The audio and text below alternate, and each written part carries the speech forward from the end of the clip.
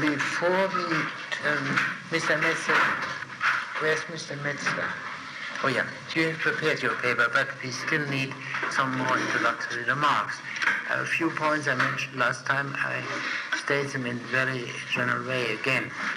If we start from our situation today, which affects all political matters as well as all thinking about political matters, we can say that we are the contemporaries of the greatest triumph of rationalism. And at the same time, we are more obviously aware of the hollowness of that triumph. The original project of that rationalism was this: man's universal and lasting happiness should be brought about by the conquest of nature, by the production of abundance and all its implications. That is still around and by no means insignificant, but to speak only of the most obvious level, the awareness is today more common that abundance and its implication and freedom and all the other things are not sufficient to solve the problem of the individual. But here modern man has developed a supplement to the political and social arrangements, and that is psychology, especially in the form of psychoanalysis. Adjust the dissatisfaction with society, however satisfactory society may be, is a lack of adjustment. And therefore one has to bring about adjustment by psychopathological means. I mention a few other points which illustrate the situation. For example, there is the project of a science of public administration, which claims to bring about a degree of efficiency which pre-scientific public administration is incapable to achieve. In the words of Herbert Simon, who is especially responsible for their development, the older view and the older thought of public administration is based on a kind of popular wisdom, proverbs, that has to be replaced by a scientific study of public administration.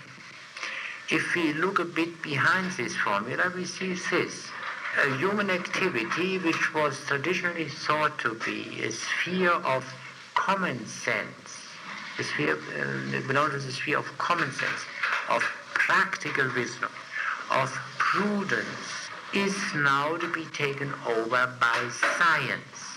And that is of general application. The distinction between practical wisdom or prudence and science has lost its evidence.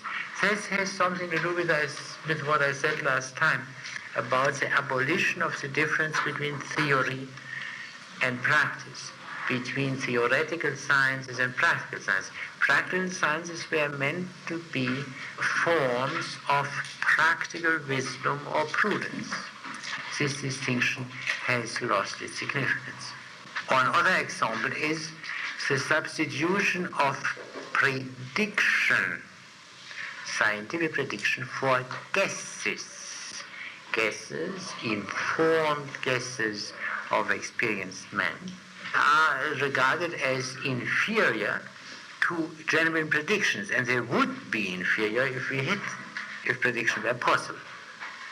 Behind the basis of this whole project, as it is still very powerful today, is this: there is no essential difference between man and the brutes, between life and non-life.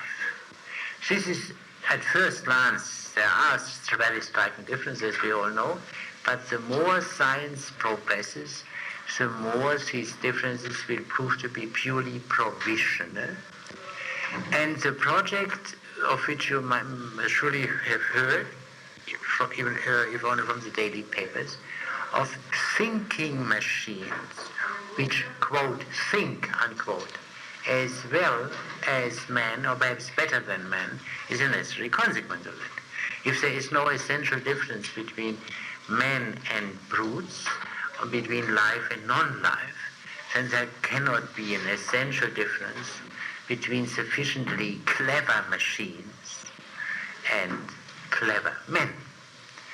I read on the occasion of this meeting here, at Christmas time, of the scientists, a statement made by Norbert Weiner, who is well known as a representative of this view.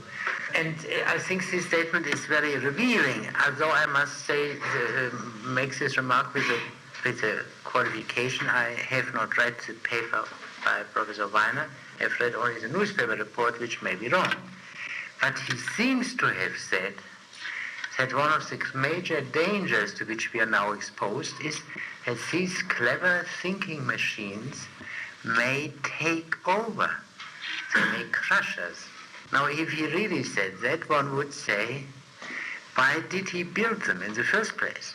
And why does he continue building them? Why does he not stop immediately with such a danger? And secondly, if they are really thinking machines, thinking beings, if they really think, why does he not try to negotiate with them a settlement by virtue of which we might survive? After all, if they are very clever, one could show them that as servants of these machines, the kind of slaves, we humans could still fulfill an important function. Now, you laugh about it, but you must admit that it's simply a reaction of ordinary common sense to this proposal. This common sense is excluded from any consideration by definition by this kind of people. So it is surely ridiculous, but it's at the same time also a weeping matter, not only laughing matter. Now, the hollowness of this proposal, of this hope, appears from a number of considerations. The most obvious one is not so much the thinking machines, but the undeniable fact that man, who has developed this tremendous technological apparatus, is by virtue of this apparatus enabled to destroy himself. No such possibility existed in former times. Individuals could destroy themselves, but it is not so that some individuals could destroy the whole human race. On a more theoretical level, this science, this modern science, on which our well-being depends, is by its very nature incomplete. It lives in an horizon of infinite progress. The very idea that at a certain moment all scientific problems could have been solved is incompatible with this notion of science. But if this is so, that means that the whole which is studied by that science will always remain mysterious, because all progress is taking place in time. There is not infinite time at our disposal. And science is by its nature would become complete only in infinite progress. The fundamental mysteriousness is in fact admitted by that science, but it conceals that fact. What is in the foreground is the promise of ever greater progress, of ever greater rationality. But this does not away with the permanent, persistent, fundamental non-rationality. The fundamental situation of man, that is to say, can never be changed, because the mystery will always remain. Another point to which I referred last time is that the principle of all scientific investigation, causality, appears now to be a mere assumption and not an evident principle. The fourth and last point is the one with which we are immediately concerned as social scientists, the distinction between facts and values. And that means practically that reason is incompetent in the decisive respect for all questions, all practical questions that are made, have to do with means for ends, the means are meaningful only in the light of the ends. And if the ends cannot be shown to be sound or unsound by reason, the rationality of the whole enterprise remains undecided. An implication of that fact-value distinction is that science cannot, or reason, cannot establish the goodness of science itself. It cannot answer the question, why science? It can, of course, say that science is good for that. For example, medicine is good for health. But why health? This question is a question which can no longer be raised, which can no longer be taken up. The answer which was formerly available in a more unsophisticated age, that science is evidently useful for human life, for human survival, is today an assertion which cannot make any impression on anyone, because science is not necessary for human survival. On the contrary, science creates a danger to human survival which did not exist before. The question, is reason, as it has been cultivated throughout the ages, a delusion? Or does not the error lie in a certain understanding of reason? And this understanding which came into the fore in the last centuries. In application to political matters, is it absurd to try to understand political things? Or is it only absurd to try to understand political things without evaluating them? A proper discussion would have to go, of course, into the details. I did this for example, in the second chapter of my book on natural right, where I examined the position taken by Max Weber. Now, the view of Max Weber is by no means identical with that prevailing at the moment in the social sciences. That's already a somewhat older. But one must also say that Max Weber's whole understanding of the problem was much more profound and reflected than that which is prevalent today. Today, the view, the so-called relativism in the social sciences, is a very simplistic view, which is manifestly absurd, namely that all value judgments express nothing but like or dislike, or mere preference. For example, some people like peaches more than apples, or vice versa. And that is said to be the statement of all value judgments. That's a predominant view. And that is simply not true, as you can see if you look at any assertion you or someone else makes about right and wrong, for example. You mean more than you just like it better that way. And this is not even faced by these people. Max Weber did face it. Now, I can perhaps say a word about a recent attempt to defend Max Weber's position. That was done in a French translation of some works of Weber, of some lectures by Weber, by Raymond Aron, in the French translation which came out with Plomb. I mention only a few points for those who, as a kind of supplement to earlier remarks I made. Aron grants that it is impossible to speak relevantly about social phenomena without making value judgments.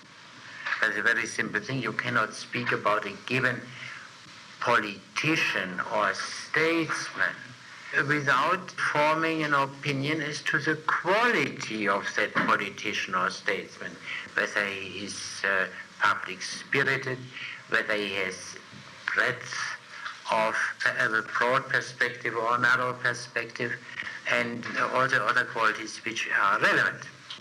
The values belong to the subject matter.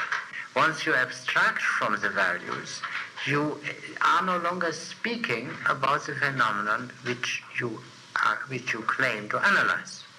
Is this Aron grants? But what's the difficulty which he maintains? I read to you. Max Weber, Aron says, might have admitted that what I have objected against. He would have raised objections only in a later phase of the argument. For he would have accepted, for example, that one must distinguish between Leonardo da Vinci and his imitators. That's, what this means. It's a value judgment. That's a mere imitator. He does not have the originality, the power of Leonardo da Vinci. It is obvious that you cannot have history of art, sociology of art, or whatever you call, without making this distinction. Nor can you have a sociology of knowledge without making a distinction between scientific geniuses and people who are not scientific geniuses. That should be clear. Whether a scientific work was epoch-making or merely a kind of textbook formulation of what really original minds had found is obviously a factual question of the utmost importance for this kind of thing, a factual question which includes essentially the value judgment. But he goes on to say, can the historian establish a hierarchy between Persian miniatures and Italian painting, between the statues of Elephanta and the work of Phidias? Within a universe which possesses its proper criteria of appreciation, the historian cannot but evaluate without falsifying his comprehension of reality. But when the criteria are fundamentally different, when the universes are essentially different, the historian could not appreciate except by taking sides, and by this very fact he would cease to be a scholar. Do you understand this objection? Then let us take another example. I have never heard a speech by Billy Graham, but I believe that most people would say, most Christians surely would say, that however great he may be, Paul or Pascal even, are men of a much greater stature. Yeah? And they would say this not because they like Paul or Pascal better than Billy Graham, but they would show it by reasoning, by arguments. But what if you have to compare Jesus with Buddha? Yeah? That's obviously a question of a different order. He means to say, if you have a certain, for example, say a Western art, where certain basic intentions remain the same throughout the ages, as he assumes, then you have an inherent and immanent criterion by which to judge anything occurring within it. But if you have an entirely different kind of art, an entirely different kind of religion, an entirely different kind of society perhaps, then you cannot judge, say, Western phenomena by Hindu standards, nor Hindu phenomena by Western standards. What do you say about this point? Well, permit me to read to you something which I have stated in print somewhere, and I couldn't state it better now. If we cannot decide which of two mountains whose peaks are hidden by clouds is higher than the other, cannot we decide that a mountain is higher than a molehill? For all practical purposes, there are value questions which the social scientists cannot settle. We can grant that. It is, I think it is prudent to say that it's beyond the competence of the social scientists, for example, of the sociologists of religion, or the historian of religion, to decide the question as to the respective rank of Christianity and Buddhism. It's prudent to say that. But what follows from that? That he cannot judge at all, that he is not capable to appreciate, for example, Billy Graham in contradistinction to Calvin? Surely not.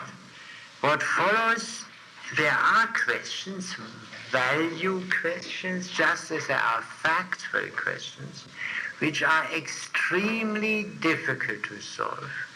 So much so that one can say for practical purposes they are insoluble. But what follows from that?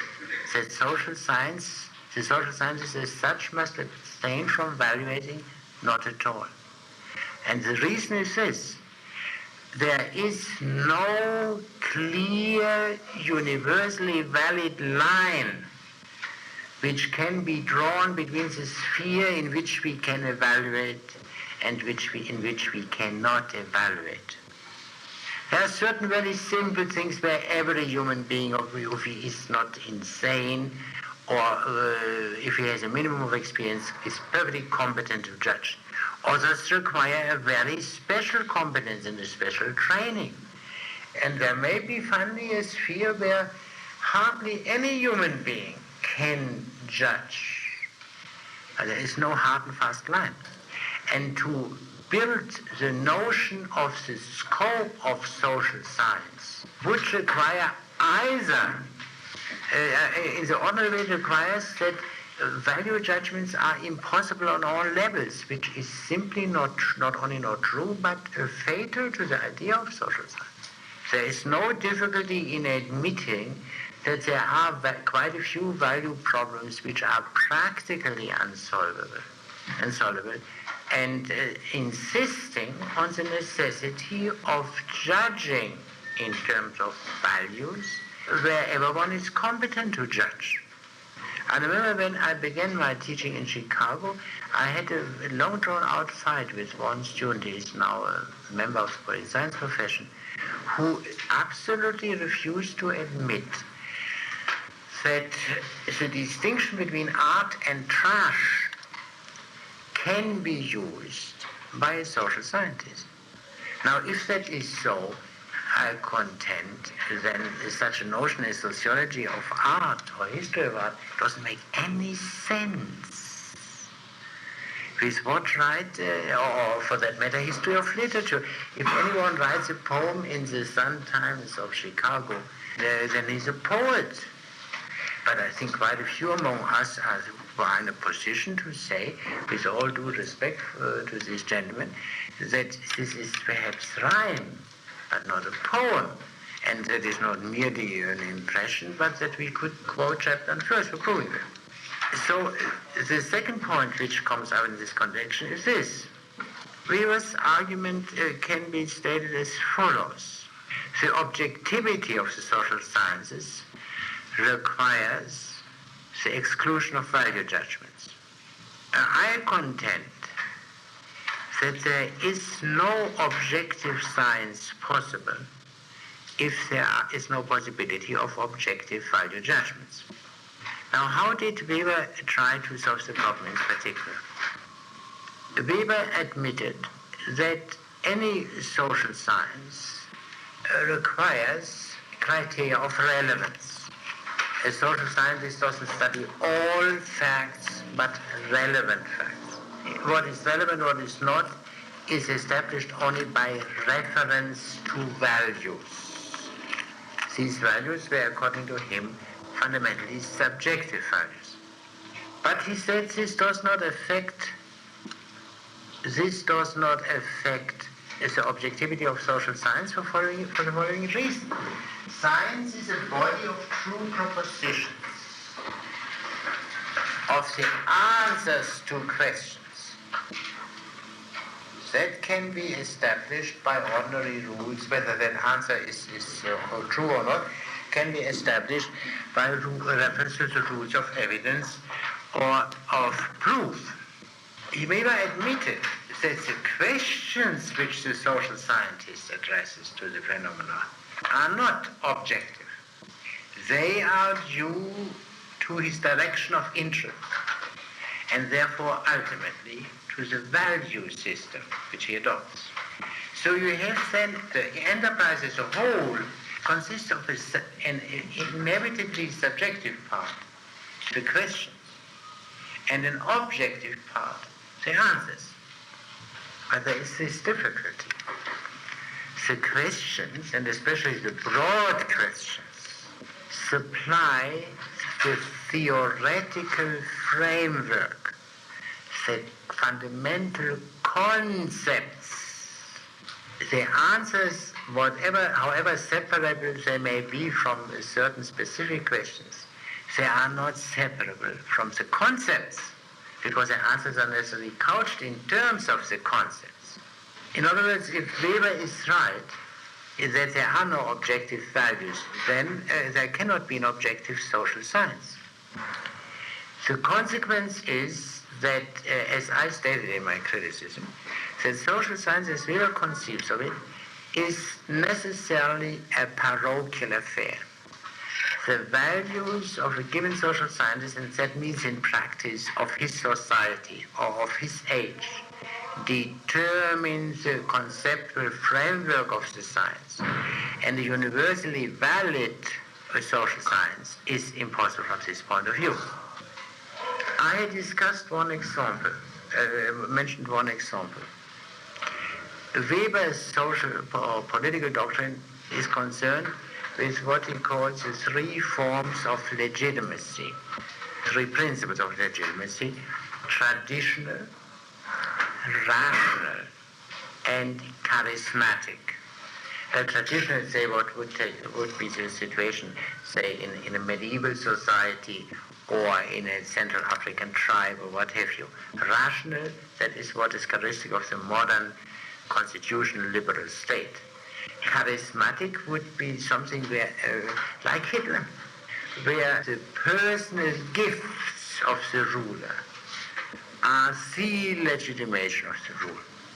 I contended in my criticism that this is a purely, that is a distinction which cannot possibly lay claim to any universality, because it is simply borrowed from the situation in the Western European countries in the 19th century, insofar as there was this great struggle between the relics of the ancient regime and the modern revolutionary movement stemming from the French Revolution. In this context, the opposition of tradition and reason made some sense, because the ancient regime based its authority in a way on age-old tradition, on prescription. The modern regimes, which emerged in opposition to the French Revolution, claim to be based on reason. And with a view to experiences like that of Napoleon I, Weber added a third one, with the charismatic, a kind of rulership which was neither that of the ancient regime nor that of the modern constitutional state. Now, I make this remark on this subject. I will leave it at that. The three terms, tradition, reason, charisma, correspond to two principles of obedience. Men obey chiefs whom tradition consecrates, whom reason designates, whom enthusiasm elevates above the others. That's his justification. In other words, he claims that this distinction is one which is really based on the nature of man, or on the nature of the ruler-ruled relationship. But I ask you, what does that mean? He obeys chiefs whom reason designates. Is President Eisenhower or Adenauer, Chancellor Adenauer of Germany, or whoever may be, or Macmillan, are they designated by reason? What does this mean? What does this mean? They've been elected in a legal manner. But what has this to do with reason? Well, if you make all kinds of unclear assumptions, you can perhaps justify in a roundabout way that the word reason could make sense after all. But primarily, it doesn't make any sense. It makes sense if you take into consideration this conflict between tradition and reason in the 19th century. It's not in itself a meaningful distinction. The main point which I made, Aron does not even discuss, namely that the Weberian distinction between reason, tradition, and charismatic is ultimately based on the view that the deepest, most human, most profound is charismatic truth. Without this value judgment, conceived but discoverable, the whole distinction would not make sense. And I think that every attempt, I know that the word charismatic is constantly used in a certain kind of popular sociological literature, but these terms do not stand up under any analysis. Especially in the Weberian form, where it does not make any difference whether the so-called charismatic ruler is a fellow like Hitler or an inspired statesman like Churchill. They are both charismatic. What's the difference? And there's obviously a difference. That the one works in a constitutional framework and the other does not is true, but not so simply, because whether Hitler's government, at least in the first stages, was not perfectly legal according to the prescriptions of the Weimar Constitution is, as you know, a very complicated question.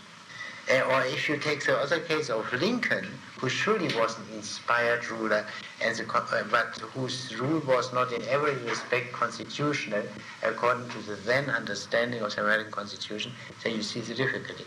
It has a certain plausibility for the Western world in the 19th century.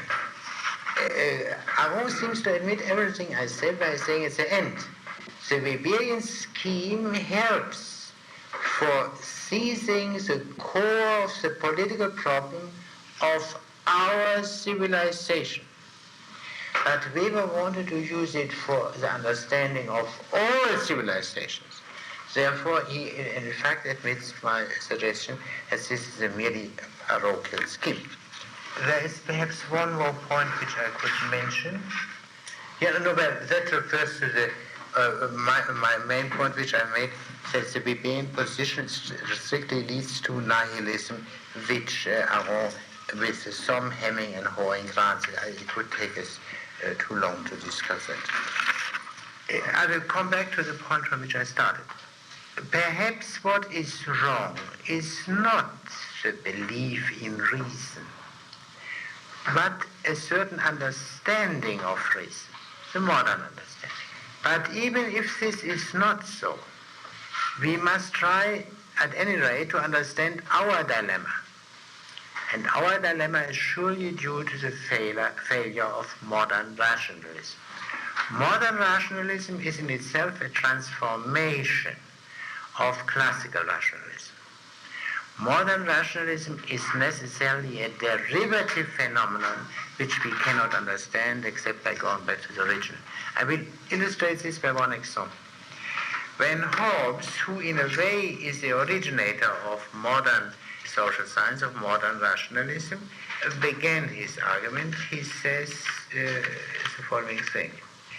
When I turned my thoughts to the inquiry of natural justice, I was admonished by the very name justice, according to by which one understands a constant will to attribute to everyone his right.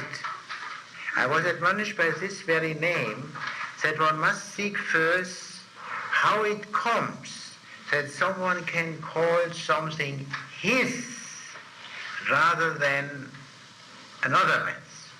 Now, since it is an established fact that this distinction is not by nature, meaning that I own this cigarette, not by nature, but through the agreement of men. For nature has given everything to all, and men have divided it afterward. I was therefore led to another question, namely, for whose benefit, or by virtue of which necessity, men wished rather to divide up things so that there would be property than to leave them in common possession. Now what does this mean? Hobbes begins his inquiry by starting from the definition of justice. Justice is the constant will to give, to assign to everyone what belongs to him. How does he know that this is justice? What do Plato and Aristotle in regard to this question? And we have the Republic, Plato's Republic. We have Aristotle's Ethics. Their justice is treated. What do? They seek a definition of justice. They start from, in a much more elementary way and arrive at a certain definition of justice which is much more rich, much more articulate than what Hobbes says about it. Hobbes does no longer see any question. Everyone knows what justice is. Someone has to find it, that's clear. And on this basis, then he raised a question which could not possibly take on the basic importance it has for Hobbes if it were so, if what justice is were a problem. Now this is only one example, but I think it is a typical example that modern thought somehow assumes that certain basic and therefore inconspicuous questions have been settled by the tradition, and they can then begin therefore on a higher level.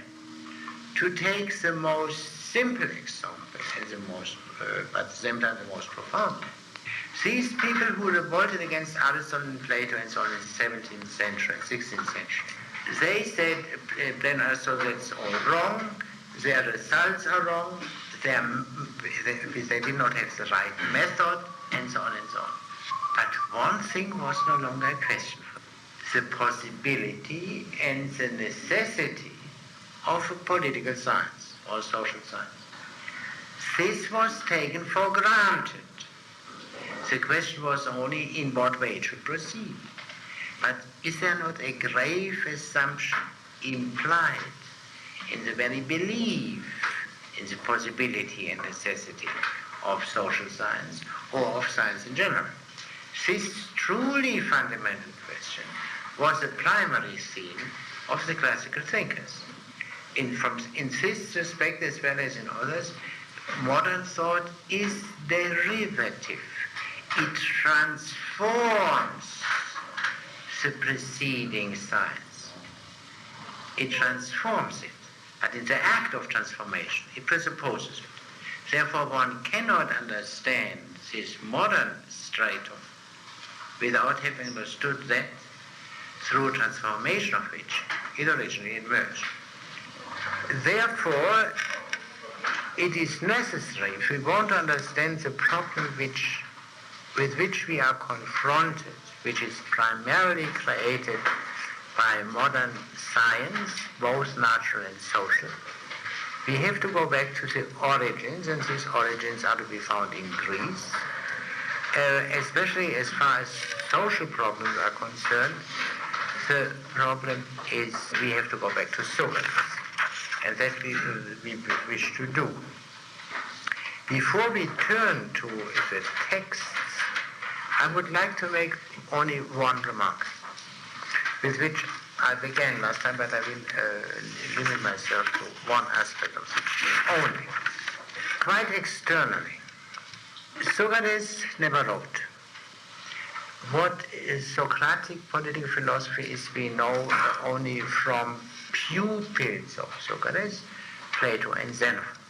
But to speak, and here now only of Plato, who is a much greater man, Plato, on the other hand, disappears behind his Socrates. Socrates never wrote. Plato, we may say, with a slight exaggeration, never wrote except in the name of Socrates. That creates a certain difficulty in itself. What is behind that? What does this mean? The problem of political philosophy, as the classics understood it, is that of the best social order, the best political order, the best regime. And this is fundamentally the problem of the best life, the best way of life. We can say the best way of life of the individual is the core of the best regime as Plato and Aristotle understood them. This teaching is regarding the best regime or the best way of life is transmitted by Plato, not in the form of a treatise, as Aristotle did it in his Ethics and Politics, but in the form of dialogues. And in a way, the problem of Plato's political philosophy is identical with the question of why Plato wrote in dialogues about it. Apparently, we cannot understand what the best regime or the best way of life is if we do not understand it through dialogues, whatever that may mean. I would like to bring up only one point. The best way of life, that is something which is meant to apply, if in somewhat different ways, to all men. It is a universal.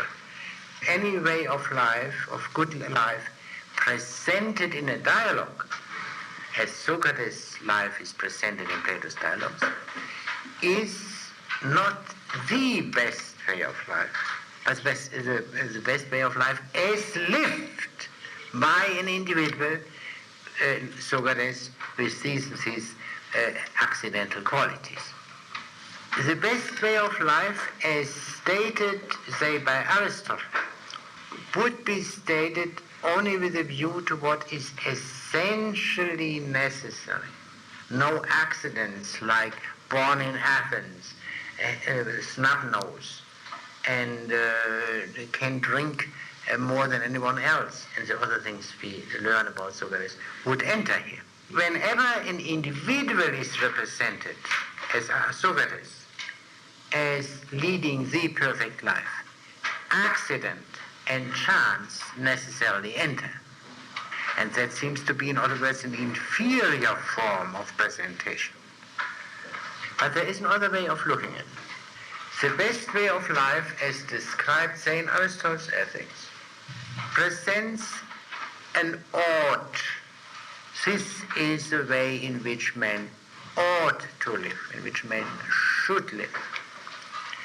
The presentation in the Platonic dialogue the presentation of Socrates in the Platonic dialogues shows the best way as actually lived, the best way of life as actually lived.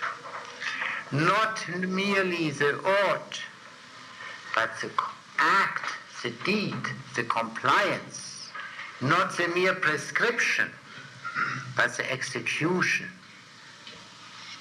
This excess of the execution of the act beyond the prescription seems to convey a lesson which the prescription does not convey. One thing is clear: the prescription can never say that any man actually lived up to that. The description shows an example, but that surely does not go to the root of the matter. One point can be stated generally, if not clearly, but that must be said. The best way of life is surely a life which is actually lived. If it is merely prescribed and demanded, it is not actually lived. There is something beyond the prescription, beyond the logos, which is in a way the most important thing. The mere prescription, the mere logos, is up in the air, must be executed, must be fulfilled. I appeal to an experience which you all must have made. We hear all kinds of universal statements, prescriptions, demands, commands. In a way, these universal statements become intelligible only by application, what we understand before we have tried to apply them is not yet an understanding. For example, if someone recommends us self-control in a certain situation which we have never been in, and that is in a way a very empty thing. But once we have been in such a situation, we have seen how difficult it is to exercise self-control there, then we understand what it means. Theoretically, we can perhaps not say more than we said before, but there is something there very important, very powerful, which we understand now and which we did not understand before. The question is whether that excess stemming from lived experience can find its full expression in speech, in logos, unless one uses such devices as, for example, a dialogue, for that matter, poetry. It is a very common thing when you read a book dealing with human conduct, and the man never uses an example, never an illustration. Then, in strictly speaking, it is unintelligible. I made this experience once with John Dewey's Human Nature and Conduct, which is not disfigured by a single example. And so you hear all these nice things about the relation of impulse and custom, and how to strike a balance between the two in the proper act. And as you say, you cannot not be sure whether you understood Dewey, because he never gives an example. Naturally, you must, if you try to understand, you must find examples for yourself. But you can never be sure whether they would be the examples which Dewey would have in mind. Universal rules become intelligible only by being seen in particular cases. The individual case, say Socrates, conceals the universal in a way, because there is always, Socrates may be someone else in another situation would act entirely differently, would understand entirely differently perhaps. That is true. To turn to the principle, accident always enters whenever you present an individual case. But it is equally important to realize that the individual case also reveals the universal. That as universal, it is never revealed in its meaning. That is one of the reasons why Plato, in presenting the best life, presents it in the form of what we can call a description, and not in the form of mere prescriptions. Plato's work as a whole is nothing but a presentation of the wise man. The theoretical discussions, for example, about the best regime, the best life, virtue, justice, and so on, are all parts of that description or presentation. Or, to use a term somewhat closer to Plato's own usage, Plato imitates in his dialogues the life of a wise man. Of course, he imitates the wise man in action as a wise man. He does not tell us how Socrates behaved when he was dressing or undressing, because there is nothing wise about that. And the chief activity of the wise man being speaking, he presents him, of course, almost exclusively in the act of speaking. I say almost exclusively because there is also presented as dying, which seems to be a more appropriate way of showing wisdom in action than Socrates getting married, for example, which Plato never presented. Now, this constitutes the uniqueness of Plato's work. There is no other describer or imitator who did nothing but imitate the wise life, the life of the wise man in the action of wisdom. A few Greek examples. Homer's Odysseus is not the wise man. Odysseus lacks Homer's wisdom. In Hesiod's Works and Days, we do find the self-presentation of a wise man, namely of Hesiod, the poet himself. But side by side with this work, there is Hesiod's Theogony, which has no important connection with the self-representation of the wise man. Parmenides, in his poem, presents the wise man himself mystically, namely in the act of receiving the truth from the goddess. His life is not presented at all. And I think if you will look at modern presentation, or medieval presentation for that matter, the examples will, to say the least, be very rare of a man who devoted his whole life to the presentation of the act of the life of wisdom. Do you know any example? Don't say Shakespeare, because I think of Shakespeare in this connection. Tempest is such a presentation, Prospero, but that is one of many plays. It's not the sole theme. So I wonder whether you know of a single man at any time apart from Plato whose whole theme was the presentation, the imitation of the good life, because that means for Plato the life of the wise man, the good life indeed. Still, although Plato's work is without precedent, he could use earlier presentations of wise men, and surely did.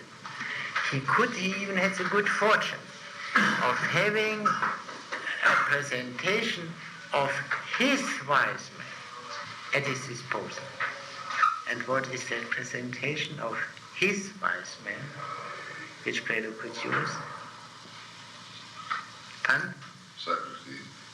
No, not a presentation. Oh. Sure, Socrates lived. And there was already a presentation of Socrates before him, which he could use. The clouds. The clouds. I think we turn now to the clouds. Yeah. Well, you told me Monday, so I'm not reporting on that yet. I said Monday. Monday. I am almost sure of one thing I'm sure, that I meant to say Wednesday. Well, you said Wednesday, and then you said there's not enough time. I said you are right. I said the 11th of, yeah. But you see how much we can be deceived. Good. So then we have simply to help you a bit in writing your paper by beginning with the clouds directly. But before I turn to that, I would like to know whether any of these very broad points to which I would prefer call for further clarification. I mean, I know that they call for them, but I must make this dependent on your desires, for reasons which you will understand, if you don't understand them now, as soon as you have begun to teach. And what I tried to make clear was this, that we are confronted with very serious difficulties which make it advisable, if not necessary, to return to the origins of our way of thinking, and that means for all practical purposes to Socrates. Once this is admitted, we are confronted immediately with this great difficulty that Socrates did not write, and therefore we have to go into the question as to why Socrates did not write, or in different ways, why Plato wrote only in the form of a presentation of the life of the wise man as distinguished from such presentations as you have in Aristotle and in all later philosophers. Mr. Cohen? Yeah. You spoke of the possibility that reason would be considered to be a delusion. Yeah. And I can perhaps understand what that means in modern terms. Yeah. Say in Kant, for example. Yeah, you could go very high. If I go into Kant, I can give you a much simpler example taken from our province here, our division, I should rather say. Did you ever hear of ideologies? What is ideology except an irrational speech? Highly esteemed by the people affected by it. That I would call it. For example, the view which is very common, of course, and that this, and you must have heard end times. There cannot be a rational doctrine of the purpose of civil society. On the other hand, people cannot live without having opinions about the purpose of the society. Yeah? You know? These opinions are now called ideology. That means, this implies, of course, reason. That means that there could be a true, rational view of the purpose of civil society. It's impossible. We have to be satisfied with irrationalities of social value, where by the question, of course, arises, how can you, is it not reason which establishes the social value, which creates certain difficulties? Yeah? But let us... Well, does ideology in this view imply that a rational account of the purpose of society is impossible? Because otherwise you would say that, for example, if you take the Marxist view, because it is Marx who made the notion ideology as popular as it is today, you know. You know that it was not coined by Marx, it was coined by Napoleon, the term ideology. Yeah, but I mean, in Marx itself, the people who hold the Marxist view don't think the Marxist view is really ideology. Of course not. They are still old-fashioned. Therefore, a Marxist wrote a book a few years ago, a German Marxist, the only Marxist, the only educated Marxist in the Western world, George Lukács. He's a Hungarian. His books are not translated into English, and he's really, I mean, he's first reading. That's not he's much deeper thinker than the late Stalin, to say nothing of Khrushchev. So, I mean, if you want to know what Marxism could mean, one history. I believe that I don't believe it establishes the truth of Marxism in any way, but it is, one should know that. Now, Khrushchev, Lukács wrote a book a few years ago in German called The Destruction of Reason, by which he meant the destruction of reasoning. But even the less advanced stage of it. You know, they would say they have the scientific account to show that it's what dialectical materialism means. And that what anything we think is ideology. What happened then was that a certain half-Marxist called Mannheim, partly following Lukács, said all social thought, including Marxism, are ideology. In other words, is a form in the formula of Lukács himself, which shows his cleverness and at the same time something else. Lukács said 40 years ago, Marxism must be applied to itself. But surely, if you apply Marxism to itself, in this way, then it will reveal itself as an ideology. And that is today's view. All are ideology. We have an ideology, and they have an ideology, the Nazis have an ideology, some tribe in Central Africa has an ideology, and man is an ideological animal. everywhere. That's today the very common view. There are some people who use slightly different expressions. For example, they say every society must have a myth. Right? But that amounts to the same thing as a very word indicates. When I read Plato, I don't find this possibility entertained at all. The possibility that reason is a delusion. That reason is a delusion. No. But that must be forgiven me, that's a misunderstanding. I said the one alternative possibility is reason is a delusion. Then we must try to live with positivism, yeah?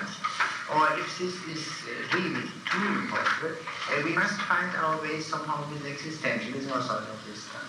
But if reason is not a delusion, we really have to go back to those men who stood for reason, to be example. And the greatest name, as far as the study of human things surely is concerned, is really Socratic. Or if you wish, Plato. That is what I say. I've heard it expressed that this is a Socratic or Platonic faith in reason. Yes, that is the question, is it a mere faith? If it is a mere faith, then it would be also some ideology. That's of course what people say. That this is the Platonic philosophy is one particular expression of the Greek way of looking at things. That means, of course, it is not intrinsically true. It only has a certain evidence for the Greeks. For us, other things are evident, but not because they are intrinsically evident, but because we are modern men, for whom certain modern notions have no evidence. What is at the bottom of your difficulty? Well, to have this faith, at the bottom is the question whether the possibility of knowledge is simply an assumption that you have to begin with. Yes, the question. But whether it is such a deep question, difficult question is rather a matter.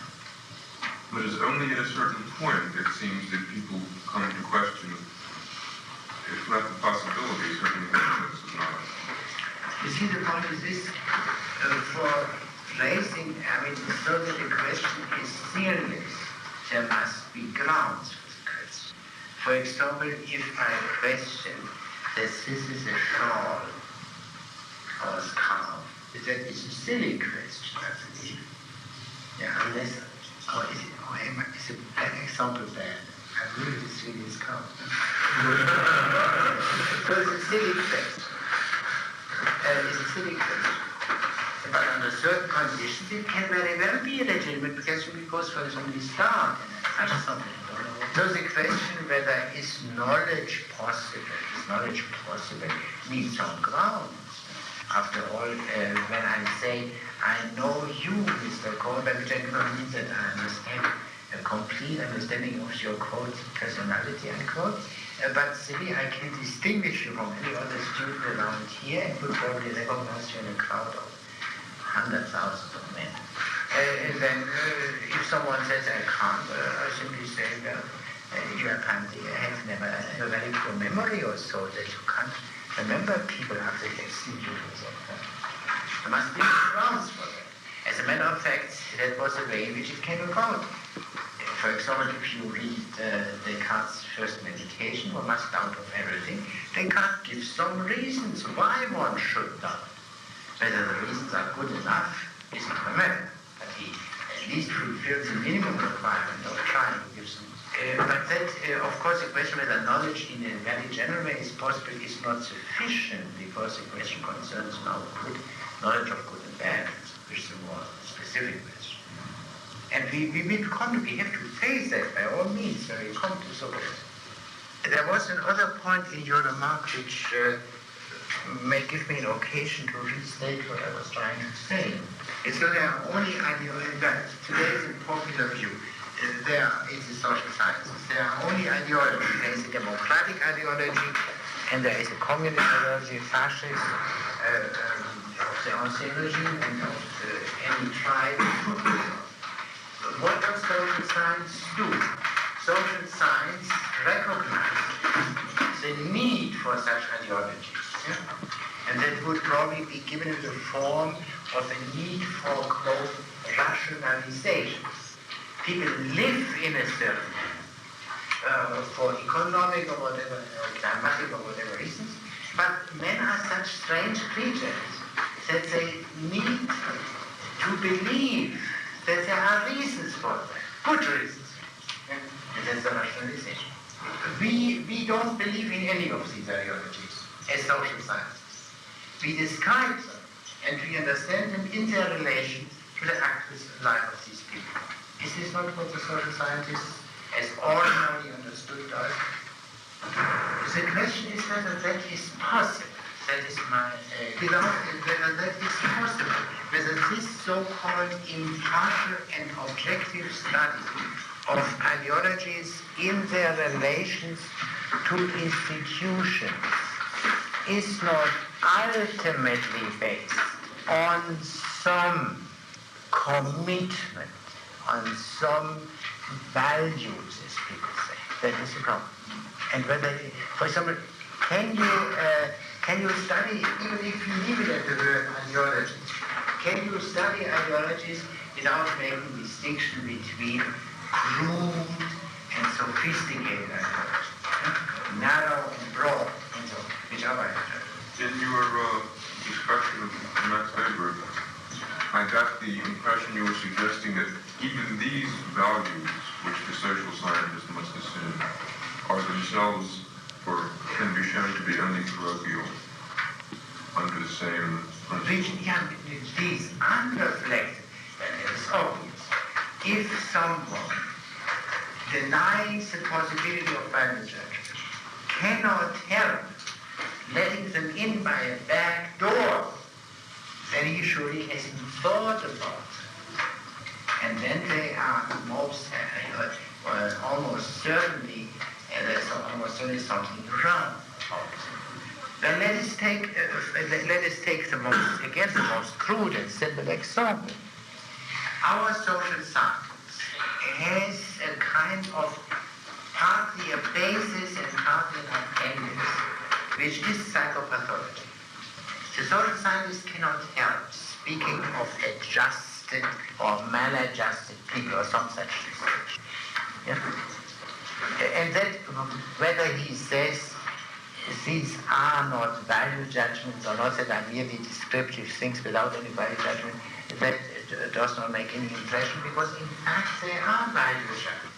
But if you speak about if you leave it as a distinction between adjusted and maladjusted, you take an extremely narrow view of man, as if, I can only repeat myself, a slick operator may be adjusted, well adjusted in terms of this distinction, and a very nice and thoughtful man may be maladjusted in the psychological sense. A man who was at odds with the Nazi regime, or is at odds with the communist regime, like Pasternak, is in a sense surely maladjusted. One can say that it is necessary to be maladjusted to a bad society, and being adjusted at all costs is a very silly and narrow notion of what is really important. So you have here, in fact, a value scheme, but a particularly narrow and poor value scheme. Without it, you cannot do anything. Then, jumping to the distinction between Jesus and Buddha, where you're saying that there is no basis, at least no practical basis. You see, to use, I must now, for convenience sake, I must now use the language of our time, the common language. In most cases, what is called the religious experience plays a great role. Without religious experience, and a very deep religious experience, the student is completely incompetent to say anything. And who could claim to such a deep experience? Here. So there is a practical, I think it is simply prudent and practical to say that's impossible to judge. Of course, there are connections. There are connections between what is said on the basis of religious experience with other things, with things which one can see even without religious experience and understand without them. I don't say that there is no possibility of criticism, but it is surely an extremely irresponsible and difficult thing. And for private purpose, if a student would come to me and say, I want to write a critical evaluation of Buddhism, I would say, I don't think this is a good idea. And I would say it also to quite a few professors. That is what I meant by practice.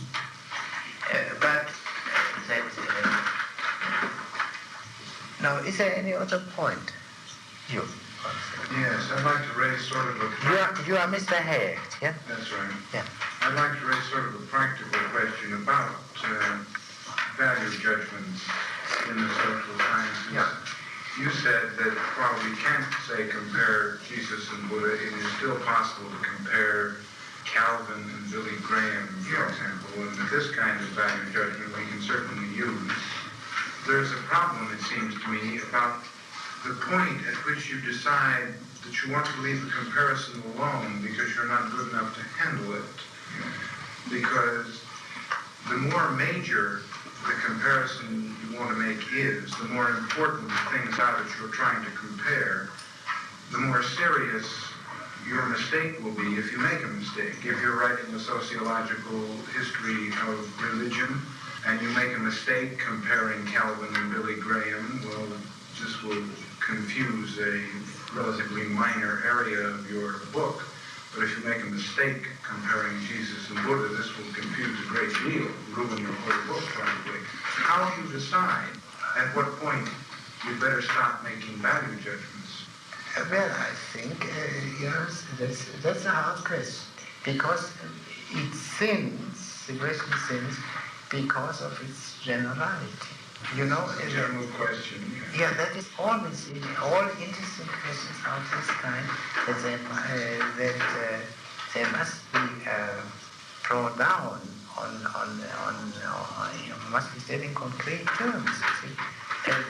I said in my exposition that I do not believe that in any practically useful way you can draw a line. I would say, leaving on the level of mission statement, I would say that as far as I know, against this publication, there is no man who is competent to judge, in the sense of evaluating, of everything.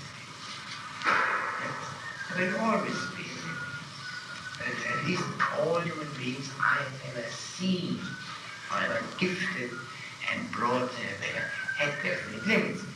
If they were men of levity, they would judge regardless. Yeah? You know, I think that Lord Bellatrus, whom I have never seen, would perhaps be a well-known example of someone who judges regardless. But if they are sensible, they usually don't go beyond.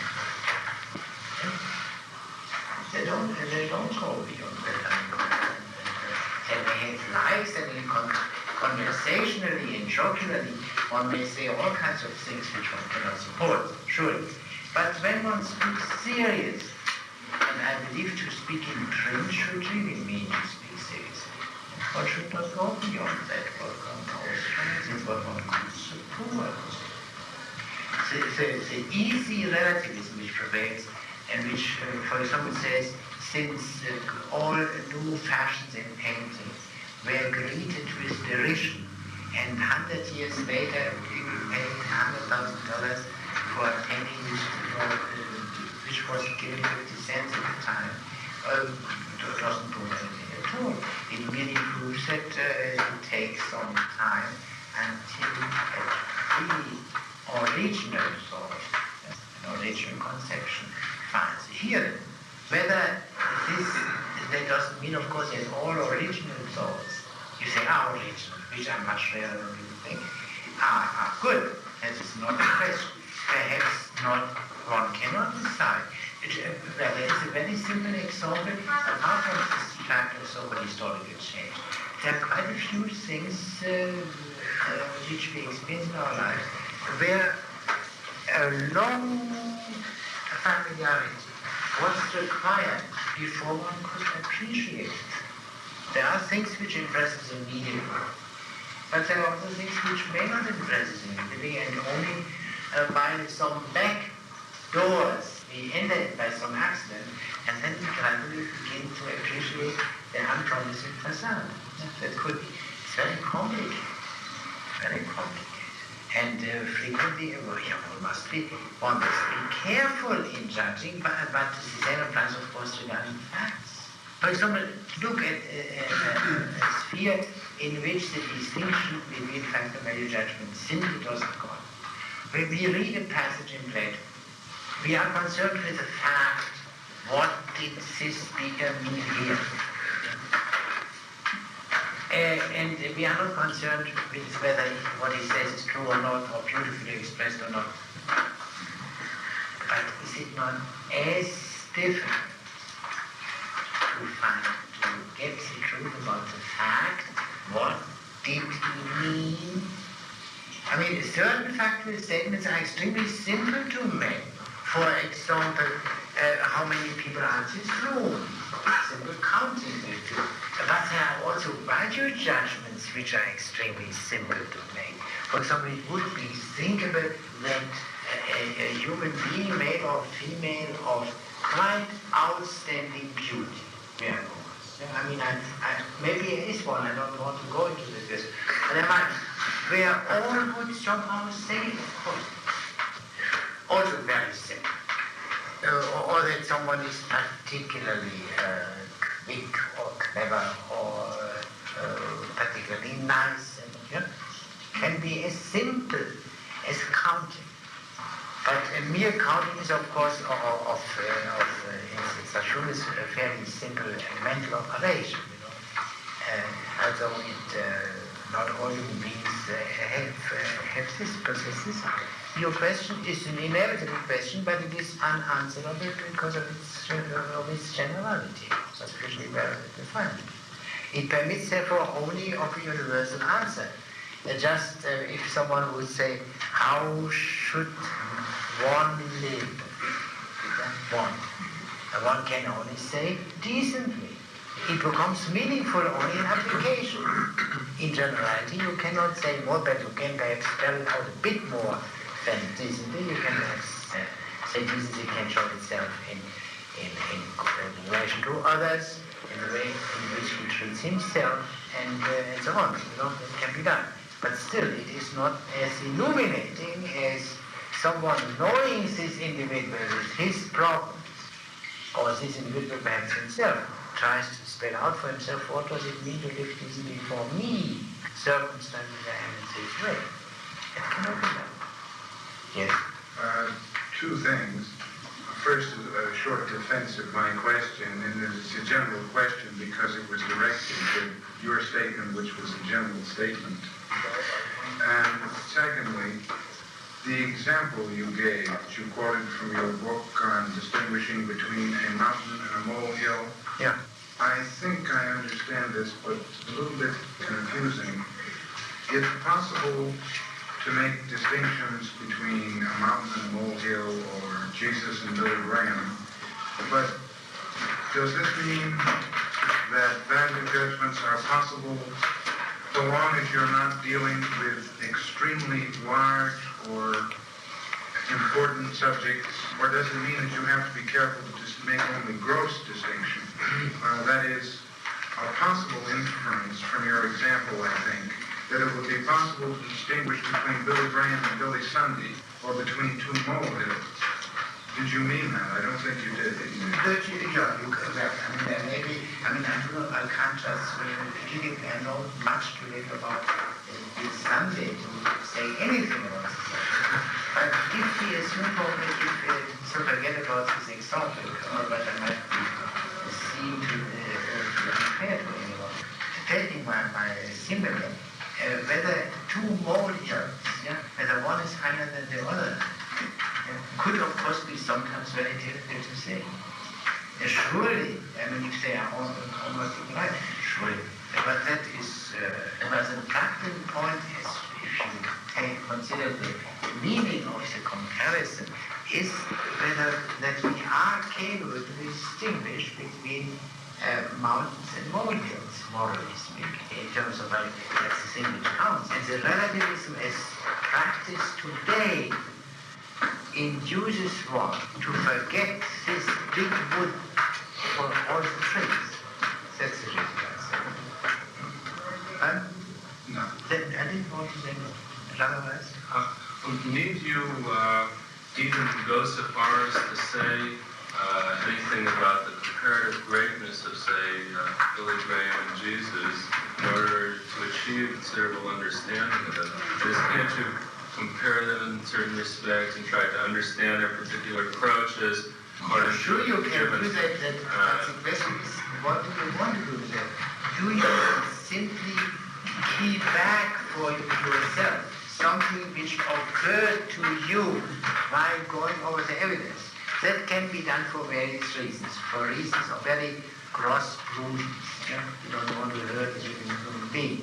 Or it can be done for other reasons of propriety.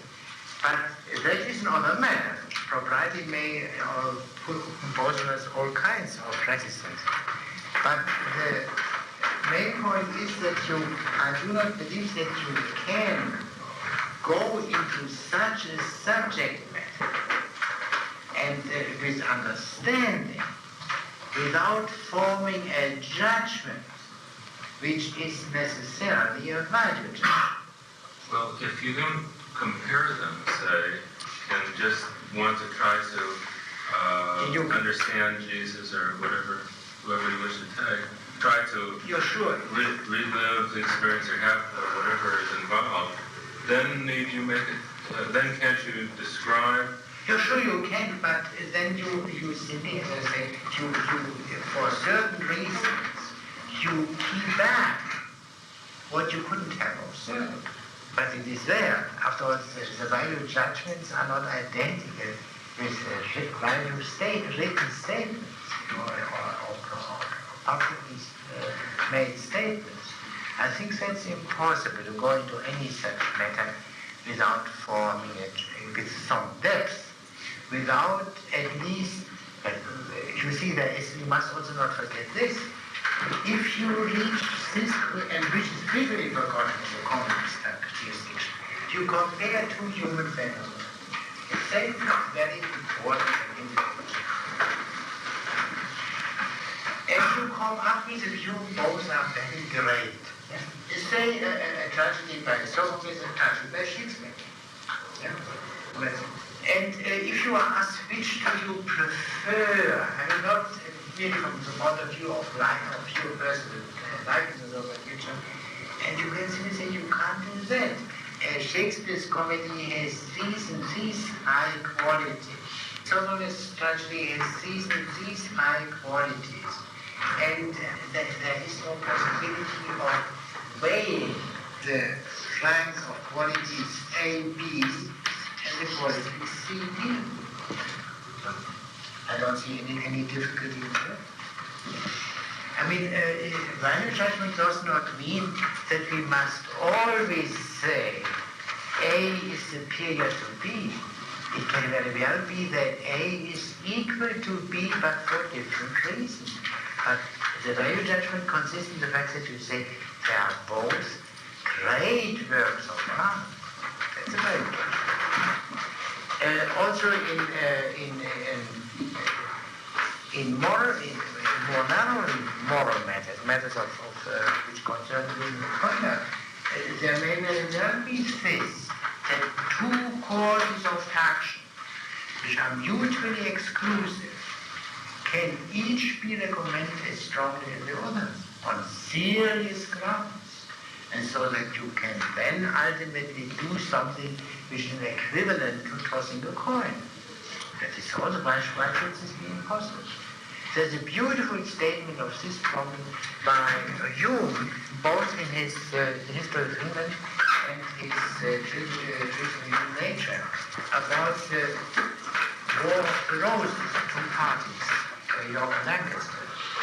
And that is, he states it with great rhetorical skill, that the case for both parties was equally good. It could exist, why not? And so that the decision a man took at that time, it depended on to which family he belonged or on other accidental things. But as a legal or even moral superiority could not be established. Why should this not exist? Should this not be possible? But this does not mean that value judgments are impossible, because the whole argument is based on value judgments. In every point, these are the good sides of York. These are the good sides of the Lancasters. These are the bad sides of York and the bad side of the Lancasters. As the overall picture is so, regarding the mixture of good and evil in each other, is so that you cannot say one is better than the other. I don't think it is. Those who, like me, deny the impossibility of getting along in social science without value judgments do not mean that one possesses a kind of handbook of prescriptions in which we can look up perfectly demonstrative solutions to all human problems. That surely doesn't exist. The question is only whether the alternative view is the absurd one, which says we cannot make any preference anywhere which is not merely subjective. That seems to me completely. But that there are not questions which cannot be settled. It does not refute the position which I take. I would say it even confirms it, because the difficulty arises on the basis of valid value judgment. Hume's statement, I recommend to you. You will find it in the History of England as a proper place, and in the Treatise on Human Nature, in the discussion of justice on that. Yeah, well, next time to come back now to the organization of this course. Next time we will hear the report of Mr. Metzler on Aristophanes' clouds, and we will have here an interesting example from the beginning. Even if we look only at the surface, a scientist who denies morality, who denies that morality is true, and he comes in conflict with the citizens who know from experience, but from experience which the scientist lacks, that this is not so. That to teach people to beat up their parents, if the parents don't behave, that this is very bad, because it destroys the order of the household, it destroys the possibility of bringing up children, and that is bad, because man is a being which has first to be a child before it can be grown up, and therefore there is the necessity of paternal authority. You can develop that. It's not a merely irrational reaction. And I think we should, before we go into the deeper stratum of the problem, pay some attention to this very simplistic, simple and superficial point of view. There is a certain similarity, not identity, but a certain similarity between the problem posed by the Socrates of Aristophanes and the problem we have today. A science which is to say this, no support for morality.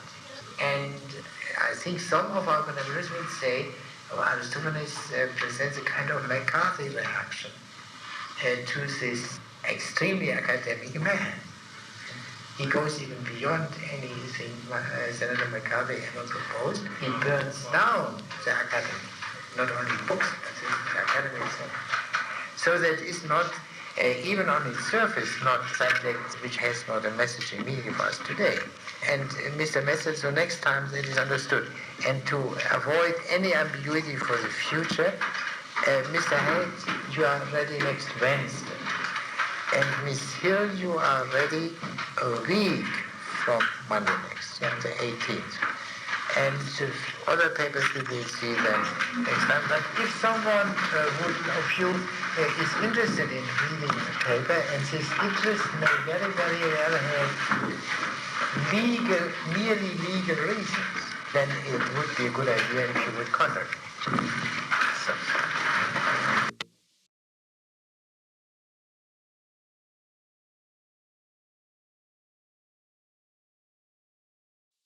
The details of the argument.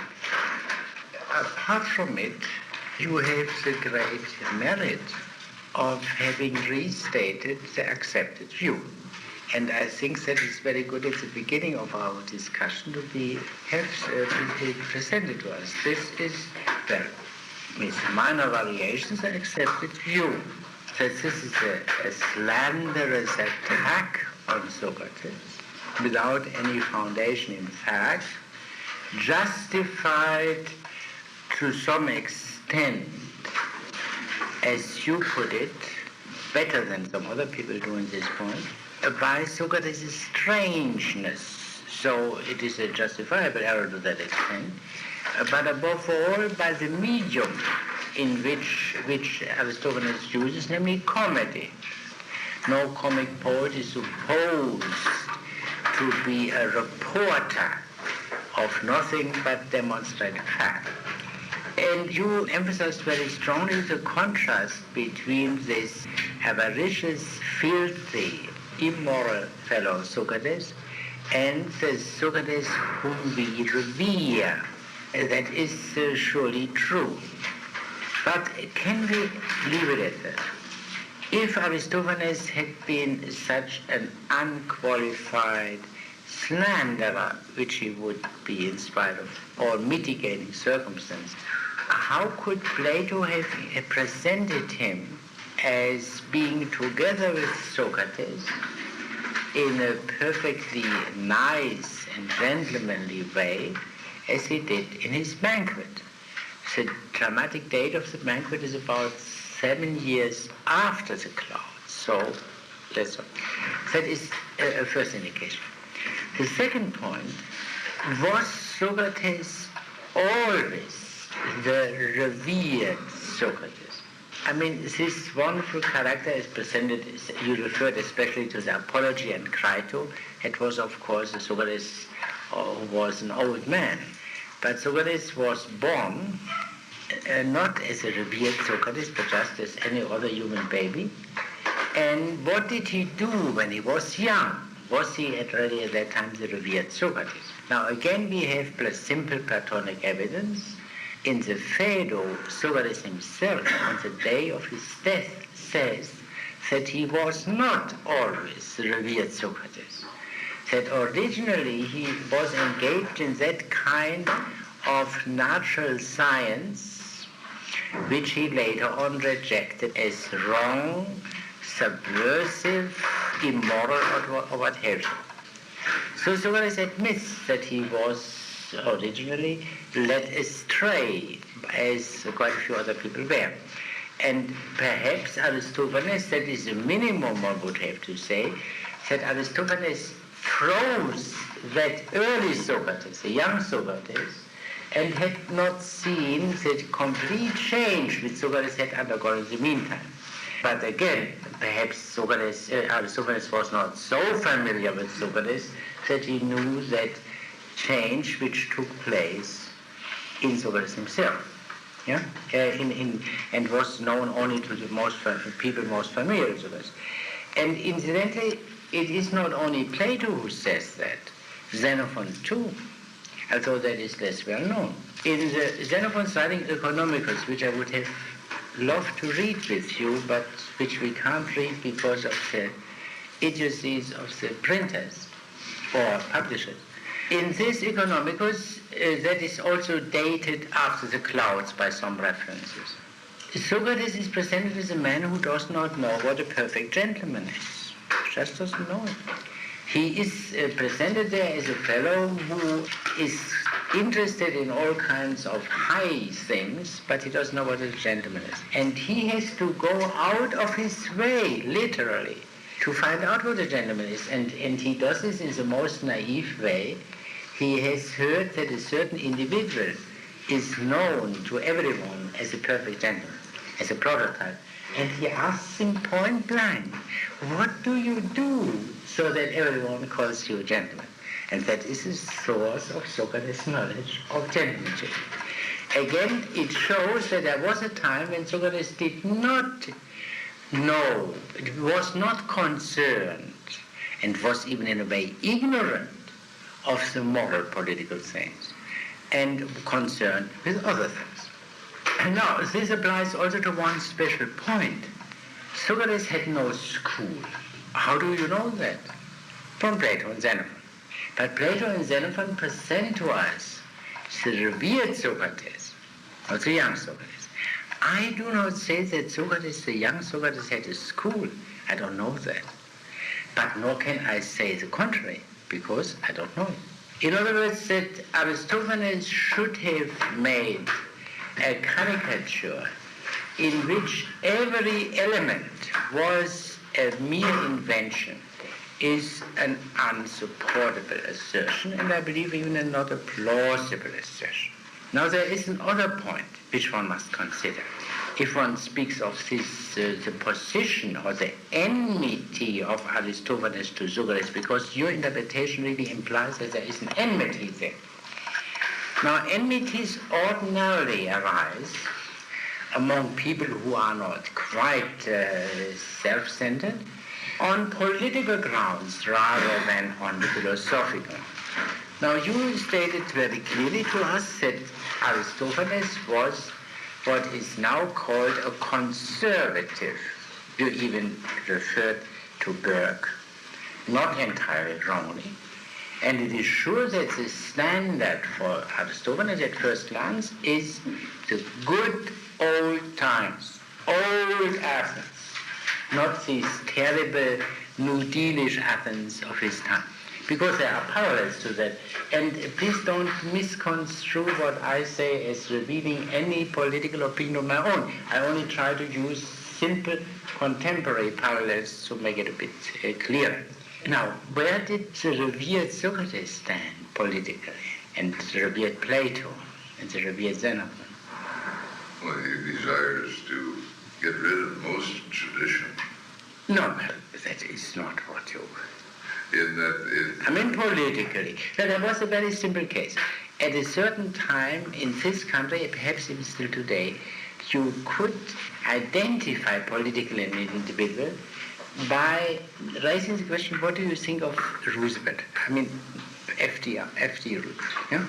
There was a certain individual in Athens who had a certain, really a comparable position, also a traitor to his class, Pericles. Now, the simple thing is, the practical question, how did you stand to Pericles? Now, how did Plato stand to Pericles? Didn't like it. Absolutely negative. Like any radical country club member in this country to Roosevelt. Clear. In brief, politically, there is, by politically, I mean really now on the level of day-to-day politics, there is no difference between Plato and Xenophon on the one and Aristophanes on the other. This reason for enmity did not exist. I would go a step further and say the fact of enmity is still to be proven. But there is surely a criticism of Aristophanes against Socrates. And we have to discover the meaning of this criticism. And that has very much to do with our question, namely the origins of social science or political science with which we are concerned. Before I turn now to the subject of practical question, Mr. Hayat, your paper is due next Wednesday, which duty does not imply a right that you will necessarily read it next time. That depends on how far we come today. Yeah?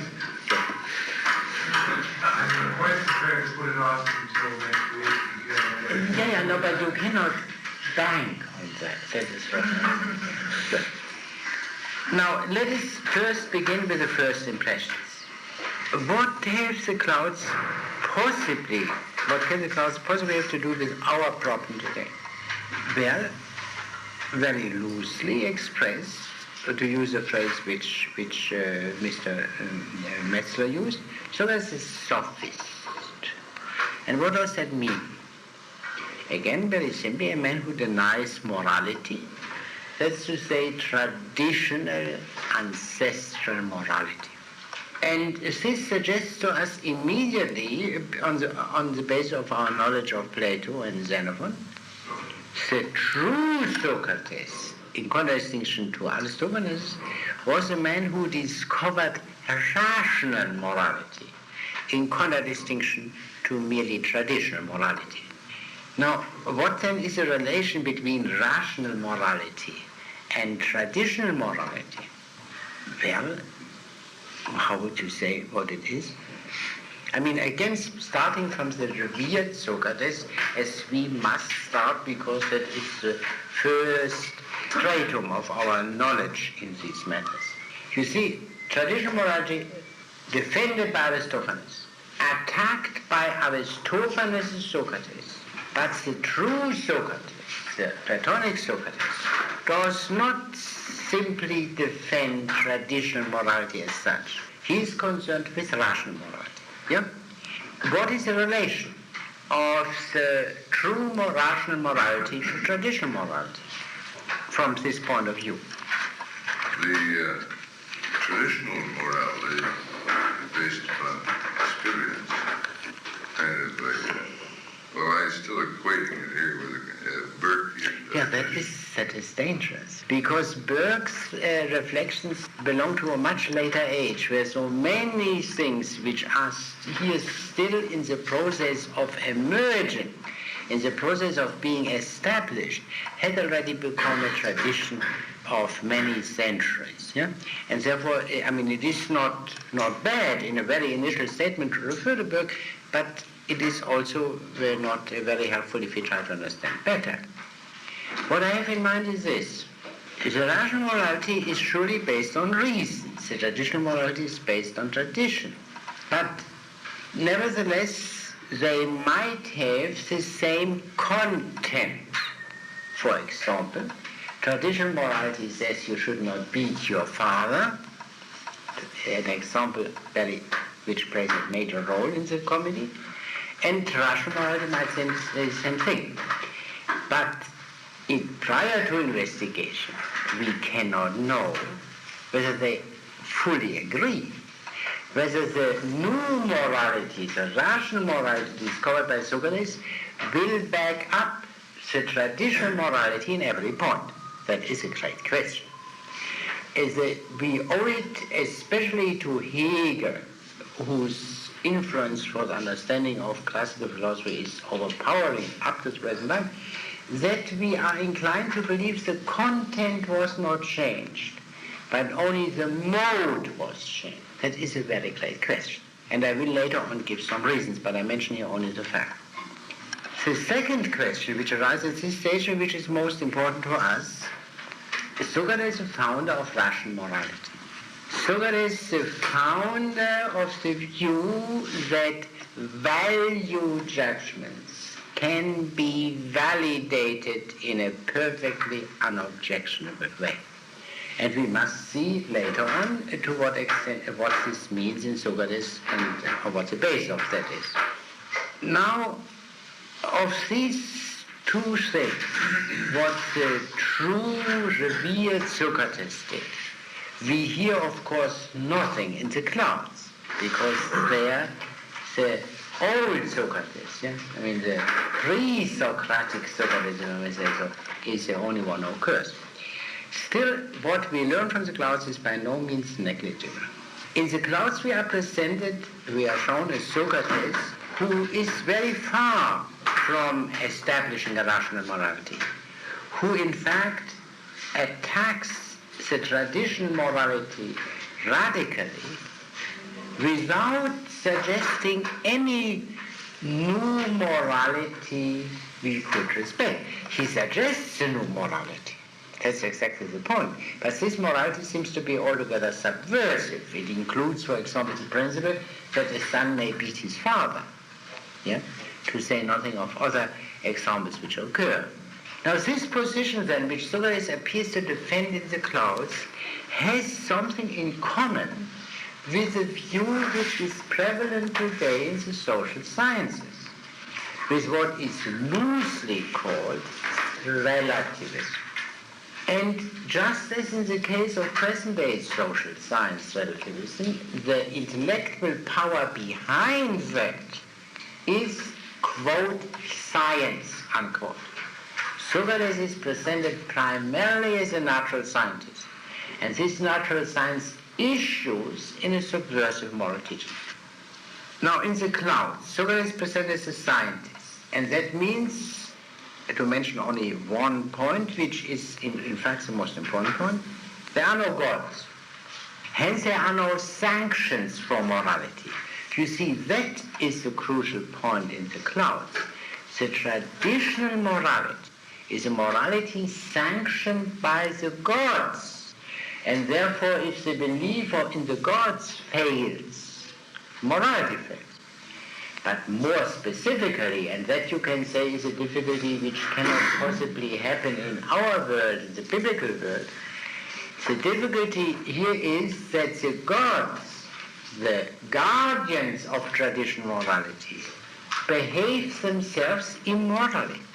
So whenever you are told something, this is just, and this is what you ought to do, and what your fathers and grandfathers and ancestors have done before you, a naughty young man can say, well, the greatest of all, Zeus, did all these terrible things. So that is the weakness of that morality, and you see also the connection here with Plato immediately. Plato's critique of the poets, as it is called in the second book of the Republic, is necessary in order to find a solid base of morality. The gods, as understood by the Greeks, are no such basis. At any rate, Socrates, as a scientist who has discovered that these gods are nothing, discovers by this very fact that traditional morality has no sanction. And being a consistent man, he preaches immorality. That's the first thing. But what happens?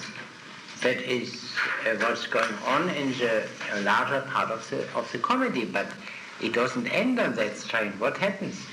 You didn't tell us that. What happens? I mean, Socrates preaches immorality on these grounds.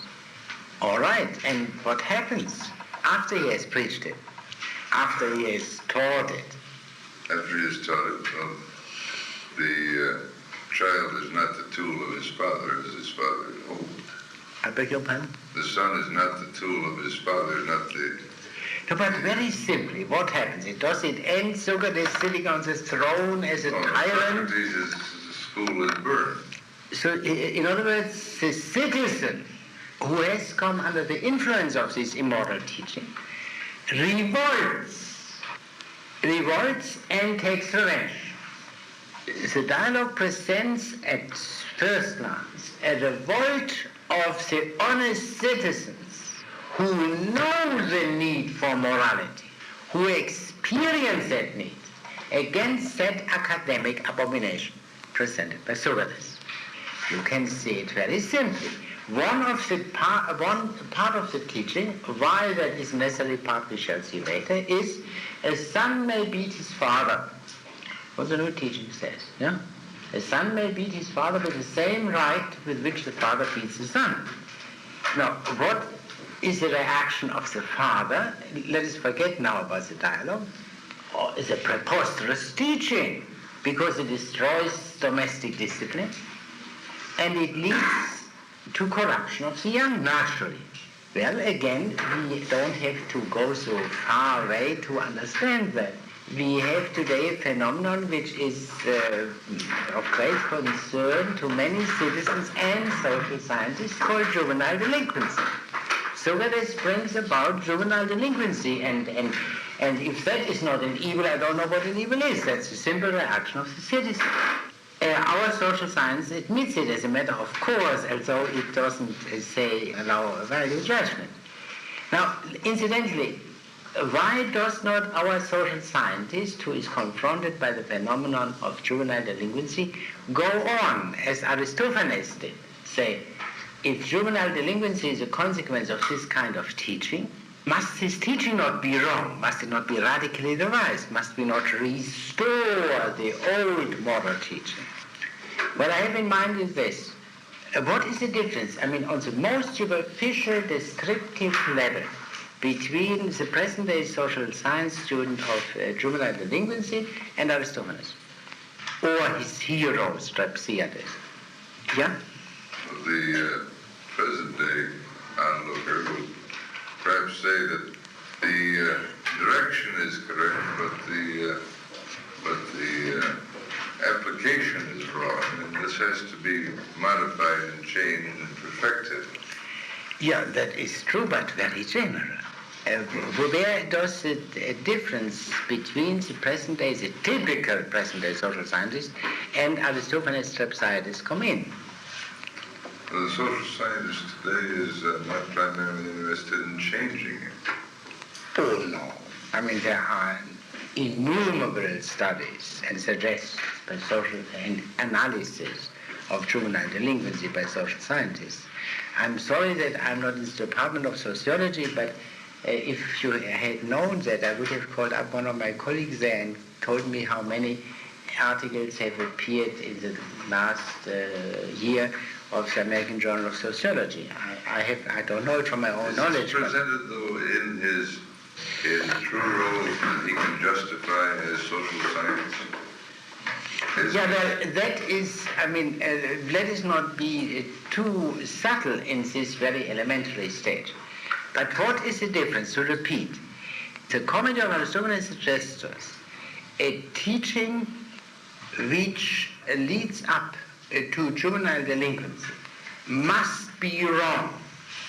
In a way, the present-day social scientists would admit that too. But what's the difference in the diagnosis? What is the wrong teaching according to, what is the basic error? The basic error according to Aristophanes is the destruction of domestic authority, of paternal authority. Here's where the difference comes in. The social scientist would be less impressed by the need for paternal authority. The term which occurs not only in social science literature, which I haven't read, which I know only from hearsay, but also in law courts when juvenile delinquents are arraigned, is lack of love, lack of comprehension. The nagging mother, the drunken father, and so on and so on. But no emphasis on paternal authority as a such method. In other words, the social scientist would be afraid of that because he thinks paternal authority as all authority, if too much stressed, leads to authoritarianism. And that is a thought which is wholly absent, of course, from Aristophanes. Now, I wish to show you the complexity. There is another point, there is a clear sign. There is one institution of which we find an indication in the dialogue, in the comedy, which Aristophanes absolutely takes for granted, and everyone else takes for granted. At least no one contests. And that's the institution of slavery. Straussiades has a slave whom he commands, taken for granted. So that there is some difference here, surely. We can say what distinguishes social science from Aristophanes is not only the value free, the alleged freedom from values. It is also a certain notion of freedom, which the social scientist in fact has, in spite of his claim that his social science is value free, and which in this sense does not exist in Aristophanes. But what distinguishes the social scientist from Socrates, also the broad difference. Don't say difference that the social scientist is an empirical student and Socrates is not. because Socrates is presented in the comedy as an empirical student of certain phenomena. But which phenomena does Socrates not study empirically, which the social scientist does? Well, what is the empirical phenomenon which Socrates studies there? Or some of them. And one example will suffice, because they are all of the same kind. Astronomy. Pardon? Astronomy. Astronomy.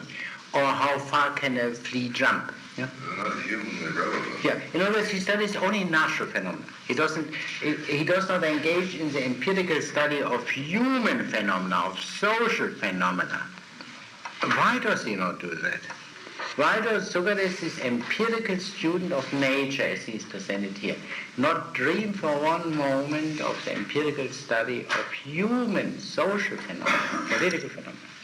What do natural phenomena have what social phenomena do not have? Objectivity. That is a modern expression, which points in the right direction. But the Greeks use somewhat different expressions which are more helpful. What is the status of social phenomena? For example, of such a thing as not beating one's father. What is that? Value. It's a term which doesn't exist. What is it? I mean, how would it be called also today by a not sophisticated or not corrupted man? And not really. Theory. No. A law. It doesn't have to be a written law, but it's a law which you cannot transgress. A law. So what covers the social phenomena is that they are either laws or based on laws. And what is wrong with that? Natural phenomena are even such humble things as how far a flea can jump, are serious objects of study. Social phenomena are not.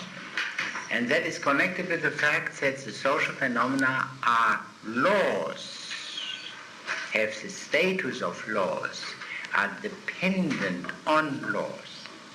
I mean, what is a basic defect of laws from this point of view? The cognitive defect of laws.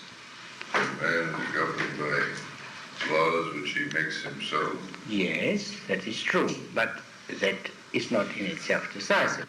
He could make them differently. So all laws are arbitrary, however good reason they may seem to have. That's the basis, the principle. And therefore it has no solidity. It depends on mere fiat.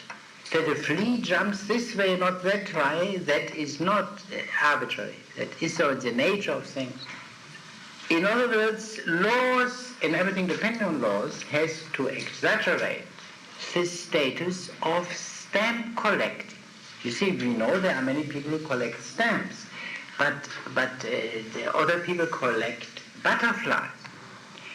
But the collection of butterflies has a higher status because that is really a natural phenomenon and where we can learn something about the whole.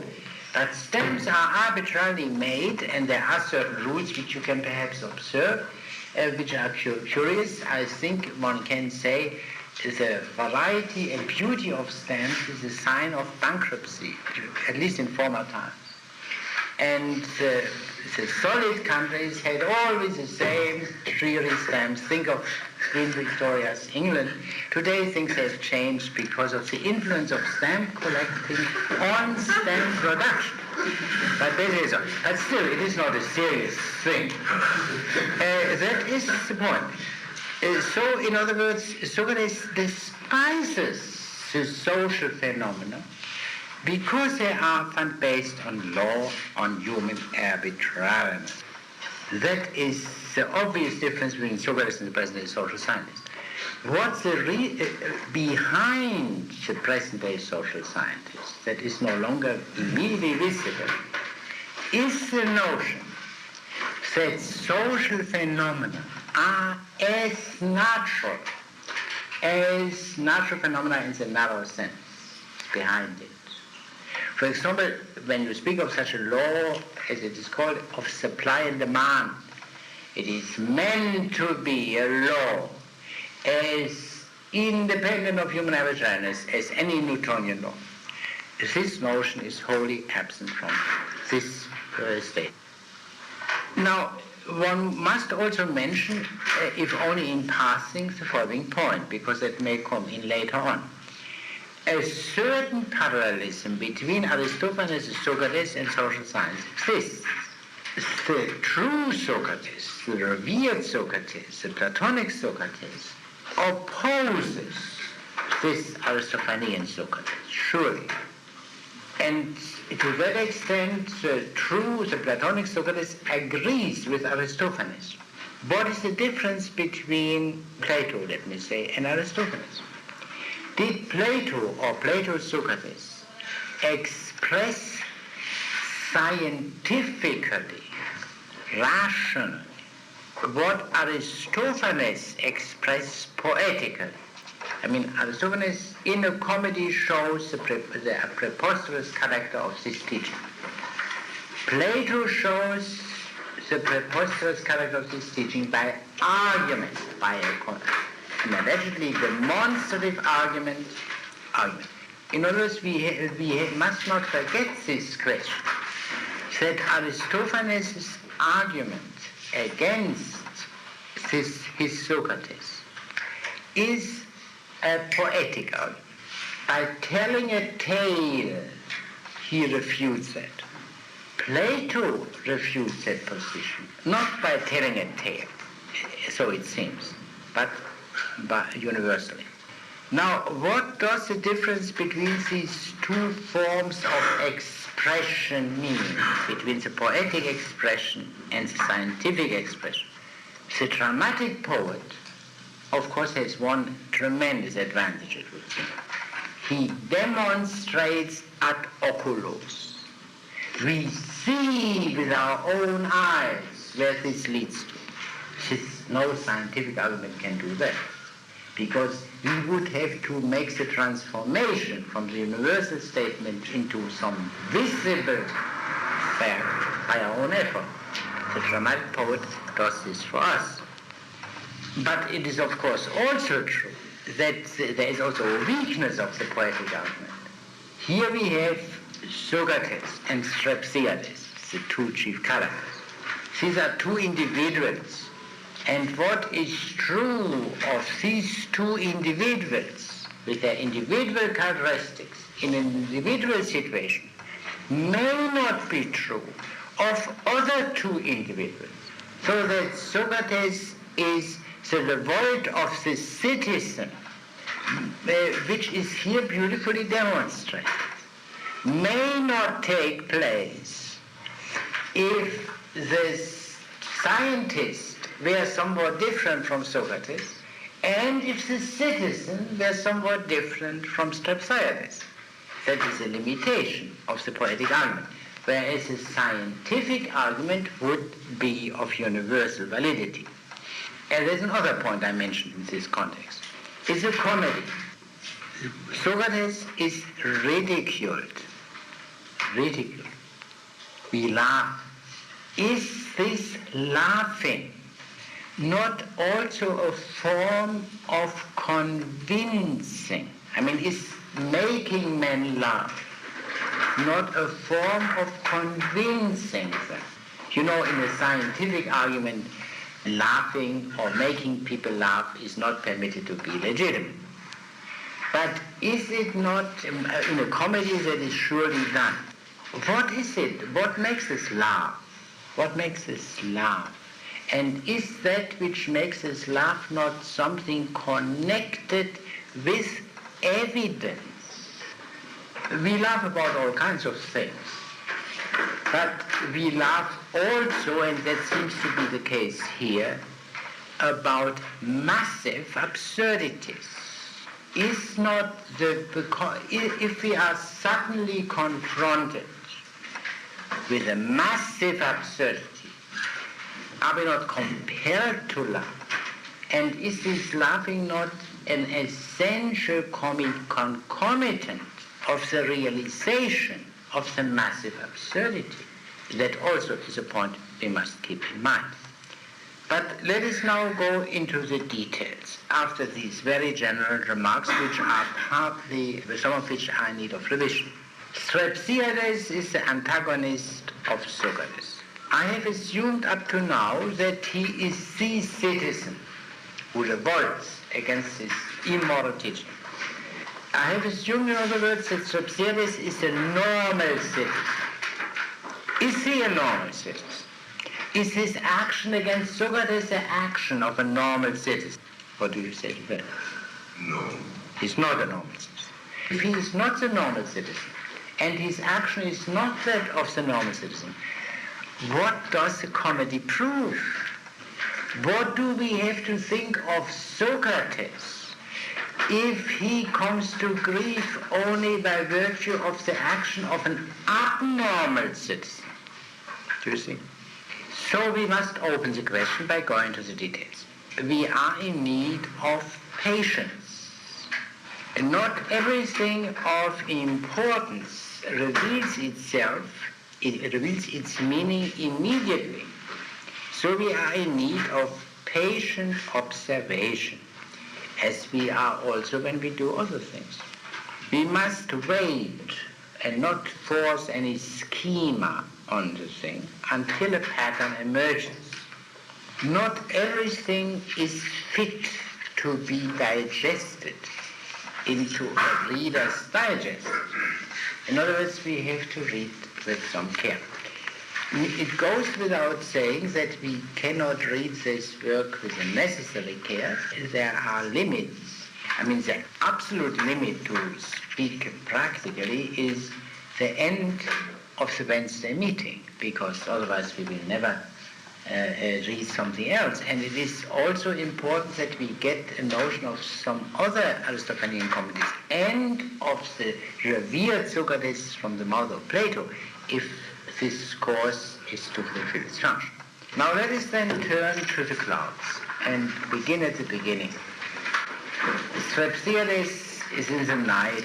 Strauss is awake, and he is ill-tempered, as most people are when they are sleepless, and he thinks of the good old times of peace. And now there is war. There was a Peloponnesian War. Here at the beginning he presents himself indeed as a normal citizen who is annoyed by the hardships of war, and especially of a war which doesn't seem to be so necessary. And he is more particular, as also appears a rustic. And the rustics, the farmers, were regarded by the reactionaries, by the conservatives, as the most respectable part of the democracy. That's part of the background, still intelligible, as is proven by all gerrymanderings, by the provisions of the Constitution regarding the Senate, is distinguished from the House of Representatives, and so on. It's the same story, fundamentally. And Aristophanes' sympathy is generally with the rural population against the rabble of the city, to you quote a Jeffersonian expression. So he's a normal fellow. But he has a peculiarity which appears immediately. And what is that? At first glance, his peculiarity, what distinguishes him from the thousands like him, he has a son, a peculiar son. And he has a peculiar indulgence towards that son. And this indulgence has ruined him. Yet beneath that indulgence, which shows itself throughout the play, he curses his son because of the trouble that has created him. He, as it were, wishes, although he does never say it in so many words, that his son had never been born. But he is too delicate to express that. He regrets not the birth of his son, but that which made possible the birth of his son, namely his marriage. What was wrong with his marriage? Well, the first what he does is he tries to go, what keeps him awake are his debts. And he tries to go over his accounts and to find out some way to pay them. But even this he cannot do because his son dreams. He sleeps in the same room. He dreams, And what does he dream of? Of the same thing which is a cause of the father's death, namely horses. Horses. His worries which keep him sleepless are to his son, and his son is responsible for his not being able to handle his worries by his dream speeches.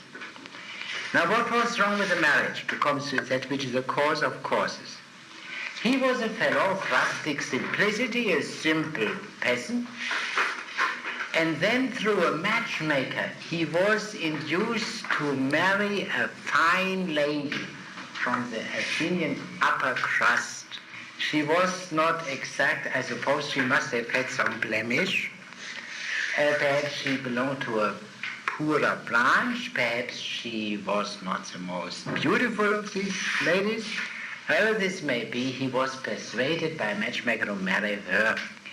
And so there are two wholly unmatchable people, a fellow of rustic simplicity and contentedness, an easygoing fellow, married to a fine lady accustomed to pomp and to an overindulgence in the pleasures of the body.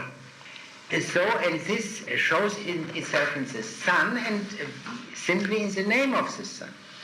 The son is called Phidibites, and part of the name, hippos is horse, the nobility, the knights. Fight, that comes from the Greek word phaidomai, which means to save, to be parsimonious, and that is a paternal heritage. The son is meant to combine the virtues of the simple, rustic people and the upper class. But unfortunately, the maternal heritage is so much more powerful than what he had learned from his father. Strauss, in his great troubles, you see, he is not a normal citizen. Such mésalliances were obviously not common. That belongs to the very definition of a mésalliance. It is not something which takes place all the time. If you cannot draw conclusions from present-day American. Strauss has found a way out of his difficulty. But whether that is feasible depends entirely on his son. He cannot give his son orders. That is precluded by this situation. That's crucial. Let us turn to, if you have the translation, page 155, bottom. There are verses 88 and 89. What does he say to Socrates, to Phidibites? Do you have that? Drive off as... Strip off your present habits. Yeah, as quickly as possible. Yeah? And go and learn what I would advise you to. Yeah. Strip off these things. Yeah. Now, the son swears by Dionysus that he will do whatever his father will ask him to do. Now, what does the father ask him to do? To go to Socrates, to learn there the art of winning any lawsuit. You see, one way of getting rid of your debts is, of course, to defraud your creditors. And that depends to some extent on your facility before the law court. And that is a very simple device. Here a slight and not uninteresting difference appears. Strauss has heard of them guys. He does not know the name of Socrates. He knows only that they speak of heaven and that they teach for money how one can win any cause, just or unjust. Phidibites, the son, knows the name. It's the first interesting difference, and which throws light on Socrates, and which throws light on the whole situation. To indicate the significance of this for the whole work, I mention only this. Socrates comes to grief through Strauss, and Strauss is an abnormal citizen. He does not belong to the upper class. He does not belong to the lower class. He belongs to a very small intermediate group. Yeah, an intermediate group. the lower class simply wouldn't take cognizance of Socrates. They are busy. The upper class do take cognizance of Socrates. Pheidippides, who is moving in the most elegant society, knows the name of Socrates. Yeah? Knows them. Because having more time, and they take cognizance of all cultural events in Athens. One of them being... But what is the attitude of Pheidippides to Socrates? Utter contempt. These are filthy starvelings. No elegant graces of horsemanship, of sport, and so on and so on. So Socrates is not threatened by the upper class people either. Yeah, that's important. Although they know of his existence, whereas the lower class people don't. As soon as Pheidippides hears that he is supposed to go to Socrates to learn there the art of speaking so that he can talk himself out of his debts, he swears that he will not do that. He will not do that. Originally he had sworn by Dionysus that he will do everything his father says. And now he swears by the same Dionysus that he will not keep the original oath. He perjures himself right to begin. So the outcome of all this is that old Strauss, this small crook, I think as we can call him in fairness, although he has some excuses, he did not live above his condition. It was only his overindulgence to his son, but still a crook, decides to go to Socrates. But as you will see in verse 127, he will pray to the gods before he goes to Socrates. So if he is a crook, he is at least pious. He goes to Socrates after having prayed to the gods. He has a perfectly sober judgment about himself. He is an ordinary man in an extraordinary situation. As such, as an ordinary man in an extraordinary situation, he comes in contact with the extraordinary man, Socrates. Now he goes to the house of Socrates, which is, to repeat, he did not even know his name. That's very important. Socrates was not well known. Athens was not a small town. The utmost you could say about Athens is that in Athens everyone knew an acquaintance of everyone else. Not everyone knew everyone else. A small town is one where everyone knows everyone else. But if everyone knows only an acquaintance of everyone else, it's already a larger town. And that was Athens. So now he enters the house of Socrates. But of course, he knocks at the door and not Socrates opens, nor for that matter a slave, but a pupil. And there is a scene with the pupil which we must briefly discuss. I look it up in your book in case we have to read one of the other passages. The pupil complains about the rudeness with which Strauss had knocked at the door, because by this noise he had damaged a tender thought which was just about to be born. And then he finds out what this was, and although the pupil speaks all the time of the great secrecy of the matter, he blabs out everything.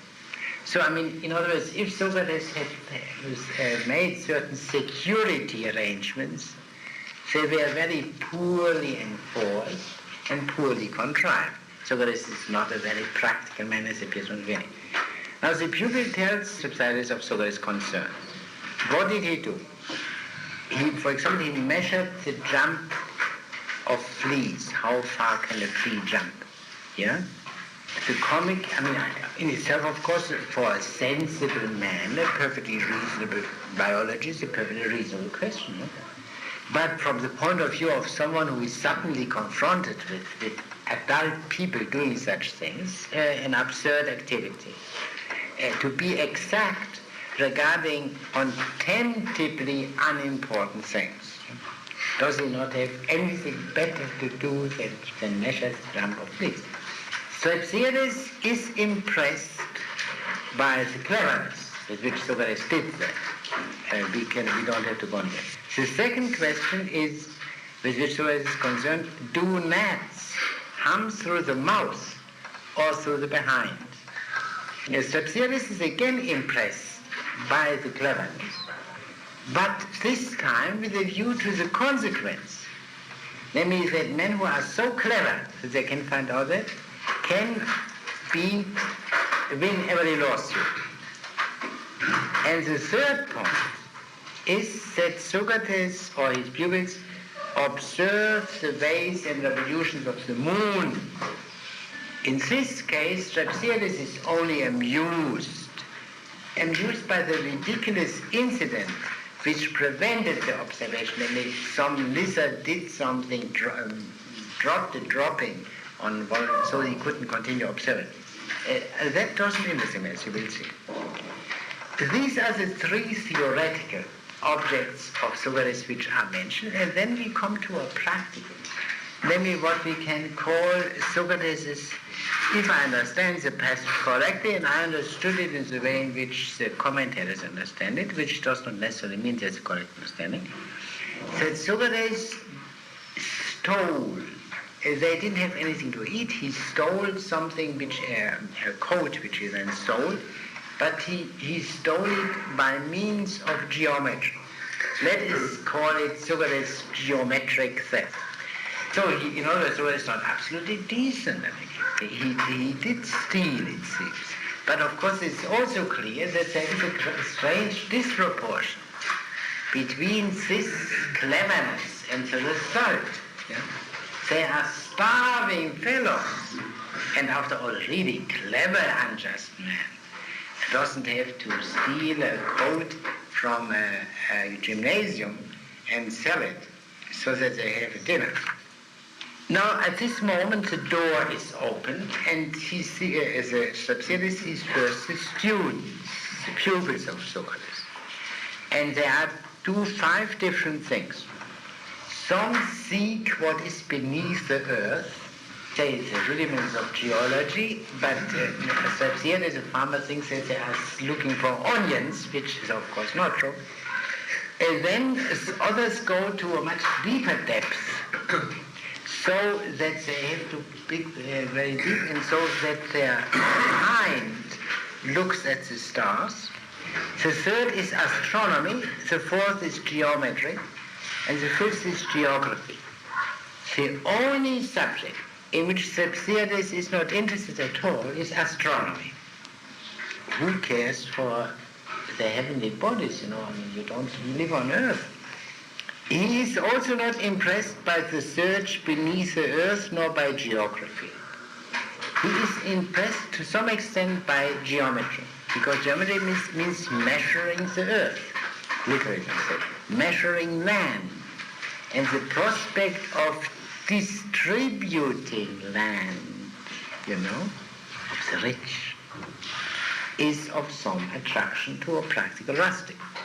At this moment, Socrates comes to sight, and Socrates is suspended in a basket, high above everyone else, and his very first word in verse 218 is characteristic. He says, Strauss calls Socrates, little Socrates. How would you say, a mother have called a young Socrates as a baby? For little Socrates? Socky, perhaps. Socky.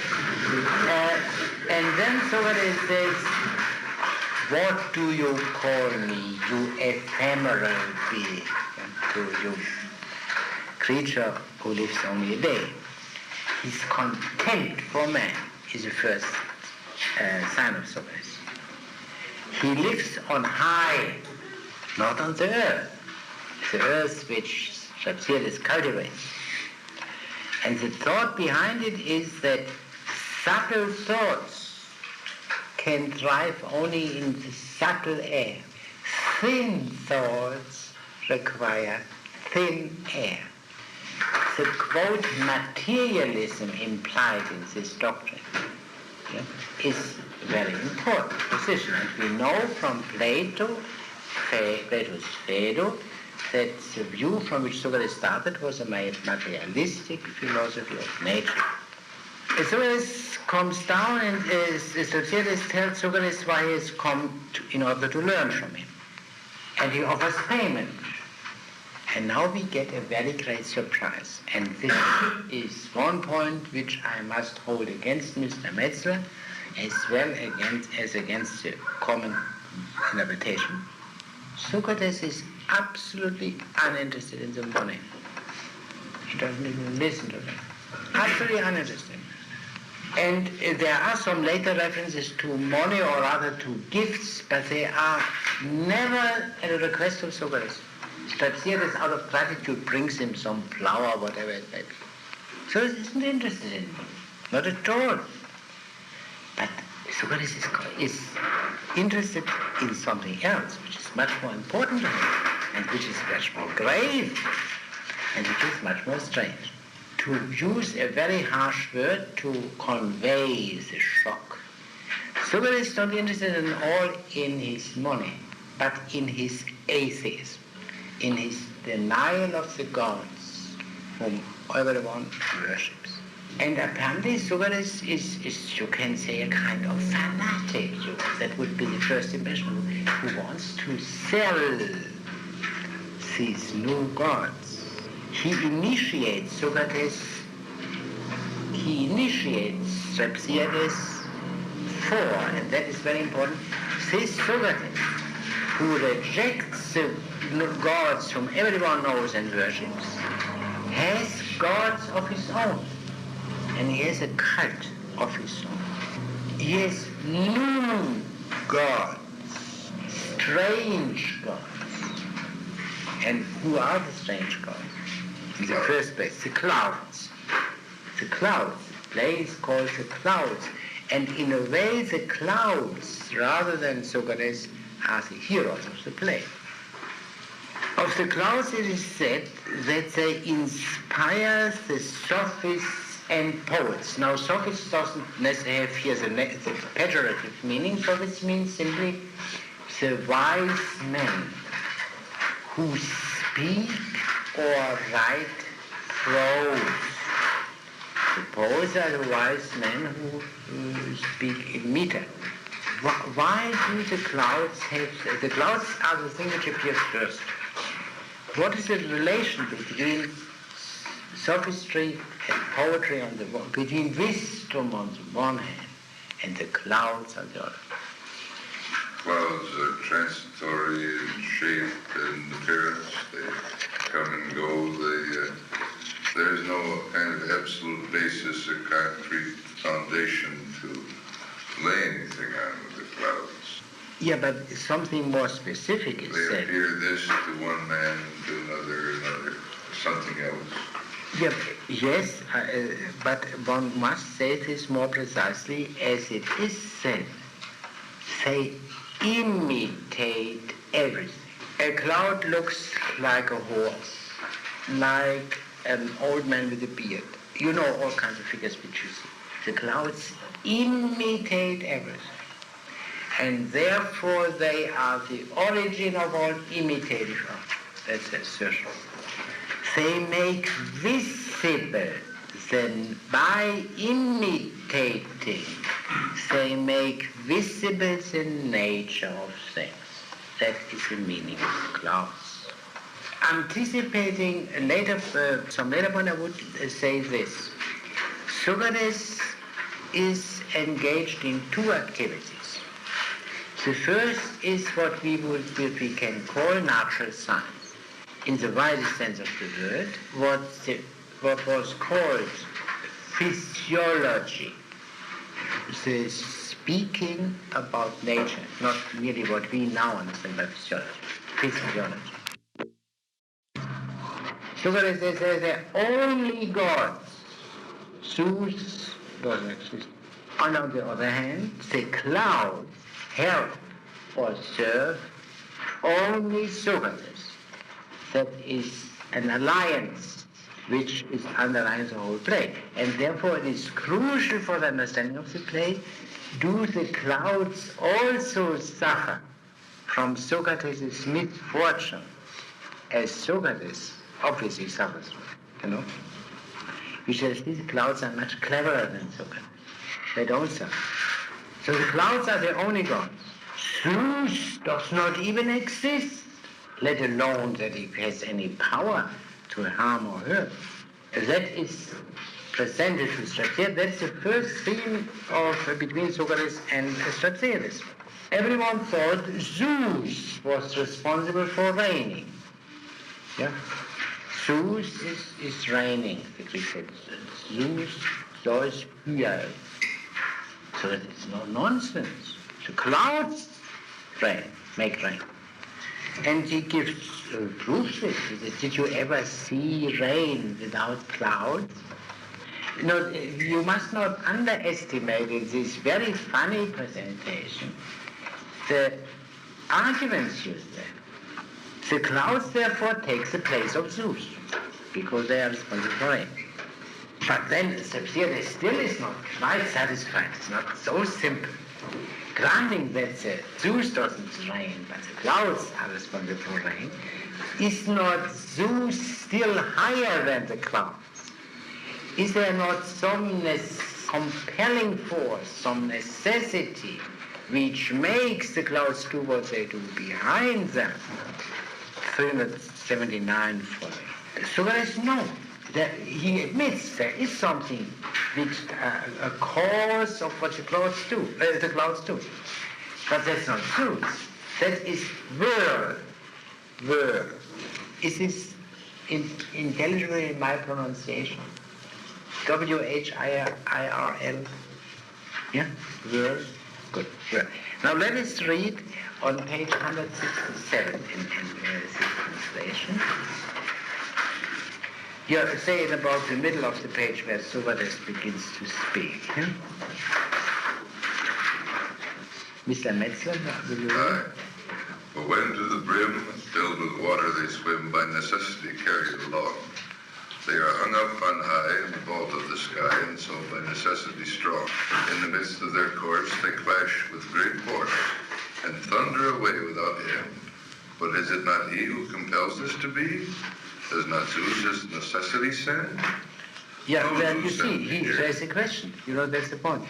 Is there not some cause which causes the clouds to act? And is that not Zeus? To which Socrates says? No Zeus have we there, but a vortex of air. All right, vortex again. Yeah, a vortex and being in the ether, yeah? An ethereal vortex, yeah. Yes? But vortex, that's something I own. I knew not before that Zeus was no more, but vortex was placed on his throne. But I have not yet heard to what cause he refers the mad thunder's majestical roar. Oh, yes, 'tis they, when on high full of water they fly, and then, as I told you before, by compression impelled as they clash, are compelled a terrible clatter to make. Come, how can that be? I really don't see. Yourself as my proof I will take. Have you never then eat the broth puddings you get when Athenia comes around? The festival, yeah. And felt with what might your bowels all night in turbulent tumult resound. Go on.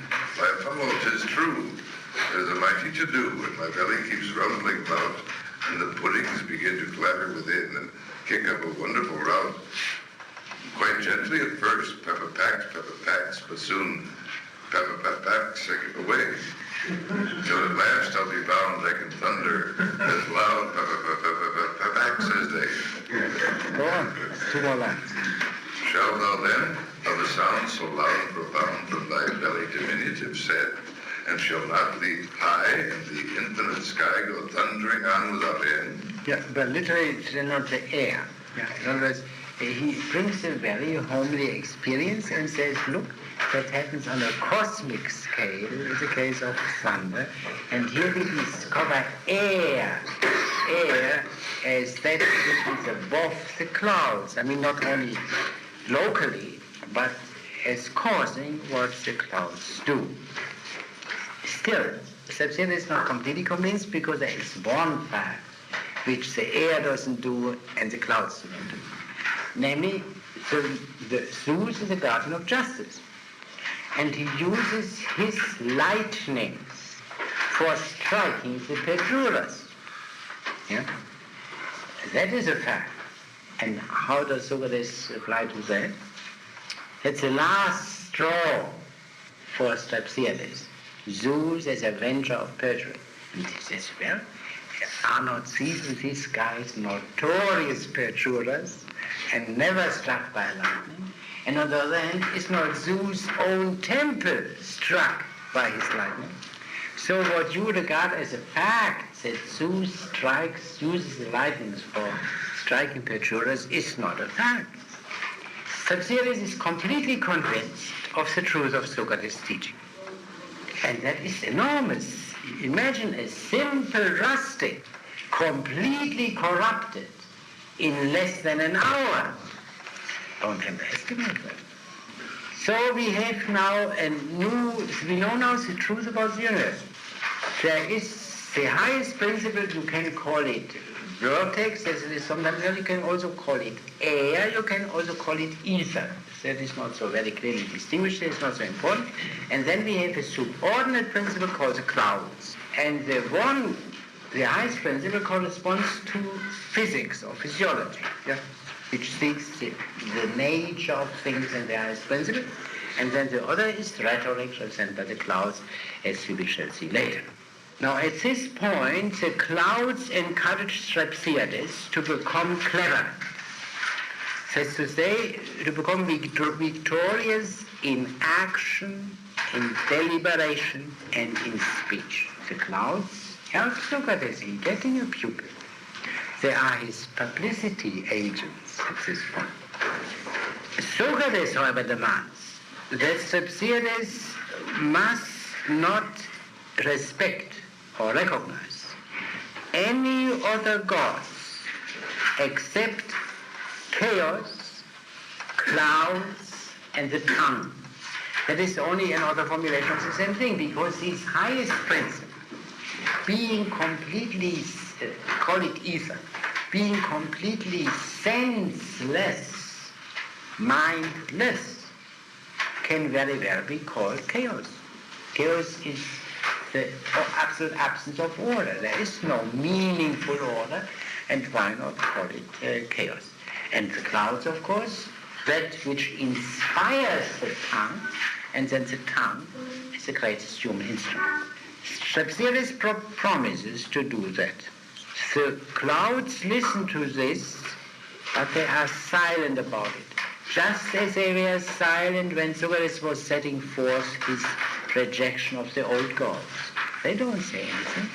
They are very shrewd. They think of their advantage. But they are shrewd, the other gods. One must see how the whole thing will run, and that they wait. They repeat their promise even after they have heard that what Straussiades desires is to learn only to win lawsuits by tricky means and to get rid of his debtors. They are not concerned in Straussiades becoming a sage, a student of nature. What they are concerned with is Straussiades becoming their worshipper. And he will become their worshipper, of course, if through them he will get rid of his debts. Yeah, and they promised him that you will lead the most enviable life of human beings together with us if you undergo the training by Socrates. The clouds also encourage Socrates to begin Socrates' instruction and first, naturally, to test Straussiades' mind. In other words, what we do here by looking for the reports from college, written reports, records from college which didn't exist, is here done, or for that matter by IQs, is here done by a simple examination. That is the next thing. Socrates investigates Straussiades' nature. This account is incomplete Because Socrates and Socrates enter the house and we don't know what is going on in the house. What happened there? The chorus, speaking for the poet, addresses the audience. You see, that is one of the most obvious differences between tragedy and comedy in olden times. In the tragedy, the tragic poet never addresses the audience. In the comedy, at least in the Aristophanean comedy, an important part is the so-called parabasis, in which the poet, the chorus, and especially the leader of the chorus addresses the audience in the name of the poet. Now that is also important. Aristophanes raises the claim that the clouds are his cleverest comedy. Now that is a difficult question because of the comedies we have, it is the third earliest. And we do not know whether this judgment would extend to the later comedies. But that is a difficult question regarding which I have no judgment, because there is a tradition that Aristophanes rewrote it. You know, he rather failed in that contest, and that he rewrote it, and that we have now the second version, which of course would, in that case, would have been written later. I regard it as possible that Aristophanes meant this judgment, even at the end of his career, but this is a mere guess. And what does he say in praise of that comedy, especially its lack of grossness? It is really compared, although you have read a passage which was rather crude, yeah, and there are others of the same kind, but they are much more decent. The Clouds is much more decent than almost all other comedies. The most shocking words, which in English I understand would now be called four-letter words, are extremely rare here. And if I'm correct, Socrates himself never uses one of them. His lack of grossness. He speaks of another point, the novelty of the conceits underlying it, novelty. That is important. The poet doesn't say anything here of his moral or political motivation, and that is perfectly intelligent. You see, and that leads us into a deeper strain of Socrates and not only of politically speaking, he has a simple standard, the good old times, and that can be historically defined. Athens of the Persian War, 2-3 generations before, the old times, ancestral polity, as the Athenians called that order of things prior to the democracy, yeah? where the upper class and the rural population still were in control. But as a poet, his whole glory depends on his inventiveness, on his having novel concepts. Do you see that? I mean, the merely political interpretation of Aristophanes, which is today predominant, is at odds, obviously at odds, with the simple fact that the comic poet, or any poet, is as such concerned with novelty. Such things didn't exist before Aristotle. You can say that is a remedy for later corruption. The victors of Marathon did not need comedy. Only these corrupt Athenians of the time of the Peloponnesian War needed that as a correction. But you cannot help wondering, is not a corruption which requires such a remedy as the Aristophanean comedy not also something good? In other words, if you have rustic simplicity without the life of the mind developed, it's fine. But if you have a certain amount of rottenness, which is the inevitable condition for the mind taking its highest flight, what are you going to do? That's a nice value question. Can you simply decide in favor of rustic simplicity if you see that, on the basis of this experience, for example, that a certain dissolution, a certain disintegration compels the mind to rise to heights to which it otherwise never would have risen. That is a great theme of all the classical literature, and the simple symbol of it is Sparta Athens. For example, in Thucydides' history, where Thucydides wisely simplifies in order to bring out the problem. Here you have a political model, stability, public spirit, and so on, Sparta. And here you have this extremely fragile and Athens, where the civic spirit, the public spirit is weakened in many respects, and where old, simple honesty is no longer in control as it was said to be in Sparta. On the other hand, the understanding of all these things was possible only in Athens, where Thucydides wrote, and Plato, and so on, and all the others. That's the problem. That Aristophanes, that is what we can say, the problem of Aristophanes, stated immediately, is this: the direct contrast between his apparent political objective, the old respectable order, and the means which he uses, the comedy, these novel means that indicate the problem. That Aristophanes enjoyed doing what he did, I think goes without saying. He enjoyed something which was dependent on corruption, and which could not help, to some extent, increasing the corruption. Because, that all listeners to Aristophanes' comedies would have gone home with a firm resolve to be now marathon fighters, and not more impressed by these magnificent jokes, some gross, the best of was not gross. That's anybody's guess. And let us beware of a simplicity which would perhaps do honor to our character, but certainly not do honor to our understanding. So this conflict between the essential novelty of comedy, of all poetry, and the praise of antiquity, we must naturally keep in mind. Now, from these speeches of the clouds, it appears that the clouds are much more reasonable than Socrates. They respect Zeus and Poseidon and the other gods, naturally. But very interesting, even these prudent clouds praise ether most highly.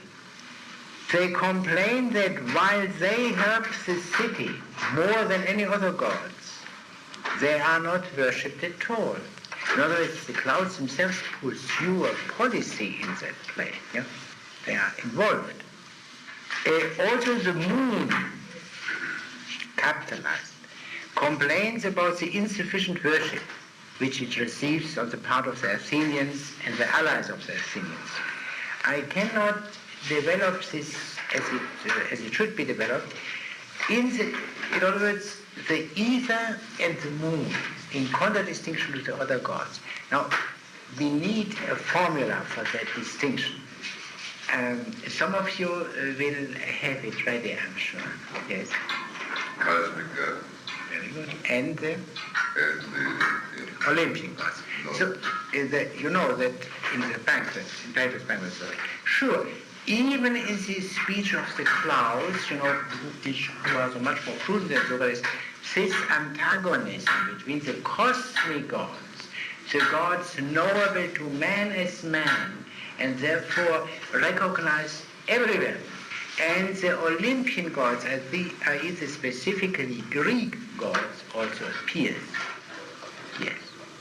Now, in the meantime, while this scene, it will repeat, there was nothing of, how should I say, crusades of Aristophanes, to improve Athenian morality, but it was only a claim made for his comedy as comedy. While this was going on, in the house, Strepsiades underwent his IQ test on the part of Socrates.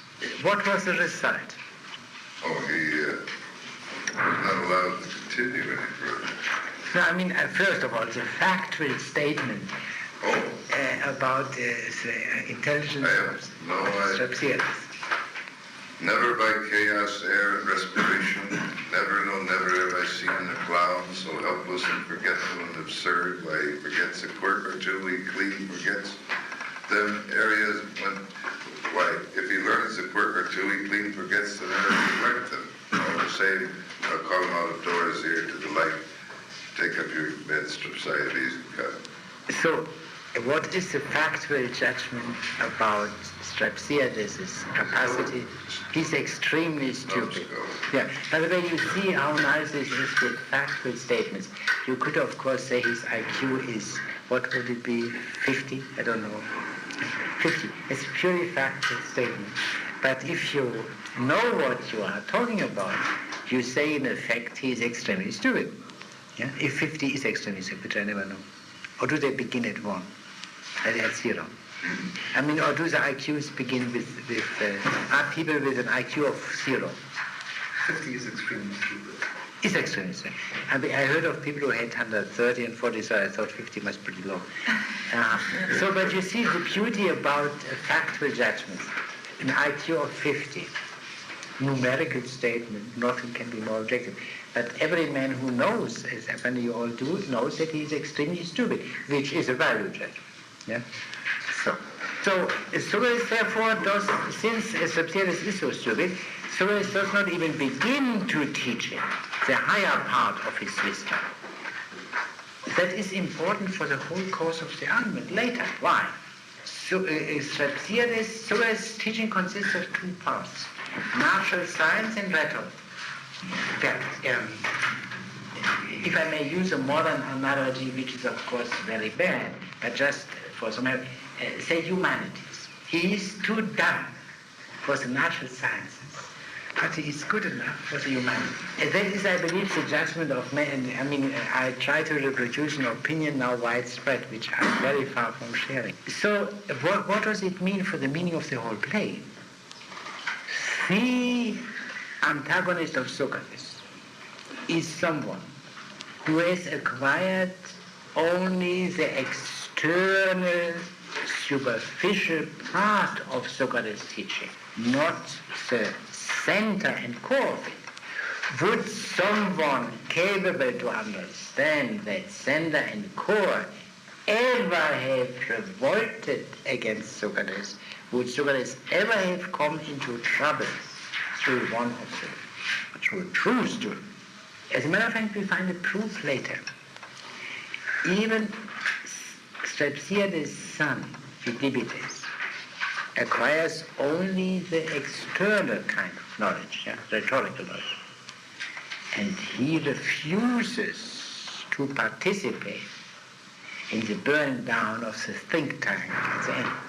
All the more someone who had really gotten the whole teaching. So the really foolish action of Socrates consists exclusively in not throwing out Strauss immediately.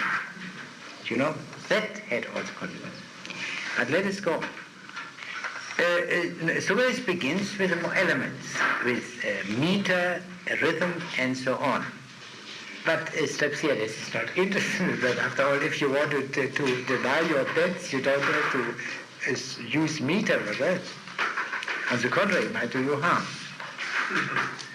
Now, but still Socrates goes on in a certain teaching of this grammatical kind, and the first subject which he takes up is the correctness of names, the correct naming. And the main point, do you remember what that was?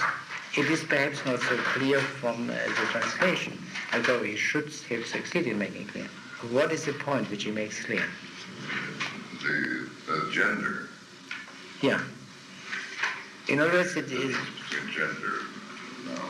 Yeah. So, well, to take the joke which he makes is this. There are quite a few Greek male names ending in AS. Brasidas, Pelopidas, Epaminondas. Now, they belong to the first declension, as we say, and are therefore, and the first declension is generally speaking female. And it is shown in the vocative especially, but also in other cases, that sounds like a female name. And therefore these men whose names end in AS are really women. And all kinds of nasty jokes about contemporaries are made. This guy is a woman for all kinds of reasons. He is a coward or he's a homosexual or whatever it may be. That's not the point. But there is a deeper thing, of course, behind it. Names, language, words, this is all conventional. All conventional. Yeah? As that we call this table, and the Greeks say trapezum. One. It could be the other way around as well. There is no, that is the men's medium convention. So what Socrates is doing here is to try to bring about an approximation of convention to nature, so that the distinction between names of males and females should correspond to the distinction between the grammatically males and grammatical males and grammatical females. In other words, that has something to do with this distinction between nature and convention, of which I have spoken before. Strauss also doesn't prove to be very bright here, and then he is asked to invent something regarding his own affairs. In other words, Socrates tries to stimulate his creativity in present language. To do regarding his affairs what Socrates had been doing regarding the sun, to move around and to distinguish. Now, Strauss has only one problem, as we know, to get rid of his states. What are his bright ideas to get his states? The first is to stop the moon, because the interest is due at the new moon. Now, if the moon could be stopped, the day of payment would never rise. Yeah? Then the other point is to use the sun in some way. It is not necessary for us to go into the details. And as well as things that are not so bad ideas. But the last suggestion is to get, the simplest way of getting rid of his worries is to commit suicide. If this is too much for Socrates, he gives up. Why he regarded the other possibilities to stop the moon and to use the sun as not absurd, it does not appear, but apparently it's a simple contradiction between, after all, he wants to be happy, and only because he wants to be happy is he now unhappy. Yeah? By destroying himself, he destroys, of course, all possibilities of happiness. I suppose that's right. The clouds act again at this point, because they are interested in Socrates making some headway. Why are they interested in making Socrates some headway, by the way? They are very practical beings. You see, they are gods, goddesses, and no one worships them. No one. The whole world. And then they come to Athens, and here they find a sole man who worships Socrates. By help, that is, Socrates is the first customer, we can say.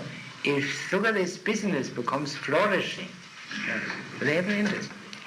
But so really concerned with Socrates' success, they advised Strauss to send his son instead in order to learn, because Strauss is absolutely hopeless. Let us not forget this. Strauss is not and has never been a pupil of Socrates. He has listened to a conversation of Socrates in which Socrates expounded to him his unbelief in Zeus and the other gods. That's all. The only one who has learned something from Socrates is Phidippides, the son. And Phidippides does not even dream of taking revenge of Socrates. So what Aristophanes says to Socrates is that your downfall will not be your pupils, even those who have been pupils only of your rhetoric. Your downfall will be the people who have heard you talking in general, and you are expressing to them your heterodox views. In this situation, and that confirms on what I said before, the clouds advise Socrates to please Strauss. as long as his state of mind lasts. You see, they are practical beings. Yeah? Socrates doesn't think of Monte Clausing. If Strepsiades had been cleverer than he is, the whole thing would have worked well to the benefit of the clouds and at least without damage to Socrates. Now we come to, so Strepsiades' his main problem is now to get his son, Phidippus, to enter the school. Oh God, I didn't know. You see, I'm several as a kind of transition. Up to this point, the schooling of Strepsiades is over. And as a matter of fact, he has not received any school. That's clear. And the schooling will be given to Phidippus, and the trouble to Socrates comes indeed through Phidippus' action towards his father later. But we must stop here because there are limits to everything. And we will try to conclude our discussion of the clouds next time, and hear perhaps Mr. Hayes' paper. Good.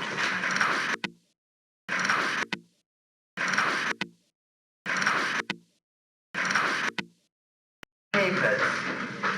I have given paper to Mr. Strickman, the first half of Plato's Apology, and Mr. Steintrager and Mr. Schrock are still waiting for their papers. Now, one of them must take the second half of the Apology, and one of them must take the Crito.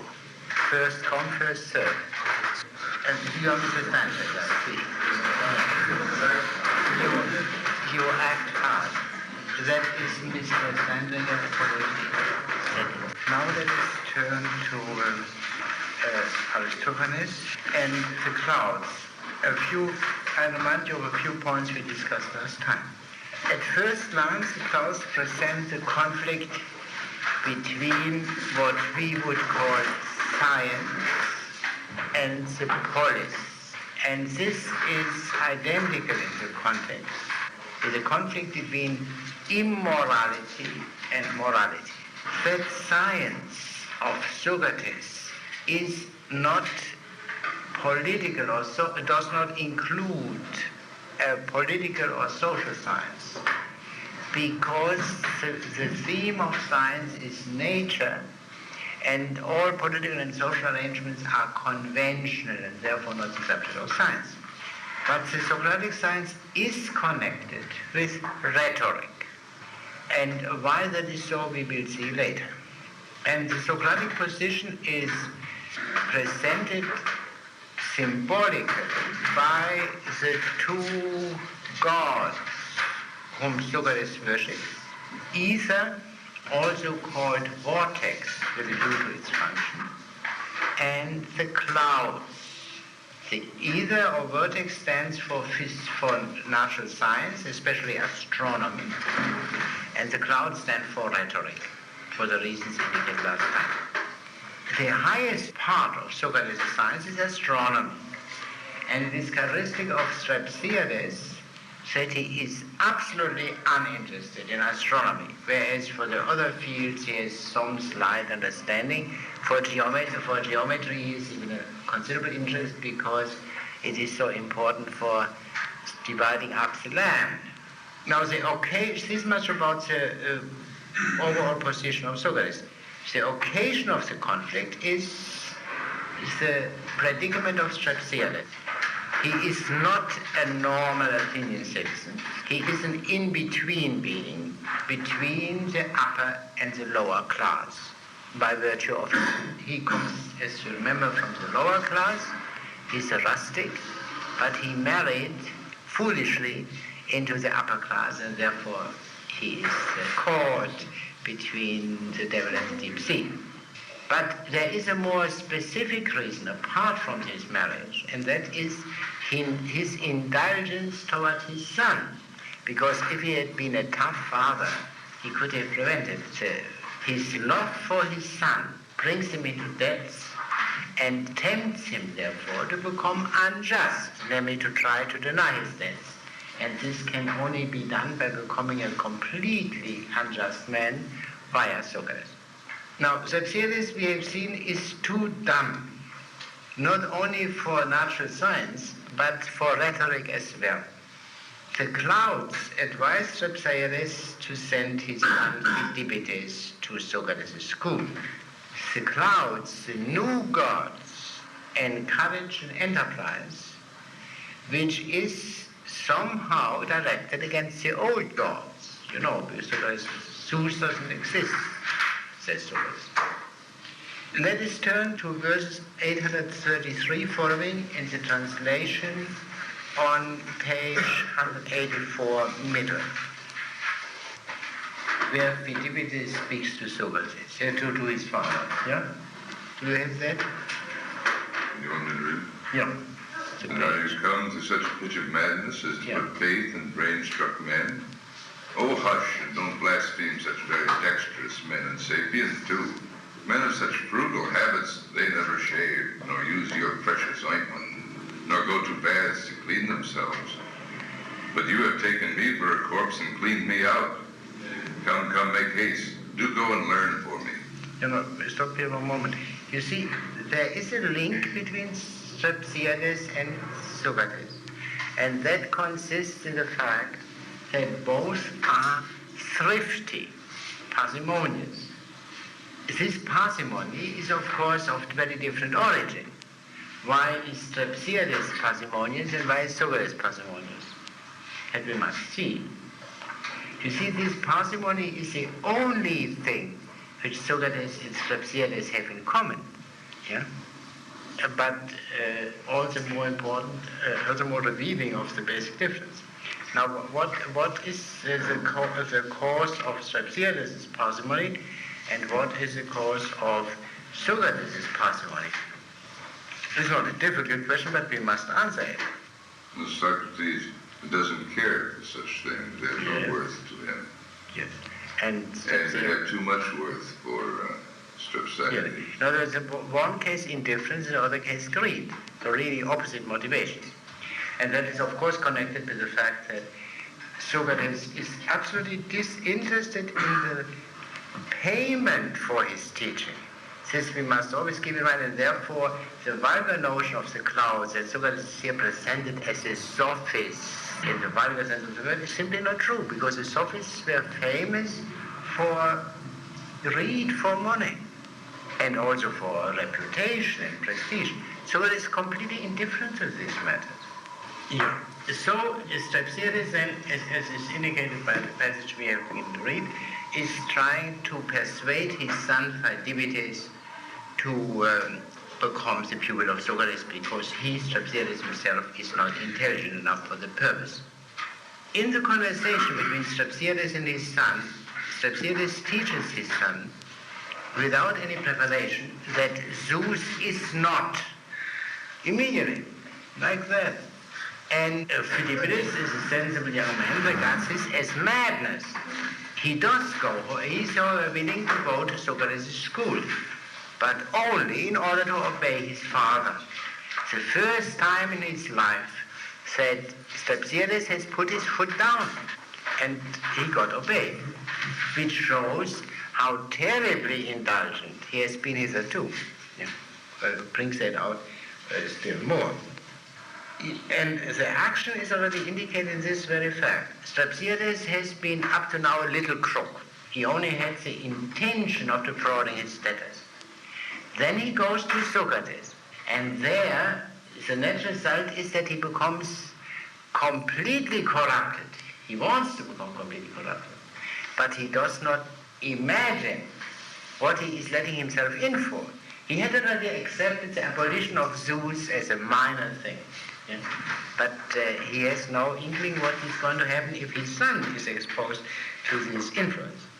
Phidippidis seems to have a premonition that the end would be very bad for his father. Just as Strauss' indulgence to his son was bad for Strauss. In other words, he makes the same mistake in a different way. The father makes the same mistake all over again. Now, then they go both to Socrates. And Strauss urges Socrates to teach Strauss the two speeches. How does he say, how he calls them argument or logic, which is an impossible translation, logic. The right and wrong logic. The logic is a wrong logic, it has nothing to do with logic. There are two speeches, two contentions, two assertions, two arguments, we would perhaps say. A just argument, just, not logically correct. An assertion in favor of justice. That's called the just logos. An assertion in favor of injustice. That is called the unjust logos. Now, Strauss urges Socrates to teach his son the two logos, the two assertions, but above all the unjust logos. Naturally, because he wants to win the lawsuits by fair means or power. Socrates says that Pheidippides will learn from the two logoi, from the two assertions themselves. Socrates will be absent. Socrates does not teach injustice. Please note this. He only exposes these young men to these logoi, to these arguments themselves. Well, and if the unjust argument is stronger, it's not Socrates' fault. It is so. That is very, the appearance of these two logoi is very interesting. The unjust teaching is not the teaching of Socrates. See, these teachings have a life of their own. They speak themselves. They act themselves. Now, this is very common in the Platonic dialogue, that the logos is presented as having a life of its own. For an extreme case in the Phaedo, Socrates is afraid the logos might die. The logos might die. Or logos moves as it sees fit, and we follow it. The logos is the leader. It must move along. This is not a Platonic invention, as you can see.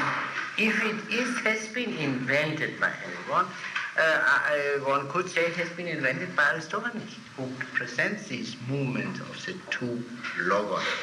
Now then we come to what is in a sense a central scene of the clause, namely the argument between the two logoi, between the two, you can say between the two theses, if you want to. The just thesis and the unjust thesis. You cannot say the right and wrong logic, as Rogers translates. 2 points which must be mentioned. The unjust logos is the weaker logos, and the just logos is the stronger logos. And therefore the claim of Socrates is that he can make the weaker logos the stronger one, and vice versa. Why is the unjust logos, the unjust thesis, called weak, if it is so strong? And why is the strong logos called strong, the just logos called strong, if it is so weak? There must be a reason for that. Yes? The just is based upon emotional ties to tradition. What do you mean? It takes its strength from its listeners' predilections and biases. One can, in other words, let us say it is strong with the people, yeah? And the other is weak with the people. Perhaps that is sufficient, we must see. Now, the argument is started by the unjust logos, and its assertion is very straightforward and clear. Right or justice is not, just as Socrates had said, Zeus is not. Why is right not? Why does right not exist? According to the first argument. There is part of the argument is suppressed. Right obviously doesn't exist with men. You know? Read the daily papers. So if it exists anywhere, it will exist with the gods. But does it exist with the gods? No. The highest god is Zeus. And what is the ground of Zeus' rule by virtue of what does Zeus, the guardian of right, rule, state here. Do you remember? Important for the whole following argument. What makes Zeus rule? Parasite. He bound his own father, and he committed the most unjust action. So, justice is no basis. You know that these points are, you must not take this as mere jokes. You know how important it is later on in the Republic, Plato's Republic, that the new argument for justice, and an atrociously new argument, is necessary, because the traditional notions of justice are based on the traditional views of the gods. And these traditional notions contradict the very justice which they claim to support. So that is very serious. This, in a way, settles it. The highest authority for traditional morality contradicts traditional morality. Yeah. What can you do? The argument is very powerful. It is shown by the reaction of the just logos. The only reply of which it is capable are insults. But then the just logos goes on to say that the moral decay of the city is a consequence of the unjust logos. People's faith in right is destroyed by some naughty men pointing out the contradiction between traditional morality and the basis of traditional morality, the actions of Zeus. And that leads to the decay of the city. So that issue is not settled with that. And now we go on. Up to now we had hardly more than scolding between the two logoi. And we owe it to the clouds, these powerful goddesses, that they bring about a debate as distinguished from mere exchange of insults. In a sense, the clouds are more sensible than the two logoi. They seem to be impartial and concerned with the true argument. And the clouds say, they want to find out which of the two logoi will be the best speaker. The question is, can justice defend itself by speech? Justice might have a stronger case than injustice, but perhaps not in the element of speech. Is this thinkable? That something might be higher, truer, and yet not be able to defend itself in the element of speech? That is a question with which we are confronted here. So the debate begins, and each of the two logoi states its case. The just logos proves its case by praising the austere system of education of olden times. That system of education which led to the victory of Marathon. Parallel from this country would be the American Legion, or some, I say this without any criticism or with any, but something standing for the greatest, for the recollection of the greatest achievements of the nation. Now, what were the characteristic features of this old education? Physical training, gymnasium, not prattling on the marketplace. Connected with that, sense of shame in every respect. The young are heard but not seen but not heard, and this kind of thing. The new education makes what is base noble and makes what is noble base. A certain kind of impudence which was regarded as base by the old school is regarded now as a sign of courage and so on, and therefore regarded as noble. You see, the case is not between an evaluating morality, evaluating teaching, and a value-free teaching, but in this modern lingo, two opposite systems of value confront each other. Part of this modern and wicked system is, as appears from the indications, homosexuality. Now, the clouds, who are superhuman beings and therefore can be assumed to be more intelligent than we are, and therefore we must listen to how they work. The clouds are impressed by what the just speech says. Up to now, things are fine, but then the unjust speech comes up and contradicts everything the previous, the just speech had said. He explicitly contradicts, quote, the laws and right, unquote. Meaning, laws are as such bad. Right is as such bad, nothing short of that. And he boasts that he will win with the weak, in spite of its weakness. There is, however, one common ground, and that is important, between the two speeches.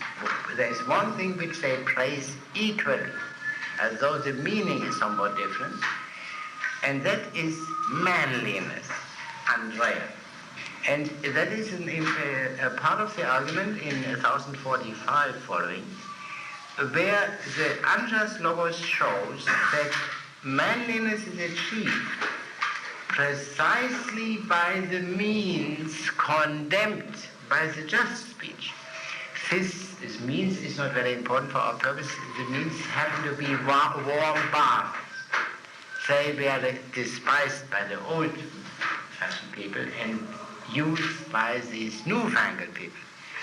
But the power of the argument comes from the fact that the end is the same, manliness.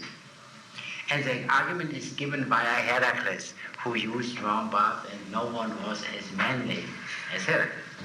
But throughout his speech, throughout the speech, the unjust speech, appeal to precedent, Homeric and otherwise, which favors the new form of education.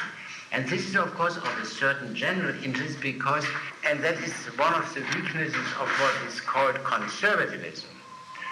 If I may mention this complicated thing in passing, conservatism always refers to tradition, but traditions are never unambiguous. That's the trouble.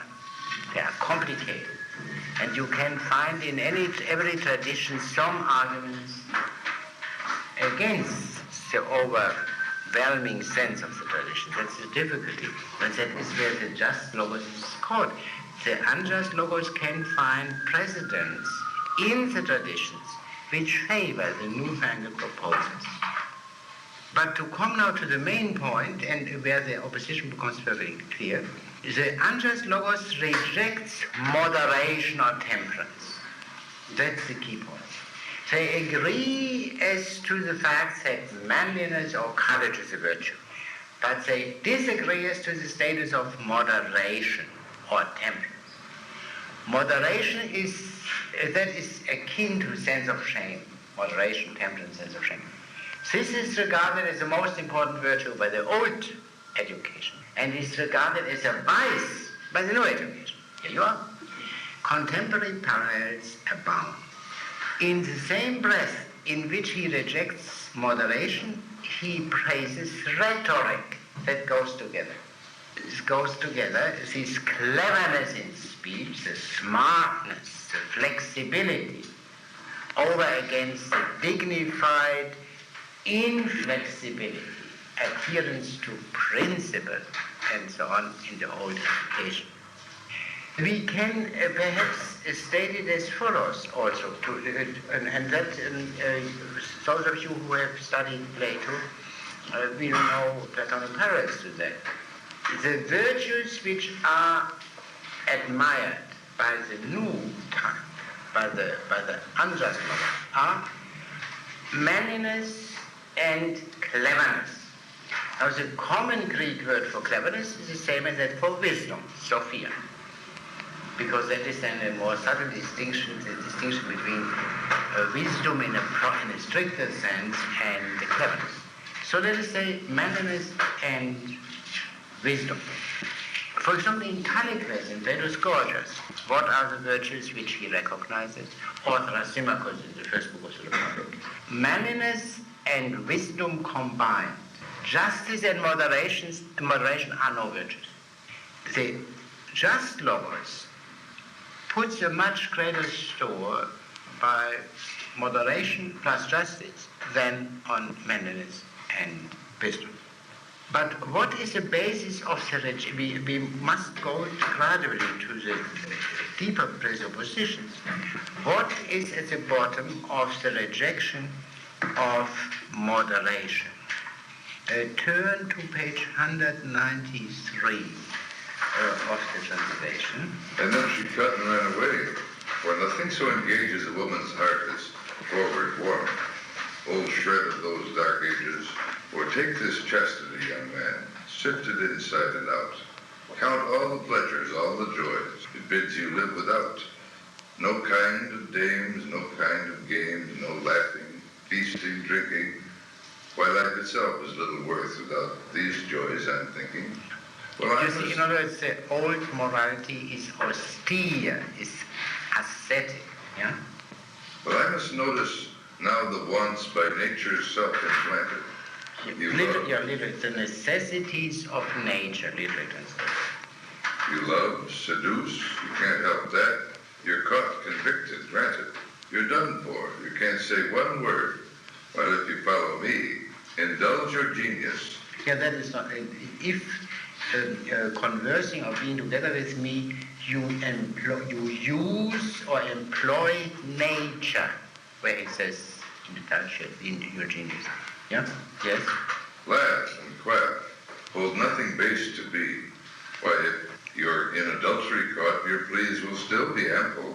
You've done no wrong, you'll say, and then bring Zeus as your example. He fell before the wondrous powers by love and beauty wielded. And how can you, the mortal, stand where he, the immortal, yielded? Yeah, so in other words, the principle to which he refers is nature. The new morality is in accordance with nature, the old morality is against nature and is based only on convention, all themes with, which come up time and again in Plato. You see also the appeal to the model of Zeus himself. Yeah? The old morality preaches, condemns adultery. And adultery is a great crime, and the guardian of right is Zeus. But Zeus does exactly the things which he condemns. But the argument is not quite sufficient.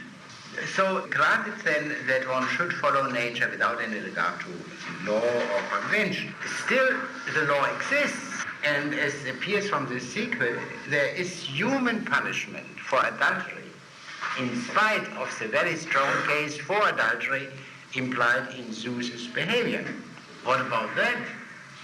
What about that great difficulty? Yeah, someone obeys the unjust logos, is caught and punished. What's the argument? How can the adikos, the unjust logos, maintain existence on this basis? What would you say? The unnatural morality rules the law courts, and that is something. How can the just logos wins? But how can the unjust logos get around the law courts? Rhetoric. But still, rhetoric is not omnipotent. There is something else which we have to consider. Law courts are unjust. Okay, yeah, but they exist. And no one cares for justice here particularly. You know, justice loses its basis. But laws can be changed. As long as the citizen body believes in these conventions, of course it is powerful. But the citizen body may change its mind, it may become enlightened, and then the laws will be changed. That's the end of it.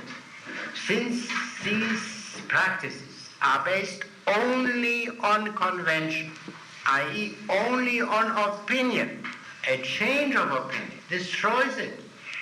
A change of opinion cannot destroy the fact that we must have food, for example. We may opine about it what we wish, we still need it. But things which depend entirely on opinion are changed by a change of opinion. At this point, the just logos itself admits its defeat and goes over to the opposite camp. That is in a way the high point of this comedy. Not Socrates. Socrates doesn't do anything. Justice itself, we can say, presents its case and is unable to defend it. Justice itself goes over to the opposite camp. Well, what do you say to that? To the argument up to this point? What was the meaning of this debate? What was to be established by this debate? According to the clouds who were in charge of the debate, and they brought it about in a way. Was it to establish who is right or who is wrong? But who can win through speech? Who is the best speaker? And who is the best speaker? So the unjust Logos has proved to be the best speaker. That does not yet prove that he is right. But let us assume, as I hope we all assume, that the unjust speech is wrong.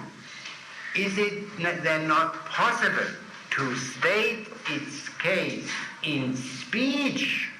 Must it not be possible to state the case for justice in speech? That is, by the way, the great theme of the Republic, this grave theme, to state the case for justice in speech. According to Socrates, no one has ever done that before him. That's the first time. What is so strong? What is so difficult for speech to establish so that the unjust Logos wins? What is that? The argument here, the subject matter discussed here at the end was adultery. Why is the argument in favor of adultery invincible, as it seems here? What does any argument against adultery presuppose? Really, that is very simple. And we cannot go on before someone of you has answered the question. Some kind of a harsh person follows justice. That would apply also to theft and murder and any other case. Maybe just in terms of adultery. Yeah, sure, because that was the subject, yes. Well, let's say stresses which cause social disharmony. Yeah, but if you look at it from a purely detached point of view, you can say it also establishes social harmony, namely between the adulterer. That is too general. The sanctity of the family? Absolutely. Absolutely, that's the point.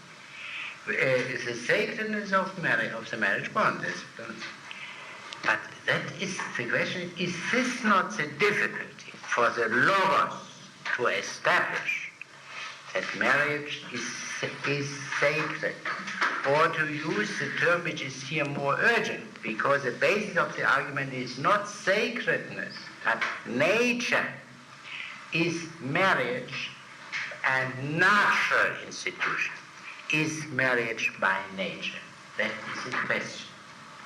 But we must see, we have not yet all the evidence together to see what the specific difficulty is. Now, the decisive thing has been done. The unjust Logos has proved to be stronger in speech than the just Logos. Strauss is not deterred by this terrible event.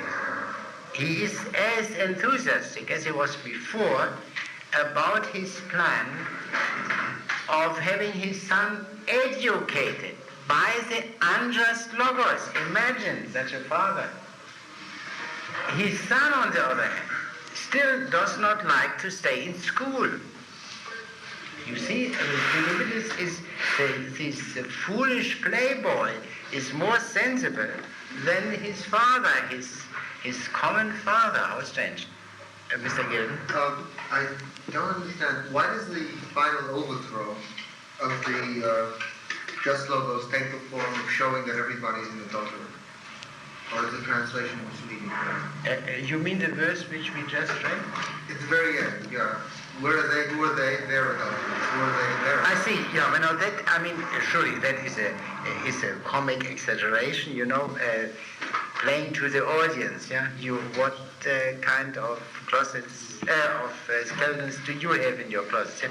But stated non-comically, it simply means that if the citizen body does not believe in the wrongness of adultery, then it's no longer, they will not condemn. And that is what I said. So if prohibition against adultery is based merely on opinion, then opinion can be changed by enlightenment. Yeah, everyone who reads takes the trouble of reading the chapter on American mores in de Tocqueville's Democracy in America, and looks around and sees that an enormous change has taken place in the last 100 years. I believe people better informed say in the last 30 years. And that shows what opinions can do. I mean, what, for example, the spread of psychoanalysis has done to change the whole position. At this point, the clouds express for the first time the suspicion that Strauss or Socrates will regret what has happened before long. So that since the clouds are important characters in this play, why is this change of opinion on the part of the clouds? What has happened since their last approving remarks and encouraging remarks? Answer, the victory of the frank and clear victory of the unjust logos.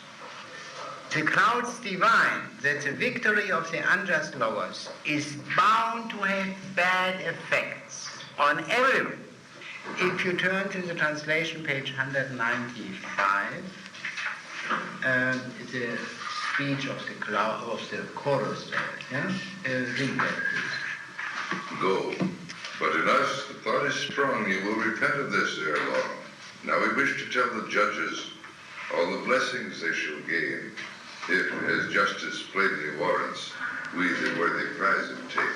First, whenever in the season ye would fain your fields renew, all the world shall wait expectant till we pour our rain on you.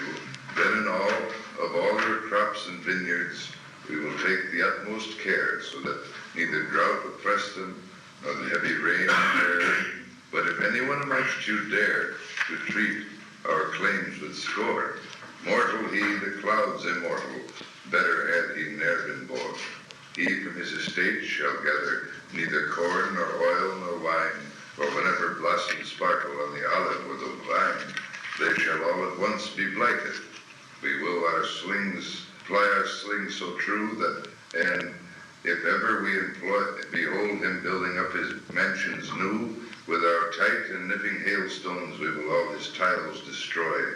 But if he, his friends, or kinsfolk should a marriage feast enjoy, all night long will pour in torrents, so perchance he'll rather pray to endure the drought of Egypt than decide amiss today.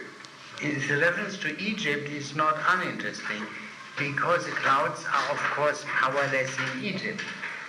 Egypt is watered by the Nile irrigation. Doesn't need the clouds.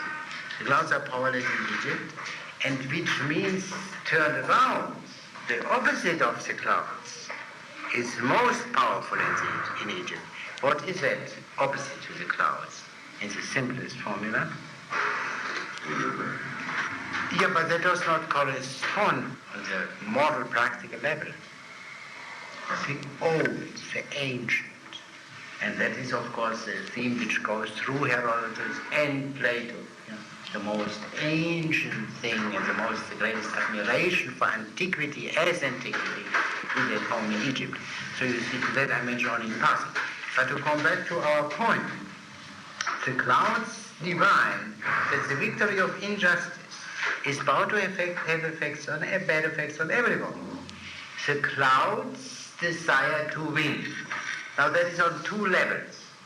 As goddesses, they desire to win recognition in Athens, because now they are not recognized. As representatives of the play, they desire the poet to win. That's what they speak here.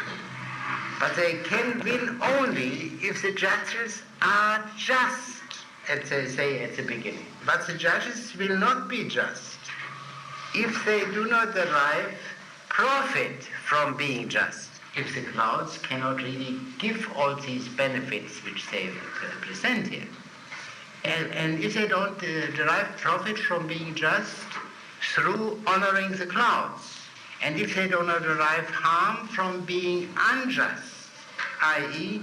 from not honoring or despising the clouds naturally presuppose it is just to honor the clouds. Yeah? It's the basis of the argument. But the city of Athens intends the ancestral political and social order does not honor the clouds. Old Athens is unjust.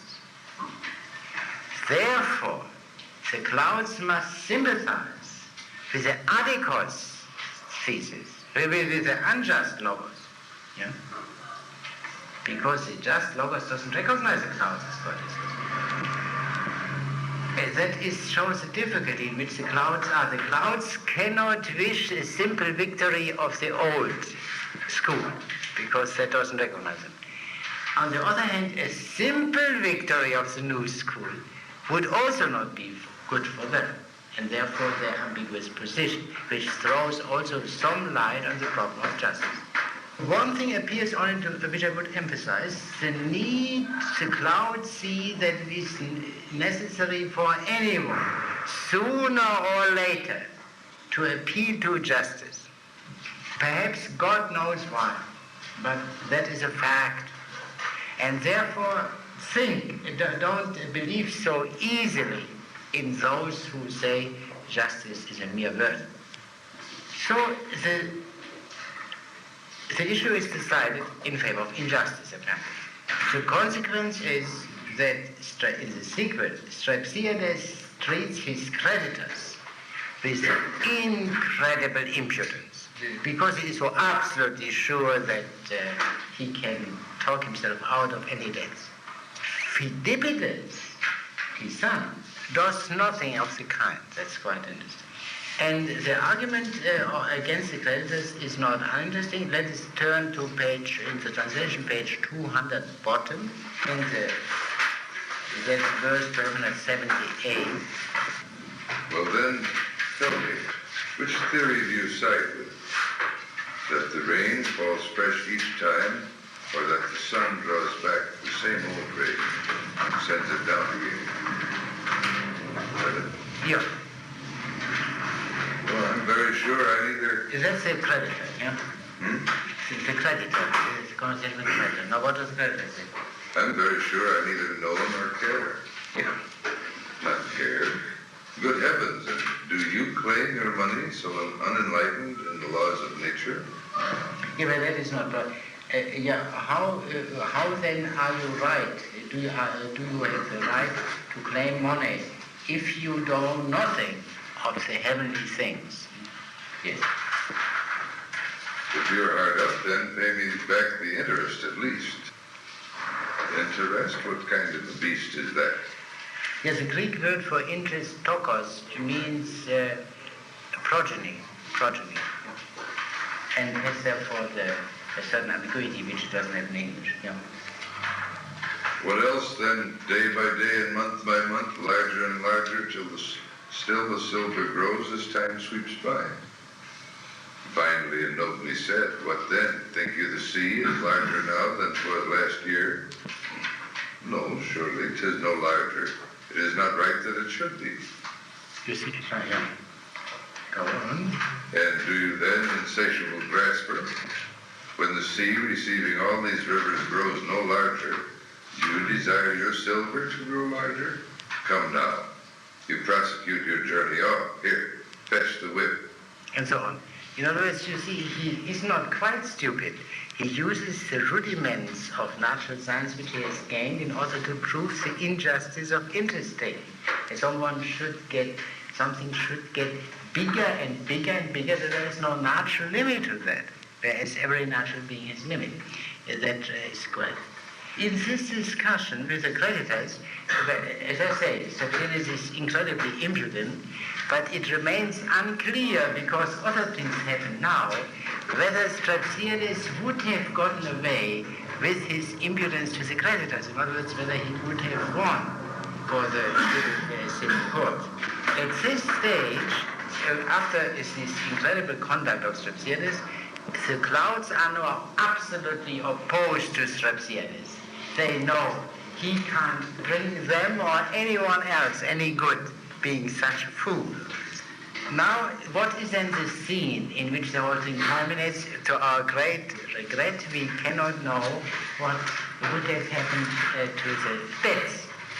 Something much graver than any question of debts comes.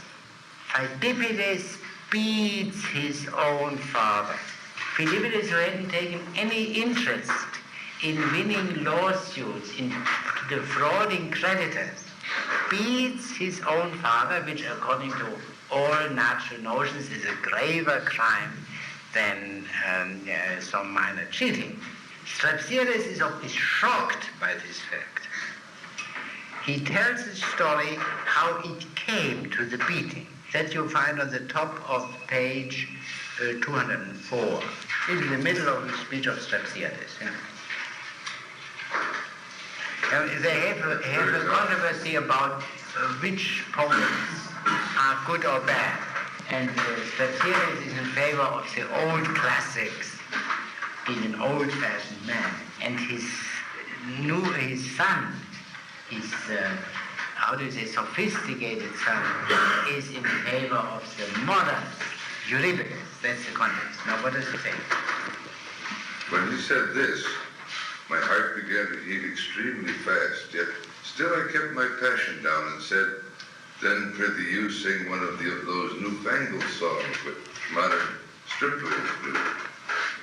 And he began the shameful tale Euripides has told, how a brother and a sister lived incestuous lives of old. Then I could no more restrain, but first I must confess, with strong abuse I loaded him. And so, as you may guess, we stormed and bandied threat for threat, till out at last he flew and smashed and thrashed and thumped and bumped and bruised me black and blue. Yeah, that's it. So, in other words, the terrible thing which led to the beating of the father by the son is Philippides defending incest. Incest of brother and sister. Strauss abhors it. Philippides defends it. But the question is now no longer incest of brother and sister, but beating one's father. The clouds encourage Philippides to defend why he's beating the father. And then Philippides proves that a son may beat his father. He proves it to his father's satisfaction. That we must read. Page 205, verse 1408. Peace, I will now resume the thread where I broke off. Yeah. And first I asked, when I was young, did you not strike me then? Yea, for I loved and cherished you. Well, solve me this again. Is it not just that I, your son, should cherish you alike and strike you, since, as you observe, to cherish means to strike? But must my body needs be scourged and pounded black and blue, and yours be scathless? Was not I as much freeborn as you? Children are whipped, and sires, and shall not sires be whipped? Perhaps you urge that children's minds alone are taught by blows. Well, age is second childhood then, that everybody knows. And as by old experience, age should guide its steps more clearly. So when they err, they surely should be punished more severely. But law goes everywhere for me. Deny it if you can. You know, Strauss appeals now to the nomos, to the convention. Whatever may be true by or right by nature doesn't count. Convention, law forbids that everywhere. What does Philippides say? Well, was not he who made the law a man, a mortal man, as you and I, who in old times talked over all the crowd? You see, like you and me, the legislator, he's no authority. He may be wrong. And in addition, he lived in the old times, in the dark ages, in the benighted. So the chances that we know the truth is much greater. Yes? And think you that to you or me the same is not allowed, to change it so that sons by blows should keep their father steady? Still, we'll be liberal, and the blows which we've received already we will forget. We'll have no ex post facto legislation. Look at the gamecocks. Look at all the animal creation. Do not they beat their parents? I say then that in fact they are as we, except that they know special laws enact. You notice they have no conventions, no laws based on decision, but otherwise they are what nature is, pure nature, we see much better in the brutes because they have no convention. Why don't you then, if always where the gamecock leads you follow, ascend your perch to roost at night and dirt and order swallow? The case is different there, old man, as Socrates would see. Well then, you'll blame yourself at last if you keep striking me. How so? Why, if it's right for me to punish you, my son, you can, if you have got one. Yours. Aye, but suppose I've none. Then, having gulled me, you will die, while I've been flogged in vain. Good heavens, good friends, I really think he has some reason to complain. I must concede he has put the case in quite a novel light. I really think we shouldn't be flogged unless we have the right. So, in other words, just as a just logos had admitted its defeat and has gone over to the opposite camp, Strauss, in his own case, as a father, admits that his rebellious son is right. Let us consider the arguments brought forth by Phidippus. All men are by nature free. Yeah? I was born as free as you. Hence, every human being has the same right to beat another human being as anyone else has. Yeah, but sure, but that is true. But what about father-son? That's not just two chance human beings. Why does a father have the right to beat his son? Because he exercises his authority in the interest of the son. There's a form of caring. Beating is a part of caring. And this beating and caring are connected with the fact that the son is, the child lacks understanding, and the father possesses understanding.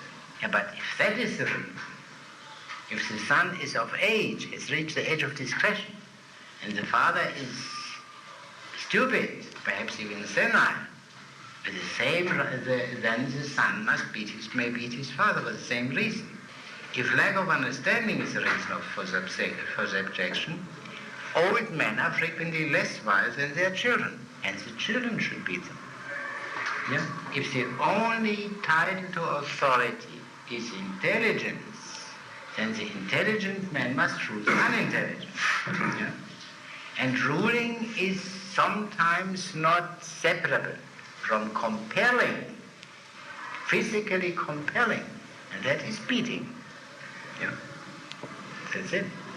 And then the third argument, which Phidippus brings forth in reply to his father, Strauss has said, yes, but there is a universal nomos, a universal law, which favors the fathers beating their children and not the other way around. Phidippus says, well, that nomos can be changed. That was made by some human legislator, a fellow like you and me. That doesn't impress me. But if you speak of universal law, let us look at the true universal law, at the law which all living beings obey.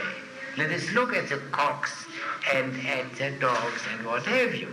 And there is the true universal law is that to which all living beings are subject. And these other living beings beat their fathers without any hesitation. Then Strauss gives a reply which is not too bad. perhaps the only sensible thing he said in the do. Namely, man is not a brute. Yeah. Afterward, he took the example of the cocks. You don't live like a cock. You differ from them in so many other respects. What does Phidippidis say on this occasion? What does he say? That's crucial, because that is, as I said, the only sensible thing said by Strauss too. What does he say? He appeals to Socrates. Yeah, in other words, he doesn't give a reply. He defers to the authority of Socrates. So that is a point which we must keep in mind for not only today, but for every discussion of the subject, that we must consider in all such cases the specific nature of man. That was really the key point in the teaching of the revered Socrates, if I may use your phrase from last time. I mean from Plato's and Xenophon's Socrates. Yeah? Yes, but what does this imply? That a reference to the nature of man as distinguished from the nature of brutes. What does it mean? There is a difference. The difference is mind. However, whatever the difference, however it might be defined, there is a difference about what kind of a difference. What kind of a difference? That man is stronger than the brutes or what? It's also a difference. Reason. Yeah, but what kind of a difference is when you defer to reason in this connection? You see, there are various differences. For example, there is a difference between this book. Man is capable of changing his action. Yeah, that's, I mean, well, it's not a good example. Yeah. Well, let me do it very simply. What's the difference between this and this? Quantity. Huh? Quantity. Quantitative difference. Or difference of degree, as one can say. And so there is another kind of difference. Quality. Let us say essential difference. So that's, in other words, what Aristophanes implies, but doesn't spell out. That is what the later Socrates spelled out, is that the whole case for justice cannot be made if we do not consider the essential difference between man and the brutes. And this more generally presupposes that there are essential differences.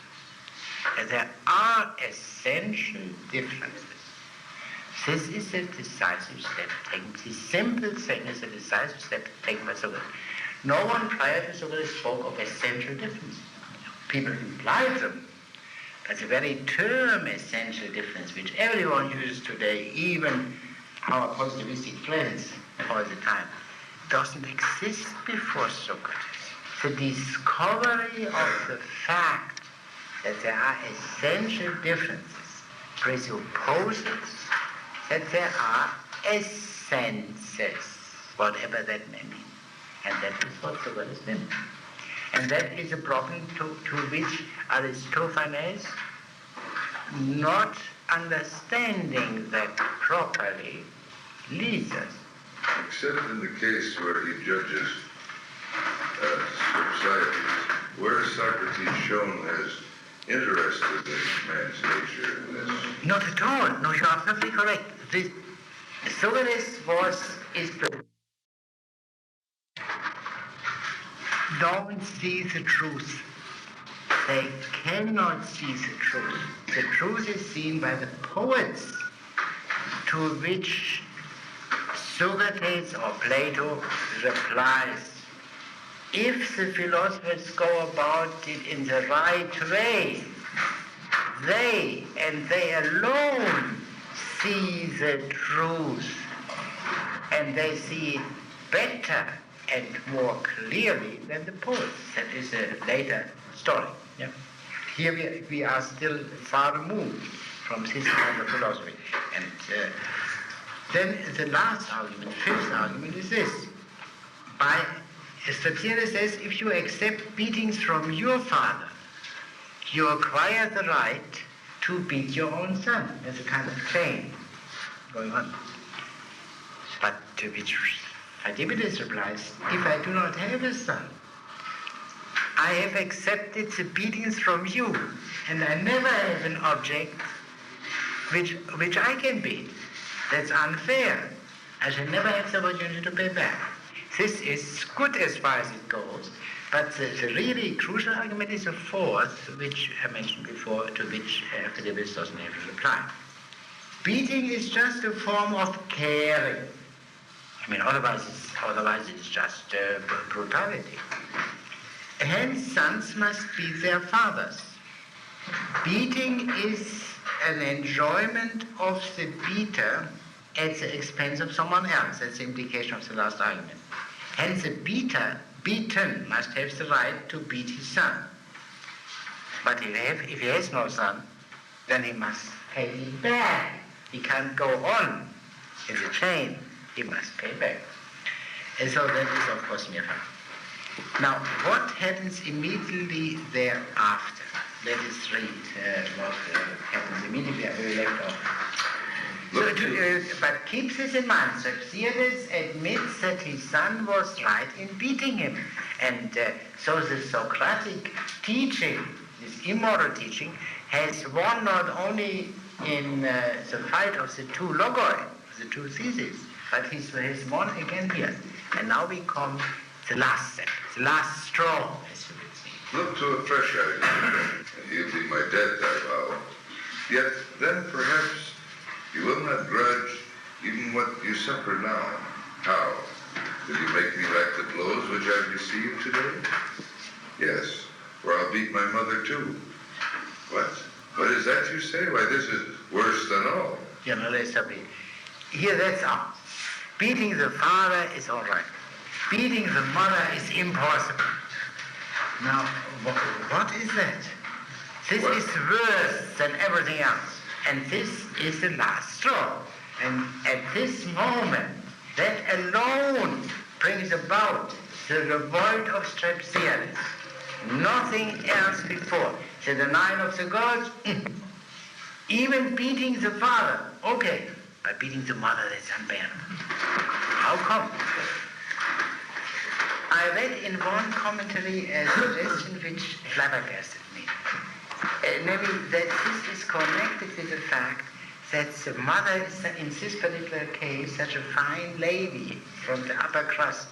And I think there is not the slightest reason to suppose that it's true, because Strauss has long been cured of any admiration for his upper-class wife, as you have seen. So that can't, but what is the reason?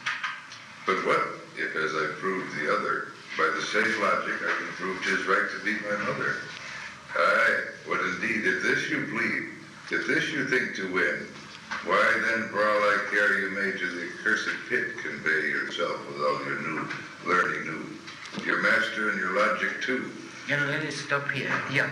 Strauss absolutely refuses even to listen to the arguments supporting the assertion that a son may beat his own mother. So that, why is he so intransigent for the first time? When this subject comes up, he has always been open to reason up to this point. What's that? What is so wrong in beating one's mother? What is not wrong in beating one's father? Well, there's a physical difference in strength, usually. Sure, but considerations of chivalry didn't play any role in that. Well, up to this It's much point, in the tougher. last one, Yeah. Which? he proved that he could beat his father because his father weaker in reason. With all due respect to the fair sex, could not a mother also be inferior in understanding to her wise son? But I think this is Or her wise daughter, for that matter. Pardon? I think there's a difference which Strauss accords to women, and he doesn't expect them to be equal. You mean he believes that they are, generally speaking, inferior intellectually to men, or what? That's what I would think. You know, all the greater reason for beating the mother. Why don't you take a daughter and her mother, and let us, then there would be Well, I think he has accepted this and then enshrined it anyway. That won't do. Let us go back. Why did Phidippides beat his father? Why did it came to that beat? No, that was a reasoning later on. But why did it come to that beating? What disagreement between father and son led to the beating? Incest. And the incest issue was overlapped by the beating issue. Now the beating of the mother comes up. Yeah? And the beating of the mother comes up, and that reminds somehow, and quite rightly, of the incest issue before. If a son can beat his mother, where is the limit? May there not also be incest between mother and son? That is the point, and we must later on try to interpret it. But let us first continue the external action. At this moment, after all communication, all discourse between father and son has been destroyed, Strauss complains to the clouds that they have misled him, and they simply reject his accusation. They did what they did, they claim, in order to prepare Strauss' punishment, so that he shall learn to fear the gods. They are rather hypocritical. He realizes that his original motive, to cheat his creditors, was wicked. He wishes to punish Socrates for having misled him. He can't punish the clouds. His son, Phidippides, however, is grateful to his teacher Socrates and refuses to join his father Strauss in the action of revenge which follows, and which consists, as you have seen, in burning down Socrates' think tank, Frontisterium, a term now applied in vulgar language to the Center of Behavioral Studies in Palo Alto, but which is really a good literal translation for the term used by Aristotle. The alleged main reason, now you see what a crux Strauss is. The alleged main reason why Strauss burns down the think tank is that Socrates commits acts of hubris, of insolence, against the gods, or that he is unjust to the gods. Those gods whom he, Strauss, had sold down the river a long time ago and for whom he didn't care. He was reminded of the gods only when the peak of criminality, namely beating one's mother with its terrible implication, came up. He had no objection to any injustice to the gods until he saw the consequence of that, beating one's own mother, incest with the mother. The implication, without gods, no effective prohibition against incest. And what does this mean for the play as a whole? We have seen that the crucial thing in the fight between the two logos, the just logos and the unjust logos, was that the just logos could not defend itself by speech, by logos, by argument. And the example there was adultery. And every argument in favor of adultery presupposes that marriage is natural, a natural institution. We must link up this point with the end of the book. There is no logos, no reasoned argument which can account for this prohibition against incest, and therefore which can account for the sacredness of marriage. There is an essential limitation of the logos, of reason, and therefore, but that does not settle the issue. Marriage is necessary. Prohibitions against incest are necessary. But where do these necessities, how can we account for these necessities? Logos appealing to nature, to physics, cannot account for that. Let me first try to give a summary of the play. The points most important for our purpose. First, what is Socrates' position and what light does it throw on the origin of political science, our theme here?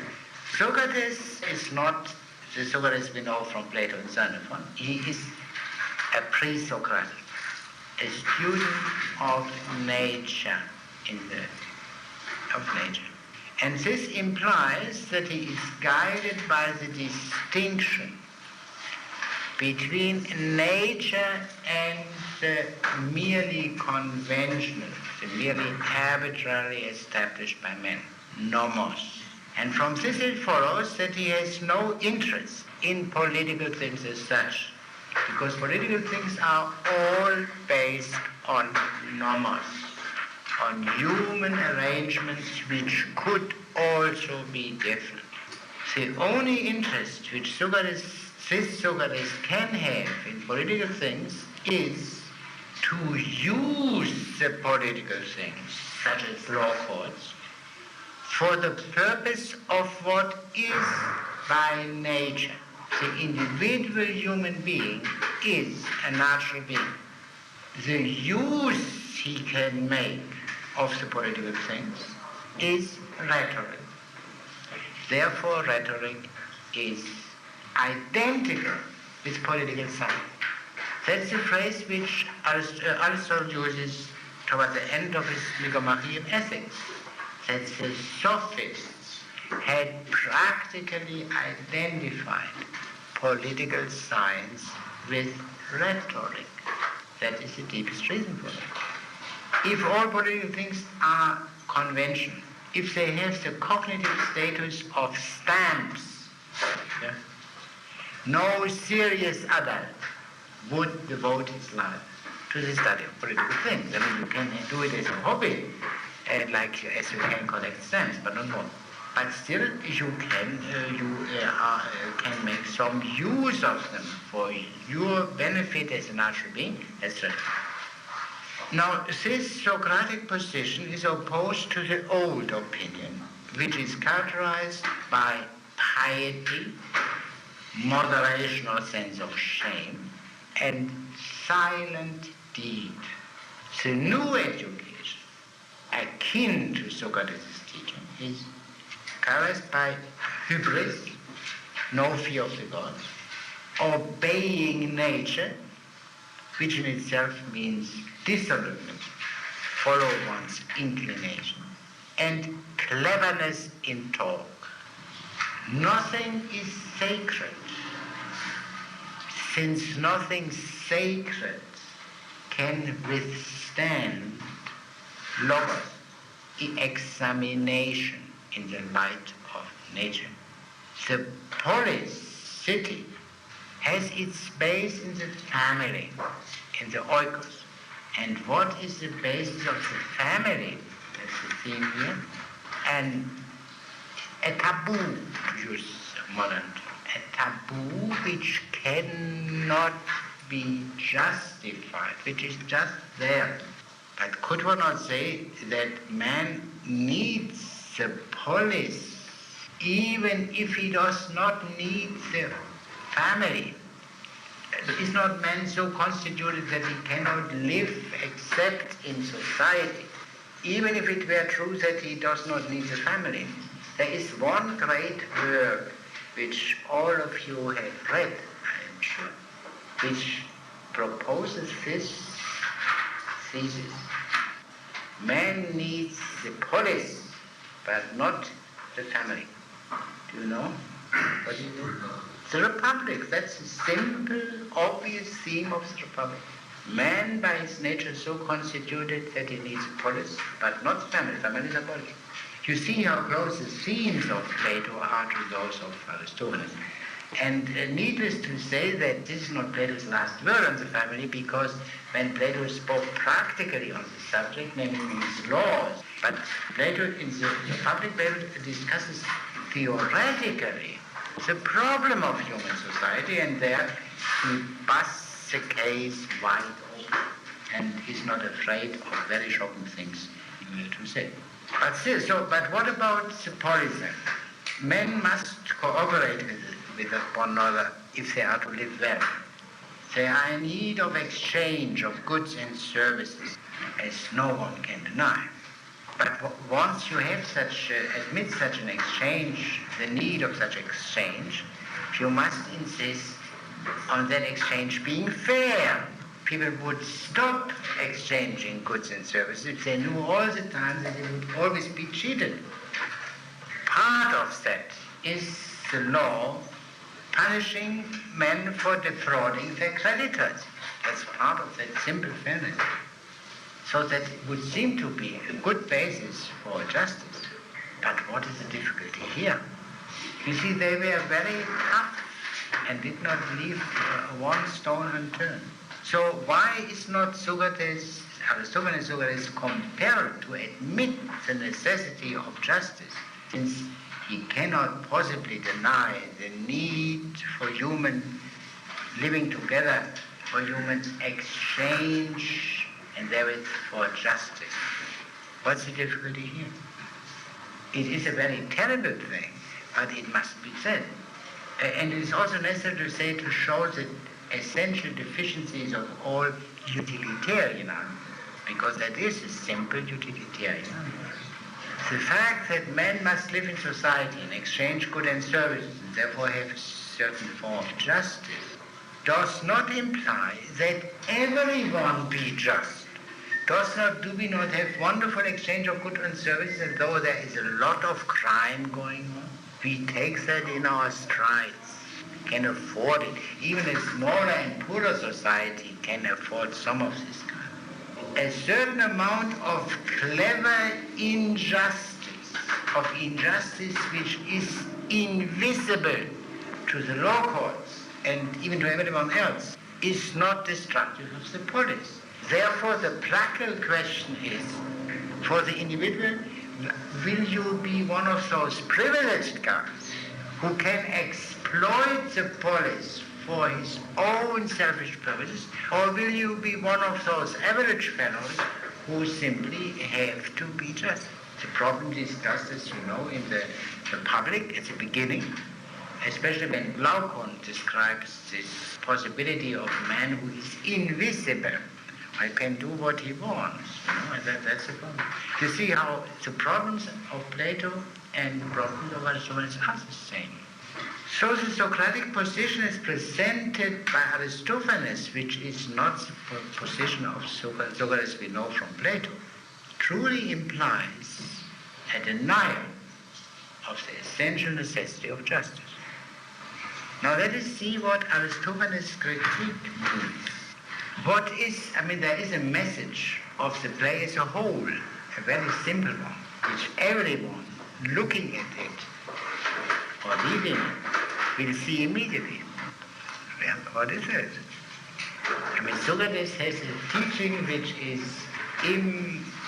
irrefutable, which is stronger than any other teaching, any opposed teaching. Well, what happens?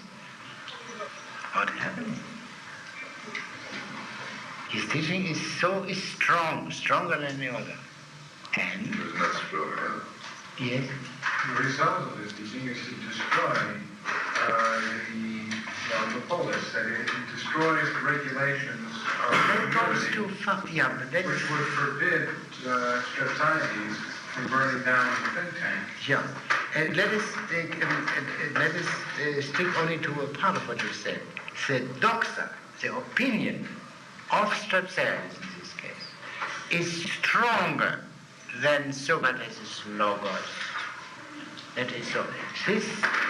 Socrates is defeated.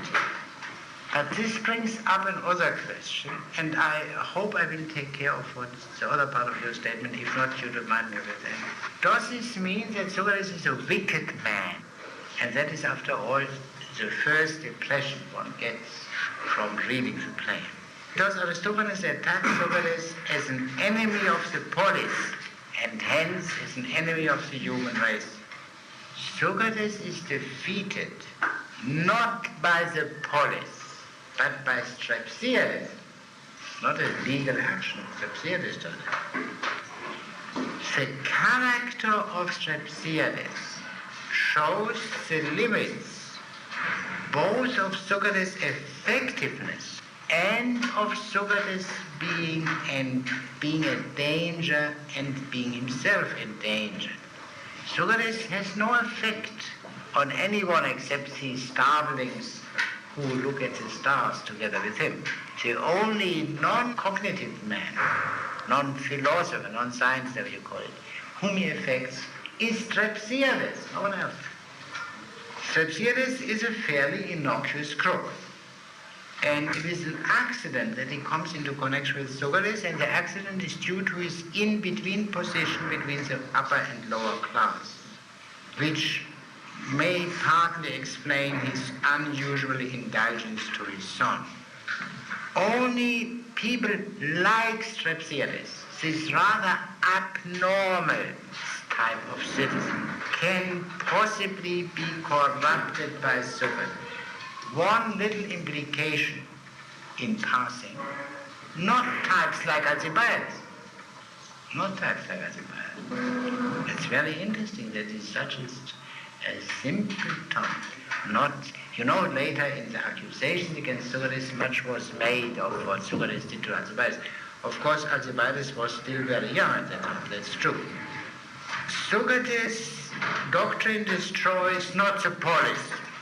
Polis is strong and firm. It destroys him, Socrates.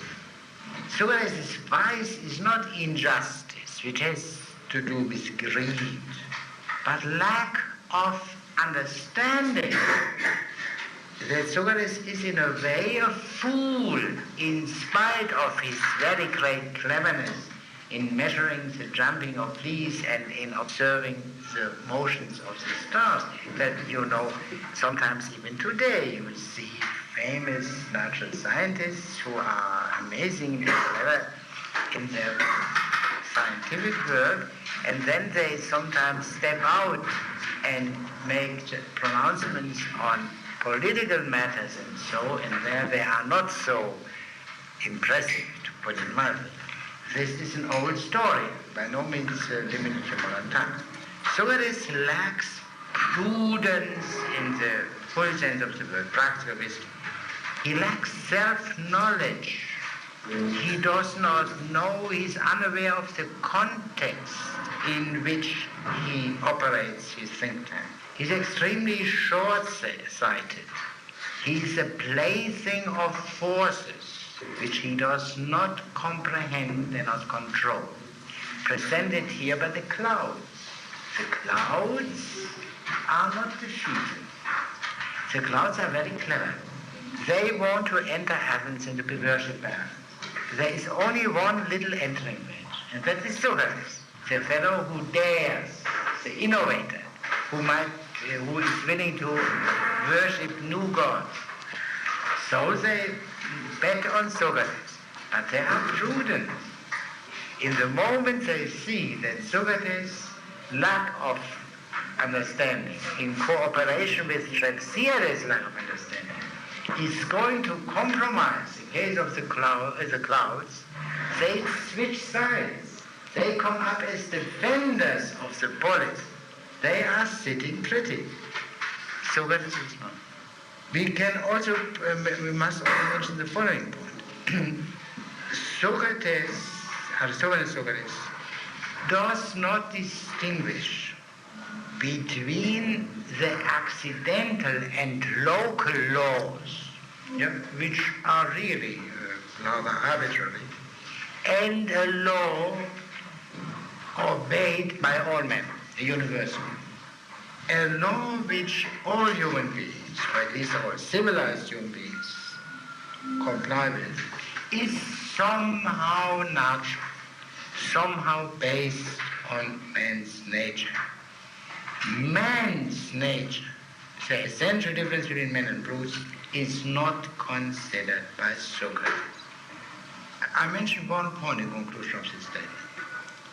What is to understand better the whole thing? Strepsiades and Socrates have something in common, naturally, otherwise they could not cooperate.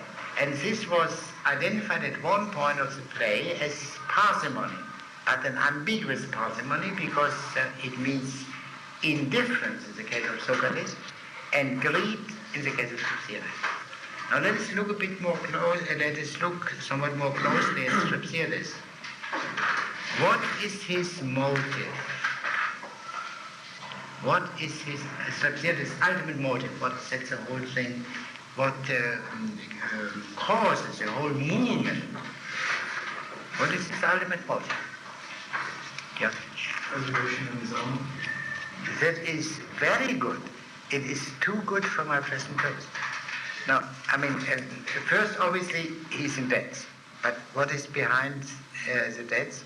His love of his son. Yeah, love of his son. And he doesn't love his wife. I mean, that's the silence is very clear, and the references to the wife do not show any love. But he loves his son, and that goes through his whole life. This love is not requited. As you put it, what his motivation is love of his own. His son as love of his own. One can say the father and the son have nothing in common, except that Strauss is the father of Phidippus. Strauss doesn't admire Phidippus because of his horsemanship, because of the elegant company he keeps, and so on and so on and so on. But what is decisive for him is, this is my son, yeah? His own, nothing else. This is, one could say, a natural desire which all brutes have too. The tigress fights for her cubs as much as a human mother. Now this natural love for his son as his own brings him into debt, into injustice, into impiety, and so on, and it culminates in this atrocious suggestion of his son that he may beat his own mother, you remember. Confronted with this possibility, Strauss' indulgence to his son ceases. Why? He grants his son everything, even that he may beat him, but not that he may beat the mother with the implication of incest. The prohibition against incest is the basis of his own, Strauss and any other man's own in this sense. Why?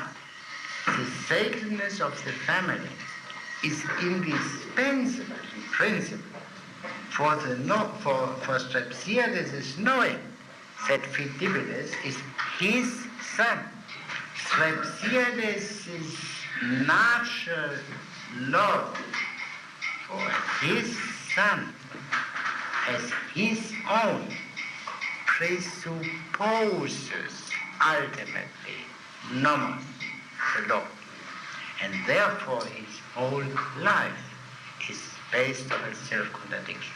Socrates, who is presented there as without any love of any his own, as you see, I mean, there's no allusion to his having children.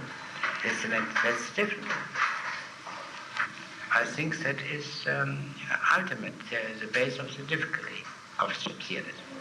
The question is, to which we do not get an answer now, why does Aristophanes defend family and the polis?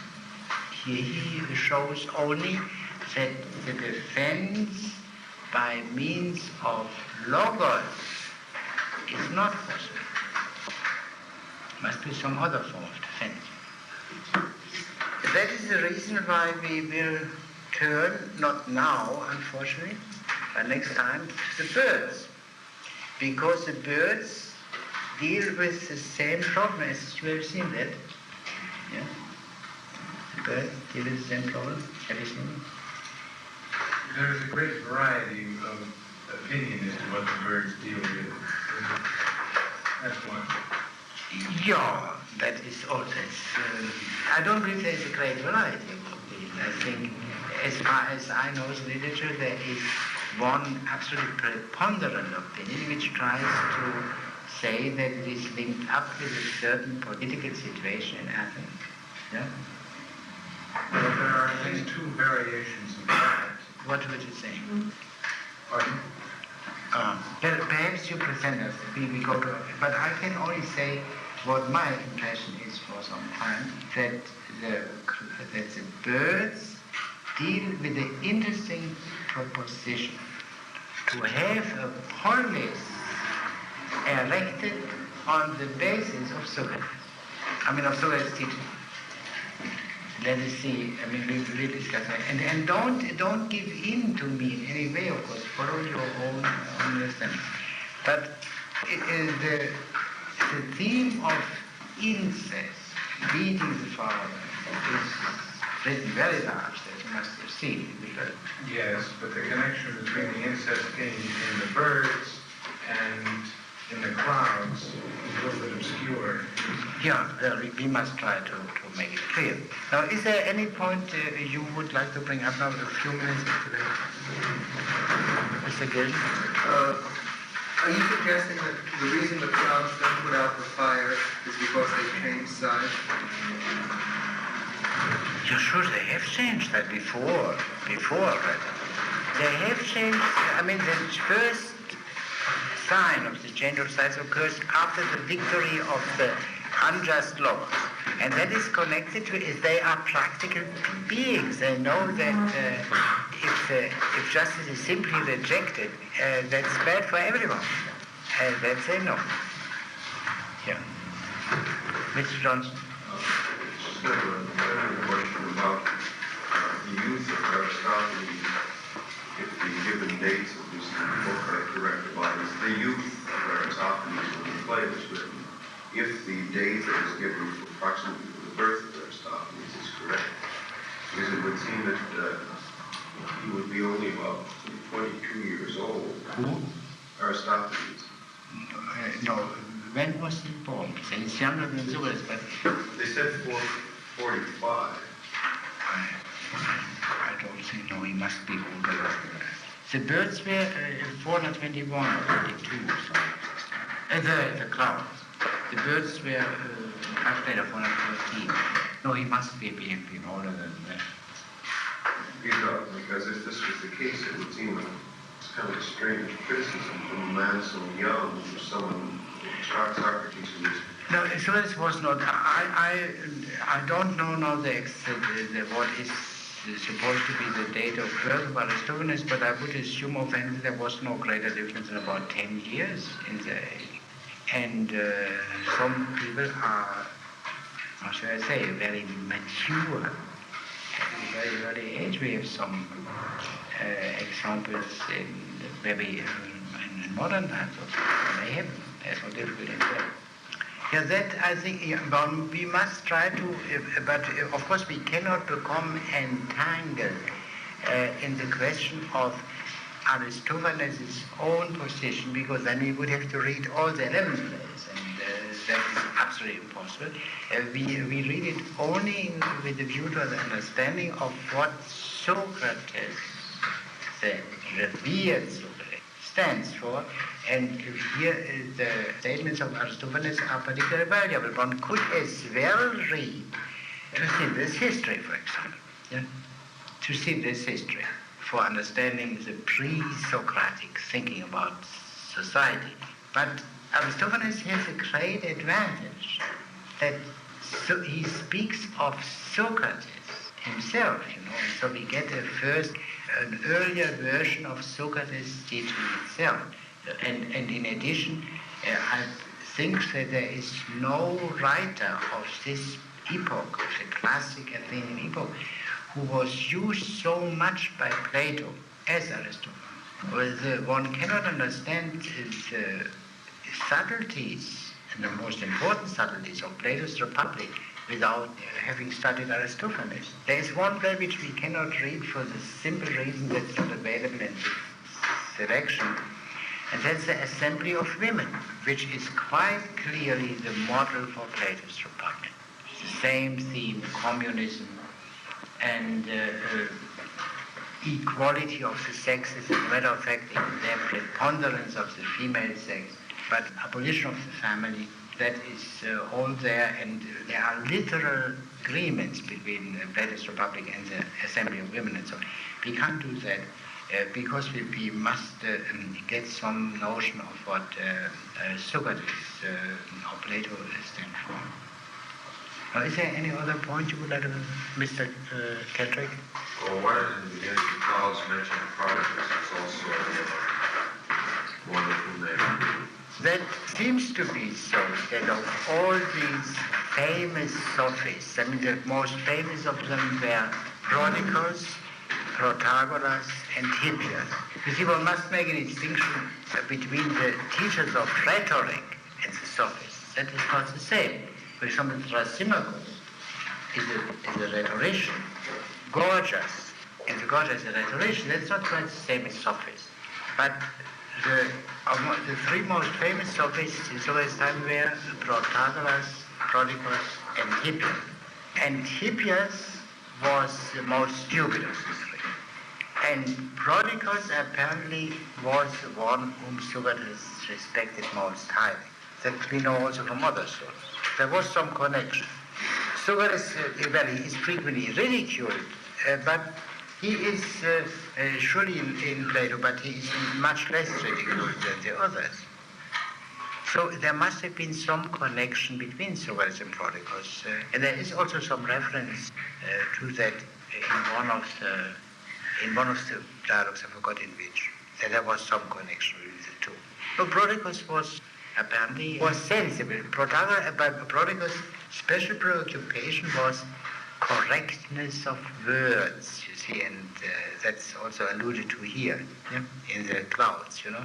I was wondering if there was any connection between the choice of Heracles' story that Prodicus was famous for and the Yeah, that is Prodicus, yeah. speech here. In which way? The choice of Philippides as it were being a substitute for the choice of Heracles. I don't get it. Well, for those who do not know as much as Mr. Kenning knows, I would like to say the choice of Heracles, that's a story told by Socrates in Xenophon's Memorabilia, where Socrates presents the case for virtue in the form of a story of the choice of virtue by Heracles. Yeah? And this goes back to Prodicus. I think there is a reference to Prodicus there. Yeah, Prodicus. Now, all right, but I don't see. I mean, Heracles chooses virtue against vice. Yeah? And what does Philippides do? Well, he chooses the unjust speech. I see. In other words, that would be Xenophon's reply, that Socrates teaches just the opposite as what he's made to teach. Yeah, that makes some sense. Yeah, but there is a more... Also the reference to Heracles.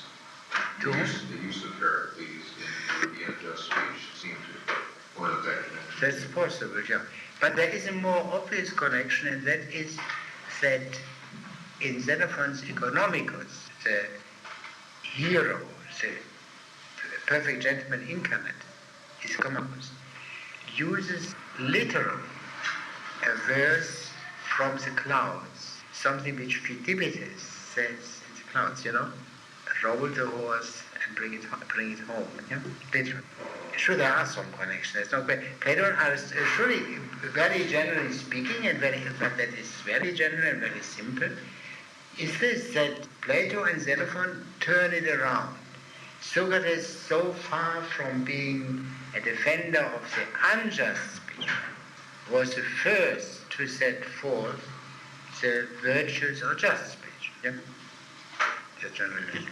But that is a bit too simple because, as I indicated last time, the case for rational morality which Socrates makes is not a case simply for traditional morality. Certain things are changed. Yes? Certain things are changed. Not because Socrates was a wicked man, but there is a problem in traditional morality. So next time we will hear your paper and Miss Hill.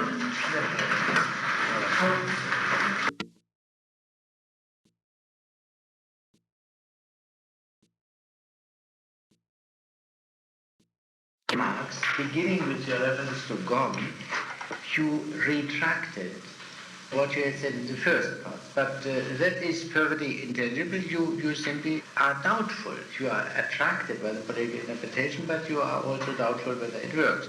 I do not blame you for that, and it will certainly not dispense me from a brief discussion of this overall issue. You have said there has always been the tendency to present Aristophanes as a political playwright. Always. What does that mean? Since Aristophanes' time, or since the early 19th century. As far as my knowledge goes, since the early 20th century. And that is gives the whole thing a different complexion. It has something to do with tendencies in the 19th and 20th century, peculiar to these centuries, to put this emphasis on the political. Now, on the other hand, if one says instead of political, a playwright, one does not necessarily improve the situation, because what is a playwright? A playwright today and a playwright in the 4th or 5th century is an entirely different thing, and one would have to know raise the question, what is a play? What is a drama? What is a comedy in particular? I will turn to that later. In the first part of your speech, you said the political plays, and political in the narrow sense, topical affairs of the moment, in all 10 plays, with the exception of the birds. That's of course not true. What about the Plutos? What about the Assembly of Women? What about the Clouds? What about the Testimony for your Susa? That is not so. Allusions to contemporary things occur everywhere, even in the birds, as you have seen in the Laminium. Yeah? I was speaking rather fast, and possibly I said what I did not mean to say, but I did not mean political in the narrow sense of allusions to contemporary events. I believe I said specifically political or social, or political in the sense that it was used in Greece, meaning social. And I think on that but what basis, is, excuse me, if that is not contemporary politics, as the Sicilian expedition in 414, I don't know what it is. I'm sorry, I didn't understand. I mean, you try to link up between the birds and the Sicilian expedition. That is surely contemporary politics at that time. Yes. So that's what I meant. I mean, what does political mean if it is not political as contemporary politics? Then you would have to say a very general, for example, historical play. When Shakespeare writes his history, he presents a political problem in a way which has no immediate, or at least not immediately visible connection with the contemporary politics of Elizabeth and James. I would prefer the comparison not to Shakespeare, but to, say, Bernard Shaw, who does not necessarily refer to immediate contemporary events, but just the same, I think, can be called a political playwright. Perhaps, I don't know. But something is surely true in the case of Shaw. But I would like to come to a broader issue. Now, when you say the parabasis, the birds, is non-political, and nowhere else, that's not true. The clouds, for example, as we have seen, is entirely non-political. I did not mean, and don't think I said that all the others were political. In fact, not all of them are. I think only about 4 or 5 of them are political. Well, all I meant to say was that in this case, this is assuredly not political. Yeah, but the clouds and the Testimony for your Susa and the Susa and the Plutos are as surely that simple as not political. One point I would like to mention only immediately. Whatever may be difficult regarding the name of that city founded in the birds, it surely has a connection to clouds. Aristophanes wrote a play called The Clouds, which would already indicate that there might be some connection there, to say nothing of other considerations. But let me put the question of a broader basis. I said there is a general tendency of critics in the 19th and 20th century to emphasize the political character of the plays is connected with the spirit of the 19th and 20th century, with a prevalent spirit, a prejudice which we can call for a political prejudice, and which finds its most well-known expression in Marxism, that you have to understand a work of poetry ultimately, and that alone can give you a true understanding, in terms of the political social problems of the time. And we have seen traces of that, and this is of course not limited to Marxism, but only Marxism is the most well-known and extreme form of that. For example, the emphasis which people put in the interpretation of Plato's political works, the Laws and the Republic, on his affairs in Syracuse. There were centuries, millennia of Platonic interpretation, and no one had paid any attention to Plato's affair in Syracuse. In the 19th, 20th century, the Syracusan affair became so famous that it overshadowed the substantive issues of the Platonic dialogue. I'm sure that one can understand the Republic and the Laws as a whole without any difficulty, without even thinking of Plato's adventure or misadventures in Syracuse. When Plato, who after all was interested in politics, as we know, presented Aristophanes in one of his dialogues in the banquet, there is hardly any allusion to Aristophanes as a man being concerned with politics, much less than other characters he presented there, like Pausanias. So that Aristophanes, there is to begin with no extraneous evidence at any rate in favor of the view that Aristophanes should be emphatically political. Surely politics occurs everywhere, but the question is why? The safest thing to start from is that Aristophanes' works are all comedies. No one can deny that. Now what is the purpose of comedy? According to what Aristophanes himself says. Now he says that the poet should make man, the citizen, just, and be a teacher of justice. But that would apply, of course, to every dramatic poet.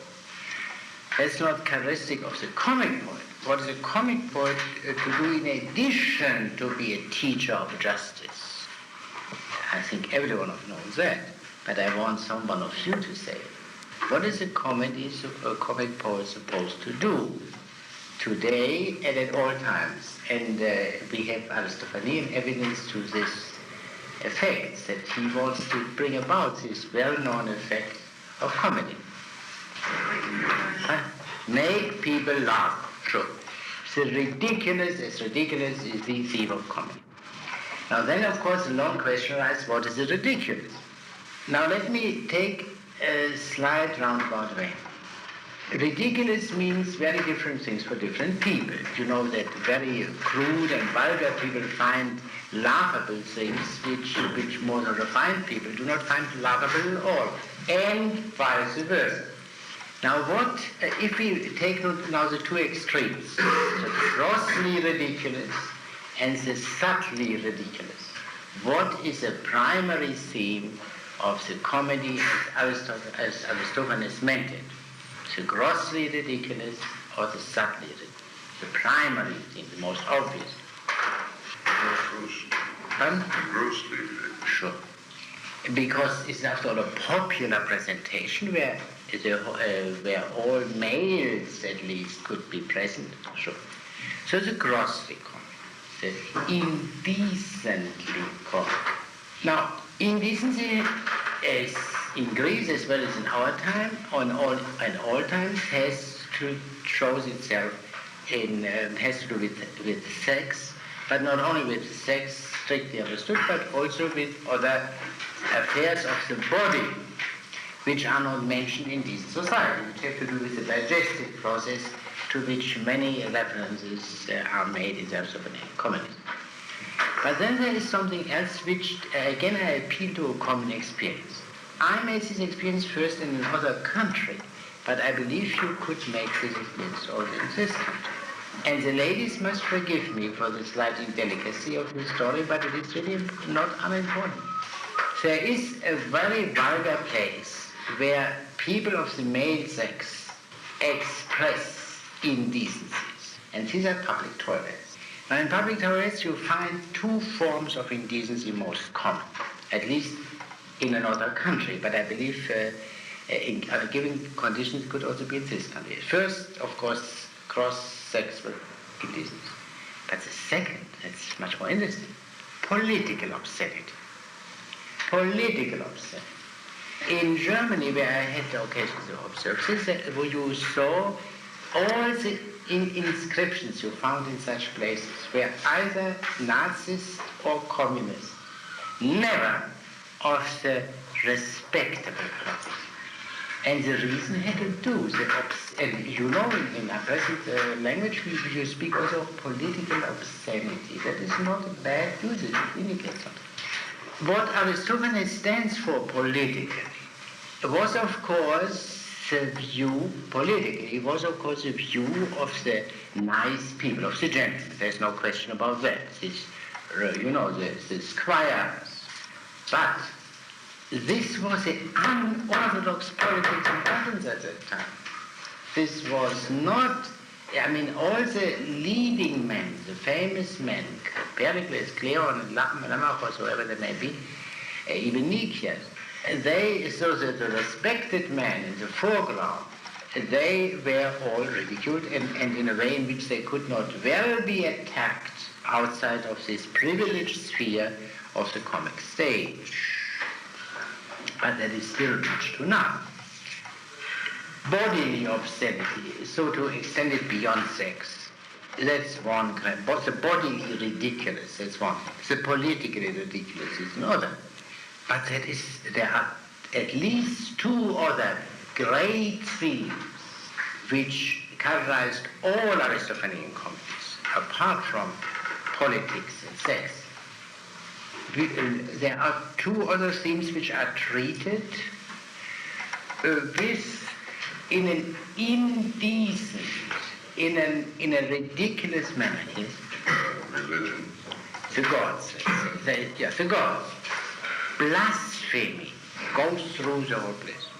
And blasphemy is another form of obscenity, of indecency. And then there is a fourth subject, which is treated to some extent improperly, indecently, and we had a good example last time. We will also see some specimens of that, important specimens of that in the birds. But there is also another play, a grossly indecent play, by the way, the Thesmophoria Suicide. I don't know how to translate that title, in which Euripides is presented in the most ridiculous fashion. Let us call it, using a word employed by Aristophanes himself, wisdom. Wisdom, and of course wisdom has various forms. There is this kind of wisdom which is represented by Socrates. There is also the wisdom of the poets, and what Aristophanes presents especially is, in the Thesmophoria of Suicide, for example, the wisdom of Euripides. Now, to mention just one point, externally, and at first glance, Euripides is for the old fashion, in favor of the old fashion. And Euripides is a newfangled poet. And the opposite number is Aeschylus, the venerable poet of the Persians and so on and so on. And there is a play in which Aristophanes presents a contest between Aeschylus and Euripides, which ends in favor, externally, in its action in favor of Aeschylus against Euripides. But on a purely external political ground, who is willing to accept Alcibiades? Euripides and Aeschylus. And only Aeschylus is willing to accept it, and so he gets a prize. Not on grounds of superiority of his poetry. There is one third great tragic poet who does not enter the contest at all. And that is the noblest of them, Sophocles. And Aeschylus talks like Billingsgate, and so does Euripides. In other words, they are all, Aeschylus too is presented indecently.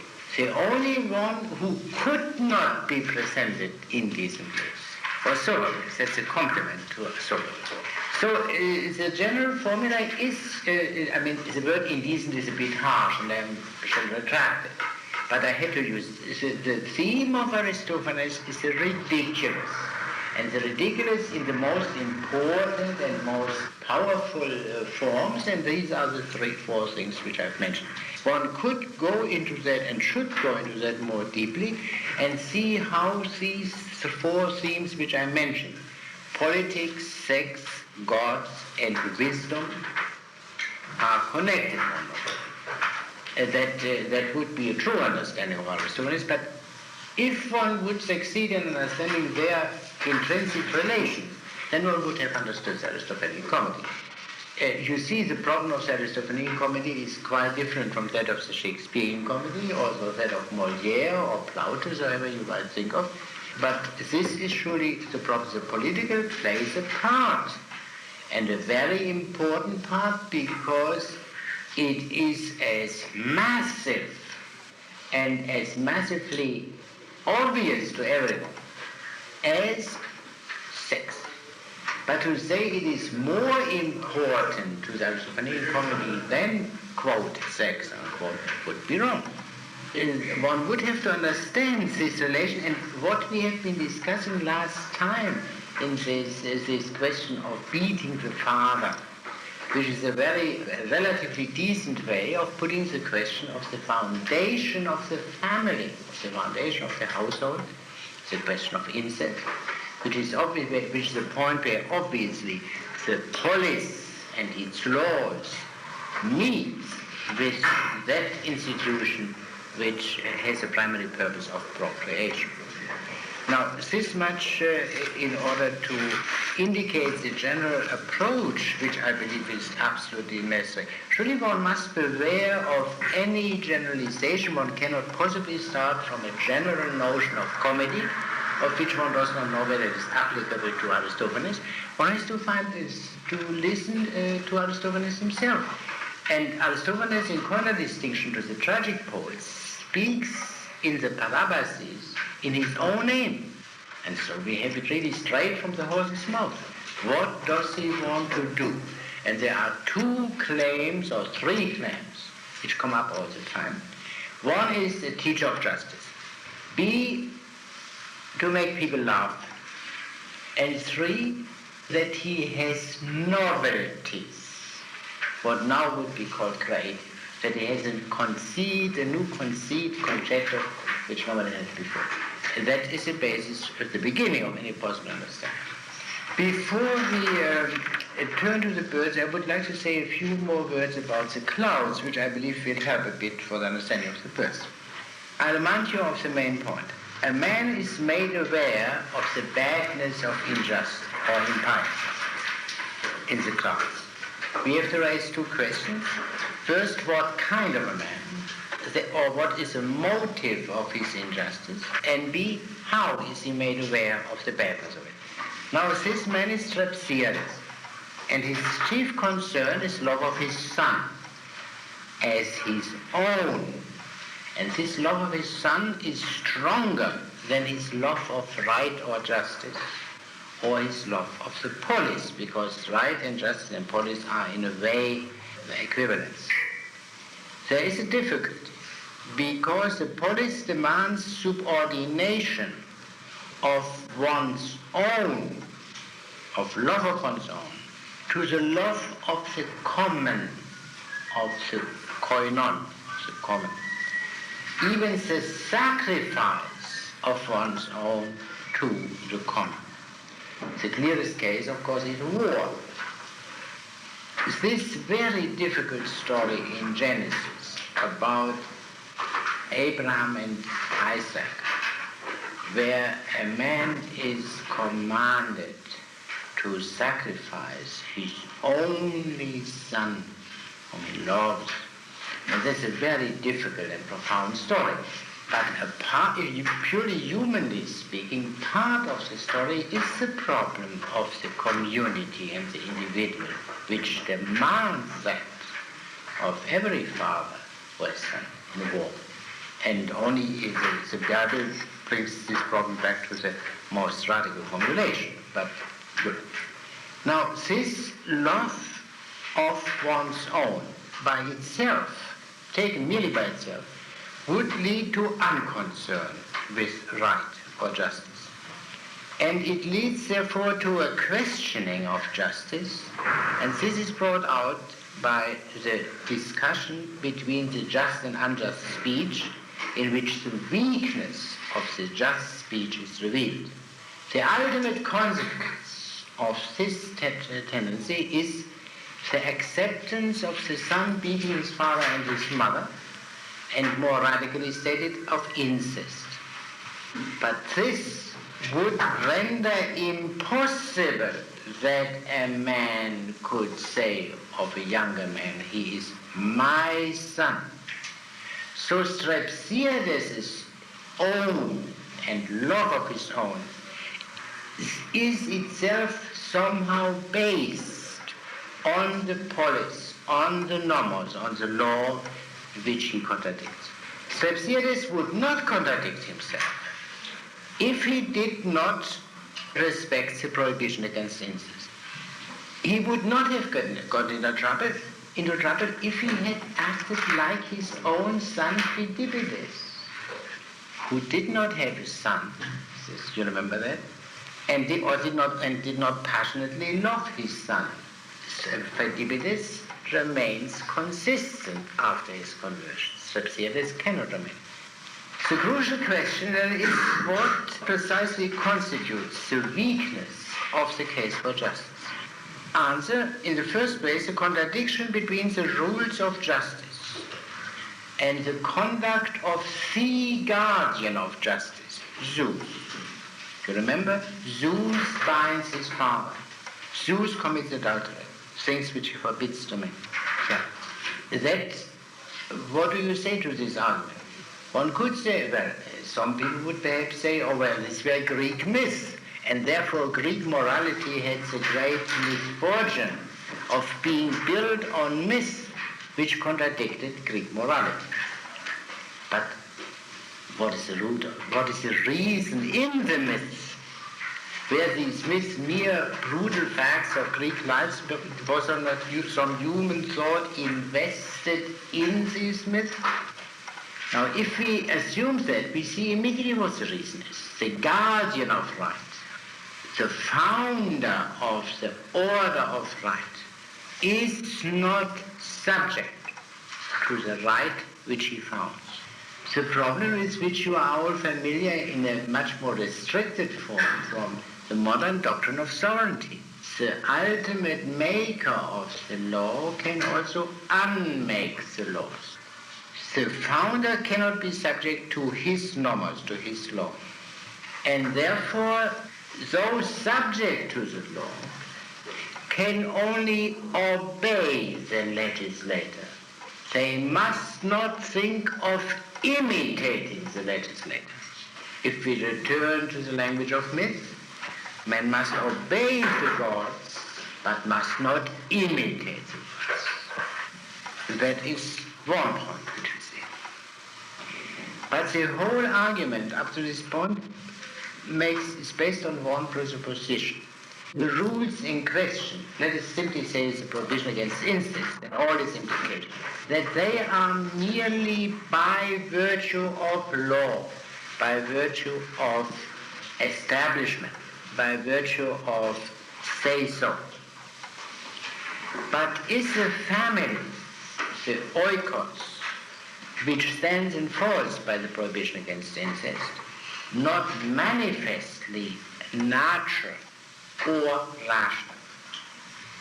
That's the question.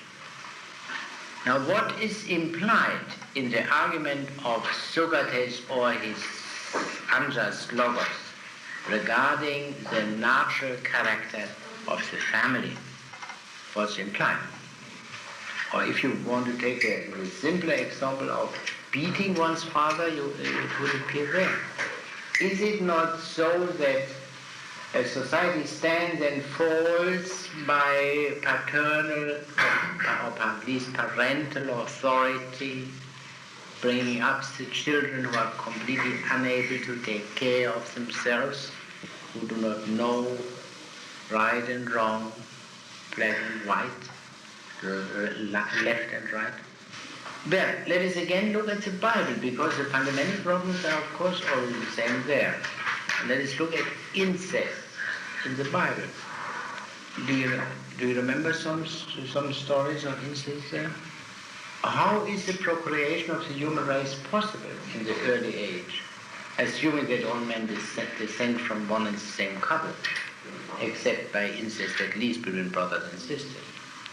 To say nothing of the story of Lot and his daughters and so on. Think also of the story of Oedipus in Greece. You remember the story. What would be our moral judgment about Oedipus if we were suddenly confronted with such a case in our world? Well, we would say he's blameless, that it was chance. And That he was blameless. why? Chance. Yeah, but more precisely. Why is it blameless? Well, that was the rule of thieves, but not. No, why would we say Oedipus is blameless? He does not know. He did not know. Yeah, but the deeper implication of the myth is, of course, incest is a terrible violation of a sacred order, regardless of whether you know or not. That is the point. And there is something behind it that this has, by itself, terrible sanctions. For example, the offspring must be terrible. Now look at the offspring of Oedipus and Jocasta. There is at least one exception to that rule. At least one. I think there are two. But if Antigone is not a noble woman, I don't know who she is. And even her sister is Mary. So there's a problem. What is the basis of the prohibition against incest? Is this a rule which is universally valid? Universally valid. And the mere fact that it depends on knowledge is a very grave point. So conclusion, we cannot say much more because Aristophanes in the Clouds leaves it at a few indications. The foundation of the polis is a household. And the foundation of the household is a prohibition against incest. This is a sacred prohibition, not a utilitarian rule. And this sacred foundation of all society cannot be defended by the logos. There is a conflict then between the polis and the logos. Now this thesis in itself is today trivial. It is only usually not brought out, but it is implied in what you learn in almost all classes in this building. How would people call today such things as prohibitions against incest or beating one's father and similar things? Convention. A convention they rarely say today. They have this. Taboos. Taboo is comes a bit closer. But I think the two terms which would invariably occur in such a discussion would be myths or values. Now, what does official social science teach regarding myths or values? That every society stands or falls by a value system or by a basic myth. And that this value system or myth cannot be defended rationally. Every defense would be merely ideological. It can only be accepted or rejected, but it is not subject to rational validation. So this premise is really very well known today. A simple reader, and we all must always return to the stage of simple reader if we want to understand such a word. What if I limit myself entirely to Straussiades now? Straussiades ought to have loved justice and the polis more than his son. That is what we all would say, I think, as decent people. But still, why? This question must be permitted in the classroom, if not in the marketplace. Why should he have loved justice and the polis more than his son? Right? The love of his son was ultimately dependent on justice, according to the play. Yeah, because the polis, we can say, is a condition of his son.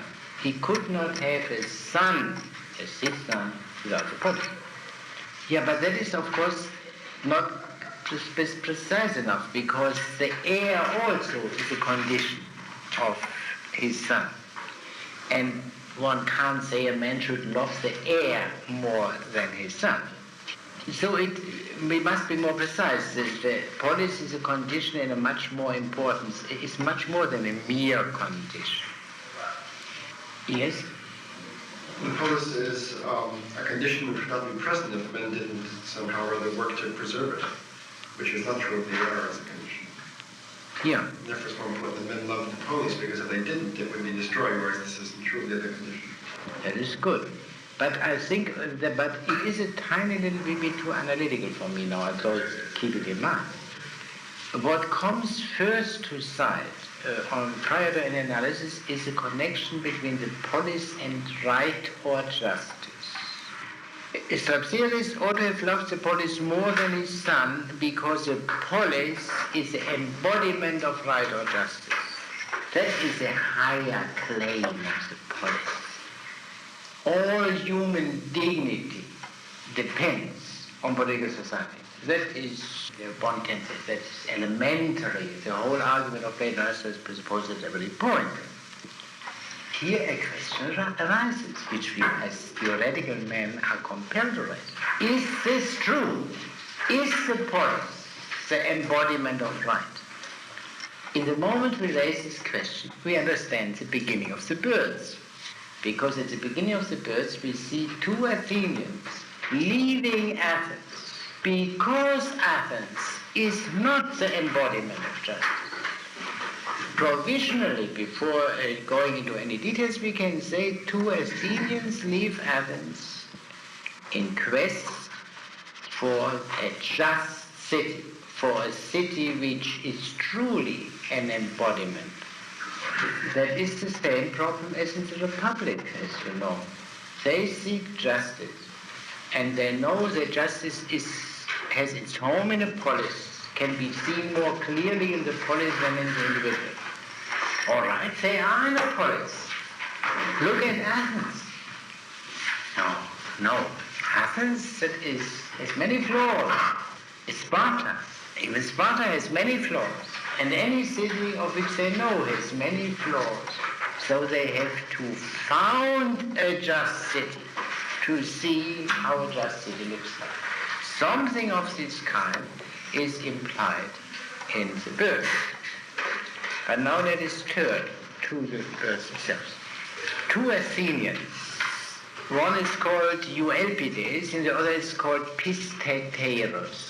Euelpides, that is derived from the words men of good hope. The men of good hope. And Pisteteros is the reliable comrade, something of this kind. Follow two birds. To follow birds means, of course, in Greek, also same word, obey two birds. You see, it begins really, as the play opens with the rule of birds. Birds were famous omina. You did what the birds told you to do. So it begins with the rule of the birds already. And they are on the quest for a human being who has become a bird. They run away from the city of Athens, which makes life unbearable because of the constant lawsuits, a theme which we will find also in the Wasps from a different point of view. And they seek a place where they can live quietly, a city which is not a busybody, a city of busybodies. By the way, you see here also some connection with the Republic, because in the Republic the definition of justice given there, justice means minding one's own business. That is only a different formulation for being not a busybody in ordinary language. A man who is minding his own business, he is the opposite of a busybody. So they seek a city which is not a busybody. And they don't know whether such a city exists. But they think they can find out the location of it from this man who has become a bird, Tereus. Why such a man, such a creature, now a bird, once a human being? Because being a bird and flying around all countries, he might have seen it from above, a kind of aerial reconnaissance, you see. And since he is of human origin, he will understand these humans, so that is chosen with absolute sensibility. Having almost despaired of finding their way, they discover that they have arrived at the place where Tereus lives. What first comes to sight is a servant bird of Tereus, of a slave bird. And that's strange, because we will see there are no slaves there. Well, and we hear immediately that this fellow has a slave bird only as a relic from his human life. This was his human slave in his human days. The birds have no slaves. Once they see this strange bird, they get frightened, and they let their birds escape. So they can't find their way back. The way back to civilization is closed. They have to find a way to live where they have arrived from. Let us turn to verse 85 following, which is on page 8 of the translation. Go on. Oh dear, my heart went pit-a-pat, my dog's gone too. Gone? Oh, you coward, you let him go. So is this the point? Yeah, sure. Well, didn't you fall down and let your crow go? No, I didn't know. Where is she then? She flew away herself. You didn't let her go. You're a brave boy. No, this little interlude is not uninteresting. They did exactly the same thing. Out of fear, they let them fly, but they put different constructions on the same action. Who is cleverer of the two fellows? From a very simple point of view. Pistederus or Euelpides? Yeah, sure. Now that is the first indication that he is a hero, you see. At this point in the verse, he's clever. And the first indication. Now, Tereus, the hoopoe, has become completely a bird now. And this passage also we should read on page 9 bottom in the translation. They are asked, what do they comment? They are human beings, of course. The two men from Athens. No? Go on. You were a man at first, as we are now, and had your creditors as we have now, and loved to shirk your debts as we do now. And then you changed your nature and became a bird, and flew round land and sea, and know all that men feel, and all that birds feel too. That's why we are come as suppliants here, to ask if you can tell us of some city, soft as a thick rug, to lay us down within. Seek ye a mightier than the Cranian town, a mightier, no. A more commodious, yes. Aristocratic, anything but that. I loathe the very name of Selja's son. What sort of city would ye like? Why, one where my worst trouble would be such as this, a friend at daybreak coming to my door and calling out, "Oh, by Olympian Zeus, take your bath early, then come round to me, you and your children, to the wedding banquet I'm going to give. Now pray don't disappoint me, else keep your distance when my money's gone." Upon my word, you are quite in love with troubles, and you, I love the like. But tell me what? To have the father of some handsome lad come up and chide me with complaints like these. Fine things I hear of you, still Bonadies. You met my son returning from the baths, and never kissed or hugged or fondled him. You, his parental friend, you're a nice fellow. Let us stop here. That in this comical and rather gross thing that the translator was very decent. Now what do we learn from that? Do they have a match? And what do we see here about the motivation of the two men? Thank you very much.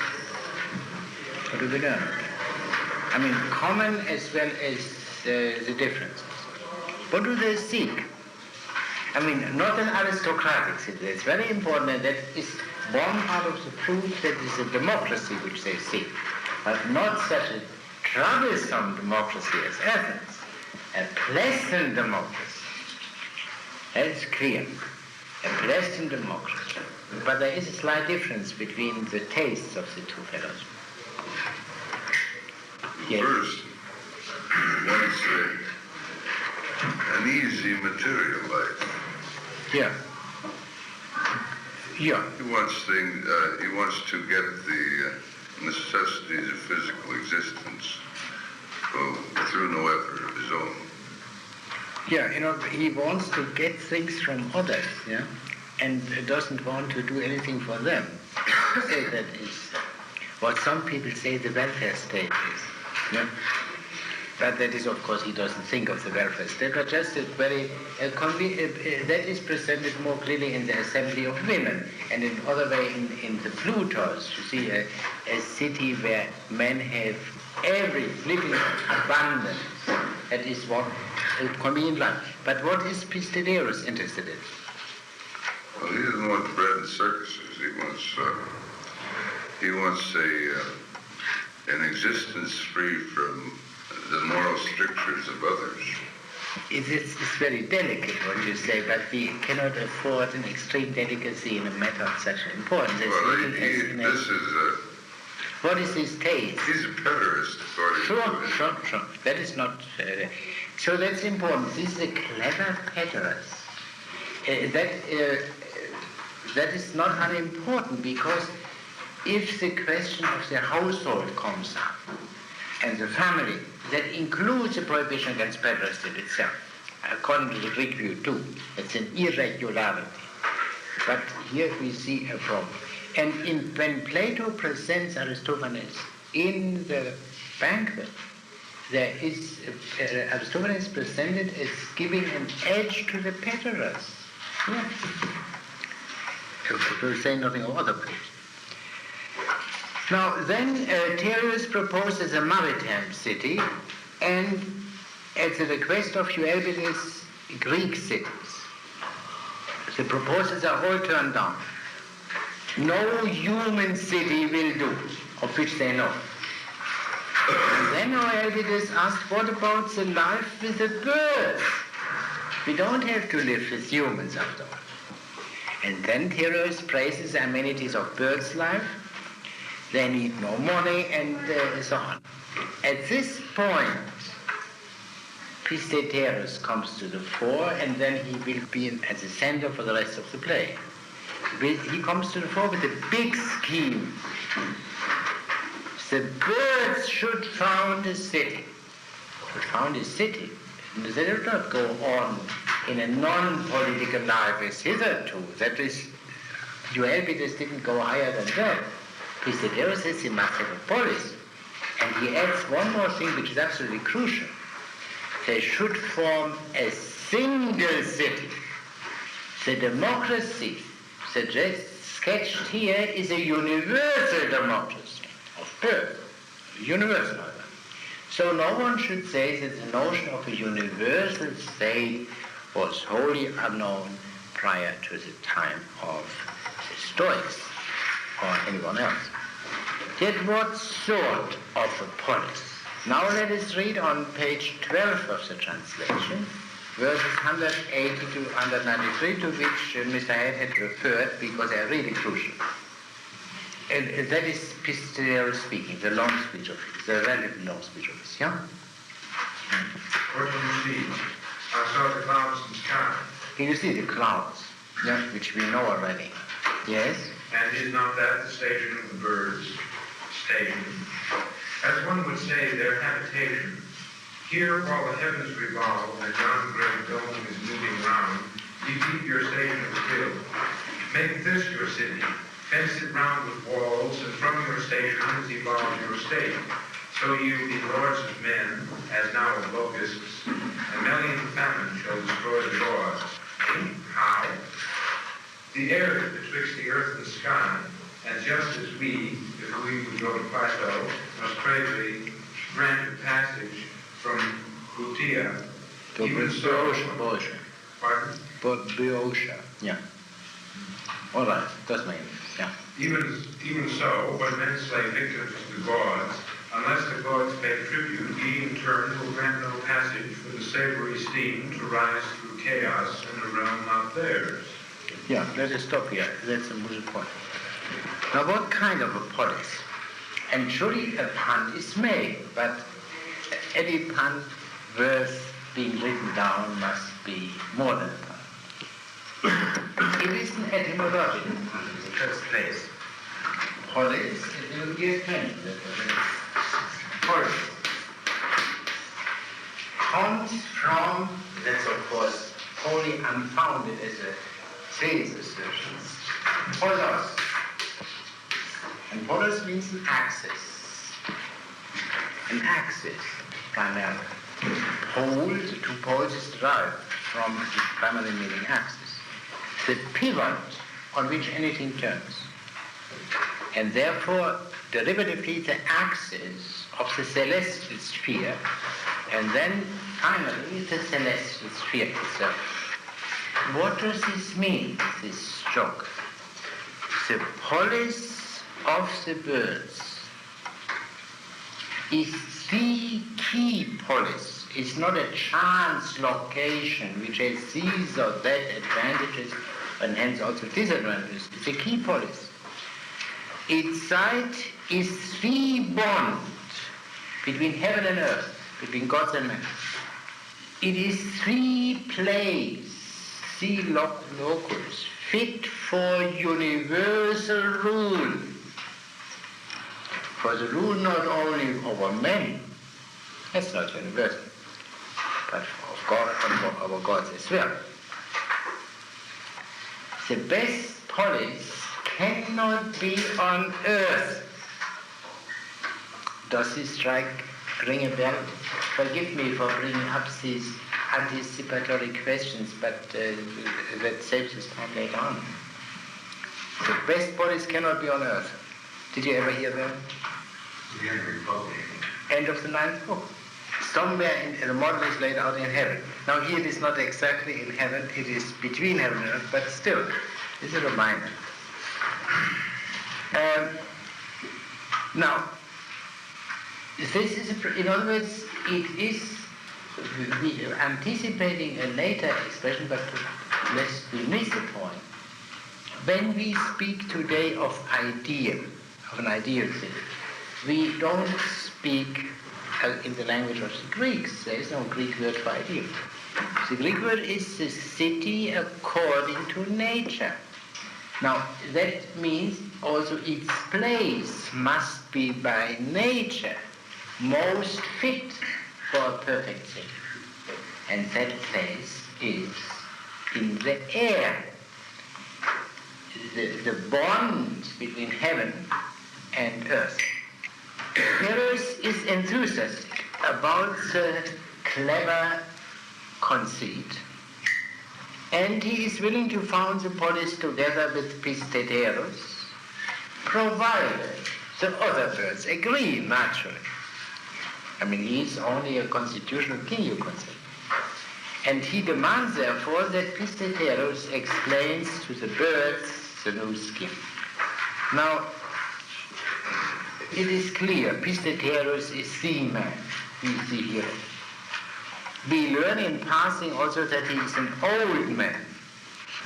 That comes up time and again, an old man who has an inventive man of novel thoughts, who attempts novel deeds, something unheard of. Now, it is not easy to get all the birds together. It is also not easy to convince them that the two human beings are not their enemies. After all, they know them only as, up to now, as bird hunters. The birds wish to rend them to pieces. Now let us turn to translation page 18, bottom, verses 339. They are in real danger. The birds want to rend them to pieces, both. Yeah? And then Oyelbide says, do you have that? You alone? Do you have it? Wretched man, 'twas you that caused it? Yeah. You and all your cleverness, why you brought me, I can't see. Just that you might follow me, just that I might die of weeping. What a foolish thing to say. Weeping will be quite beyond you when your eyes are pecked away. Yeah, let's stop here. You know, we learned one point. The real instigator from the very beginning was Pisteteros. So, Eurypides is a secondary figure. So they can be compared to such couples as Don Quixote and Sancho Panza in Don Quixote, or perhaps also to Sherlock Holmes and Dr. Watson. You know, they are so famous couples, a clever leader, a bit strange, you know, even Sherlock Holmes is very strange, as you know, and a normal man who has faith in that superior, extra, and abnormal man. In the frogs also. Pardon? In the frogs also. That couple. I don't believe that this is, but I don't know. Dionysus. Yeah, Dionysus is a god. I mean, that superiority is given to that. Yeah, that's a different story. The name Pisteteros, by the way, what does the name mean? His name indicates reliability. Yeah, Pistos. Perhaps is he so reliable, so unusually reliable, because he's so unusually clever? That could be an explanation. I cannot swear that this is the case. Let us turn to the top of page 20, when Eurypides says, "You most wise men," do you have it? What a skillful, neat contrivance. Oh, you clever fellow, you, in your military science. Nicias, you far outdo. You know, that, again, only to show the position of the two men. Eurypides recognizes his ascendancy without any hesitation. And a bit later on the same page, Eurypides speaking again. Do you have it? No, I don't think Eurypides speaks again on that page. No, it is epochs, yeah, I'm sorry, yeah. If they are by nature enemies, they are, he tries to sell the two Athenians to the birds assembly, yeah, and says they are by nature enemies, because men and birds are by nature enemies. But as regards their mind, they are friends. Do you have that? Enemies, I grant by nature, very friends in heart and will. Here they come with kindly purpose, useful lessons to instill. What, they come with words of friendship? What, you really then suppose they will teach us useful lessons? They, our fathers' foes? Yet to clever folk of foemen, very useful hints may show.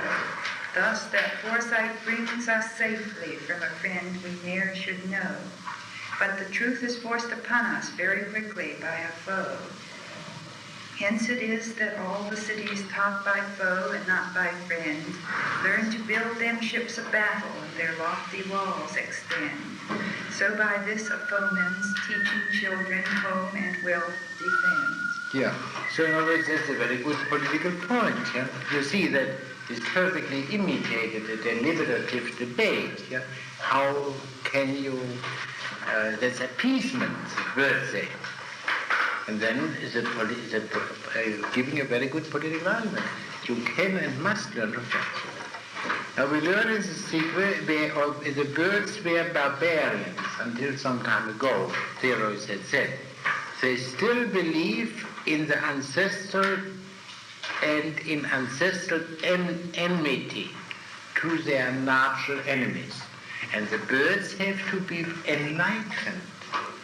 It is a problem. They are ordinary citizens with ordinary citizen prejudices. They have to be liberated from them. Page 22, top, 118.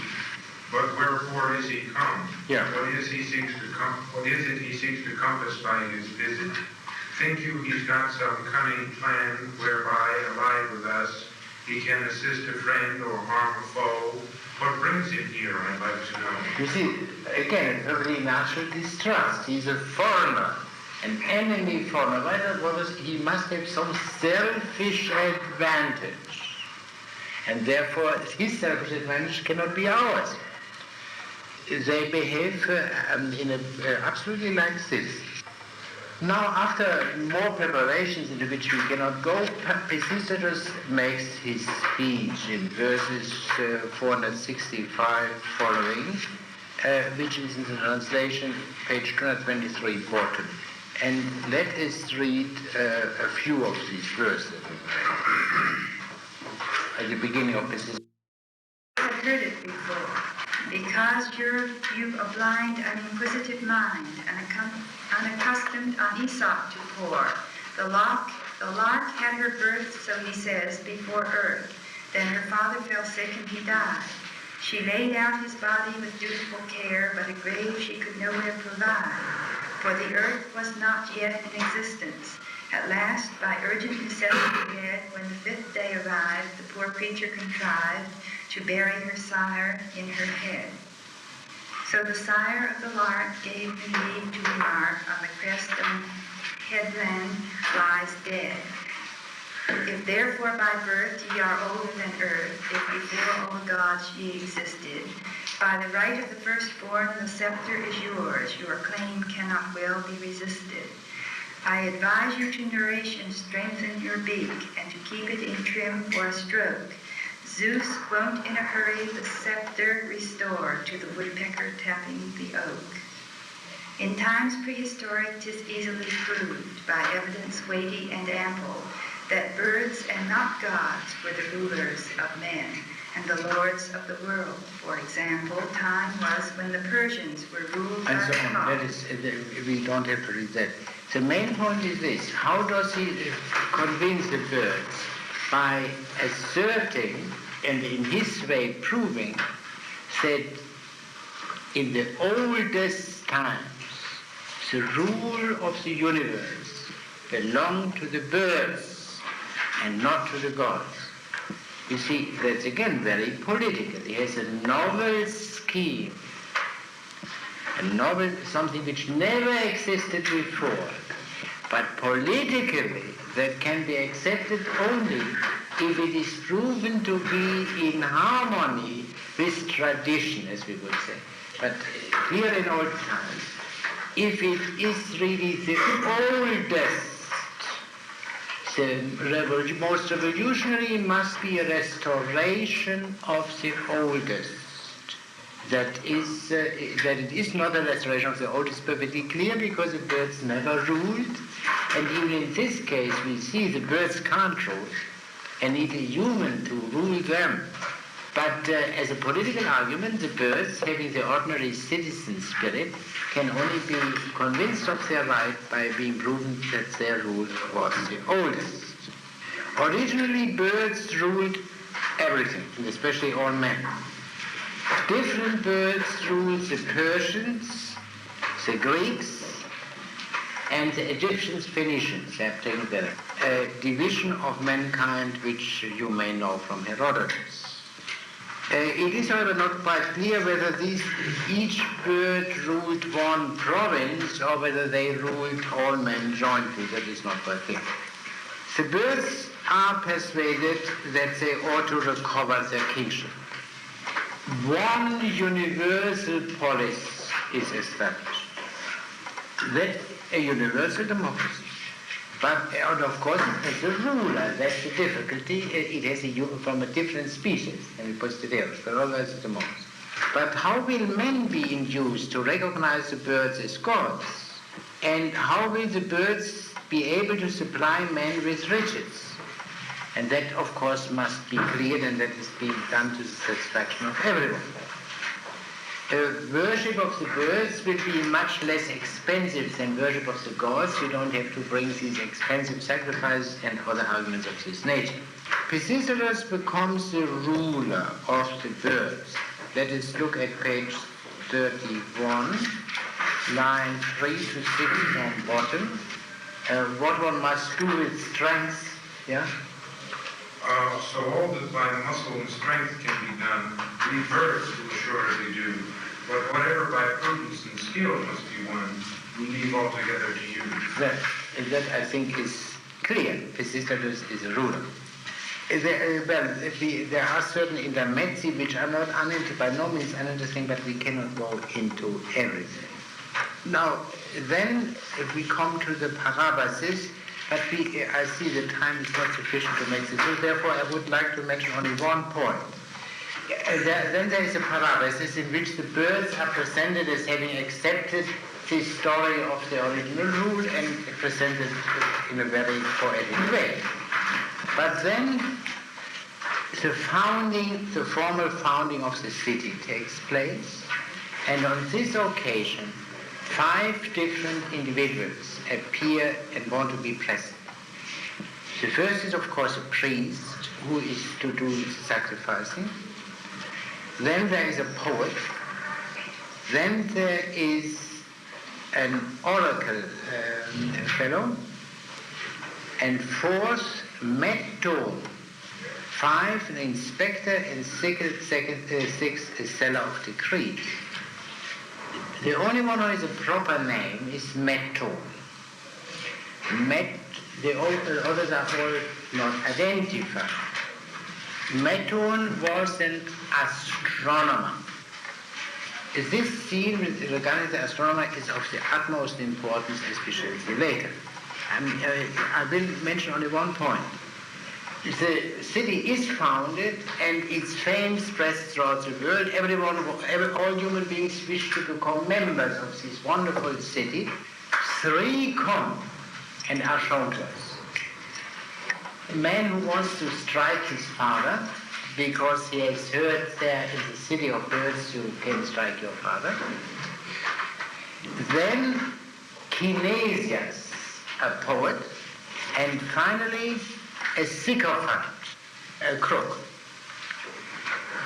Again, there is only one mention who has a proper name. And this time it's a poet. There is the connection between the astronomer, the man with proper name in the first set, and the poet, the man with the proper name in the second set, is of crucial importance for understanding the meaning of the play. And this is connected to bring or show only the connection with the clouds in a few words. The poet is treated best among the first set. Metto, the astronomer, is thrown out, and he is even thrown out with beatings. It is not quite clear who beats him, whether Pisteterus beats him or whether the birds beat him, but surely if Pisteterus beats him, he would do it in the spirit of the citizens. He would not do it in his own accord. He says explicitly, I love you. I would keep you, but I can't. And there is a nice connection between that and Striker, the man who wishes to strike his father. Pisteterus contradicts himself there, and we have to discuss that.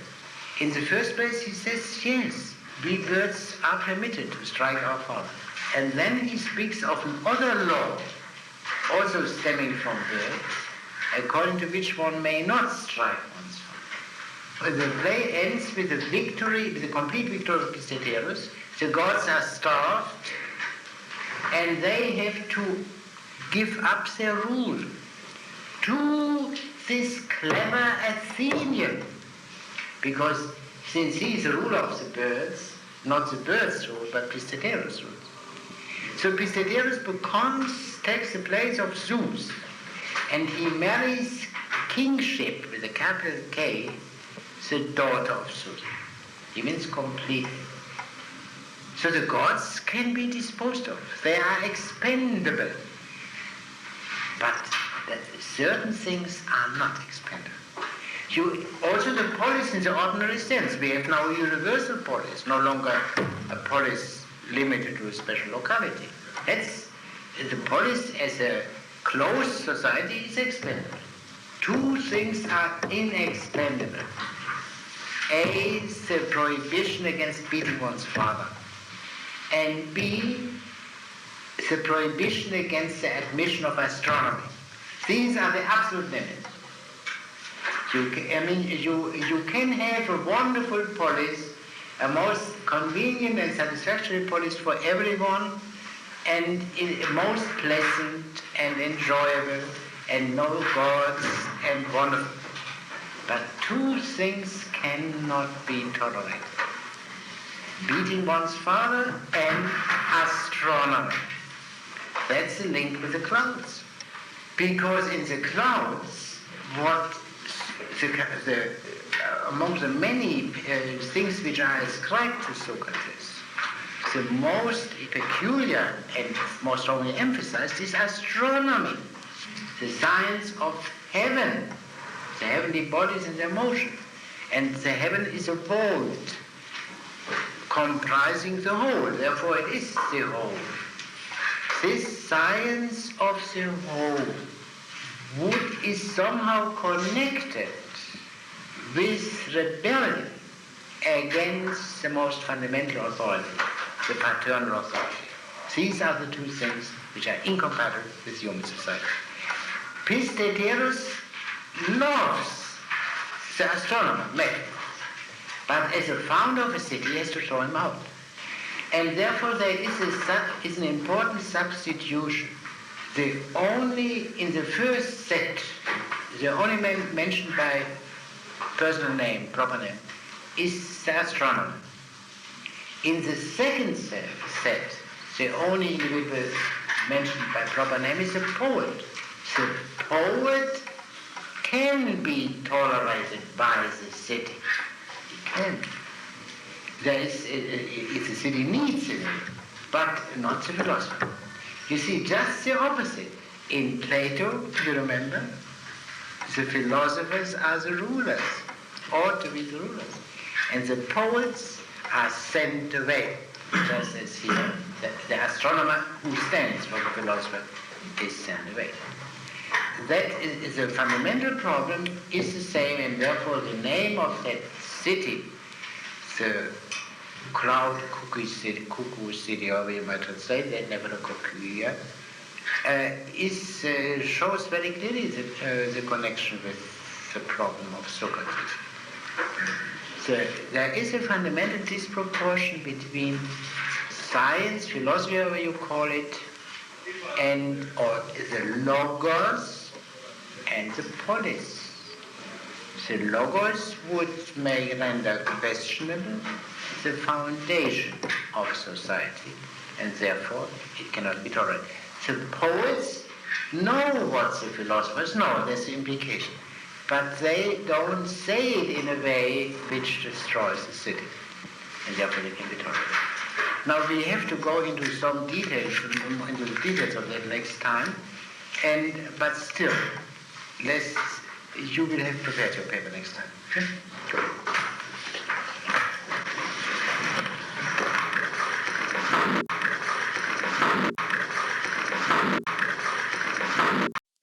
Mr. Eben, because we haven't talked for some time, I will write your name down here.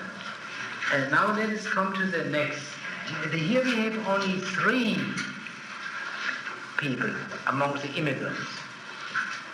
2 are nameless, and the central one has a name, a proper name, just as in the first case. In the first case it was an astronomer, now it is a poet. Now, what does the poet say? On the lightest of wings I am soaring on high, lightly from measure to measure I fly.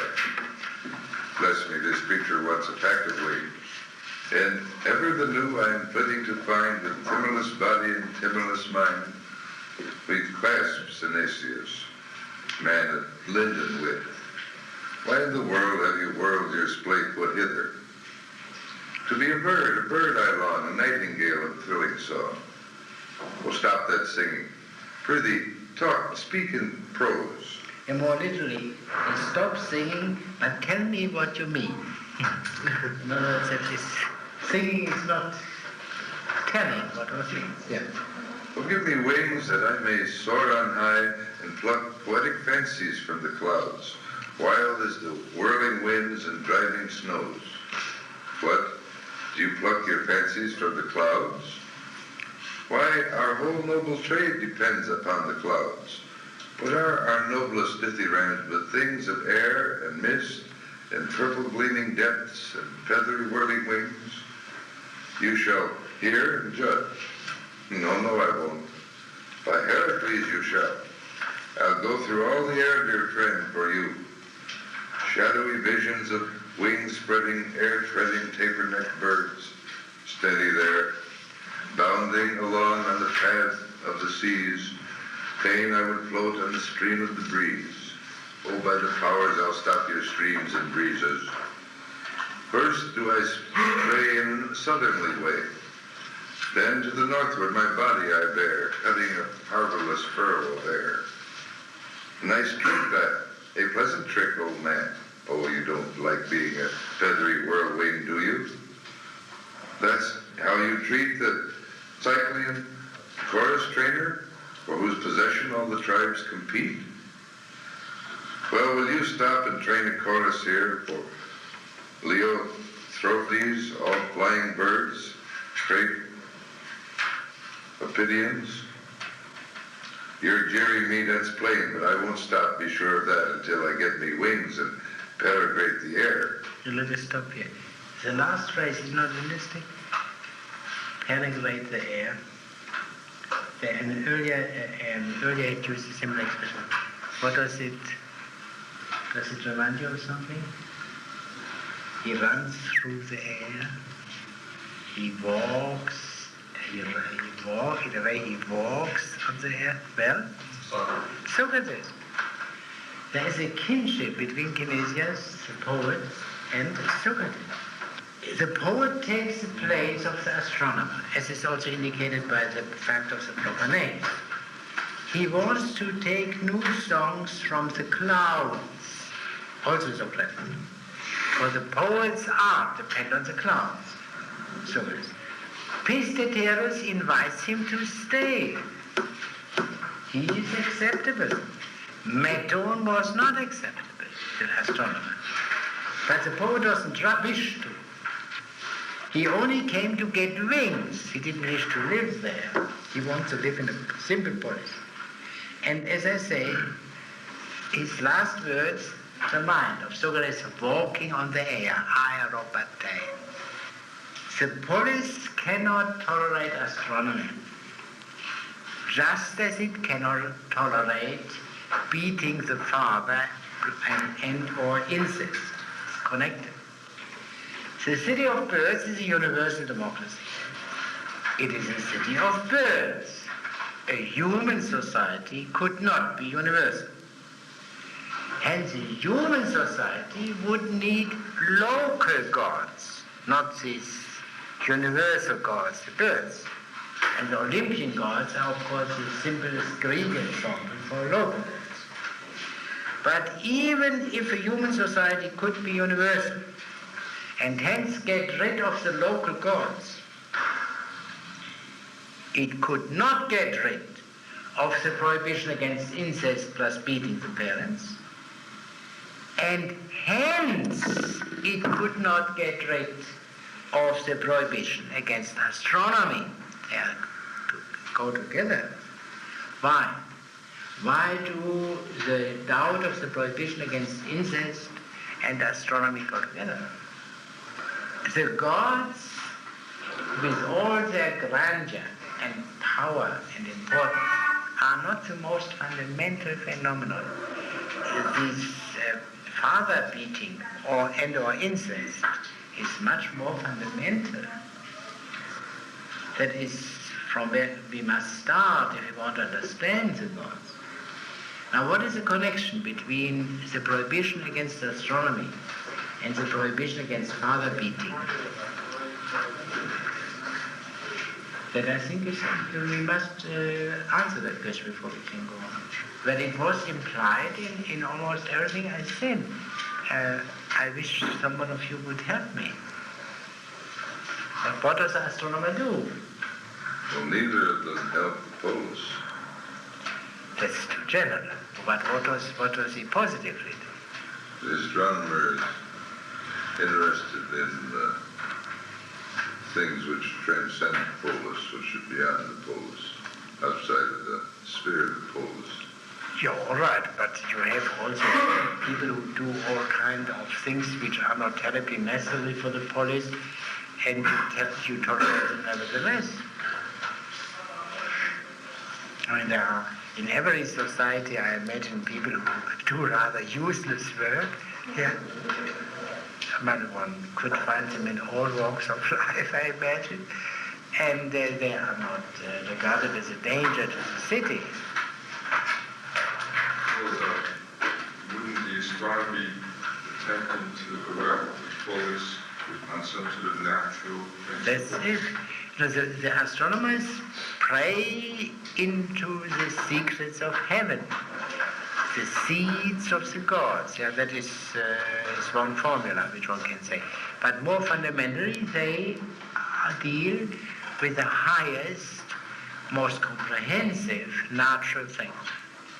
And by laying bare nature, they lay bare the distinction between nature and convention. And therefore they show that the foundation of the polis is the convention. Astronomy stands here for that human effort which destroys the sacred, by recognizing the conventional character of the sacred. Poetry, which is tolerated, in contradistinction to astronomy, defends the sacred. Here, Aristotle does it all the time, of which it knows that it is not sacred, but it defends it. Poetry defends the sacred, of which it knows that it is weak as far as its logos, its foundation is concerned. Yeah? So, you know, so in the clouds, the unjust logos was the strong logos. The just logos was the weak one. The poet knows that, and yet he takes it aside. The poets very externally present the gods. Here, you say Zeus is not. When he appears, or at least his brother, Poseidon, appears on the scene. Think of a Platonic dialogue. There are never any gods who appear on the scene. The poets present the gods. They make the gods speak. And that they make them also doubtful is true, but the philosophers never make them speak. The Olympian gods seem to be expendable, but given the need of the prohibition against incest, some gods are needed, be it only the birds. But there is a terrible secret behind that. The birds are the gods. The birds rule all humans in the whole universe. Who rules the birds? Who? To what species does he belong? A human being ultimately controls the gods. Yeah, by a superior pharaoh, obviously. Not everyone could do that. Not, as Rousseau said occasionally, not everyone can make the gods speak. Pisiderus, in his way, can do that. In an entirely different context, something of this kind occurs in Plato's Republic. There is the famous simile of the cave. The cave is, among other things, the polis. It is something, a world in the world, universe within the universe, with its basic opinions which constitute it. In the language of Plato's Republic, the noble lies, which constitute the polis. And then there is a little wall in the high, above the cave, and statues of beings of superhuman size are carried around the gods, but they are carried. And who carries them? Not the gods, but some human. The legislator. And therefore, the Platonic conclusion is one has to seek for the true gods, for the gods which are not gods by convention. The cosmic gods is one expression for that. The last speaker, the last of these potential immigrants is a sycophant, who is simply a dishonest fellow, a quite vulgar crook. And he is just thrown out. In other words, whereas the first one, this very grave man who doubts whether one should not beat one's fathers, is an honest man. Yes, an honest man. The sycophant is a vulgar crook, and no excuse for that. He cannot only be sent away, but he must be sent away with disgrace. Let us look at page 60 in the middle, verse 1433. What can I do? I never learned to dig. In other words, what Mr. Luciano, I believe, also would say, if you know, or is his name not familiar to you? Well, he is now the most famous man in this field. Some time ago, Mr. Hodge. But you know, there are such people still around. Yeah. Oh, they are no longer called sycophants. Yeah? Go on. Well, but by Zeus, there's many an honest calling, whence men like you can earn a livelihood, by means more suitable than hatching suits. Come, no preaching. Wing me, please. I wing you now by talking. He wants wings in order to exercise his dirty business more efficiently. Yeah? I wing you now by talking. But by talk, can you wing men? Undoubtedly, by talk, all men are winged. All? Have you never heard the way the fathers in the barber shops talk to the children, saying things like these? Diotrephes has winged my youngster so by specious talk, he's all for chariot racing, chariot driving. Aye, says another. And that boy of mine flutters his wings at every tragic play. So then by talk they are winged? By speeches would be proper to say. Men are winged by speeches. Yeah? Does it not make sense? Men are induced to move swiftly by speeches. Yes, go on. Exactly so. Through talk the mind flutters and soars aloft, and all the man takes wing. And so even now I wish to turn you, winging you by talk, to some more honest trade. But I don't wish. How then? I'll not disgrace my bringing up. I'll ply the trade my father's fathers plied. So wing me, please, with light, quick darting wings, falcons or kestrels. So I'll serve my writs abroad on strangers, then accuse them here, then dart back there again. Yeah, I understand. So when they come, they'll find the suit decided and payment ordered. Right, you understand. And while they're sailing hither, you'll fly there and seize their goods for payment. That's the trick. Round like a top I'll whiz. And I understand the whipping top. And here by Zeus I've got fine Corsairian wings to set you whizzing. Oh, it's a whip. Let us stop here. You see, there are two things which make men winged. Speeches and whipping. The logos and sheer compulsion. That is a trite verity, but a very important verity. That is where the logos is too weak, accidentally. The man has a good substitute for that, and this is which makes men winged. The sycophant, just as a beater of his father, is given a lesson in justice. But the sycophant refuses to accept it. The father's beater is honest. Just as Phidippides in the clouds was honest. Never forget that. His father was a crook. Phidippides was not dishonest. The clear and simple use, a case of dishonesty or justice. Needing the nomos, because the sycophant couldn't exercise his profession without a law making possible. Obviously, how can you blackmail a man if there is not a law which makes certain crimes crimes? No? Yeah? So this is an ordinary group is a man who needs the law and transgresses it. All these gangsters need the law. if not exactly that law which they transgress, another one. That is a simple self-contradiction which has no leg whatever to stand upon, and these people, they don't see it, but they must be made to act, they must be winged by whipping. The simple injustice cannot be cured by speech, but only by whipping. Yeah, if this is so, what then is justice? From this it would seem to follow that justice means respect for speeches. For consistency. And that is not bad at all, and that is part of Socrates' teaching.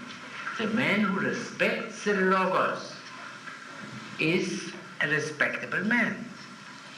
And the dishonest man is the one who doesn't listen to logos at all. But there is here a difficulty.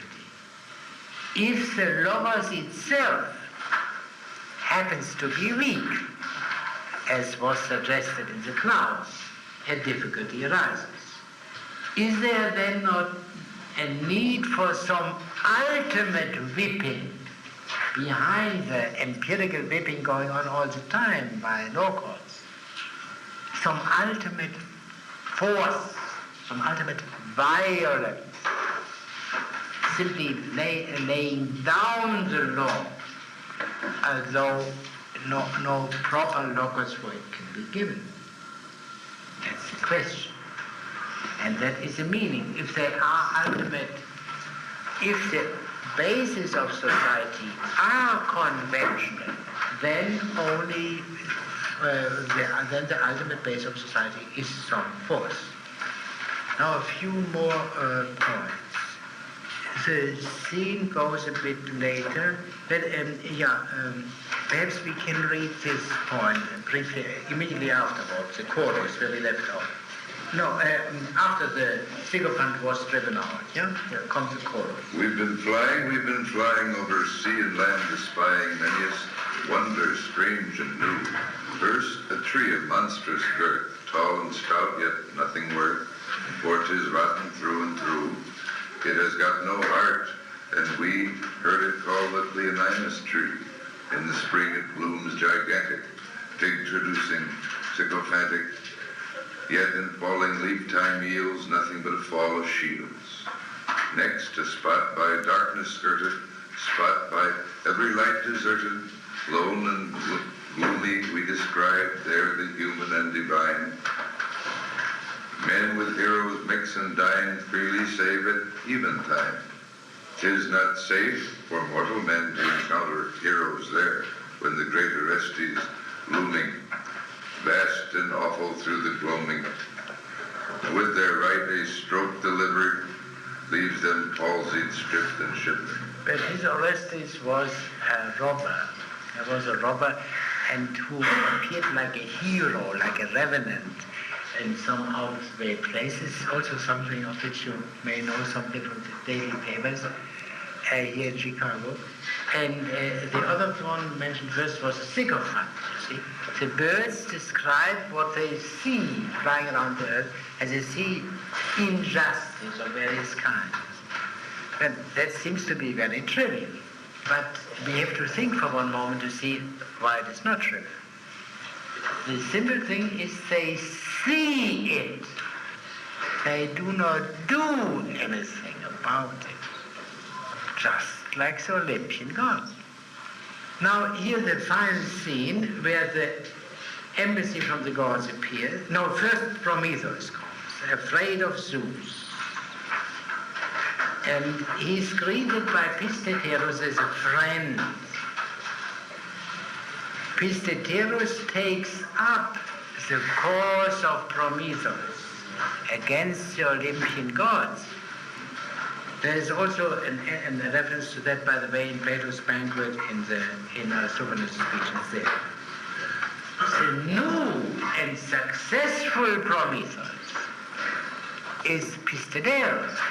What's the difference between Pisteteros and Prometheus, apart from the chronological difference? Prometheus is bright and stiff, and Zeus, Pisteteros isn't. Yeah, but what? Yeah, that's true. But what to what species does Prometheus belong? To what species does Pistideus? Prometheus was a man. Euthydeus is a member of the new race of... Prometheus was not a man. He was a titan. He was a god. So a human being, the new and successful Prometheus is a human being. And that means taking into consideration the end of the whole story. That means that the gods have to give in. They have been starved to death and must give in. That the successor to Zeus is a human being. Pistideus, via the birds, rules everything. And one point which is not of a general importance, which is of importance in not in the play itself, but in the broader context, in the translation page 66 bottom. And that is verse 1606 following. Pistideus? Yeah. I say so. Why, we'll be mightier far, ye gods above, if birds bear rule below. Now men go skulking underneath the clouds and swear false oaths and call the gods to witness. But when ye got the birds for your allies, if man swear by the raven and by Zeus, the raven will come by and unawares fly up and swoop and peck the perjurer's eye out. Yeah. Do you remember the discussion of this problem in the clouds? There was also one in a crucial argument between Socrates and Strauss. After Socrates had disposed of the gods as causes of rain and other things, there still remained one preserve of the gods. Zeus is slowly Striking the perjurers. Here's again. The gods don't do it, but the birds might do it. And that only to confirm my general thesis, a very close connection of these two. What is the connection with this in that last speech of the chorus, where the birds saw but did nothing about what they saw? And the birds saw... Yeah, that's another, but the birds could do it. There is a difference. In fact, they don't do it. That's the difference. Because the gods are only by convention. They are not. The birds are living beings. They are not. One point I would like to mention, in this scene where the birds, which seems to be mere lyrical poetry inserted, yeah, which has of course what the birds sing in the particular case has its meaning. For example, this passage which we read, the lyrical passage, where it is shown how they see the injustice on earth, yeah, but don't do anything about it. There is a parallel there where they see not these two crooks, Orestes and the other fellow, but they see Socrates and Charismatic, who are also ridiculed. But it is very important. Socrates and Charismatic belong to a different category than the crooks, which we know anyway, which is a minimal lesson we have to draw from them. Did you want to say something? Yeah, the birds seem to have a very good case. The only thing that troubled me was their claim to deathlessness. That seems simply preposterous. Yeah, no, they have to claim that if they want to be gods. I mean, that follows. I mean, the man simply would not accept to worship a mortal being. That is, I mean, once you, that similar considerations apply to purely political considerations. If someone wants to be, say, the absolute ruler of a society, he must raise certain claims, whether they are true or not. Yeah? I think that is by the way, what is invested, a simple political shrewdness in the Aristotelian plays is absolutely amazing, and that of course can come out only in very close analysis. For example, I mentioned only that example at which I saw it first. That's the assembly of women. You know, again, a utopia. This time, Athens submits to the rule of women, and with a certain amount of communism, so it's really very close in many respects to what is going on in the Republic. There are all kinds of difficulties there, you know, seeming contradictions, and you have really to think about it. And There is a discussion, it is, as usual, Aristotle is not perfectly free from levity, to put it mildly, and there is one straight rule. Yeah, the family is abolished. Every man may have intercourse with every woman and vice versa. That's equality. But nature asserts itself. You have abolished all conventional inequalities, all are no longer rich and poor. But there is a natural inequality in this respect. Some are attractive and some are unattractive. Some are young, some are old. So here the nomos, the convention has to come in and to equalize the condition. And therefore the rule is made, the unattractive ones have priority. Yeah? You know what nature denied them, the nomos, the law gives them. And that leads, of course, to very comic scenes of an old hag who asserts her priority and with great discomfort to everyone. But if you raise one question for one moment, who benefits from that law? Who really benefits from that law? Because that is not this is not a very nice scene for the old hag to go down and to have a fight and to make herself entirely ridiculous. And then you reach one conclusion. A young woman who married an old man. She has complied with the law already.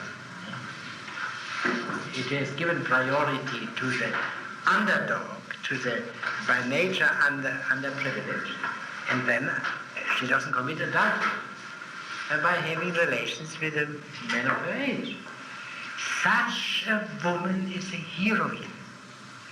So the whole play is dramatically based on this notion that in every revolution you have to raise the question, who benefits from it? And that you have to do especially in the case of the leader of the revolution. Now that is in no place brought out, simple reflection, but it is underlined only. And so that is in the other place too. There is always, whenever the subject has anything to do with the polis, a political reflection is underlined to play. I don't know how I came to that. Someone of you raised Deathlessness. Pardon? Deathlessness. Yeah, it's political. You have to think of it. By the way, in the Assembly of Women, there is a famous contradiction. She speaks first of in the Assembly of Women. In a private assembly, she speaks of the absolute novelty of her scheme, this leading a revolution.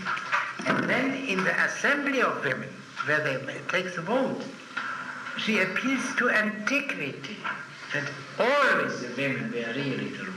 Well, same thing in the political argument.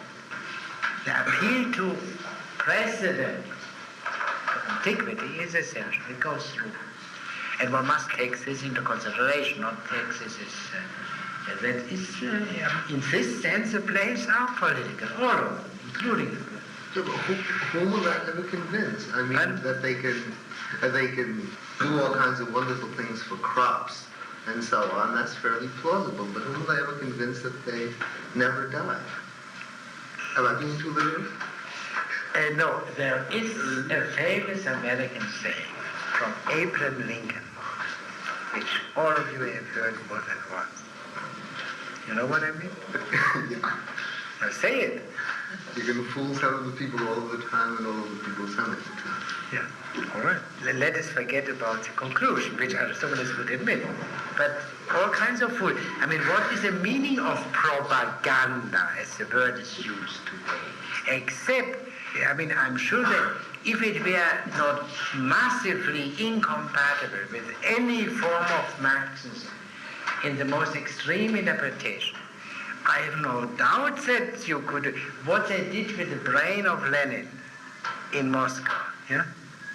You know that this famous exhibition there. And what they did with this Lysenko business, that's a beautiful example.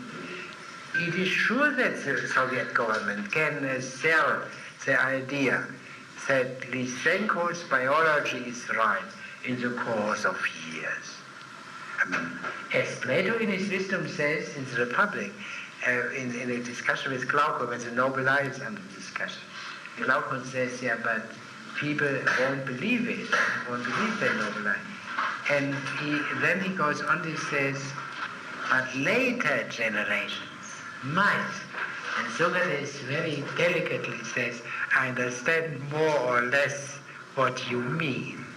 Meaning, well, time has a terrific power. If people hear that for generations, things sound different. And we must, in addition, I would say, in fairness, one must grant, especially in comic poets, the right to exaggerate a bit. Yes? After all, let us not forget that birds cannot speak, and that this preposterous impossibility is, of course, the basis of that legitimate comedy. Legitimate comedy.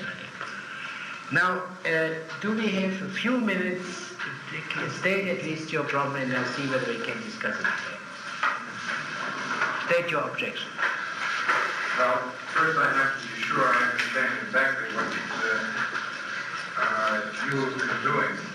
Yeah. If I understand your asserting first that there is a connection between the birds and the clouds in that both of them deal with the nature of the forest, of the community, and that Aristophanes is making propositions about nature of the forest. Sure. That is my conclusion. What's my conclusion? First of all, I say he tells a story about birds being induced by an Athenian to take on the rule over the birds. Nothing. But if we think about that and go back to the underlying view, then we arrive at it. Yeah, sure.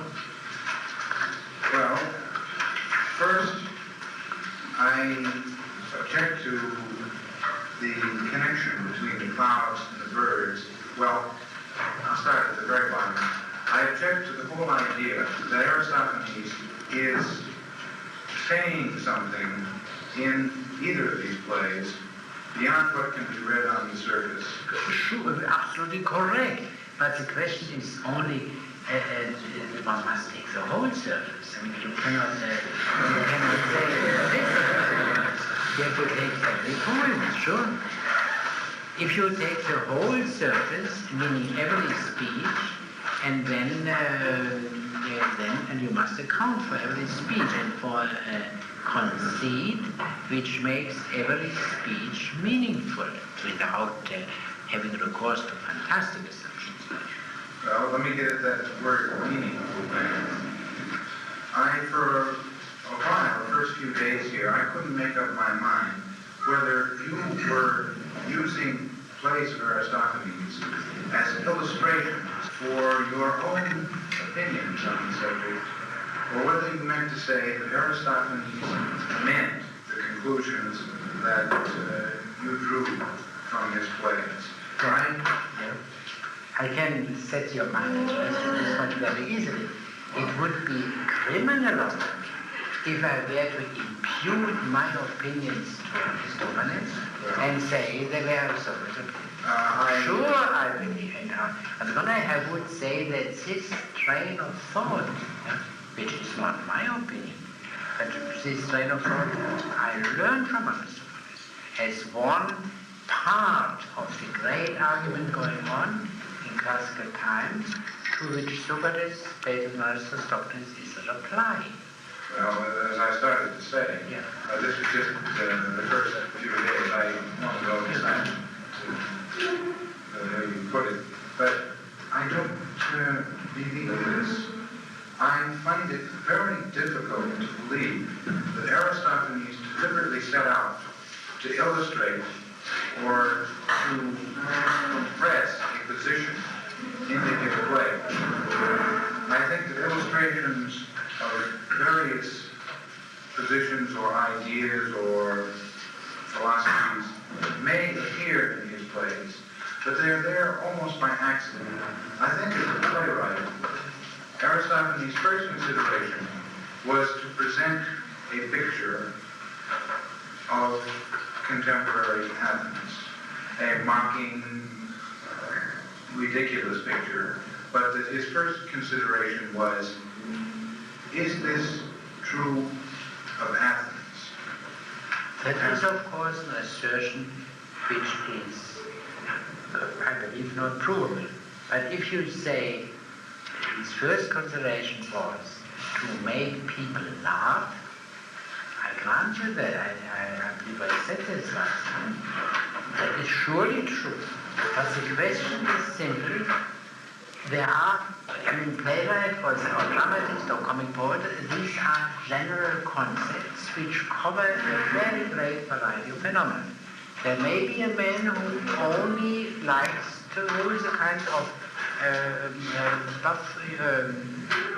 makes a kind of buffoonery. When you see George Gobel or Groucho Marx or other individuals of this kind, you have plenty of opportunity to laugh. They do want nothing but that. But there are also comic poets who want more. Now, and my starting point of any argument would be what, since the comic poet, like Aristophanes, given the conventions of that time, was free to speak in his own name, in the paralysis of what he was doing. We have to start from that. In the case of the tragic poets, it's much more difficult, because they never speak in their own name. Now, and there Aristophanes says he wants to do two things: to make people laugh and to teach them justice. And any argument on Aristophanes which wants to be solid, scholarly, scientific, has to start from that. And no further, and the fact that constant reference to contemporary Athens occur must be understood in the light of these two principles, ridiculous and just. To teach justice by ridicule, or to make people laugh by means of presentations of the problem of justice. That is not decided by the general assembly. That's the way. And this kind, it is perfectly, everyone is free to believe or not to believe. That is not the point. But I think one must simply, any argument which is valuable is one which enters into the details. I don't claim to have understood the whole Aristophanes. We had today a good example where Mr. Heberle, who has read Aristophanes less than I believe, yeah? Much less. Much less. Found something which I overlooked, and of something of real importance, because it clears great difficulty. And that happens all the time. But I would say, I can only say this of the interpretations I have read or heard. I think that the overall view I suggest explains more than the alternatives do. What I do not know and what I have to find out by hard work is whether it explains, at least in principle, everything. Because you see, our belief and non-belief depends to a considerable extent on our earlier opinions, on our preconceived opinions. And that is, of course, as you must admit, not historical. So if you don't show me a given point where I say something, where I interpret a certain speech wrongly, then I would be delighted and immediately embody it into my interpretation. But this is too vague to make an impression. That's excellent criticism. I hope I won't bog down the class in a verbal swamp of trivia, but I have a list of things here that I object to. I object to them on the grounds that I gave before, that I think Aristophanes put them in as a playwright, from 2 points of view, either as jokes or simply because they represented contemporary Athens. That is, there are ideas that he attacks in his play, but I think he put them there not because he was mounting a concentrated attack on a well-meant philosophy, but simply that he was plucking ideas out of Athenian life, attacking them. But they must make some meaning. When you take the clouds and you have here them quite externally, Socrates asserting, or at least abetting atrocious things, and meeting at capital N, that can be understood and must be understood at first glance as a critique of Socrates. Something was wrong with Socrates. Otherwise it would not be ridiculous. A simply good and noble act and a simply good and noble way of life can never be ridiculous. So, and that I think is generally admitted that the clouds are something like an attack on Socrates. The question only is what are the precise terms of the attack.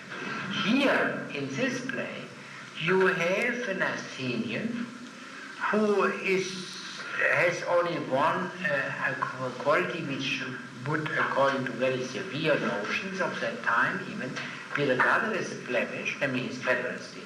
But otherwise is presented as an absolutely sensible man. You see, for example, the scene with a father beater and the scene with a sycophant, a man who has sensible moral principles. He does something outrageous to the gods. And he succeeds. Must be interpreted.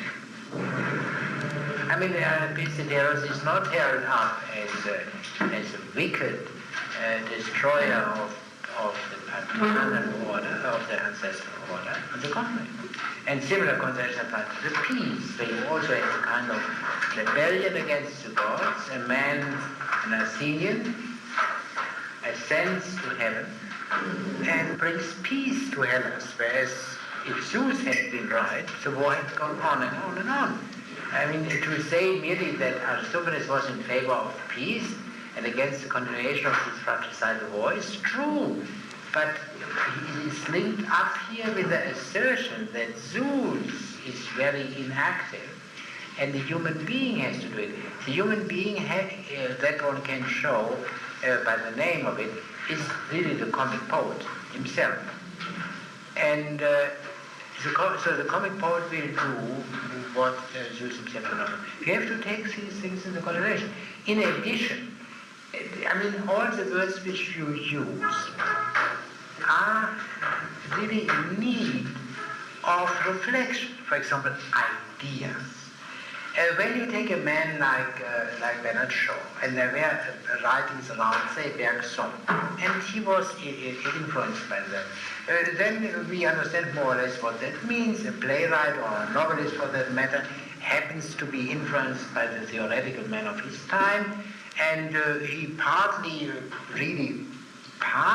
believes them, and partly also he uses them without believing in them, because he can use them for characterization, for characterizing his characters. Yeah?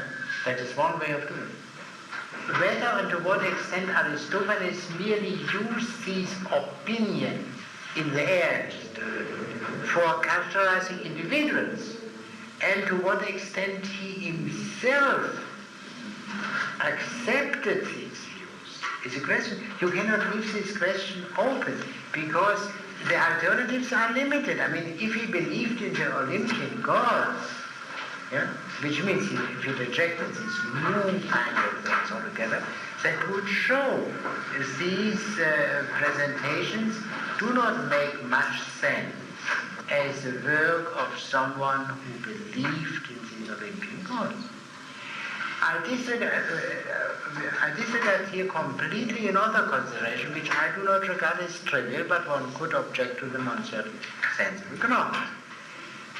We have a presentation of Aristophanes' work as a whole in 4 pages in Plato's Banquet. Now, Plato knew everything about the contemporary scene, and infinitely more than anyone can know today. I mean, this kind of thing is clear. But I can only say that without having paid any attention to the Platonic analysis, the presentation, I came to a view which I was surprised to see is borne out by what Plato says in the Banquet about Aristophanes.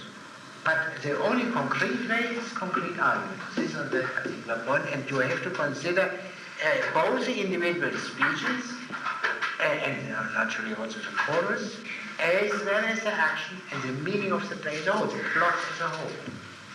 Well, it is this meaning of the play as a whole that I object to. I said, in summary... Say the plot. In summary, my position is that you're attributing too much consistency to Aristophanes as a proponent or point of view. On page 48, in the speech of the chorus, listen to the city's notice, specially proclaimed today. Sirs, the Agorist, the Melian, whosoever of you slay, shall receive reward 1 talent, and another will bestow, if you slay some ancient tyrant, dead and buried long ago. Yeah. Now, I got my notes right, running so fast.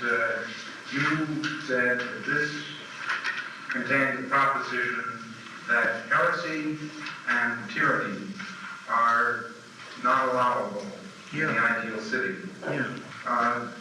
And if I understand the way you're approaching this properly, you mean to say that he put that proposition in there specifically, that he meant specifically. It mustn't, I mean, even, I would say this, if such actions were taken by the city of Athens, if he ascribes these acts to the city of birth, it must make some meaning as an act of the city of birth.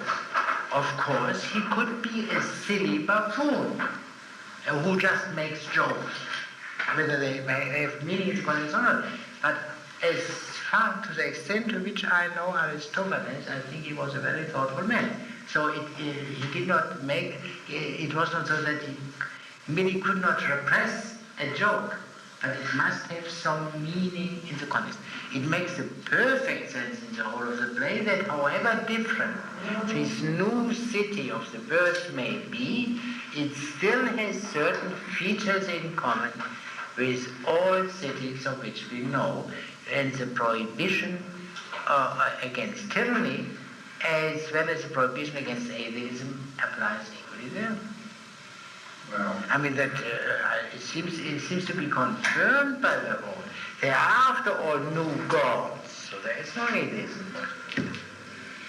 well, first, And tyranny goes without saying that democracy and even an aristocracy cannot tolerate tyrants. there are a good many of these points in here that you bring up, and some that I object to, where I can't say that what you draw out of them is wrong. For example, about the father Peter being a law-abiding man. Yes, he is, and is presented as such. Still, I just object to the idea that this was intended. Now, in this Yeah, but why should he do that? Why should he present an individual regarded by the normal man as obnoxious, just as a sycophant is obnoxious, and a sycophant he presents as everyone would expect it, as a crook. And this is a despicable individual whom he treats as a despicable individual. But here he has another kind of crime, beating the father, and he treats him, or a man desires to beat his father, and he treats him differently, and this fellow proves to be different. What meaning do you have of poetry, I would say? point, I mean, is a poet a thoughtless man? no. Must he be a good man? I don't know. There are some, but no good poets. I don't believe Aristophanes was a thoughtless man. I'm not saying that he is. Yeah, but then he I'm would saying be that so. there are dramatic reasons why Aristophanes, the playwright, What does dramatic reason in concrete terms mean? In other words, how do you interpret this particular passage? What does, I mean, that's a general word. If you say dramatic reasons, meaning there is a certain plot, a certain overall idea, and this has in itself consequences which explain a given thing, and you don't have to refer to anything else, that may be so. If you call that a dramatic reason, that's fine. But you cannot give such a granting that it was necessary to show the city as an attraction and therefore potential immigrants. He still had to solve the question, what kind of immigrants is he going to choose? And how will they be treated? And to whom he will give a proper name and to whom he will not give a proper name. These were new decisions, special decisions, which must be. Well, I think in each of these cases, I can give a dramatic reason why he chose this way of putting it. May I make this suggestion, because you must now finish for very obvious reason. Can you put them down in writing and hand them to me next time? Good. And then, these feelings get as a cause of events. I'm sorry to say. What is it of Plato's that we are going to read? The Apology of Socratic and the Crito. And these are the two, probably the most popular writings of Plato. I mean, popular in the sense most widely read. Yeah? Now, first, let us remind ourselves for a moment before we begin, Mr. Hale and I begin our free-for-all of our general problem. The course is entirely the origins of political science. We started from the fact that in our time, rational thought is undergoing a crisis. And the question arises, is this crisis due to reason itself, or is it due to a certain interpretation of reason, the modern interpretation? In order to clarify, we return to the origins of political science. Now, what are the origins of political science? What is the original conception of political science? I would like to say a word about that, although most of you will know that, but it doesn't do any harm if it is restated. Now, the original conception of political science in its fully developed form is accessible in Aristotle's Politics, and one can say only there. Their political science is a practical science, and that means the perspective of Aristotle as the author of the Politics is identical with the perspective of the citizen or statesman. He looks farther afield than the statesman does, even the best statesman does, but he looks in the same direction. And political science in the Aristotelian sense is not a theoretical science. It is not an attempt to look at political things from the outside. If we could get some...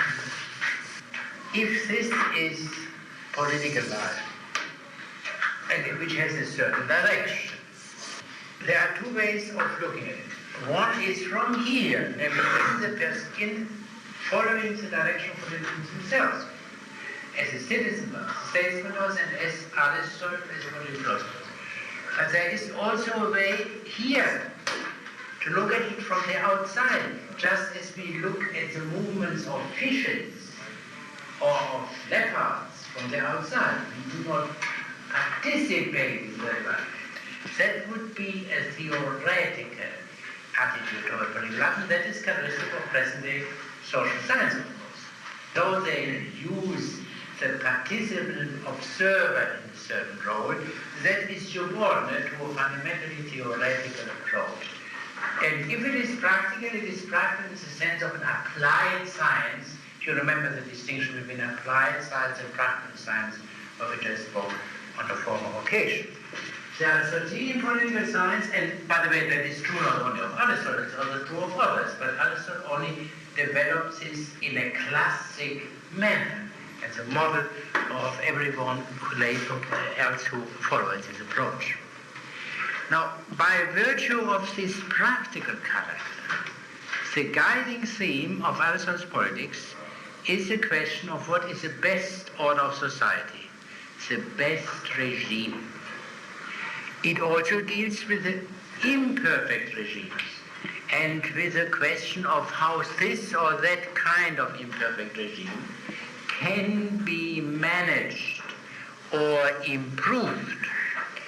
But this management of the imperfect regimes and its principles can only be understood in the light of the best regime, because any improvement presupposes a standard for the improvement, and the fully developed standard is the best regime.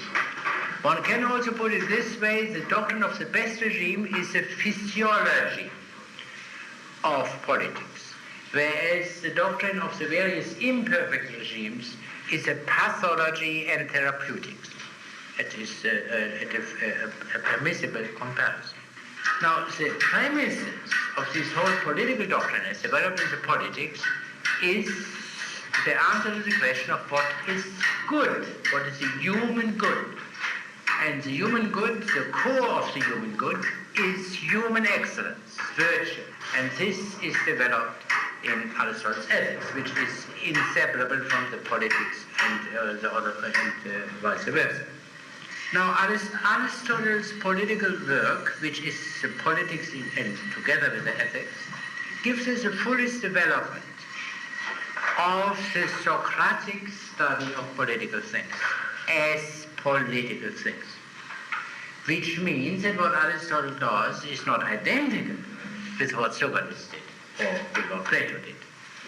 But if Socrates or Plato had been concerned with a relatively independent science of politics, as they were not, they would have said what Aristotle said. Why they were not concerned with such a relatively independent treatment is a long question to which I cannot go. But if we approach the whole problem from our present assumption that there is a possibility of a relatively independent political science, Aristotle's work is the most immediately relevant exponent or exposition of that. Now, but behind Aristotle's political ethics, there is somehow Socrates. Socrates turned to the political things, which means in Socrates, philosophy turned to the political things as such. Prior to Socrates, political philosophy was not concerned with political things as such. What then was philosophy originally, prior to Socrates? One way to answer that question is a study of Aristophanes' Clouds, which presents Socrates himself as a representative of the pre-Socratic view of philosophy, in the form of a comedy, and it must be that judiciously, that goes without saying, but nevertheless. Here in the Clouds, in this pre-Socratic form of Socrates, philosophy is purely theoretical. The spirit of the philosopher is akin or identical to that of the mathematician. Self-forgetting contemplation of the principles. No self-knowledge. Just as a mathematician is, not concerned with the question, what is mathematics? What am I doing as a human being engaged in mathematics? But he is concerned with mathematical object. The same is true of the philosopher in this presentation. This is, roughly speaking, correct, but it is not literally true.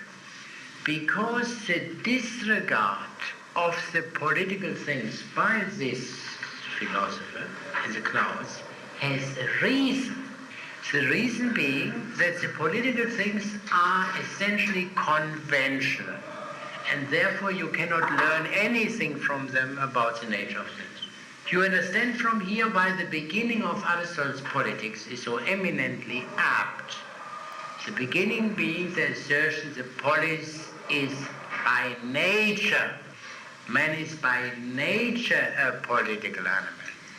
Convention comes in only in a very secondary place. If the polis is natural, then the philosophic understanding of man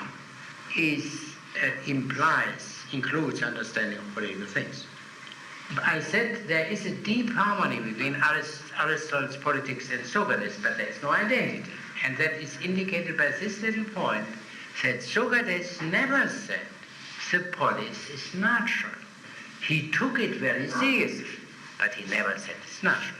What this means is a question which we will clarify to some extent by our later study of Plato. Before we can begin to understand Socrates, we have to arrive at a better understanding of the position which Socrates attacks, against which political science came into being. And this position which Socrates attacks is presented to us by Aristophanes among others. But Aristophanes has great advantages, of which I have spoken more than once. Aristophanes' claim can be put as follows. The poets, in contradistinction to the philosophers, are open to the phenomena, to some phenomena, to which the philosophers are blind. Well, the poet understands the political things. By the way, this is also intelligible today, immediately, because I think I mentioned this simple observation before, that today you find sometimes a novel which gives you a deeper understanding of political things than many volumes of political science, handbooks, textbooks, and periodicals. But it had a particular bearing in these early times. So poets are open to phenomena to which philosophers are blind. Therefore, Socratic philosophy, as it came with the revered Socrates we know from Plato and Xenophon, is directed both against an earlier philosophy and against the poets. The Socratic philosophy tries to do philosophically what, according to Aristophanes, could be done only poetically. So that the fight against the philosophers, which is so well known from the Republic, is an absolutely essential part of the beginning of political science. Now, I would, in order to that we understand a bit better what Aristophanes is dealing with, I would like to read you a passage from Plato's Laws, page 690.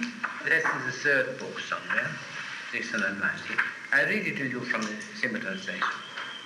What and how many are the agreed claims in the matter of ruling and being ruled, alike in cities and in households? Is not the claim of the father and mother one of them? And in general, would not the claim of parents to rule over offspring be a claim universally just? Certainly. And next to this, the right of the noble to rule over the ignoble. And then, following on these as a third claim, the right of older people to rule and of younger people to be ruled. To be sure. The fourth claim is that slaves ought to be ruled and masters ought to rule, undoubtedly. And the fifth is, I imagine, that the stronger should rule and the weaker be ruled. A truly compulsory form of rule, says the interlocutor. Yes, and one that is very prevalent among all kinds of living beings, being according to nature, as Pindar, the poet, once said. The most important claim is, it would seem, the sixth, which ordains that the man without understanding should follow, and the wise man lead and rule. Nevertheless, my most sapient Pindar, this is a thing that I, for one, would hardly assert to be against nature, and the rule of the wise, but rather according to nature. The natural rule of law without force over willing subjects. In other words, the implication here is that law is the embodiment of wisdom and therefore most correctly. To be favored by the gods and to have good luck marks the seventh form of rule, where we bring a man forward for a casting of lots and declare that if he gains a lot, he will most justly be the ruler, but if he fails, he shall take his place among the ruled. Now these are the seven claims. What Plato what Plato implies is that in any actual polis, these seven, if it is not, in any actual polis, these seven claims are somehow embodied. And of these, the most sensible is the rule of wisdom. But this is not the only one. There is, for example, also the claim of mere strength. And the reason is clear, because the wise cannot compel the unwise if they do not have the support of much strength supplied by unwise people. And there is also the claim of the old, mere old, to have a higher right than the young. And in the first place, of course, the parents is just. That is a sketch of the political problem. The political problem consists precisely in this, that in that political government is for all practical purposes never the rule of wisdom as such, but other, lower, harsher elements are added to it in order to make it political rule. So polis combines these different types which have very different weight. That is the problem of polis, this mixture of heterogeneous elements, and yet which must be accepted if we want to accept the polis. This applies also to the household. The parents have a right over their children. As Plato makes clear by his distinction, the rule of the parents is not the rule of wives as such. And yet, what is the title of the parents, if not wisdom? That's a difficulty. In one way, of course, it is. Why do parents have the right to boss around, to guide, to command, whatever you call it, their children? Because we assume that being older, more experienced, they can take care of the children better than the children themselves can. But two questions arise. Do all parents necessarily care for their children? As birds care for their offspring, you only have to read the daily papers and what is going on in certain social agencies to see that human mothers are not as dependable as swallow mothers. But even granting for one moment they would care, that would not be of very great help, because caring combined with stupidity is practically as bad as non-caring. What do we see here? We see a legal assumption that very generally and crudely speaking, it is better if the young children are brought up by the people who generated them than by strangers. But that is a crude legal assumption based on very tough things, for example, as the unwillingness of other people to take care of other people's, quote, brats, unquote.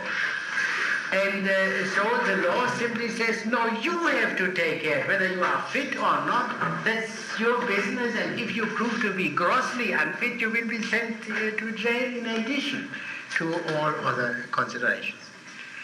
This problem was discussed at very great detail, at least at relatively very great detail, by the way, by John Locke in his the first part of the Civil Government, where he discusses the great question, where does paternal power derive and what is its meaning?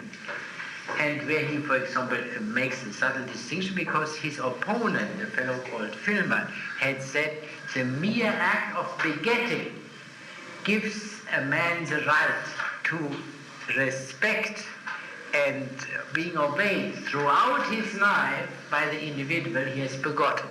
And Locke says that doesn't make much sense if he is not at the same time the one who brings up that child. And then he goes on into more subtleties of this question. And needless to say, here also the question arises of whether a given man who is a father according to law is in fact a father. The Napoleonic Civil Code has this famous prescription, la recherche la paternité est interdite. In the case of an illegitimate child, it is forbidden to make any inquiries as to the identity of the father. Napoleon needed soldiers. And this is one side of the matter. But to come back to the main point, we find here at a very brief inspection a legal assumption on which the whole social order is based. This legal assumption presents itself, however, and for very deep reason must present itself, as a sacred law. Now, what the problem with which such people as Aristophanes is concerned is to say, I mean, if they would not overstate it for reasons of comical effect and some other things, you, the polis, transform a tolerable rule of thumb into a sacred law. And that is, I mean, the rule of thumb is all right as rule of thumb, because as rule of thumb it admits exceptions and deviations. But the sacred law does not admit exceptions. And you can make the application to the somewhat harsher question of incest by yourself. Now, this we have seen some discussion of that in the clouds, and this is taken up again in the birds. And I'll remind you only of a few points before we go on. The action of the birds. 2 Athenians leave their city in quest for a perfect city. A city where everyone can live by himself, is left alone, can devote himself to his pleasure. Such a city doesn't exist, neither now nor ever. They have to found that city, just as they have to found a city in Plato's Republic for somewhat different reasons. But this city, this perfect city, apparently is not possible as a city of human beings. It is possible only as a city of birds. Only a city of birds can have the perfect place which a perfect city must have. The perfect place being the most strategic place imaginable between heaven and earth, controlling the traffic between gods and men. This perfect city is, as hardly necessary to say, a universal city, because if you say particular city, you say war. Yeah, so at least a possibility of war, and that means very much war. So only universal city can be really pleasurable, and it is also, of course, a universal democracy. No harsh distinction between classes, no slavery. The man who founds a city is the Athenian pisteteros, which the name would translate pistos. Pistos means reliable, faithful, and heteros means comrade or friend. The name is of course a coinage by Aristophanes, and I have no better explanation to offer than that.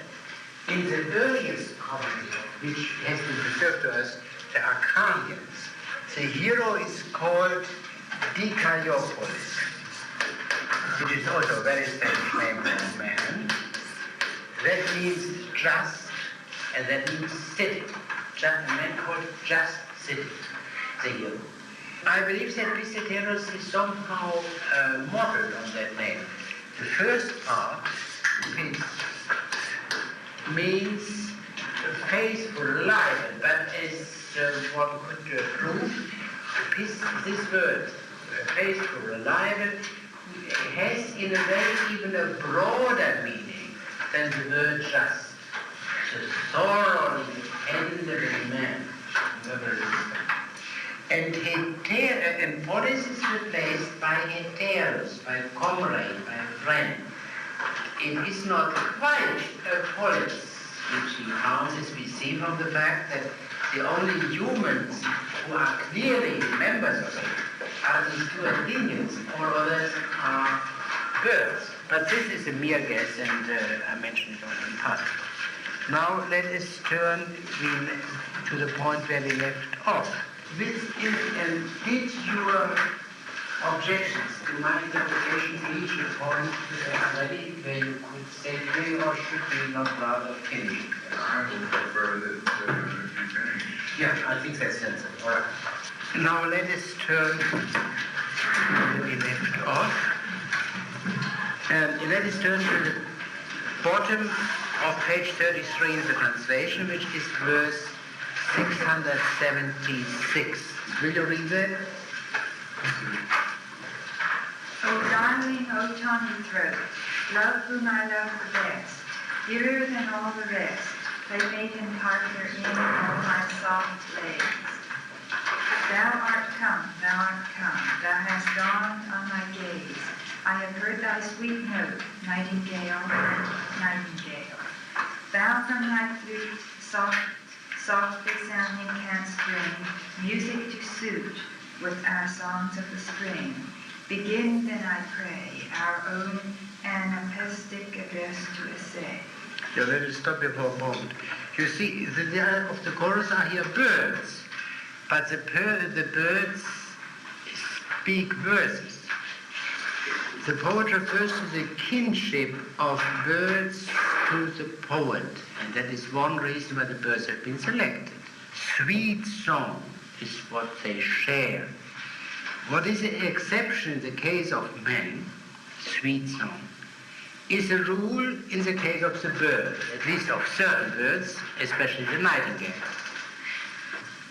The question is there not also a kinship of the poet with the clouds in the comedy called Clouds? I mean with the clouds here.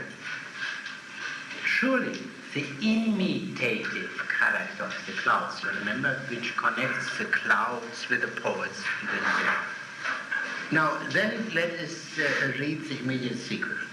Where we left off. Ye men who are dimly existing below, who perish and fade as the leaf, pale, woebegone, shattered like spiritless folk, lighted, feeble, and wingless, and aloof. Frail castings in clay, who are gone in a day, like a dream full of sorrow and sighing. Come listen with care to the birds of the air, the aces, the deathless, the flying. In the joy and the freshness of ether, are wont to muse upon wisdom undying. We will tell you of things transcendental, of springs and of rivers, the mighty upheaval, the nature of birds and the birth of the gods, and of chaos and darkness primeval.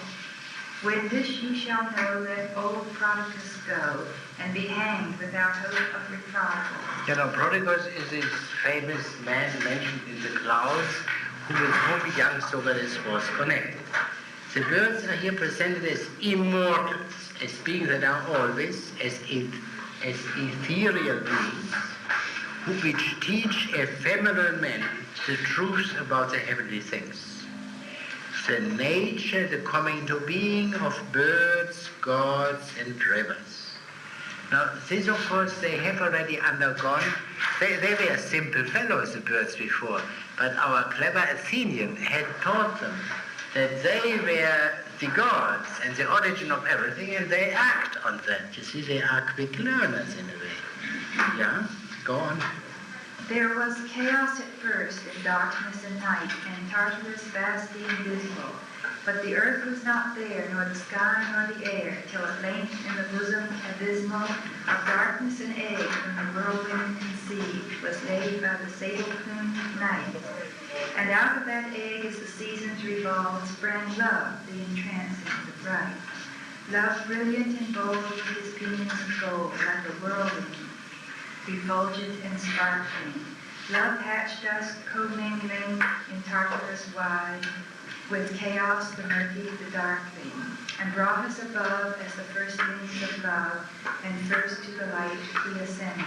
Now let us stop. You know, the birds give now a cosmology.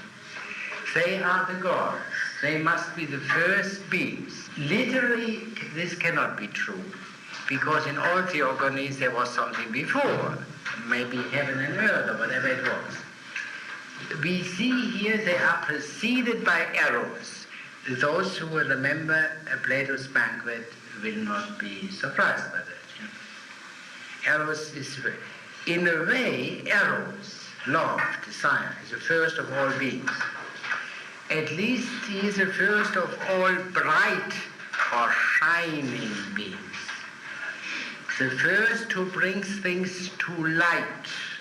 Does this make sense that Eros is the first because it's the first which brings things to light? All beings are generated, let's assume. And generation presupposes the act of generating, i.e. eros. To be means to be, that is the implication of that. To be means to be something. To have a character. There is not a being which merely is. It is always this or that.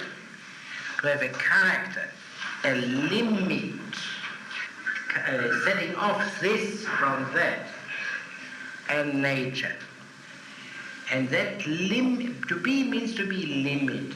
And as a limited, it is distinguished from any possible source of all beings, which as a source of all beings is unlimited, infinite. That's the same word, unlimited and infinite.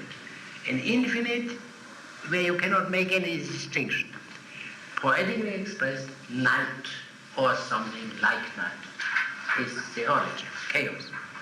They are mixed and out, but perhaps one chaos, one unlimited will not do, because you cannot understand the differences. There's only one such principle. Perhaps you need more. And that was a more common view. The elements, there are 4 elements, for example, out of which I will go. But these elements are not things. They are the sources of things, not things. These elements must be brought together. They must be mixed. They must be united so that there be things. But that which brings stiff, heterogeneous things together is, in the widest sense of the word, the uniting principle, eros.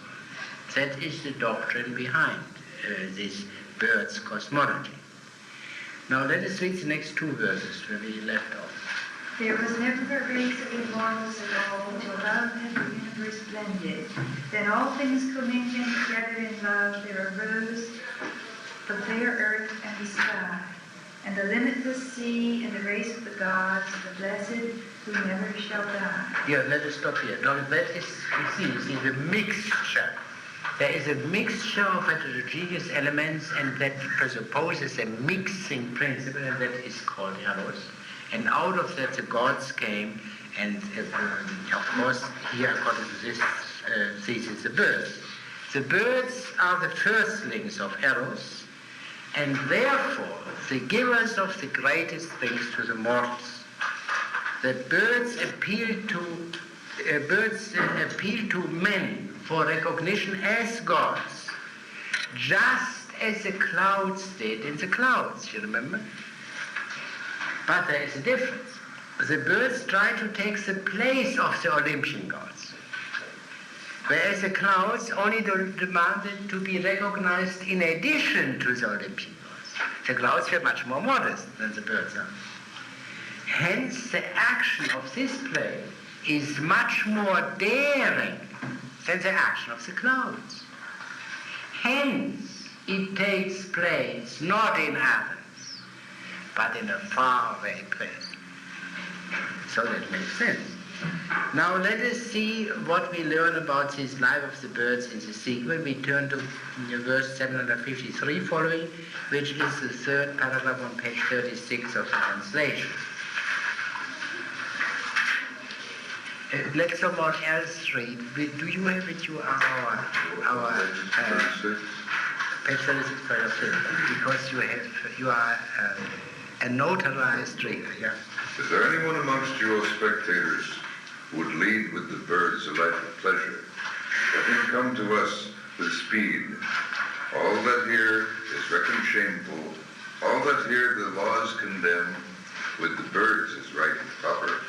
You may do it all with them. Is it here by law forbidden for a son to beat his sire, that a chick should strike his father strutting up with youthful ire, crowing, raise your spur and fight me? That is what the birds admire. Come, you runaway deserter, spotted o'er with marks of shame. Spotted falcon will call you, that with us shall be your name.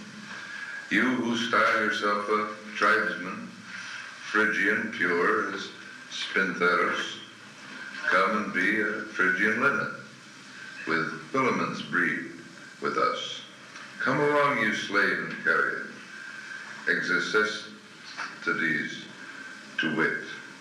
Breed with us your cuckoo rears, they'll be guildsmen apt and fit. Son of Theseus, who to outlaws would the city gates betray, come to us and be a partridge, cockerel like the cock, they say. We esteem it no dishonor, knavish partridge tricks to play. Yeah, let us stop here. So you see, that is a simple and I think perfectly clear description of the perfect city as Pistotero sees it. The overall formula, pleasure. The things which are disgraceful by convention are noble with the birds, namely because they are noble by nature. That is, in fact, the birds' society is a natural society. Beating the father, of course, if you have, again, examples in the daily paper. The boy is told he shouldn't do that, his mother nags him. According to the law, he has to obey. According to nature, he can hit back. Yeah? And even, I think if he kills her, according to a certain interpretation of American law, he will be regarded as in need of psychiatric treatment and not as someone who has done something disgraceful. No slavery. Nothing wrong with cowardice. There's a harsh duties of civic life. They are out. No distinction between citizens and foreigners. It is a hardship for the foreigner. No such distinction. Why? Because it is a universal state. A completely pleasant society must be a universal society. That is said today, and that was already known to Aristophanes and some earlier men. So we have now, I think, a clear picture of what happens. At this moment, or shortly after the founding of the city begins, the first question is how it should be called. Perhaps we read that. That's in the translation, page 338, bottom, verse 809. Yeah? Do you have it? Where Pistotherus and Pistotherus speaks, yeah. Yeah. First we must give the city a great and splendid name, yeah? And then we must sacrifice to the gods after that. That's the plan of Apollos, yeah? Well, first we must give the city some grand big name, and then we'll sacrifice to the high gods. That's my opinion also. Well, then let's consider what the name shall be. What think you of that grand Laconian name, Sparta? What, Sparta for my city? No, I wouldn't use a Sparta for my palate. Not if I'd chords, by Heracles, not I. Well, how shall we name it then? You see, just as he rejected aristocracy in an earlier stage, when they want to have a good city, they reject now the very name of Sparta.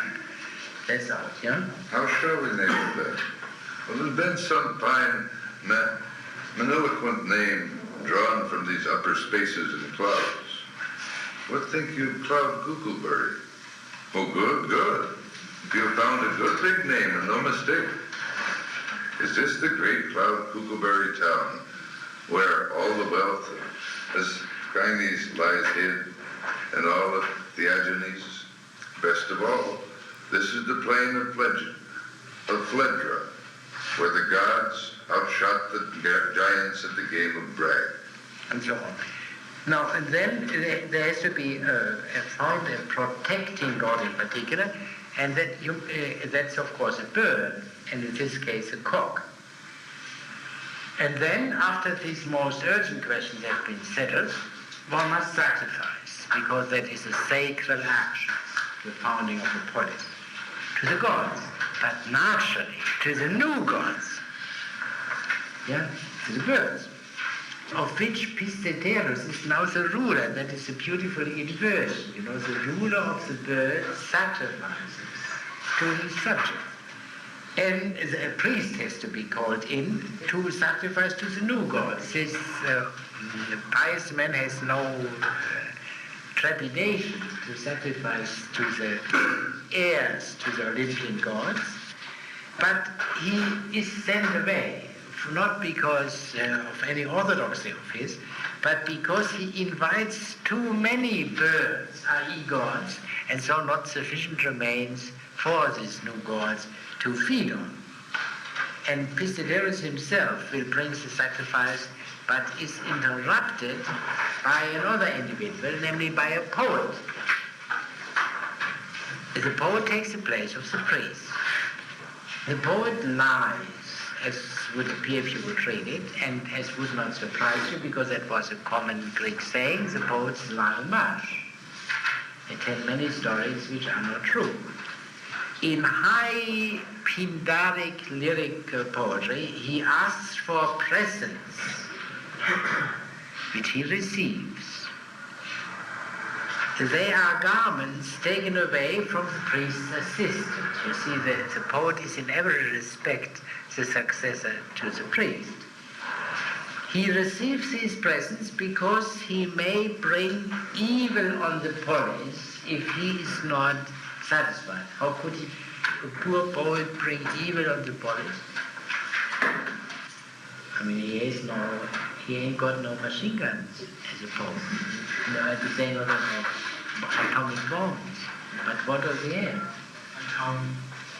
Yeah, and how does it work to the detriment of the polis? Could it work to the detriment of the polis? By persuasion. Huh? In persuasion. The fame of the poets are most powerful regarding the fame of individuals and cities, and therefore they have to be respected. It is, Pistiderus says explicitly here in verse 947, one must benefit or help the poet, that's the principle. But he is also sent away, but not quite just as the poets are sent away in the Republic, but in a much more friendly spirit. Then there comes the oracle man, and he is thrown out under disgrace. He begs for presents as a poet. But in contradistinction to the poet, the basis of his begging are holy texts. The poet begged. And he had beautiful songs. But there was no direct connection. But he begs on the basis of divine text, and he doesn't receive anything. He's a boaster. Yeah. The things which he says are not true. And then we come to another individual who is most important to us, and that is Method, in translation on page 45, verse 992. Now read that. I've come amongst you. Yeah. There's some new misery, this. Come to And do what? this fellow Method, yeah. What's your scheme's form and outline? What's your design? What buskins on your foot? I come to survey this air of yours and meet it out by acres. Heaven and earth, whoever are you? Whoever am I am Meton, known throughout Hellas and Colonus. And what are these? Oh, they're rods for air surveying. I'll just explain. The air's in outline like one vast extinguisher. So then observe, applying here my flexible rod and fixing my compass there. You understand? I don't. With the straight rod I measure out that so the circle may be squared, and in the center a marketplace. Head streets be leading to it, straight to the very center, just as from a star, though circular straight rays flash out in all directions. Why, the man's a Thales. You see, that was a very, as in some circles today, the man is an Einstein, or Newton. Method, by the way, he was an actual man who actually lived in Athens, certainly know a little bit about him. Yes, go on. Meton. Yes, what? You know I love you, Meton. Take my advice and slip away unnoticed. Why, what's the matter? Well, as in Lacedaemon, there's stranger hunting and great disturbance and blows in plenty. What, a revolution? No, not that. What then? They're all resolved with one consent to wallop every quack. Yeah, all boasters. I'd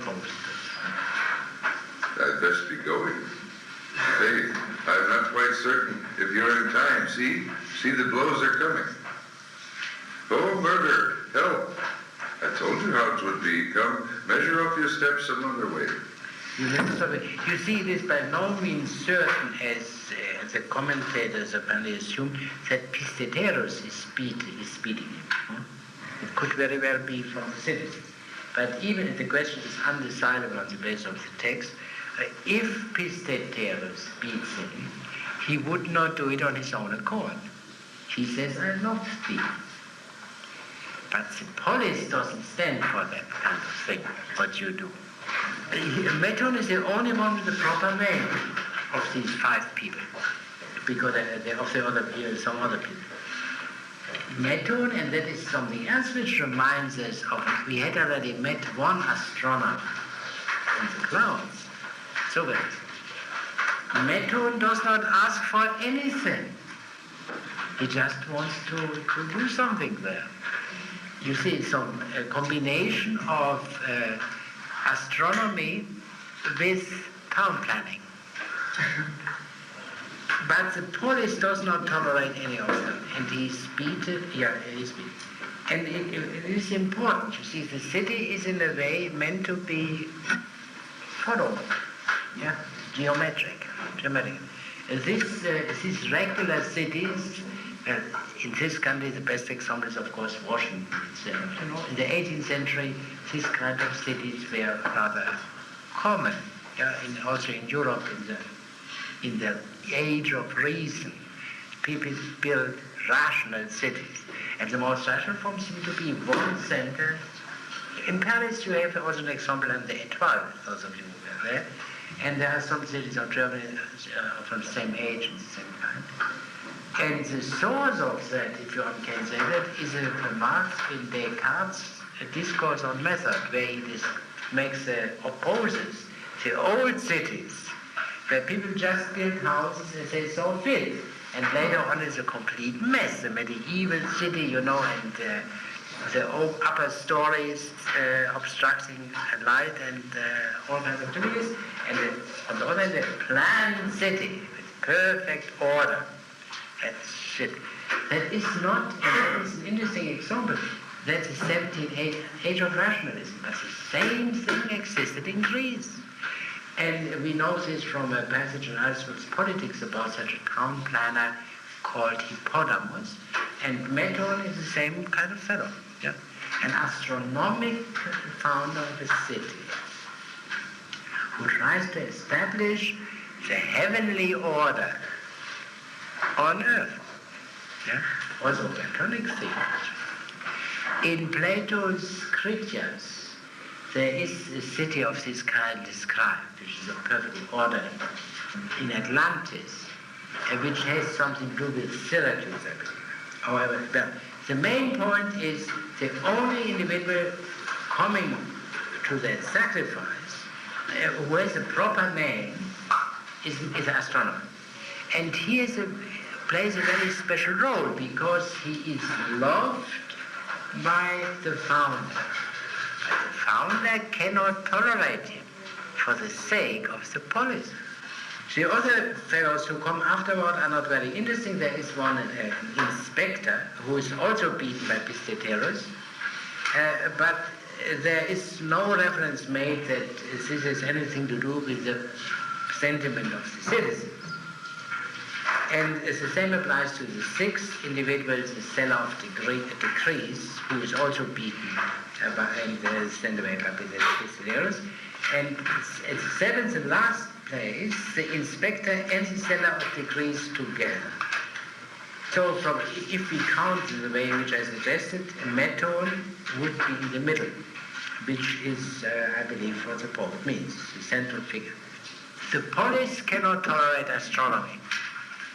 We know that they are different from the clouds. Now, let us, some further aspects of the city of the birds come to light in the secret. If you will turn in the translation to the middle of page 48, which is verse 1071. Yeah? I mean, it's the basic ordinances of the new city. Yeah?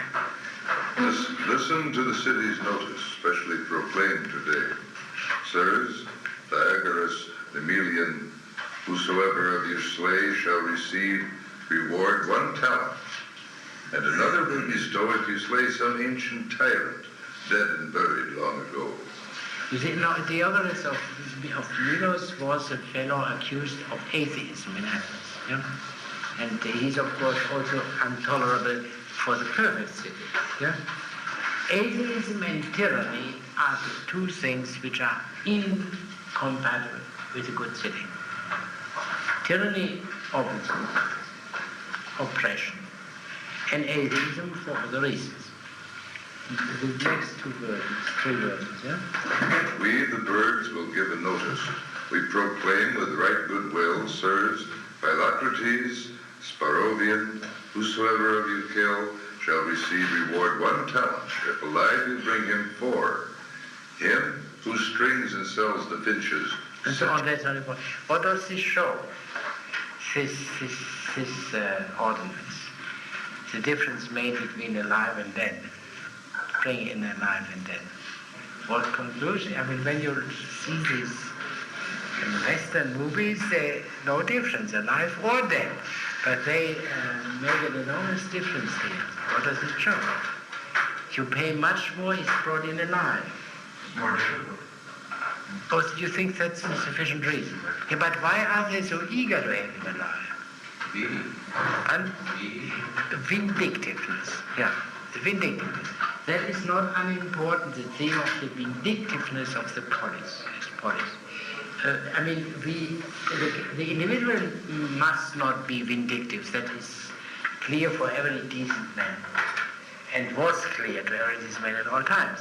But the polis needs a certain kind of vindictiveness. That is, as you will see, one of the themes of the Wasps, the comedy to which we turn later. In the sequel, we learn of the progress of the war against the gods, which, after all, the gods have not yet been defeated, and the new gods have already founded their city. So we get some information from time to time about the war against the gods. And let us read a characteristic scene at the top of page 54, which is verse 12 and 30. We cannot read everything. I, from the Father to mankind, I'm flying, to bid them on their bullock slaughtering hire slay sheep to the Olympian gods and steam the streets with savor. What do you say? What gods? What gods? To us the gods in heaven, of course. What? Are you gods? What other gods exist? Birds are now gods to men, and men must slay victims to them, and not by Zeus to Zeus. That's beautiful, yeah. By Zeus to not by Zeus to Zeus. That's literally translated, yeah. Yes? Oh, fool, stir not the mighty wrath of angry gods, lest justice, with the spade of vengeful Zeus, demolish all thy race, and fiery vapor with thy Simonian strokes incinerate thy palace and thyself. Now listen, girl, have done with that bombast. Don't move, a Lydian or a Phrygian is it? Do you think to terrify with words like those? Look here. If Zeus is an enlightened man, he cannot be impressed by these old stories, yeah? If Zeus keeps troubling me, I'll soon incinerate his great Amphion domes and halls of state with eagles carrying fire.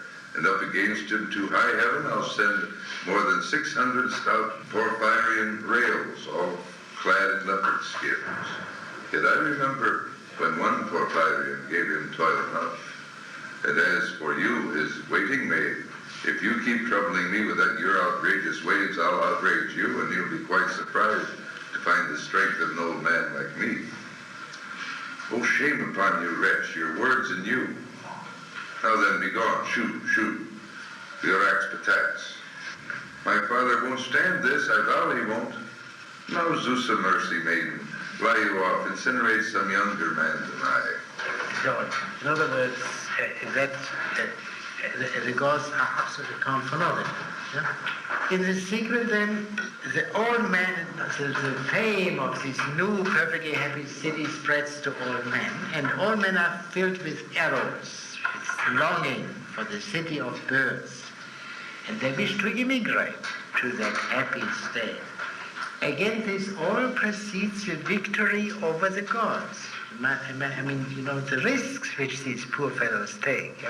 After all, if the Olympian gods win, they will be exposed to terrible punishment, but apparently they are not afraid of it.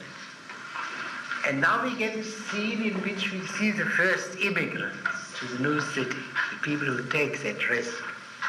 Now, the first is a father's beater.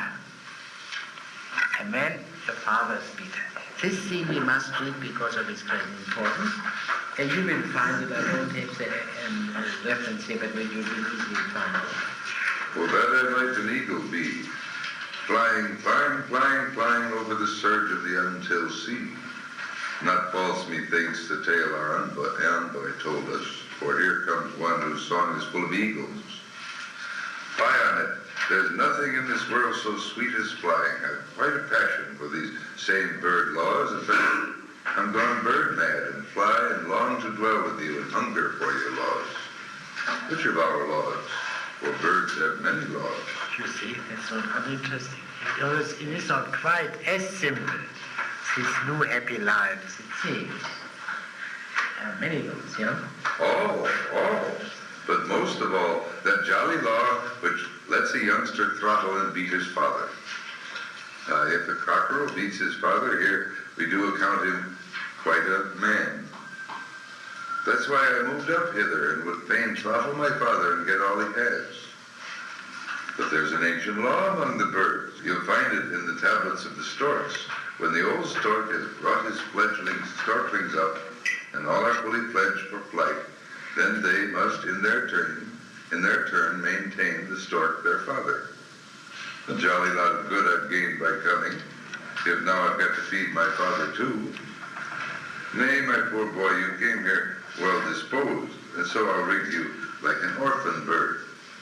And here's a new suggestion, not a bad one, but what I learned myself when I was young. Don't beat your father, lad, but take his wing and grasp this spur of battle in your hand and think this crest a gamecock's martial comb. Now march, keep guard, live on your soldier's pay, and let your father be. If you want fighting, fly off to Thraceward regions and fight there. By Dionysius, I believe you're right. I'll do it, too. You'll show your sense by Zeus. Here, let us stop here. So that was the first scene, you see. Now there is a great difficulty. Did you notice the difficulty? What's the difficulty? Very obvious one. They invited them and now they repel them. Yeah, in other words, it seems up to now we knew that the birds can do to their parents what they like. And now this proves to be wrong. And immediately after Mr. Terence has even said, yes, that's our law. Our youngsters may beat their fathers. Then he wholly abruptly and illogically says, we forbid that. What does this mean? Yeah? Does it say that the youngsters, does it say that they can beat their fathers, but they also have to keep their fathers? I don't know if this is the translation. So let me see. It says, yes, we allow the youngsters to beat the fathers. That's a good point you make. In other words, you deny the contradiction. You No, say, they also, while they can beat them, they also have to keep them. yeah, the contradiction is only killing against killing. That's a very good point. So there would be no contradiction. I was not aware of that. You're quite right.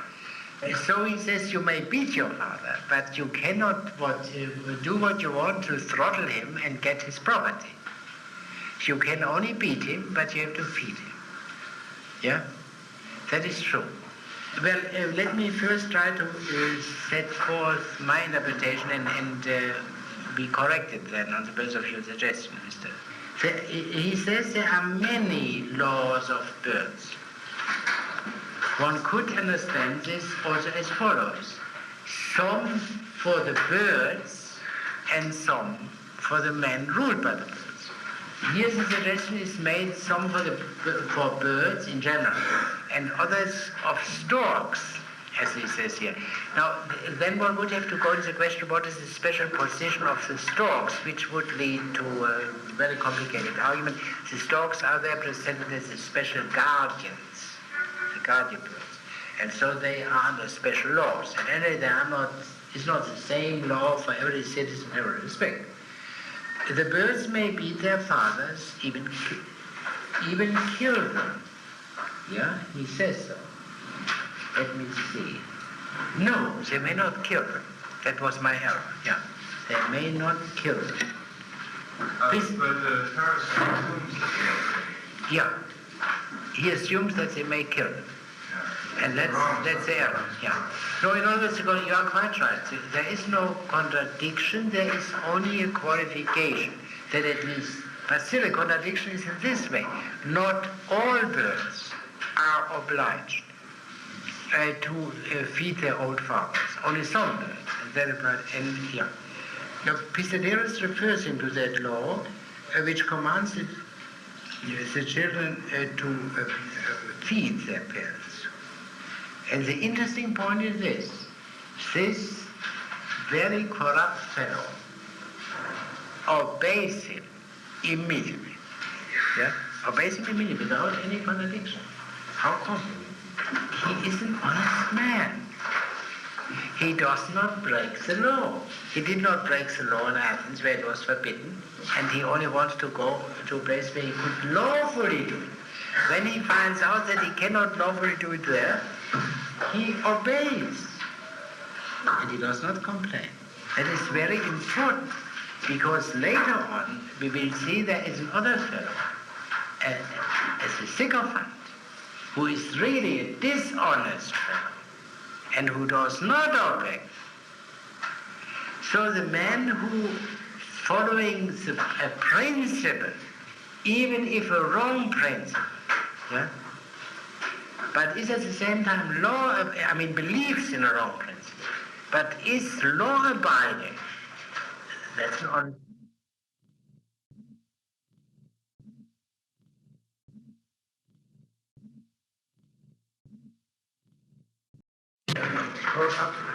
Brought out quite a few very important features. Your interpretation does not quite jive with the one which I'm going to suggest. And therefore, implicitly, it contains a criticism by anticipation of what I'm going to say. But I must say, this kind of criticism is really helpful because it is concrete. And we must see whether I can account for everything you said, and whether you can account for everything I have to take out. Now, to indicate a few points, you say, quite rightly, the attack on Creon is incidental. I retract my words of praise. You said the Creon basis is incidental. And that is not the overall theme, that's surely true. But it is not incidental, as is indicated by the names of the two chief characters, lover of Creon, abhorrer of Creon. Yeah? And at a crucial moment, the lover of Creon and the Dicas call for Creon to come. They send boys to fetch him. Yeah? And he seems to be the only one who can save the situation for the Dicas, and Creon never comes. So the absence of Creon is a very important feature of the play. But one can say it is a play dealing with Creon, but with Creon's absence. And we must find out what it means. That is one point. The other point, that what you say is perfectly correct, is an attack on the degenerate democracy in the light of the good old times, the old Athens.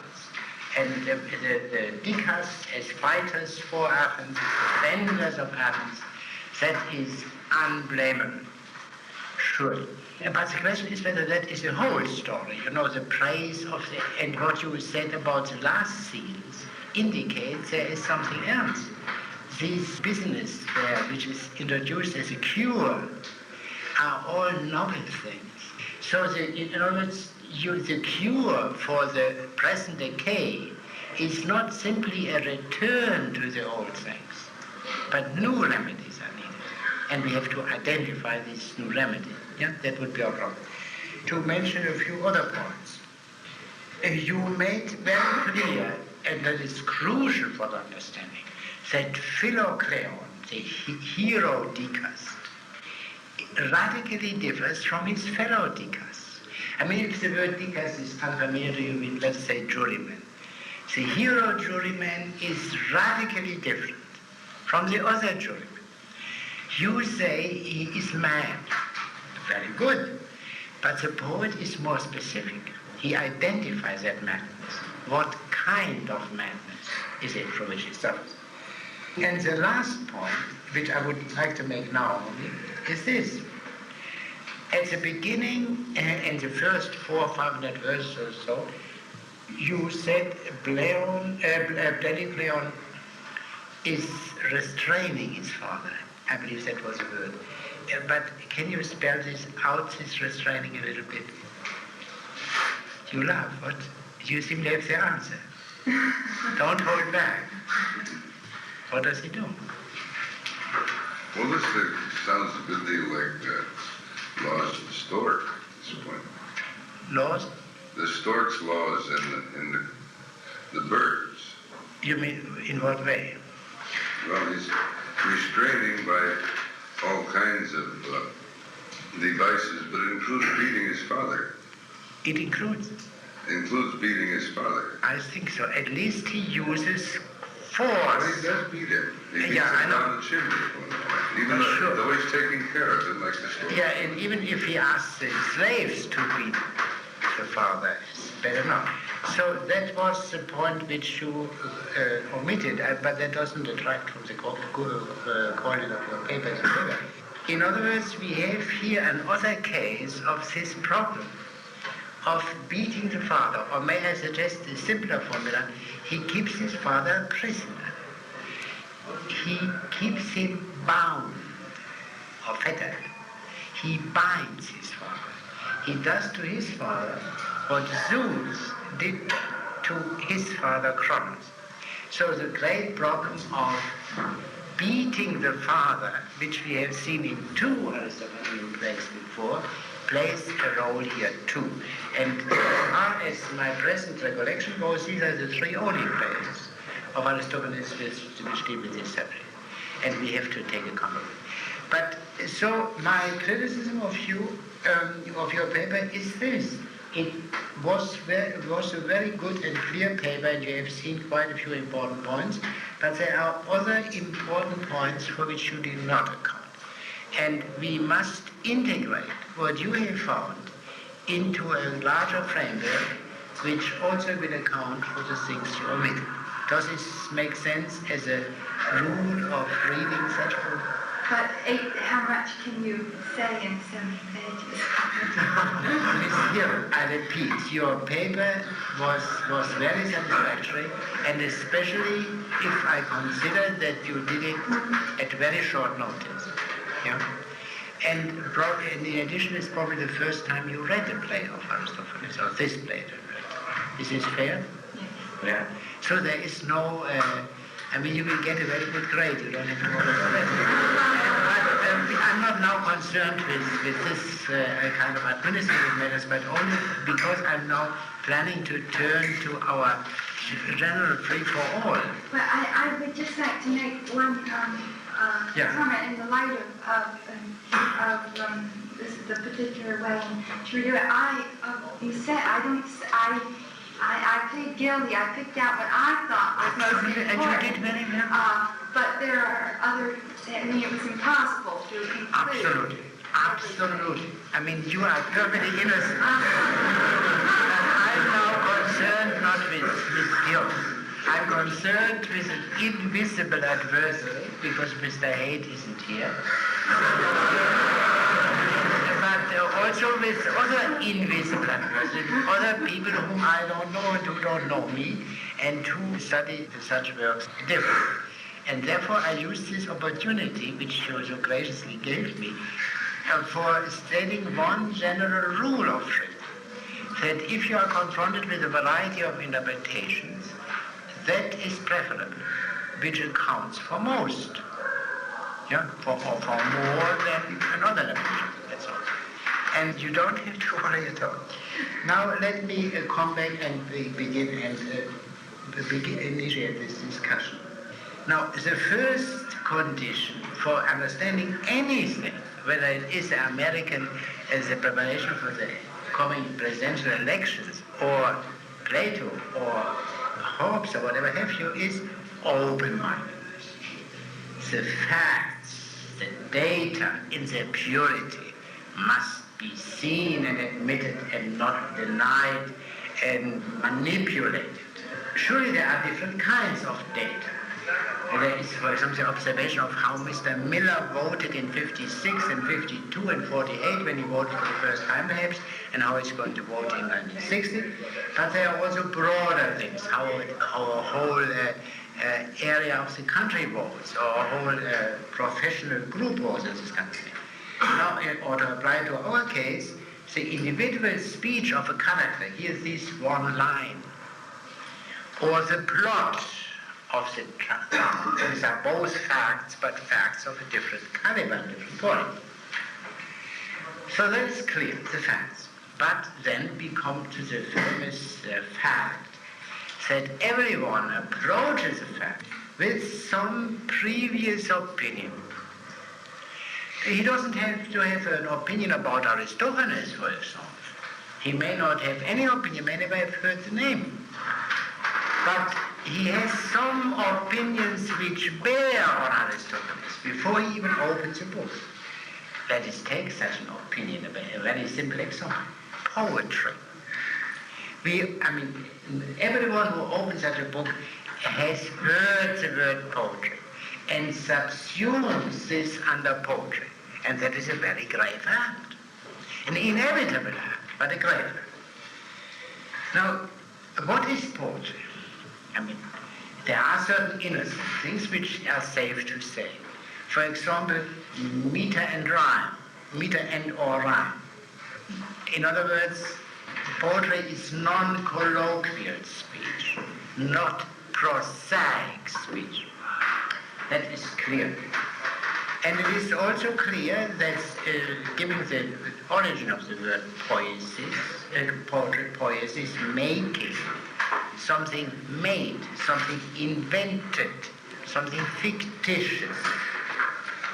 Even in the case of a lyrical poem, where the poet, as individual Mr. Miller, expresses his love for Miss Smith, or his mourning for the death of his grandmother, for example, what makes it a poem is that which transcends it being an expression of Mr. Miller's love for Miss Smith. And therefore there is always something fictitious about it. That is the old meaning of poetry. But today, this has rather disappeared. And instead we use words like creative. I know that people regard writing a master thesis as doing or writing a social science book as creative work. I have heard that. But still, the more general usage is to apply to poetry in particular, or the other arts. Or we use the word aesthetic, for example, aesthetic experience. Now, these innocent-looking things contain a whole world, a whole world which may distort completely what we are trying to understand. The least we must grant, or everyone must grant, is this: there may be a disproportion. Between our previous opinion, for example, regarding poetry, and the opinion of the poet. We cannot assume that Aristophanes understood by poetry what we understood by it. That seems to be elementary, but is not always considered. Now, these, what I call previous opinions, is akin to what is now called hypotheses, but not the same. let us make clear this difference so that we understand a bit the insidious character of previous opinions. What is a hypothesis? I mean, you must hear in many courses in this building sophisticated expositions of what a hypothesis is. I have never heard such courses, but I can figure out more or less what they must mean. What is a hypothesis? Well, let me make a stab in the dark. I would say a hypothesis is an assumption which is known to be an assumption, number one. Yeah? Second, its terms are meant to be perfectly clear and distinct. A hypothesis is completely known as what it is. The question is whether it is true or not, and that there are certain methods by which we validate or invalidate hypotheses. But what the hypothesis itself is lucidity itself. As hypothesis, I can imagine that there are sometimes hypotheses which are stated in terms of shocking ambiguity and lack of lucidity. But then it's a bad hypothesis. The hypothesis as such is of perfect lucidity. But hypotheses, and that is also known in the profession, have a prehistory in every case, or a background. And this, for example, why does Mr. X indulge in this particular kind of hypothesis, whereas Mr. Y in that other kind? Well, and the common answer is, well, you have to know the psychology of this man. He, X, underwent psychoanalytical treatment, and Y did not. Y was originally a businessman, and therefore all this kind of thing. So we have, in other words, we have a whole science which tells us something about the only thing which is unclear regarding hypothesis, namely their prehistory. The hypothesis is lucidity itself, but it stems from a vague and unclear medium. The soul, as it is called with a word which is so rejected because of the murkiness to which it seems to allude. But the trouble is with this psychological explanation that psychology itself rests on hypotheses, scientific sense. And then we get again back into this unclear prehistory of the hypothesis. So hypotheses really are very good and satisfactory only and that includes the validation and invalidation of hypotheses. That's wonderful, but only on the foreground. There is a dark background in every case. That is a home of the previous opinions. The previous opinions are deeper and for the same reason murkier than any hypothesis can be. And that makes it so hard and at the same time so important to reach clarity about it. There are certain social scientists who are of an admirable optimism and naivete. They think if they write on the page 1 of their preface, these are my values. Yeah? You know, I know such books. And then they have clarified the problem of the previous opinions. But this is only a very shallow formulation of what they believe they believe. It is not a real understanding of what it is. So, in fact, every understanding is a constant movement back and forth between the data, for example, a verse, or an election campaign, and the presuppositions, the hidden presuppositions. And this constant movement back and forth is meant to lead to a clarification of these presuppositions, not only to the validation and invalidation of their hypothesis, and possibly, if we are lucky, to correction of our presuppositions, of our previous opinions. Now that we have to do that with poetry, at least to some extent, and very superficially, but only the first few indispensable steps. And let us really not be ashamed of being childlike. The older view of poetry was that poems have two functions. To please, never forget that, to please. I mean, you know that there is a certain kind of art now in existence which may have wonderful qualities, but of which no one can say that it could please. You know, that's a great change. So to please, but not only to please, but also to be useful. That was an old-fashioned view of old-fashioned people. For example, Horace expressed that, but that goes back much earlier. To please, that is not quite serious. It's a play. To be useful, that's serious. For example, if we learn something about the virtues of patriotism, that's useful, serious. But that we are amused by the antics of an old drunkard who comes out with a flute girl and some Turkish prehistory, that's fine, please. But these two elements, to please and to be useful, to be playful and to be serious, are related. They are not just coexisting, they have an inner unity. There is one kind of human activity which has this quality of being playful and serious, of play and useful together, inextricably. I don't say a cocktail party, because they are really separated, because a fellow goes to a cocktail party to meet their VIP.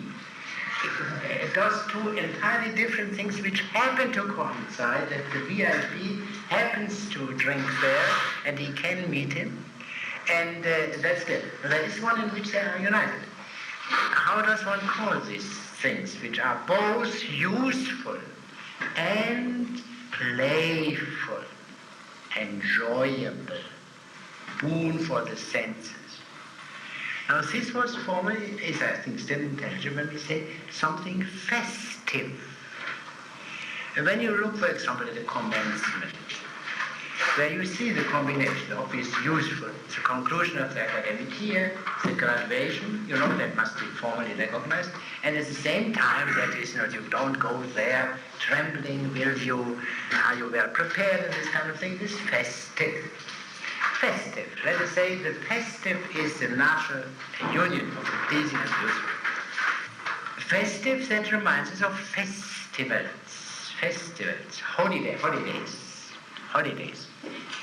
If we remember the original meaning of holidays, which is in English so very clear, holy days.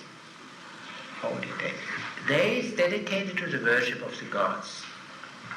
That is pleasing. I'm speaking now, of course, more from a Greek than from a biblical point of view, although even from a biblical point of view one can recognize it. This is a holiday. Therefore, if that is true, the so-called divine apparatus, which we find in Homer, in Aristotle, in Socratic poets, is of the essence of poetry. Poetry without the divine apparatus is a problem, not the poetry with it. That is a great question, how poetry without a divine apparatus, if we may use it, could come into being. That required an amazing change, which is of course partly implied in what such people as Aristophanes and Socrates did, but it is not yet there. Now let us now turn to Aristophanes. That Aristophanes is concerned with divine things is obvious from the place, but we have in addition Socrates' remark to Aristophanes in Plato's Banquet, that Aristophanes deals with nothing but Dionysos and Aphrodite, the god of wine and the god of love, the goddess of love, wine and love. That is indeed not peculiar. That is already characteristic of Aristophanes, or a certain kind of poets, not of all. That these two gods, Dionysos and Aphrodite, wine and love, both with a capital letter, are his concern. Wine and love have this in common, the joy of life, the throwing off of all burdens, all restraints. Carnival is the closest Western approximation to what the comic means.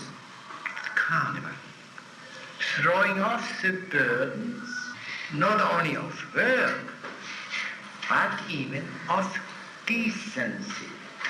Decency also can be a burden, as you may know if you have read books on the education of little children. You have to be told the most elementary rules of decency, of which one could not imagine that man was not born with full knowledge of them. Now let's then look at and here I come back to what I said last time, only changing a bit. What are these spheres of indecency which are so important on Aristophanes? Obscenity proper, politics, blasphemies. But another point which I simply forgot to mention last time, which is also important, parody. Parody especially of tragedy, of solemn tragedy. Solemnity is also a burden, just as a black tie may be a burden. It is, in other words, what we see in Aristophanes throughout is an exhilarating festivity which is connected with Dionysus and Aphrodite. This work of the comic poet, that he exhilarates us festively and not like a mere buffoon, and that this has always to do with recollections of Dionysus and Aphrodite in the hearers. No women were played, as far as we know. No, only adult male. Now this work of the common poet is in itself independent of whether the comic poet believes that Dionysus and Aphrodite exist or do not exist. That could be done, such a work, without going now into any details, but at first blush, such a work could have been produced by someone who thinks Dionysus and Aphrodite are in the way in which they are believed to be, or that he did not believe them. He might be a man who does not even care whether they exist or not. Some bright idea occurs to him, how one can produce this festive exhilaration. And a wonderful plot, amusing plot, and all this kind of thing, wonderful scenes. And, well, let others worry about this question. Or he might not do that. He might, in other words, he might be merely a craftsman in this particular craft of comedy. In that case, he would not be a wise man, as the Greeks understood wisdom. The problem I had with Mr. Haid last time turned only around this point.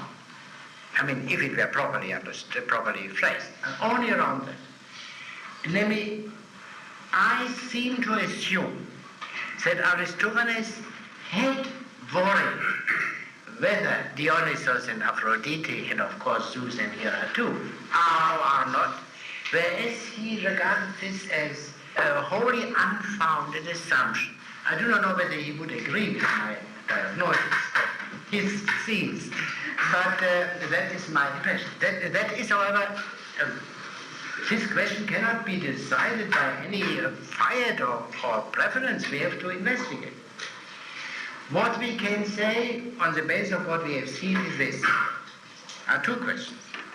Was Aristophanes aware of this question regarding the existence of the gods and of the importance of this question?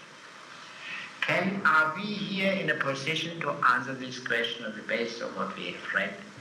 And if whatever you say gives you reason, can we answer the question that Aristophanes was aware that this is a question whether Dionysus and Aphrodite exist or do not exist, and that this is a question of a grave question?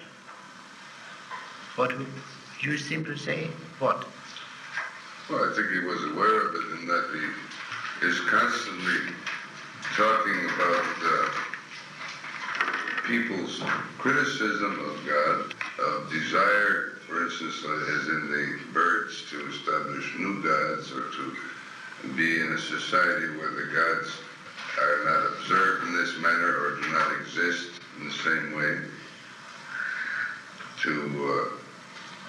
And also of he seems to be aware, at least we seem to have said that he is, that the God is a creation of man. We've said this again and again. Yeah, does he say that? He doesn't say it, but it's implied. I think it's... That is already, that you see there, because as we learn from the Wasps, we must hear also the other side. In this case, the invisible Mr. Haidt. Yeah? And we must take up his position in fairness to him and to ourselves. Now, I would say, can you quote chapter and verse which would settle this question?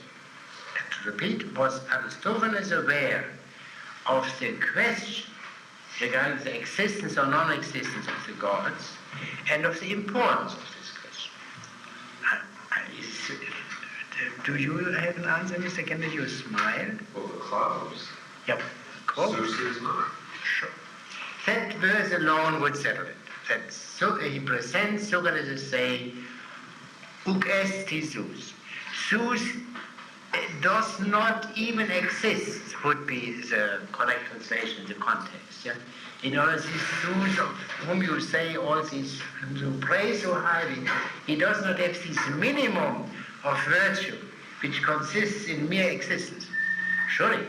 And then that this grave issue is indicated by the whole play. It ends with the fact that Socrates' think tank is burned down because he had been arrogant, insolent against towards the gods.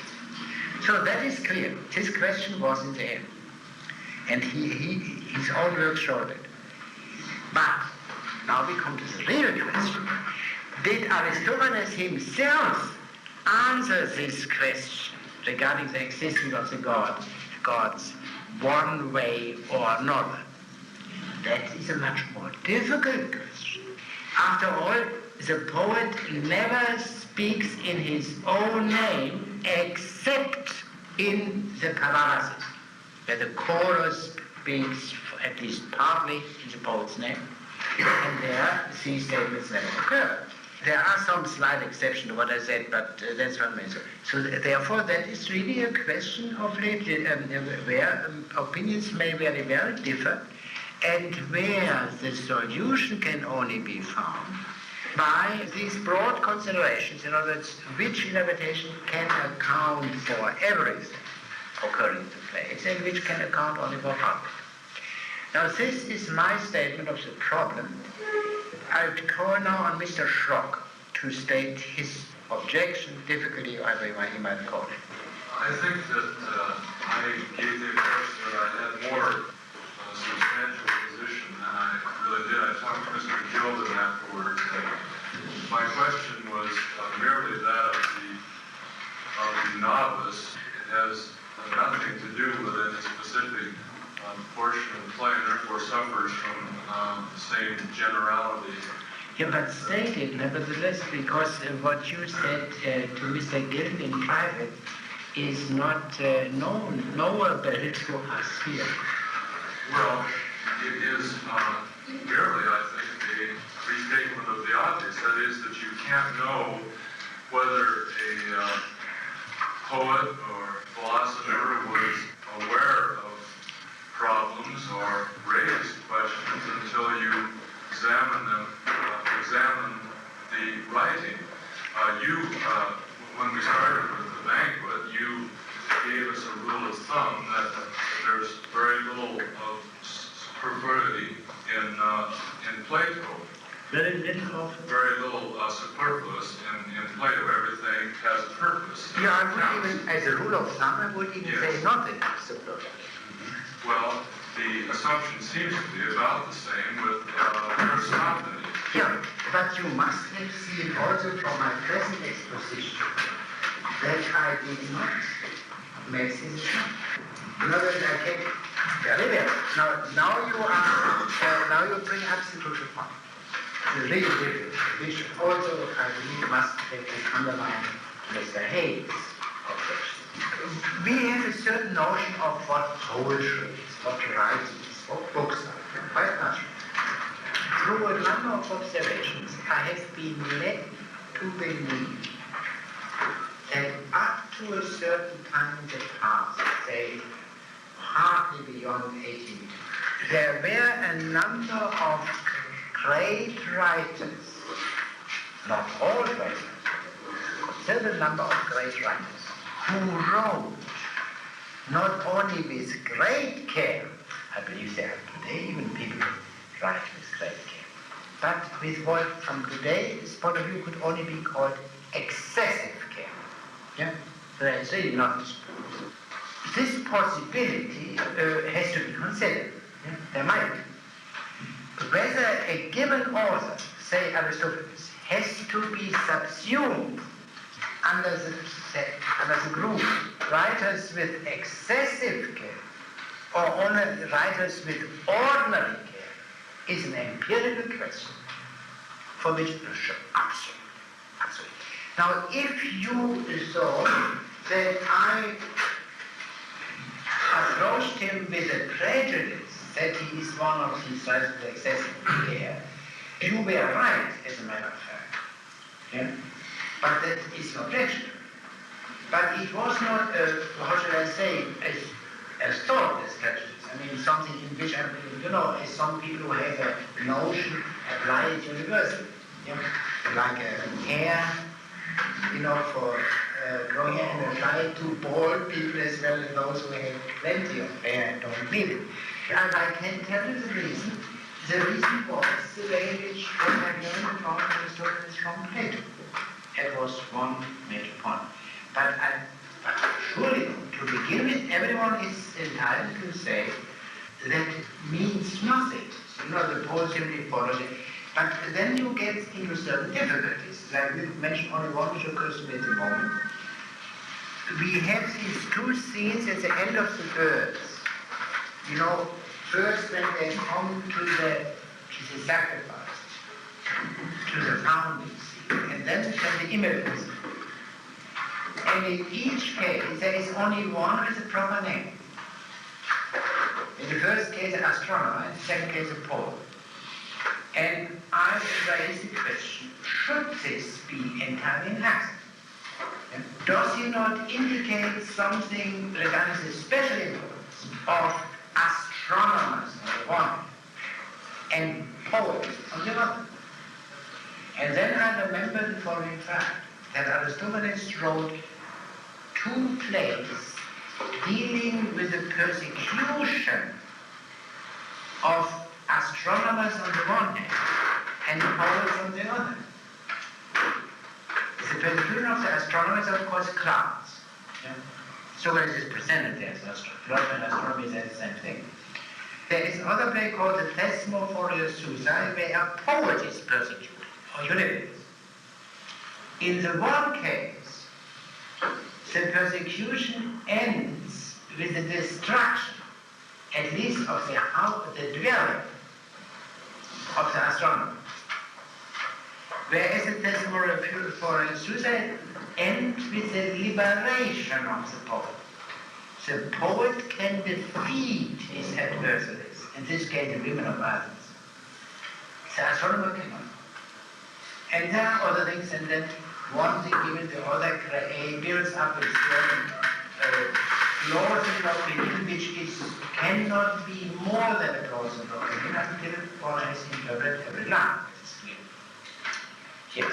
But you see, since the dangers of error today are along the now traditional lines of being very, Kunst, poetry. Yeah? For this reason, I believe one should at least give a fair chance to show this approach, its virtues and its vices. And then we can say. That makes sense. This comes out, this approach is most fruitful, I suppose, when there's an apparent contradiction in the poet or the philosopher's writing. If one finds a contradiction and is unable to resolve it, then does one assume from the general reading of the poet that either he was, if you read the poet and find that he commits errors elsewhere, you should then assume that this contradiction is a result of sloppiness, whereas if you find these careful in other instances, you can think that the contradiction has a meaning. Yeah, sure, that would be one way. Yeah, sure, but it would apply also to other things. I mean, contradictions are perhaps the most shocking irregularities which a writer can commit. But other irregularities are, for example, lack of order. Lack of, that he jumps from one thing to the other without any visible reason. That may be due to simple lack of craftsmanship or thoughtlessness, but it may, of course, also be due to other reasons. One has to investigate. There are sometimes, you find sometimes in writers, a remark about how they wrote. For example, in Plato, you have a remark which is not from Plato. Plato never says a word in the dialogues, as you remember. Although you have certain remarks in the Platonic letters, which he speaks in his own name, but here you are confronted today with the difficulty that almost all these letters are now declared to be spurious. Especially the second letter, which is a short letter, which is very important. But still, but here you can argue on the basis of the present-day assumption that Plato speaks through the mouth, for example, of Socrates. Socrates says in the Phaedrus that speech, and in particular a written speech, is subject to the principle of logographic necessity. Now, logographic means speech writing, to the necessity governing speech writing. And what is that rule? That just as in a living being there is no part which is not important for the living being fulfilling its function. Plato didn't know of that appendix. In the same way, in a speech, everything must be necessary. Now, the living being has a function to live. What is the function of a speech in the highest sense? I think one can say to make people think about the important matters. Therefore, now, if we assume that Plato acted in agreement with what his own Socrates so emphatically says about speech writing, we are entitled to believe that in Plato's dialogues, every feature, however seemingly trivial, is meaningful. Is meaningful. Now there is, of course, the subtle question is where the limits, because not everything can be meaningful. I mean, chance, in ordinary life there is all kinds of chance, all the time. But in a work of art of the highest order, there is chance is reduced to the minimum. But a minimum of chance remains. And therefore, there is the possibility of a misguided subtlety, that you seek something at upon this. That is a matter of tact, which, as all forms of tact, cannot be transmitted in any rules, but depends on experience. If I may give you the simplest example of rules which are possible, and that is one of which I have seen so frequently as very in Plato as well as otherwise. And that is that in any enumeration, what is in the center is most important. Now that is clearest if you have an odd number, then it's clear. If it's an even number, you have to consider the central pair. Yeah? Now this is never stated. I came across it about 20 years ago for the first time when I discussed a certain passage in the first book of the laws where I was completely misguided by the argument. Because the argument suggested that there were three things. And the argument suggested that number one is the most important thing. But then I saw, no, the whole thing becomes clear and I assumed this is second or central is the most important thing. And then it became clear. And some other observations led me to this truth.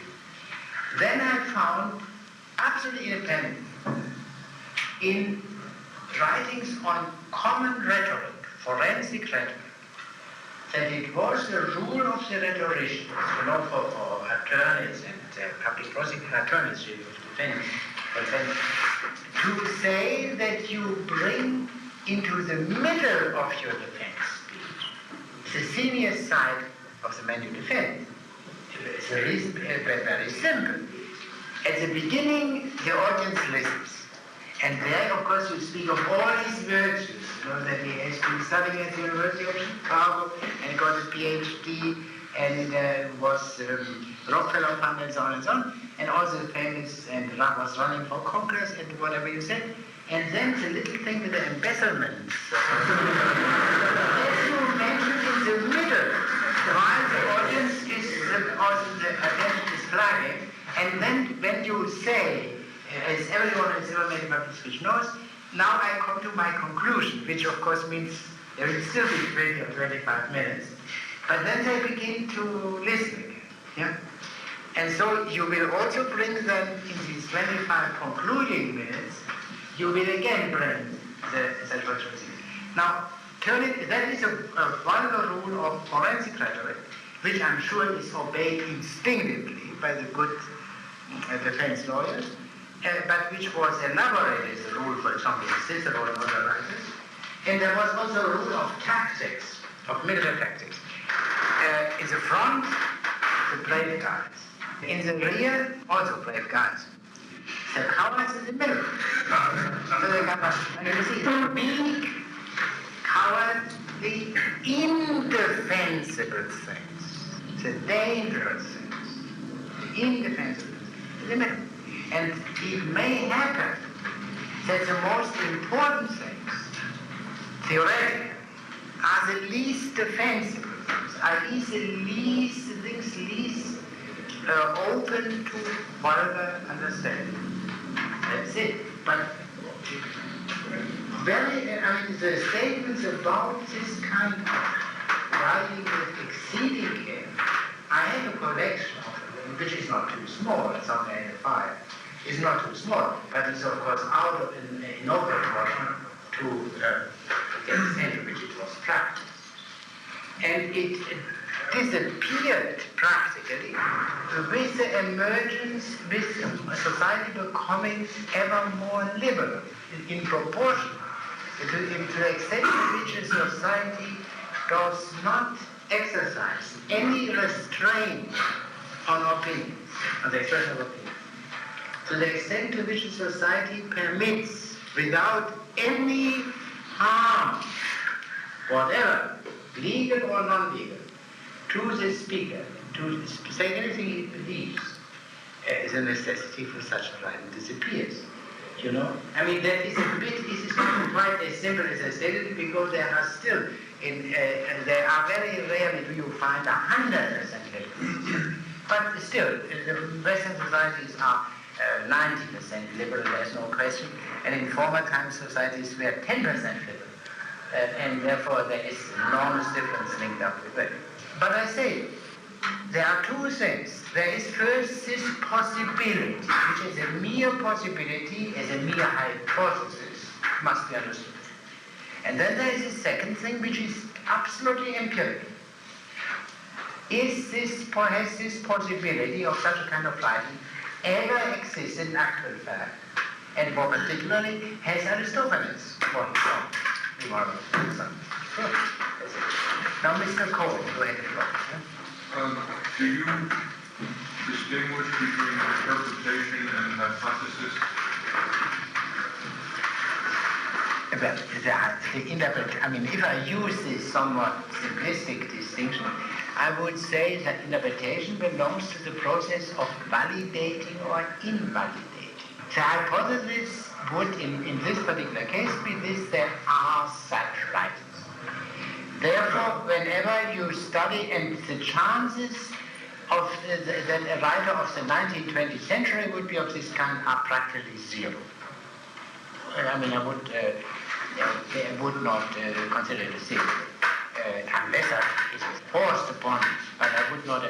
In earlier times, I don't know. And therefore, I'm open-minded. I mean, I'm open-minded, A, that he may be a writer without any such depth, this kind of depth. But I may, and I'm open to it, but I must be, that is what my hypothesis compels me to do. I know that this could have been, and I cannot dogmatically exclude it. And so, that depends then on the, and I would say on the contrary, the simpler, the more childlike, the more innocent you read and take the surface as a whole thing, the more clearly will it appear whether there is a deeper stratum which does not meet the eye or not. You began to touch on this when you spoke of possibility of subtlety, excessive subtlety. How do you go about distinguishing between what is accidental? For example, let us take a simple thing like names. Yeah? That Plato, in the first book of the Republic, there is a fellow who presents a certain point of view who is called Thrasymachus. Yeah? And Thrasymachus means, literally translated, bold in battle. Yeah? It fits him nicely, doesn't it? There is a guy who presents a similar point of view as the Gorgias. His name is Paulos. Literally translated, cold. Also, spirited, not very intellectually. Yeah? So there are the names in Plato, and Plato himself plays with them frequently. For example, in the Apology, the accuser is called Meletos. That was a matter of brute historical fact. But Plato uses it to find meaning in the name, because that has something to do with the Greek root for caring. Meline, epimelaista in such words. And so as if he were called Mr. Carer. And Mr. Carer has accused Socrates because he cares so much for others. Yeah? So there are many other examples. Does this mean that Plato, the name like Calidus, Calidus is the only character who is not historically identified in any way? Yeah? There are some hypotheses, but one really don't know it. The name is absolutely unique. Plato has chosen that name. But whether I should go into the question of name and say I must really find some stratum of meaning in every name which occurs, I don't see that. I mean, if, for example, you have the Protagoras, and Protagoras, if you translate in the dialogue Protagoras, if you translate the name literally, it means something like the first to speak. The first to speak up. Now it so happens that Protagoras in his speech says of himself, I am the first who speaks up. Funny. There is no, but if you look at the Gorgias, I don't think that you will find anything of this kind regarding the Gorgias. Why should they then worry, although there is occasionally a connection between Gorgias and the Gorgo. You may have seen it, yeah? Where I would not, I mean, if I observe something while I go, I wouldn't take notice of it. But I would not dig and overlook the wood for the trees. That is what I mean.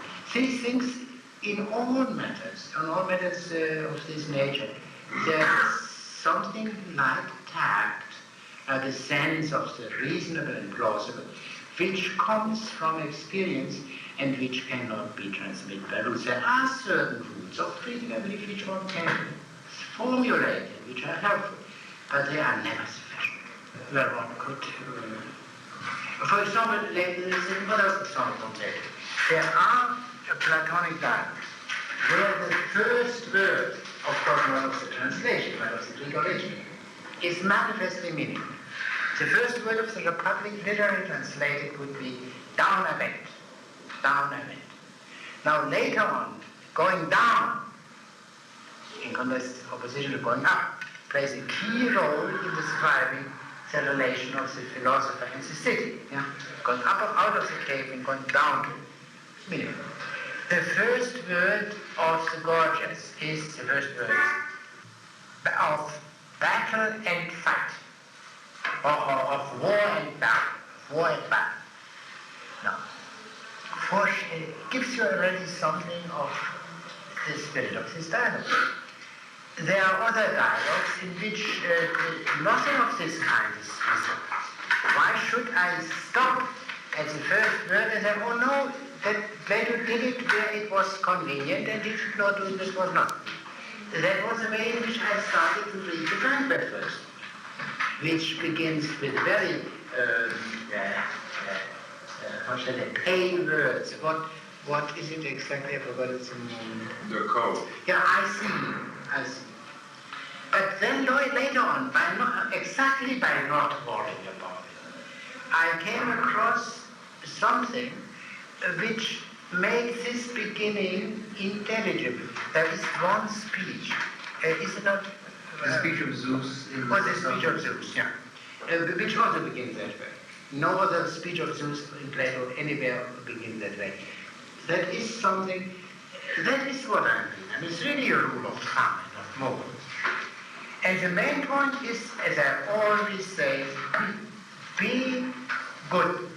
And don't sin. Be good.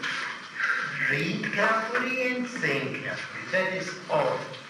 But on the other hand, one must beware of a certain kind of levity, which means if one doesn't see any meaning at one's reading, that there may not be more meaning than has met the eye.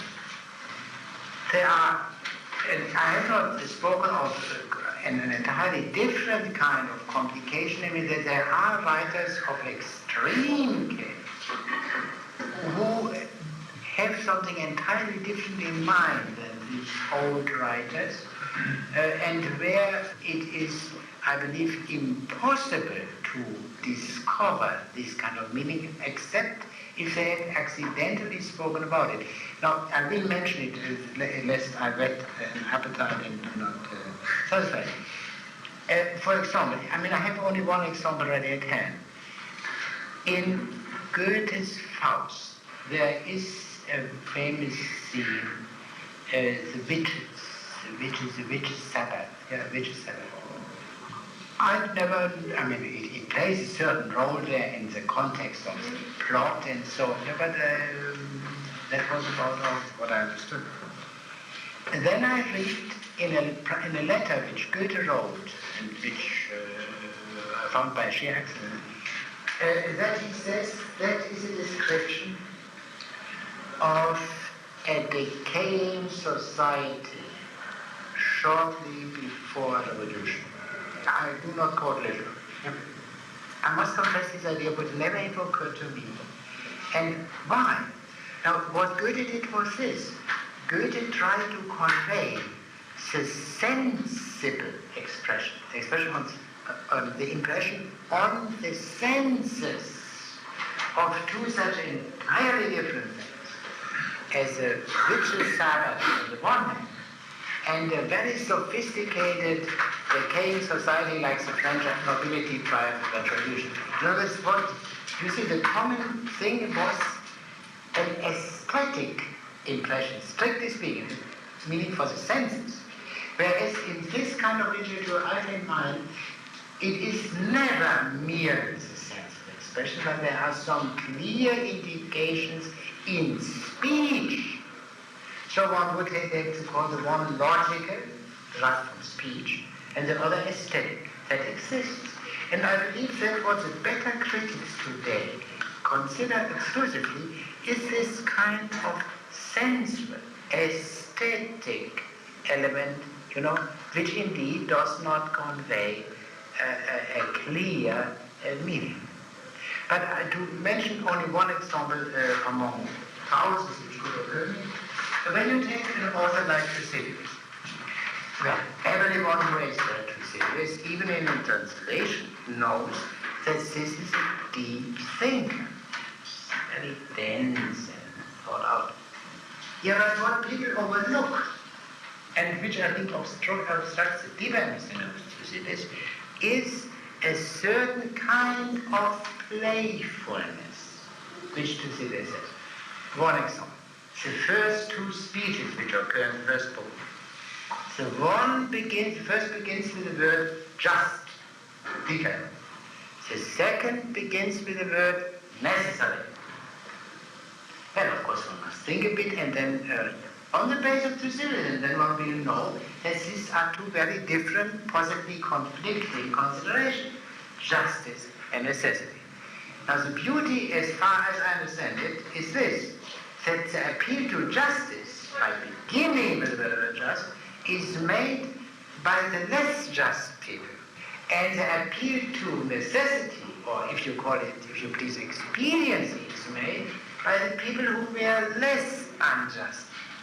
That is not implausible. We all have seen people who talk more about justice precisely because they care less about it and vice versa. This kind of only is one of many examples. But the general discussion is not very helpful, except if to make clear in the most general terms what in itself is a mere possibility. And but the proof of the actuality cannot be given by a discussion of the possibility. And what can be created by general discussion is a certain plausibility. Namely, if we reflect on the fact that our present-day notions of books and reading and writing are naturally derivative from a liberal society. And the further observation that up to a certain point, say surely not prior to 1640, there never was a liberal society. Athens was of course not liberal.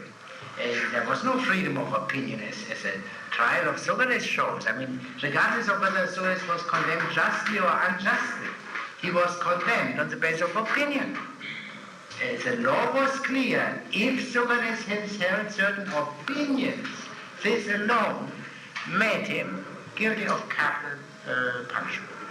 That is, that I think is a simple difference between a liberal and a non-liberal society, whether opinions as opinions are regarded as crimes or not. And I think the first example would be the English Civil War under Cromwell, well, with qualifications, even there. And of course, after Restoration, and at more or less at the same time, the same developed in the Low Countries. Is that the first example? Well, the law, but the practice could be very liberal. And it was so in some cases, like Athens, in certain times of Imperial Rome, in certain epochs, but there was never a legal basis for that. And don't underestimate it. That is one of these follies of the sociological approach, that they underestimate the importance of law. An honest man will always consider also what the law says, even if the law is not very strictly enforced. And we have considered this simple fact belonging to the so-called sociology of knowledge, and namely that liberal societies, strictly understood, are a very recent phenomenon, much too little. Liberalism, in the sense in which I diffused it now, liberalism has n meanings, as you all know, is of course not identical with democracy. A democracy is not necessarily liberal, and a monarchy, for example, is not necessarily illiberal. In quite a few respects, the French Republic, the Third Republic, was more liberal than the Anglo-Saxon countries. And at the same time, the Germany of after Bismarck was also amazingly liberal. In no way democratic, but amazingly liberal. There are long questions. Good. But Is there any point you would like to take up, or before we turn to the wasps? To put it, which is hardly anyone can claim regarding any book, in order to be sure that this is a man who writes with excessive care. If you have a sufficient number of examples of that, you are bound to have the prejudice that he will do that all the time. Yeah? You still would need an examination, surely. But I can only say that the danger today is not that of unnecessary subtlety, but that of indefensible unsubtlety. And therefore, yeah, I mean, this wasn't merely a scholastic question. There is a problem regarding Shakespeare, which one sometimes finds subtlety a great magnitude, and at the other time there seems to be strong evidence of either carelessness or indifference about the published text of the works. Yeah, that is, of course, a terrible situation. If you don't have a good text, and to that extent you can't be certain that you have Shakespeare. That's a great difficulty. In the case of Plato, we are in a wonderful position because the text is really very good. Very good. I mean, there are certain dark passages, possibly corrupt, but on the whole it's very good. In Aristotle, there's a great difficulty on this ground alone. I never mentioned that. The ascription of the individual speeches to different characters is largely hypothetical. We cannot, I take for granted that the common ascription is sound, because otherwise we would come into an infinite question. It makes the impression in many cases where it was important to me. I consider the alternatives, and I think on the whole it is correct. But that is not clear in the manuscripts. That is a great problem. Surely that can exist anywhere. Yes. Am I right in thinking that your opinion as to why the reasons for this excessive subtlety stems only from the legal prohibitions against holding certain opinions? Or would you... Well, that is the most practical and the most, unsubtle reason. And therefore, I wrote once some essays with the title Persecution and the Outright, that indicated it. That clearly. But you see, the thing, if you go a little bit deeper, it turns around as follows. Let us assume that a writer knows certain opinions cannot be questioned without committing a crime. Yeah? It doesn't have to be a legal crime. It doesn't have to be a capital crime, but social ostracism, regard as a dirty fellow, is not something which a proud man would like to have. Yeah? I mean, in other words, if there are forbidden opinions, or whatever you call it, that comes up for all men, for all thinking, who do not agree, who think that these forbidden opinions are wrong as stated. Good. Now, if here is a crossing of the roads. A man may say, well, I'm going to prepare a society in which no opinions will be forbidden, a liberal society. Then this would be a kind of temporary concession to the prejudices of a benighted, illiberal society. A simple example of that would be Thomas Hobbes, who practiced a certain amount of concealment, but quite clearly with the prospect 100 years from now, this kingdom of darkness, as he called it, will have been dissolved. Yeah? The alternative, which is more interesting, is this, that the man says you will never have liberal society. If you destroy these particular opinions, say about Zeus, relations to Hera and Cronus and so on, you will get another set of opinions which may be a bit better, which may also be considerably worse for all you know. So there will always be opinions which are not quite reasonable. Now such a man, of course, in such a case, it becomes a matter of responsibility and not of mere fear to be careful. Yeah, the demons of all. Yeah, this is clear. Yes, it does. Yeah. Should both exist. I mean, the most simple, of course, is the case of what they called in Tsarist Russia Aesopic language. I mean, taken from the fables of Aesop. Yeah? Or how do you pronounce it? Aesop? Yeah. You speak it always, you tell stories about some nice little animals, rats and squirrels, but you mean really the Prime Minister and so on. Yeah, good. That's simple. And they also call it, as I've seen, I saw from a communist writer, very funny. When they speak of older times, they call it the language of slaves. Yeah. But what they do now, that... by the way, to read such a book as Pasternak, Dr. Zhivago is not uninteresting from this point of view, although it's extremely simple. His complete science about the Stalin era, which has a simple explanation that it is too terrible to say, it's beyond speech. It has, of course, also the implication that he couldn't dare to write about it. Sure? Good. That's simple. In other words, a man merely bows to the baronet and not else. But the much more interesting is that the baronets are farther remote and a broader view is behind it. Yeah? I mean, it's more exciting at any rate. Yeah. Good. Yeah, and for example, the question of Shakespeare's infinite question, that is only the smallest part of it. I mean, in fact, the scholars argue for his indifference, because other poets produce very excellent texts of their poems in that same period. Well, I don't know. I mean, since one knows so very little about Shakespeare's external life, and all kinds of things might be possible. I don't believe that Shakespeare was careless regarding any verse he wrote from the little bit of his what I understood. But he might have been compelled by things beyond his control. He might be unable to care about the printing. I don't know why. But well, we have for a coherent discussion of the Vasts.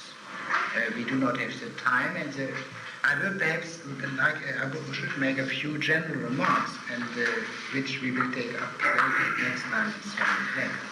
Now, as I said at the beginning, fairly and politely taking issue with Monsieur, that the point which you stated very well, that Philocleon, the father, friend of Cleon, the lover of condemnation. I mean, he is not only a lover of law courts, he loves to condemn. And in the scene with that dog, what the son achieves is, by his trickery, as you rightly call it, is an acquittal. He likes to condemn. So what is his kind of man? That is a great question. What does he and that this is not an unnecessary question or an improper question is indicated by the fact that it is answered in the play more than once. Why does he love to condemn? I mean, that is first a character trait. He is an ill-tempered man, discolors, ill-tempered. Sure, an old, ill-tempered fellow. And the term is also applied sometimes to the other Dicasts, but that is not his special madness. Do you remember what? Oh, I mean, what is the special reason the reason peculiar to Philocleon, why he loves to condemn? Delphic oracle. The Delphic oracle. So strictly speaking, he does not love to condemn. He feels morally obliged to condemn because of the Delphian oracle. Is it not interesting that Socrates too traces his mission, an entirely different mission, to the Delphic oracle? You see for what difficult purposes that oracle could be used. So the Delphic oracle And that means ultimately the gods have such an influence. That is one very important consideration.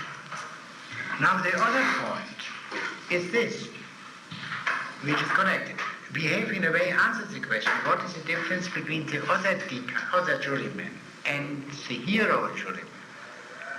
The other fellows are simple fellows. They don't have such kind of religious obligations.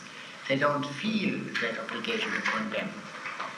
But there is another difference which is equally important, although much more external, between the hero juryman and the mass of the juryman. That is, I grant that there are passages which obscure it, but the plot as a whole brings it out with perfect clarity. What is the motivation of the poor fellows, these old guys who go to the jury, to the court, and do their duty? Money.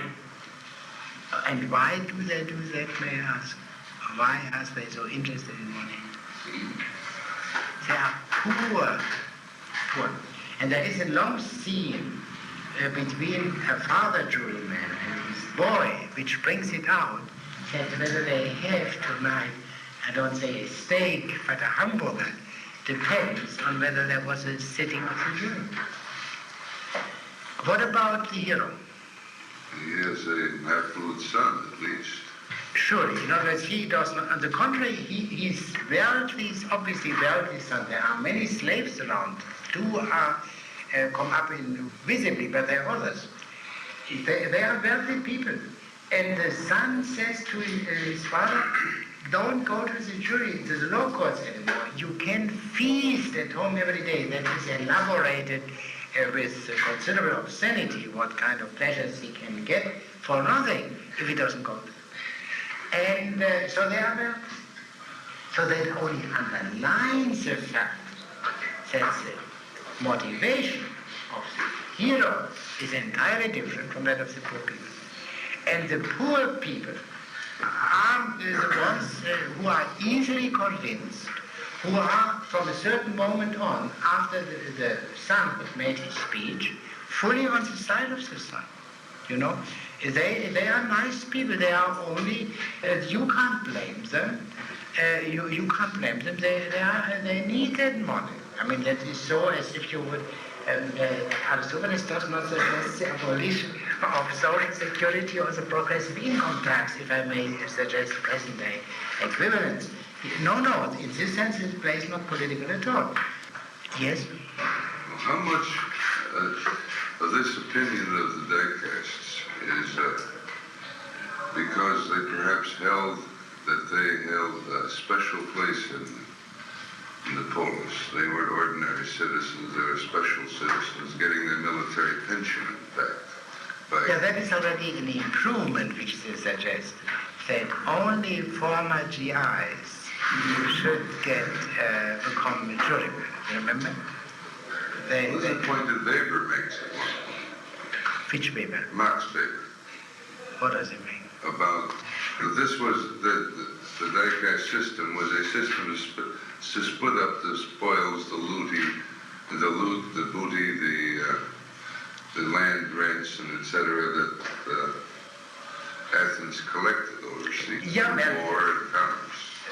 That Aristophanes, well, however important it may be, Aristophanes does not criticize that. On the contrary, he makes even the very demagogic suggestion that much more of that booty should be divided up amongst the citizen body, as you have U.S. Miss reported. They reacted immediately and were immediately won by this argument. Yeah, sure, that is a political trait. But that is not, the action Bellicleon has no influence, of course, of what will be done with the booty, i.e. with the Athenian Empire. But he has influence only on his father. And so the action is this, first, that Bellicleon has to bring the citizen body, or that cream of the citizen body, on his side. Yeah?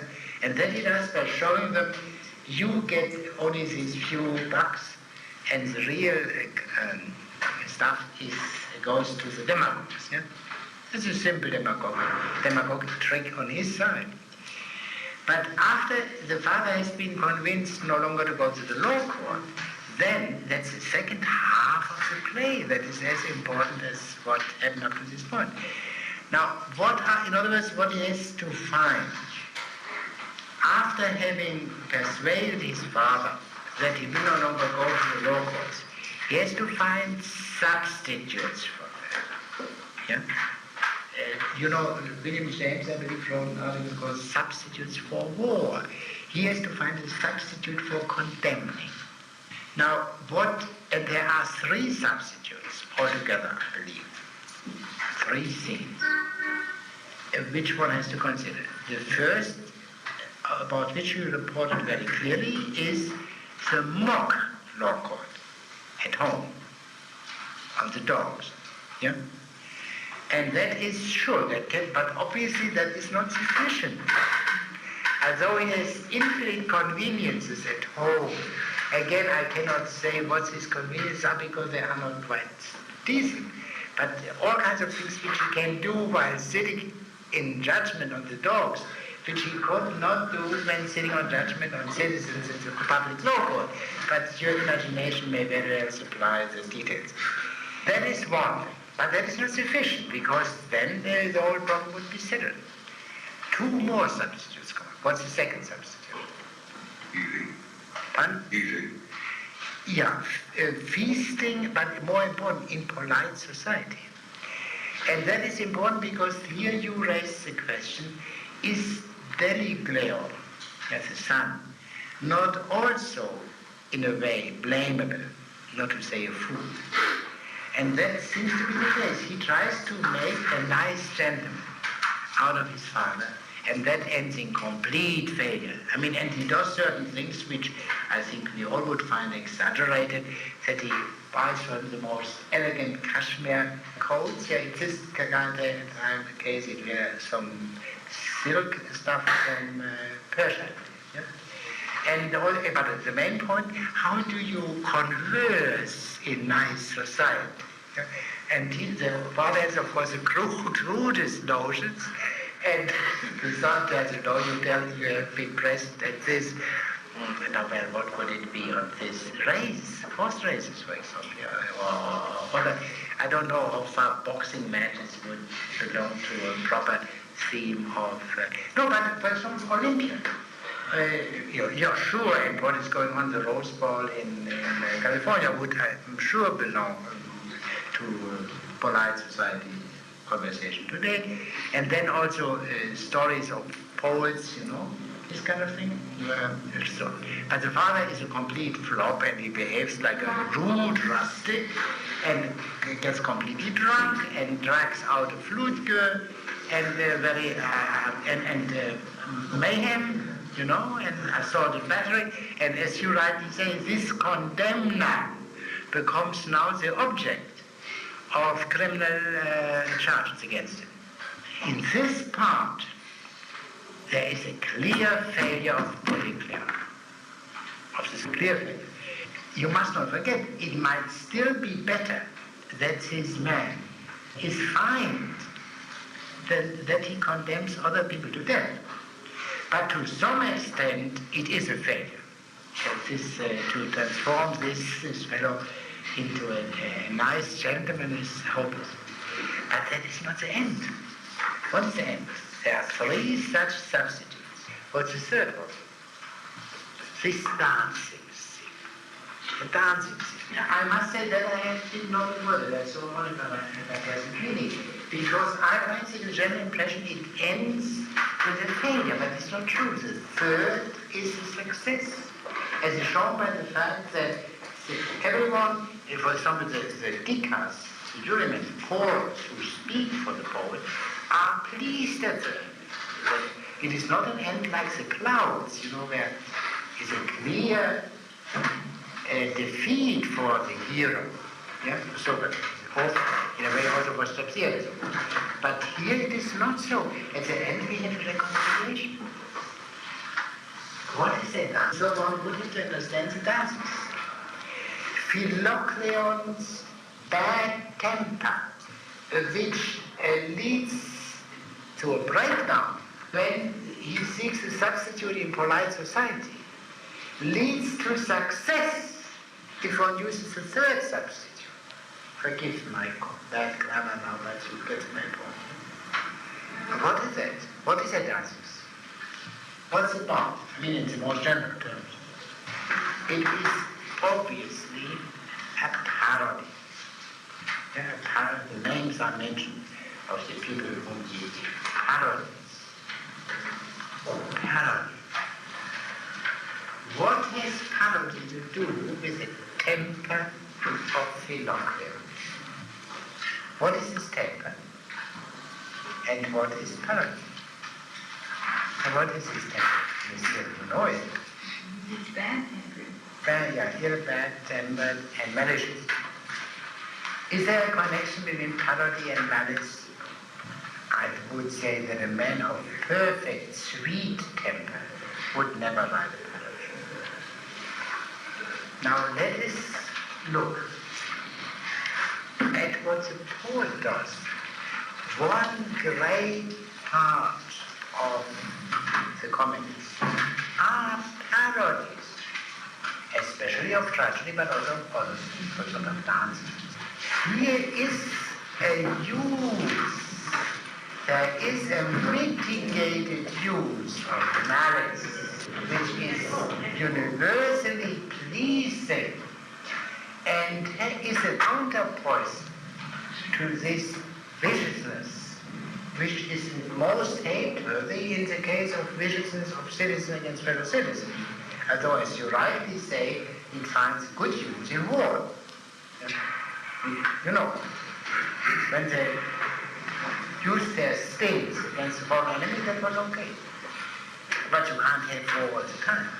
There must be some outlet for that. Enmity.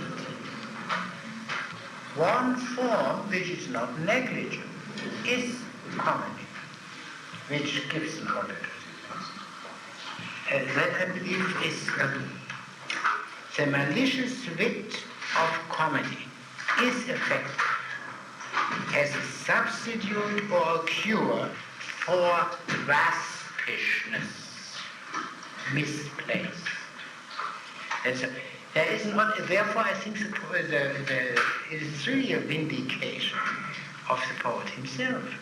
You remember there are quite a few allusions to what happened to him with the previous comedy, probably The Clouds, and this kind of thing.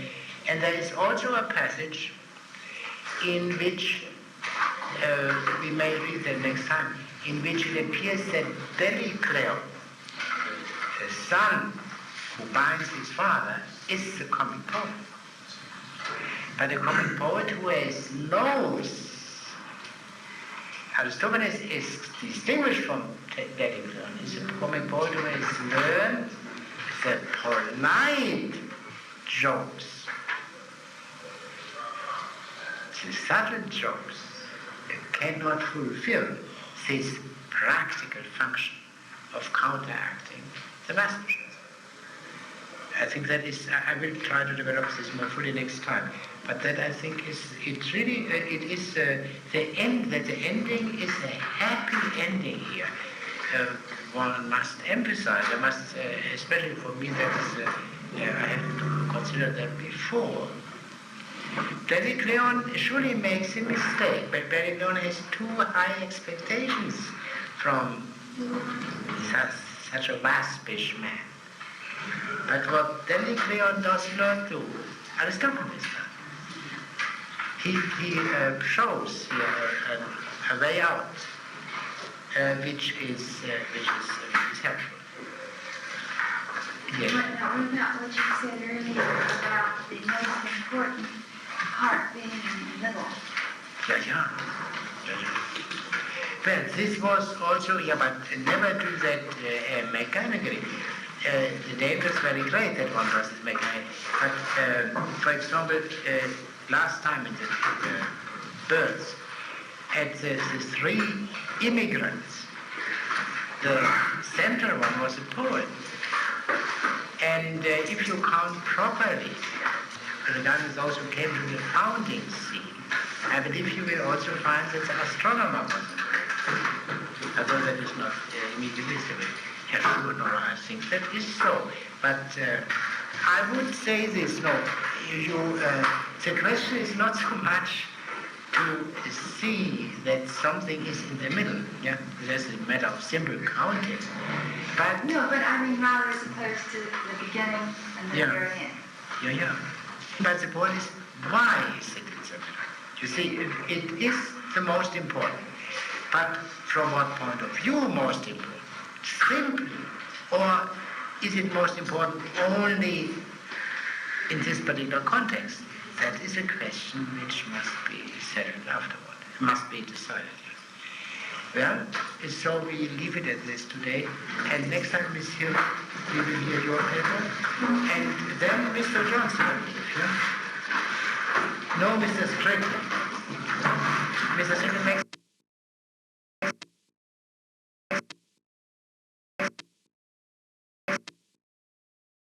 I believe the key remark which you made is this, that in the problem of justice as it appears in the clouds, is that Socrates is not strictly speaking unjust, but he is impious. And therefore the question is, what is the relation between justice and piety? Now, it is shown that Socrates is not defeated because of his impiety.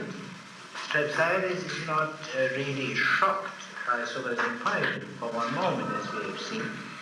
But he becomes shocked only when he sees what this means to the family. That beating the mother, beating the parents, incest, becomes permitted on the basis of Socrates. In other words, yeah, this is a key phenomenon, and this is universal to mean that the family is conventional and acquires its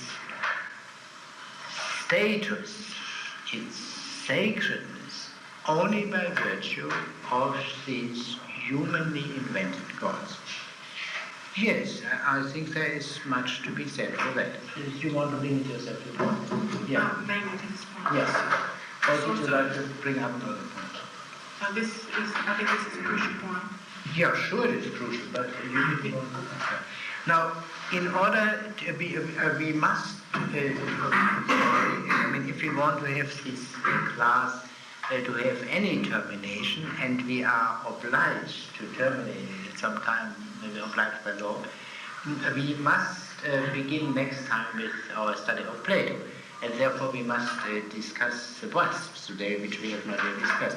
But one thing I would like to do, can you state now, Mr. Haig, succinctly and clearly what your criticism is of what Ms. Oni just said? That the scenes in the plays which supposedly support this interpretation may also be explained as having been included for other reasons, and therefore, I don't want to say that this interpretation is wrong, but that if there are other reasons for the inclusions of the evidence for this interpretation, it cannot be said definitely and clearly that this must have been what Aristophanes intended. That is an excellent argument, but it's an entirely iffy argument, because you would have to show what these alternatives are, which account for the phenomenon. This is true. You asked for a succinct statement, and certainly I don't want to involve the class in any long discussion with much either, but my reasons are in there. All right. I will read it. Yeah, it's a pity last time I had really cleared the desk or the deck entirely for you. But maybe we can, you can bring up some of these points later when we turn in connection with the past. Or did you want to add? Well, I think another point that I wanted to make was that there's a choice on between the just and the unjust speech. He doesn't seem to suggest that there can be any alternative to this sort of animal-like existence of the just speech, of the unjust speech, and conventionality. Does he see no basis anywhere else? Yeah, that is a very serious and interesting question, and that is exactly. I mean, if we go on from what you said now, it would mean that Aristophanes' overall suggestion, I mean, if we generalize from the clouds, is a reduction of human life to the life of the brutes. I say brutes because the Greek word zoon, which is animal, includes man as well. Yeah, I mean, from the animal is the genus, which can be split into two parts. Animals which possess speech, that are men, and animals which do not possess speech, that are the dumb animals, as we say. Yeah? And therefore, in other words, that Aristophanes suggests a kind of return to brutism. This interpretation, which is not quite tenable because a man of the intelligence of Aristophanes and of a certain pride of his own craft cannot have mentioned so literally, but there is this element in it, and that is exactly the suggestion which Plato makes. Plato, in the banquet, what Plato suggests in the banquet is this. He knows, of course, that Aristophanes believed in wisdom and that the brutes cannot be wise, but he cannot give an account of wisdom, and therefore it serves him right if one believes in that, and that is what Plato presents. For Aristophanes, eros is, as presented by Plato, eros is strictly horizontal, on the same level, yeah, not vertical. The Platonic notion of eros is that it is striving for the highest transcending man. Aristophanes understands it crudely, horizontally. And another way of putting it is that in the assembly of women, Aristophanes introduces communism and equality of the sexes. As a matter of fact, the preponderance of the female sex. Roughly as Plato is addressed in the Republic. But one thing is missing, which is so crucial in Plato and is completely absent from Aristophanes. From Plato's Republic is so crucial in Plato's Republic and completely absent from the assembly of women. The third big institution, the rule of philosophers. And that, of course, is related, whether eros is understood horizontally or that is, or vertically. Vertically means denial of nous, of mind, and therefore also denial of the rule of philosophers.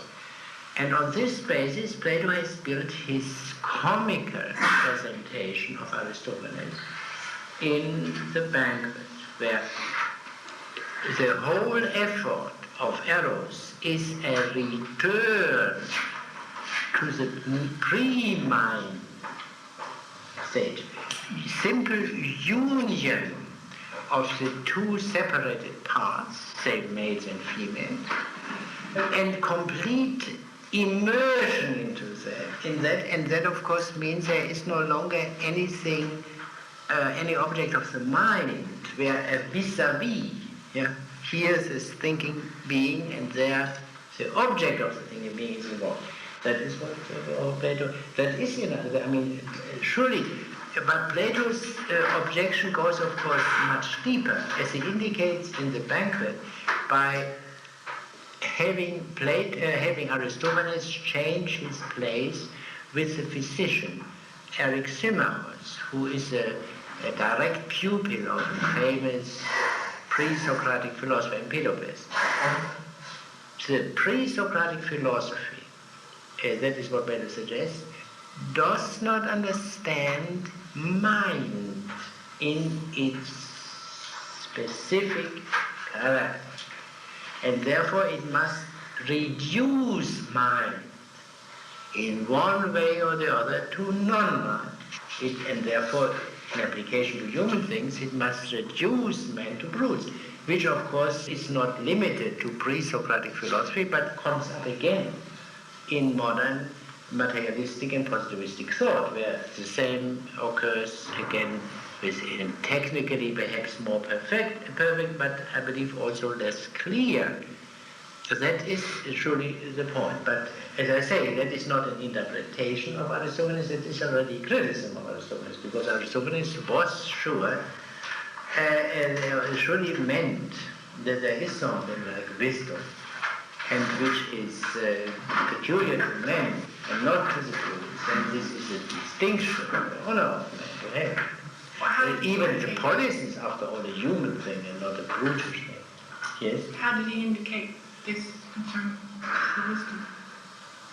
Well, read the parables is what he says in the various, but what he says in praise of himself. But from this point of view, the fact that the birds, for example, play such a role, you know, that could be used with a certain malice by Plato as a proof of his interpretation, of his caricature of Aristotle. He knew this was. And I mean, the mere fact that at the end of the banquet, the only beings who are awake and can talk, the only really thinking beings, are Socrates and Agatho and Aristophanes. And so he goes off a little bit earlier than that. This much. Now, what other point did you want to make? Exactly what standard is he judging the old Athenian policy by? Well, this question must be answerable on the basis of what we have read. Why does he prefer the old polity to the present extreme democracy? Is anyone among you who has an answer? It's not a difficult question. But all the excesses which he presents, yeah? For example, this jury system and this preponderance of the labor of Athens, of the city of Athens, as compared with the healthy rural population. It's a simple, what was common to the conservatives, if you may use that term, yeah? Those opposed to Pericles, and naturally still more to Cleon, the same, the point of view which you find in Plato, in Aristotle, in Thucydides, and everywhere. The same people who were afraid of the madness, that was a term which they used, of the democracy, where everyone had, in principle, the same say. It's a simple story that the lot can make anyone a juryman, and even can give him one of the highest positions. You know that there were certain restrictions only on generalship and on the treasury. There you had to have, it was seen to be imprudent to make a man a general who was a notorious coward or had no military experience, or to make a man a treasurer who was a notorious ambassador. But otherwise the restrictions were very small. You had to prove that you had paid your taxes, or the equivalent of taxes, that you had done your military, done your military service if you were called upon to do it, and the interesting other point, whether you took properly care of the graves of your parents. It was also a point which was used in that dokimasia, they called it, in the kind of appraisal preceding election law. The others who fulfilled these minimum conditions, their names were in the urn and could be selected. The good old times, the point is this: whether these times were so good is a long question. And it is also a question whether each of these men who speaks about them was absolutely convinced of that. The general idea was a break, to apply a break.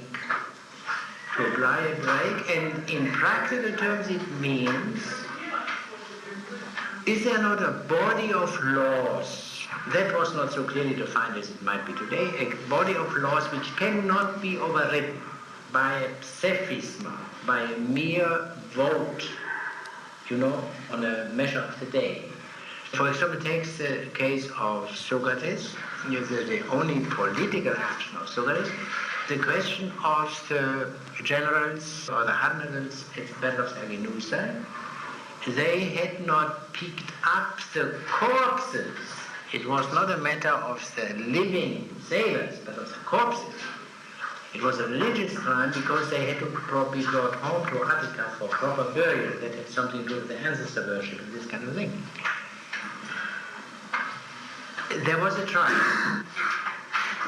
And in the trial, certain legal safeguards, and namely, the decision must not be made on the same day, and I forgot the other point.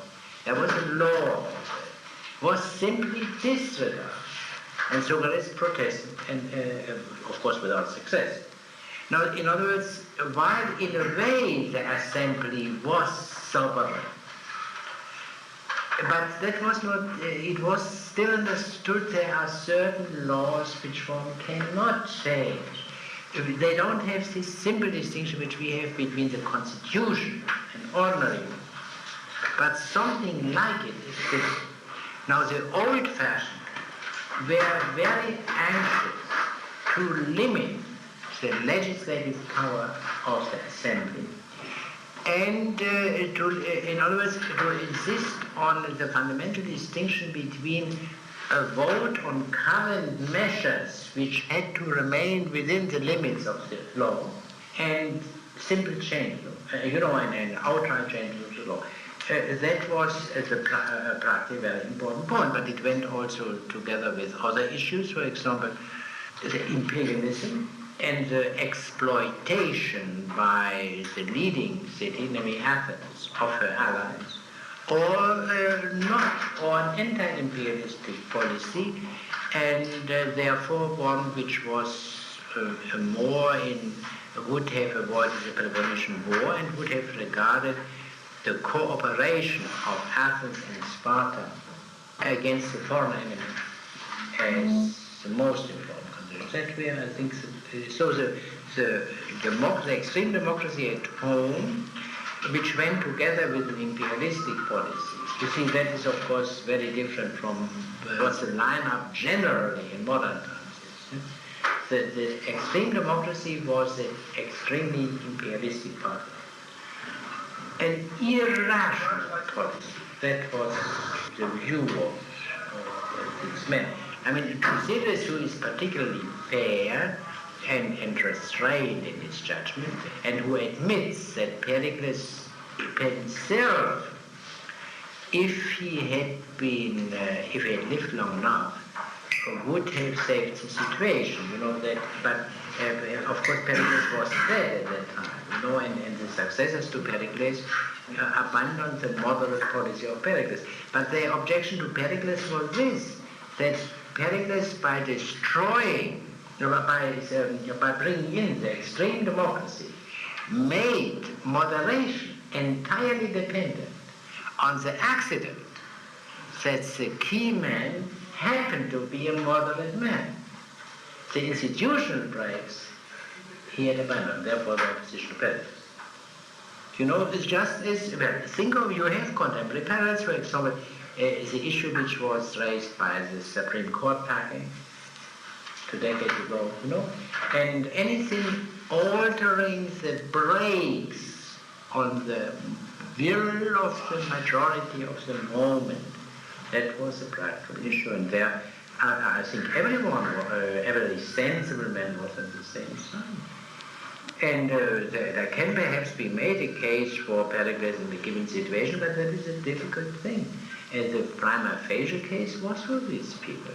I mean, we must not follow present-day inclinations and all kinds of long analogies to think that there was mere prejudice.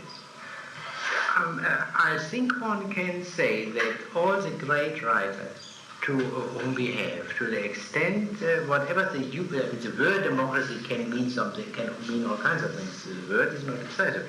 But the general notion of what is sensible and not the overall notion, it does not differ, so that the practical proposals of a man like Thucydides, of a man like Plato and Aristotle and Aristophanes would not have differed to any degree. The difference is not there. The difference is in the principles which they appeal. And there was a crude political term, that was the ancestral polity, something which existed or was thought to have existed. That does politically not make a great difference. Prior to the emergence of the extreme democracy, and that they were all united. That, I think, does not create a great difficulty. I mean, of course, one has to assemble the material and go to every point, but I think the result is fairly obvious from the beginning. And of course, there was a connection between this constitutional change and certain innovations in manners. Yeah. I mean, the old-fashioned respect for older people, respect for parents, respect for tradition declined naturally. And then there was a connection between this loosening of the old morality and theories, what is vulgarly called the sophism. But here a difficulty arises, because here not all so-called sophists were simply unscrupulous men. And secondly, that contained also a possible remedy for the cure, for the and that is where, therefore, the ambiguity of people like Aristophanes and also like Plato. Plato also knew a restoration was impossible. He has indicated as clearly as he could at the beginning of the Republic and by the personnel of the Republic. The personnel of the Republic, I mean the characters there, apart from Socrates, to the extent to which they are not foreigners simply like Thrasymachus, where some of them at any rate were victims of the restoration, of the reactionary restoration which was tried by Critias and the 30 Talents. That is quite interesting. And when Plato himself says in the 7th letter he had to begin with, as a very young boy of 20, a certain sympathy for this restoration attempt, but after a very short time the old democracy, which he loathed, appeared to him like the golden age. Look what an expression. Like the golden age compared with the beastliness of his own relatives. Such people like Critias and Charles, the times. So, Plato had no other use. The only remedy they could find was that this glibness of tongue could be put to the right use, and then it would be even more higher than the ancestral polity. And is Aristophanes suggesting something of this? Yeah, something of this kind. Yes, the comedy is Aristophanean comedy is, of course, novel. Yeah, and his pride is the novelty of it also. But this novelty is at the same time an attempt to preserve in a different medium, and therefore in an altered form, the old, to defend the polis. Sure he won't. There's no question. That he knew. But the simple terms in which the problem is stated, and frequently he does not do justice to what Aristophanes wants. Aristophanes is compelled by the fact that he writes comedies to present everything, in particular this issue, in gross and crude terms. You want to say something, Mr. Ed? Good. Now is there any other point you want to bring up? I'm still not clear on what justice is, according to Aristophanes. Is it the old morality? Is it something else? Yeah, no, the question is an excellent question. But I think you will seek in vain, as far as I can see, a definition of justice by Aristophanes. But can we not reconstruct such a definition by what we have read in other authors you see, in authors like Plato and Aristotle, there are n levels. Levels of the highest refinement and also a level of the greatest crudity. Now, one has, of course, to look primarily for these crude notions of justice.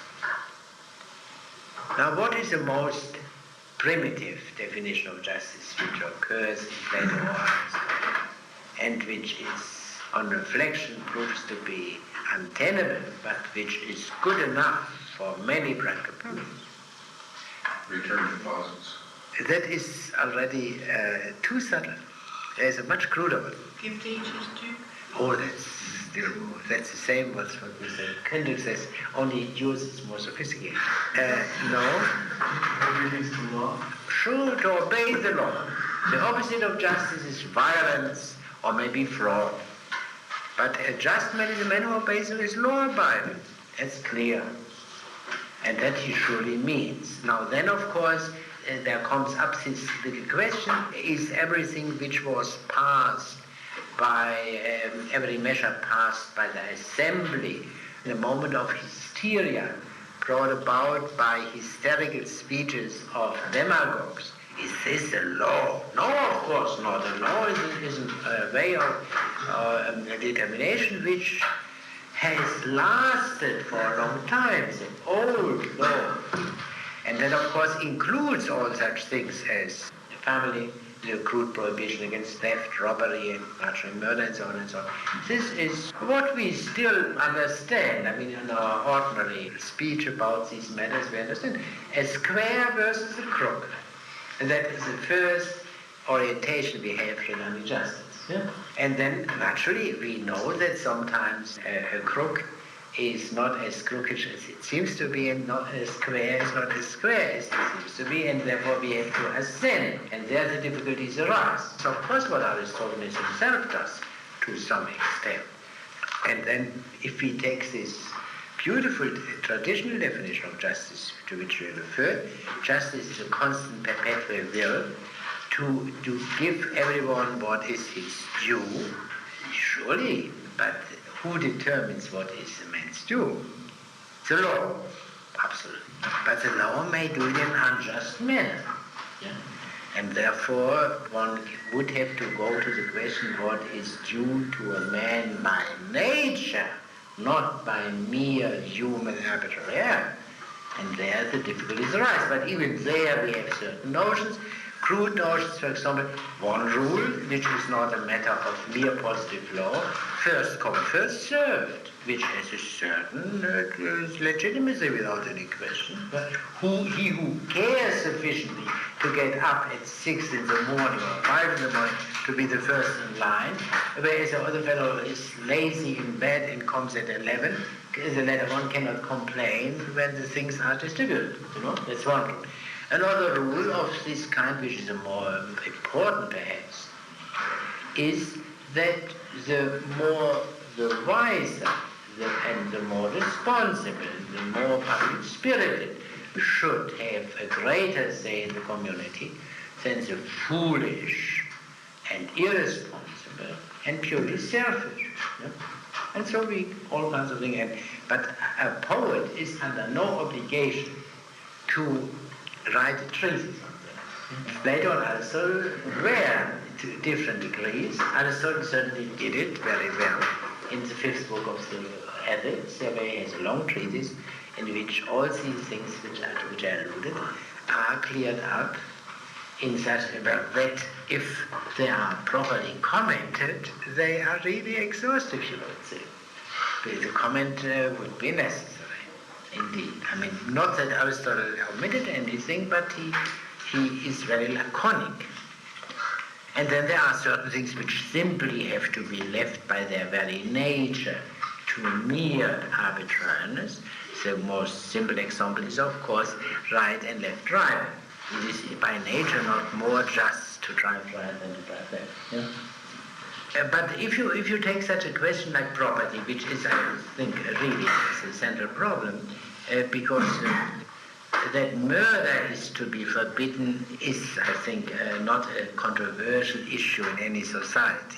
I think there is no movement in this country for the abolition, I don't say of capital punishment, but of punishment for murder, but nor for that matter of theft and robbery or embezzlement.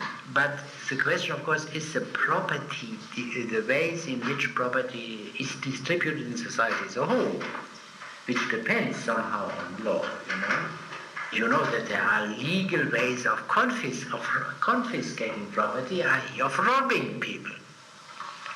And the old argument was, what's the difference whether a highway robber takes away your money or the police in form of a law? It's not also robbery? Great questions, really great questions, because it is clear that the police, if it is to be respected, cannot behave like a robber. So they must have a good ground for that. Now the good ground usually given is of course a public good. But is it not an essential part of the public good to consider the property rights, the pre-existing property rights, the pre-existing inequalities? Or is perhaps this inequality the root of all injustice, as Rousseau, for example, said, and the socialists after him said? That raises, of course, very important questions, really fundamental questions. Is absolutely egalitarian society in this respect possible and desirable, or is it not? If inequality is necessary, then, of course, one could rightly say, why should the injustice that Mr. X has inherited $1 million and Mr. Y has inherited 0 be changed all the time that for once Mr. Y gets $1 million and Mr. X gets nothing? Is this turmoil, this upheaval, in any proportion, apart from private greed and envy? And should one not leave it as the ordinary traditional ways of inequalities, and so on? These are the questions. These are, of course, the fundamental questions regarding justice. And I'm sure, I have no doubt that Aristophanes was on the whole in favor of a very, quote, conservative policy. In other words, that there are certain ways of acquiring property which are regarded as just as like purchasing and so on, must be protected. Others which are unjust, simply taken away by force or fraud, are forbidden and must be punished, and these elementary things he accepted without any doubt. That there are difficulties there, deeper difficulties, I'm sure he was aware of, just as Plato was aware of, and he would have admitted, I think, that there is a certain point where a kind of crude convention is the only way out. The alternative would be anarchy, destructive of all civility. But there is, one must emphasize whether it is a crude convention or whether it is a lucid law of reason. Because if it is a lucid law of reason, no exceptions can be permitted under any circumstances. If it is a crude rule of thumb, then it can be modified if circumstances arise where higher consideration demands such a modification. That, I think, is the issue. So the people who speak so much of the conventional character are not necessarily enemies of civilization. But they may only mean that all rules of actions, of which laws are, of course, an important part, whether any rules of actions can be, strictly speaking, universally valid, and whether the nature of human affairs is incompatible with any universally valid rules of action. That's the problem. And the standard was for the ancient thinkers always nature, the nature of man, the nature of human association, and which they thought gives some broad and for broad purpose sufficiently clear directive, not for any individual case, because every individual case is different from the other. And what you can do for the individual case is to have crude decisions. In the majority of cases, this is the best thing, but there was always admitted the necessity of a translegal redress called equity, or the pardoning powers or what have you. This kind of thing existed, and also such things as emergency powers, in emergency situations requiring them. This, I think, is a political meaning of that. I mean, you have good examples today, for example, as the issue regarding birth control, where you have on the one hand the proposition that is, I overstate it for the sake of clarity, that is simply bad, and the others who say that it depends on circumstances, and so on. Yes, no. Well, would you say then that Aristophanes suggests that prohibition against incest, the sacredness of the family, is a lucid law of reason, but that it has to be backed up by something sacred or else it will be broken? Yeah, sure. Yeah, this extreme example, and this extremely shocking example of incest is, of course, that is exactly the point. We cannot perhaps easily visualize a situation in which incest can be defensible. The simplest way of arguing is that we take the most sacred text in the Western world, the Bible, and we see that according to this account there were situations where incest was absolutely necessary for the survival of the human race, first generation. We cannot know what would happen after a thermonuclear disaster where human beings might be confronted with a situation. Should the human race perish, or should they do this most horrible thing as a way of survival, of a recovery of man? We cannot know that. That is a very harsh thing to contemplate, but let us take an example which is simpler. Is the famous story of the two men on a raft. The alternative is suicide or murder. Both forbidden things, but you have no choice. That is the problem. I mean, that is the ancient thinkers saw. There is one way, one solution, a crude solution, which of course was taken by some people there and which plays a great role in the beginning of modern political philosophy in men like Machiavelli and Hobbes, and that is simply to say that shows you that there is no justice.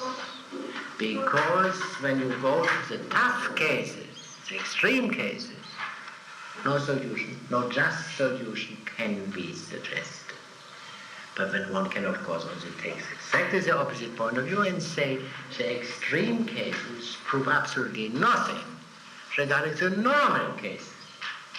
But one can admit that there are extreme cases in which justice fades into injustice without any possibility of distinction, and still say that doesn't say that justice is merely an arbitrary human arrangement. Now let me see, there are some examples of that. Yeah, I think that is, I would say, is a simple difference between Socrates, Plato, and Aristotle, and say Machiavelli and Hobbes. That for Socrates, Plato, and Aristotle, the key is the orientation is by the normal case. Oh yes, in present-day so-called existentialist literature, this problem comes up, of course, again with a deep unawareness of the oldness of the problem. I remember a statement by Sartre on this case in France, 1940, or no, 41, in German occupation. A French young boy, the only decent member of the family, his mother. The others are all collaborators whom he despises. Father, brother, and so on. And he wants to fight for France, free French. And he's in this conflict of duties. Shall he go to de Gaulle, shall he join de Gaulle, what he thinks is his duty, and then his mother, remaining alone, will perish? Or shall he stay with his mother? In other words, a conflict of duty between the country and the mother. Such things exist, and I think it is not, quote, realistic, unquote, to deny that there can be such insoluble conflicts. The conclusion which such people like Sartre draw is, this is the normal situation regarding morality. That he doesn't say, but the whole doctrine is based on that. Whereas one could rightly say, draw the other conclusion. Why did the French not fight in 1940, or rather before? And then this problem was, in other words, is there not a responsibility there for a situation in which the most elementary human problems become insoluble problems? So, once they have arisen in certain situations, there is no way of acting clearly and with a clear conscience anymore. But to say that man can under no circumstances act with a clear conscience is of course an absurd conclusion. You're so exaggerated in this respect, simply connected with this way of looking at the moral problem from the extremes and not from the normal case. So we see our problems, what we study in Aristotle is not very far from us, not merely ancient history. Mr. Berman? I'm just curious, if you take those two speeches in the clouds, the just logic and the unjust logic. Not logic. Don't forget that logic does not exist prior to Aristotle. It does not even exist in Aristotle. But in a crude way, you could say it exists in Aristotle. One defending a brutish morality and the other defending a traditional morality. Well, Aristophanes certainly does not favor the brutish, and he doesn't present us in these three plays with a traditional person. They're corrupted, if they are, they're corrupted traditional. Now, in line with... But what about the Dicas in the West? The jurymen? Yeah, you mean the individuals? The point that but even with the Dicas, the point you brought about, there has been a break. There is a break in their condition, and they're not. There's no longer the same social condition, let's say, which allow them to exist in the type of rural golden age which may have existed before. Yeah. Now, I've been trying to find a common denominator between three situations in the three plays. Namely? The situations of the final scenes in all the plays. Strauss' burning out of Socrates, Strauss's, Terrace's final victory, in a sense, and Philoquion's dancing in the streets. I mean, if these are perhaps symbolic or actual statements of what Aristophanes considers as a just reconciliation of a situation, I can't figure. Yeah, no, that is perfectly correct. I would study slightly differently. The fact that the clouds have an unhappy ending, yeah? If an unhappy ending in a comic manner, not in a tragic manner, no killing. Whereas the two other plays have happy endings, it's surely very important. There's no question. And the second thing is that in two of the plays, the wasps and the birds, there's some kind of creative element in the ending, if you can call it creative. No, you can't. You can't. Well, you create a console, but the problem. You know what that means. Yeah. And you vote for, you elect a console, or God creates a word. That's also possible. But you cannot call this, if you want to speak appropriately, you cannot speak of creative. But say invention. Why not? Or invention. Yeah. There are two inventive situations, and one non-inventive, or one which doesn't seem to lead to anything, perhaps in the same inventive manner, the clouds. Yeah, but in the first place, granted that Socrates was a man who actually lived, whereas it is safe to say that Philoqueon and Delicleon were inventions of the poet, and Pisteteros and Euelpides were invented persons. That is quite true. But otherwise, invention, of course, abounds in the clouds. Did you ever hear clouds speak? Did you ever see a just speech and unjust speech coming up and having a discussion with one another?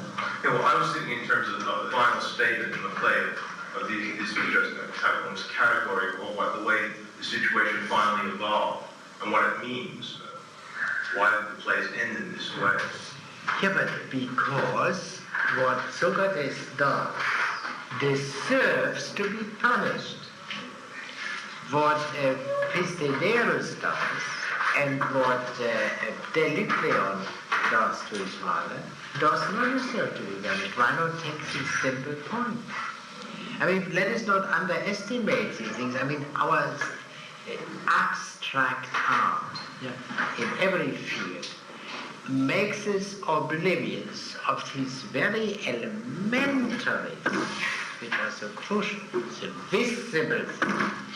For example, that Madame Bovary, a novel, that Madame Bovary perishes in a most terrible manner, and that this absolutely miserable and degrading end is absolutely essential for the understanding the very nobility of this woman. But if this would be, that is never, I mean, that is true, I think, of every scientific or scholarly activity. The most important things are the immediately visible things. Not that they that they give us a why, the cause, the reason. But they are the indispensable starting point for any understanding. And this massive, I think that applies also to the Shakespearean plays, by the way. These massive facts, the happy ending, the unhappy ending, and other things of the same crudeness must never be minimized. They are insufficient. I mean, otherwise there would be no difference between a Shakespearean tragedy and a Western movie. But one must also not forget what Shakespeare has in common with the Western movie. There is a kind of false sophistication, which one may very well call snobism, which is as dangerous to the understanding as mere stupidity. You know, by mere stupidity I mean unawareness of differences of life. I think I'm more perturbed about the reasons. Yeah, I completely agree with you. But it's the reason. Then you have to assent to the reasons. Then you have to see what makes Socrates faint in the clouds disturbed, and what makes Philocleon a much more abominable man than Socrates. What makes his happy end disturbed. But if the solution is not in the play, it can't be found. And it may still be that theoretically you cannot exclude that Aristophanes wrote the play in a state of complete schizophrenia, drunkenness, or what have you, and for some reason the vulgar applauded it because there were some funny scenes in it, and so it has been preserved. That is, prior to investigation, everything is possible. And that is, of course, the burden of Mr. Haig's criticism, that what he states are absolute verities, but which are true, which precede any empirical investigation. And whether that is a fair criticism of your whole statement, of course I can't say, because I haven't read it. But you tend in this direction. No? Let me check and see, I think that's all. Well, now then let us turn to the past. Or did you want to... Now, you will have seen that the play begins with a long scene where none of the two chief characters appears. None of the two chief characters appears, whereas in the clouds and the birds, a chief character, it's not the chief characters appear immediately. This is also one of these externals which need discussion. This plays I have.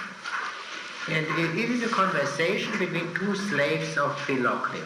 They are on guard duty, but sleeping. They dream. Apparently they dream things presaging evil, but the dreams are political dreams. They dream about Athens. Slaves dream about the city. Is this not strange? They dream of the city as theirs. That is some light on Athens. Does it ring a bell?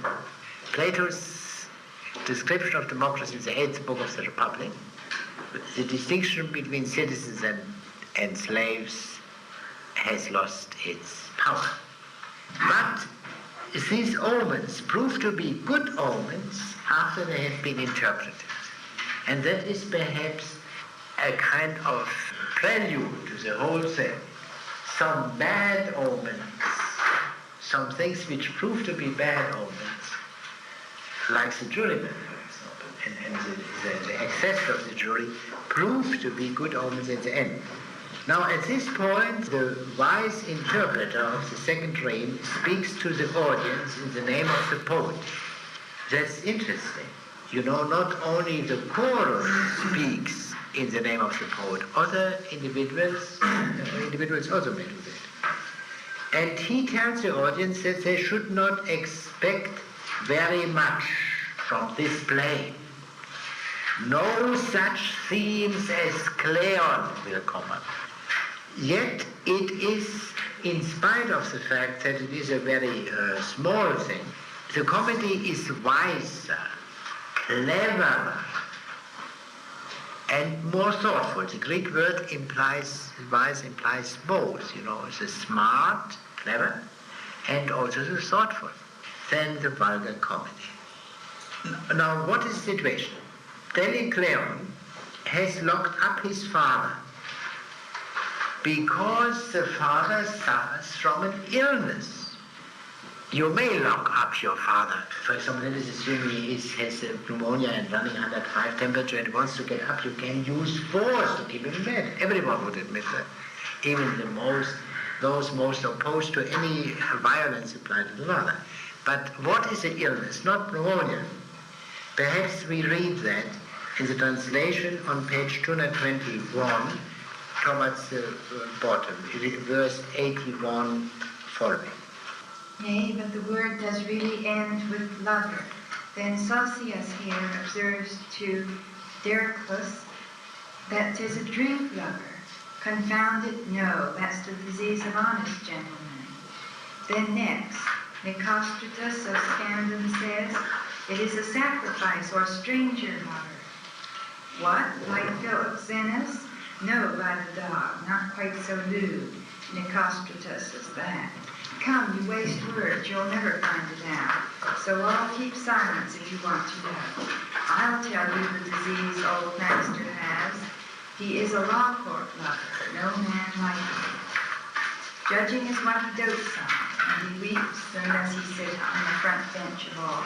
Now let us stop it. You see, by the way, in this remark, when he brings out what the disease is, he uses the oath, which is not pronunciation, by the dog, which plays such a great role in Socrates. I mentioned passing. Now what he says, he is not a lover of strangers, and then he's not a lover of strangers. And then the joke is that the word lover of strangers, philoxenos, is now capitalized and used as a proper name of one individual who was a debauched fellow, and that is excluded. But the real point is this: he is a lover of sacrifices. Yeah? He is a lover of sacrifice. This is not denied. That he is a lover of strangers is denied, and we will see later on that the wasps are not lovers of strangers by nature. I mean, the polis, the fellow citizens, not the owners. But he is a lover of sacrifice. This is stated to begin with. And he is surely not lewd. And he is a man of a bad temper, a hanging judge. His son is opposed to it.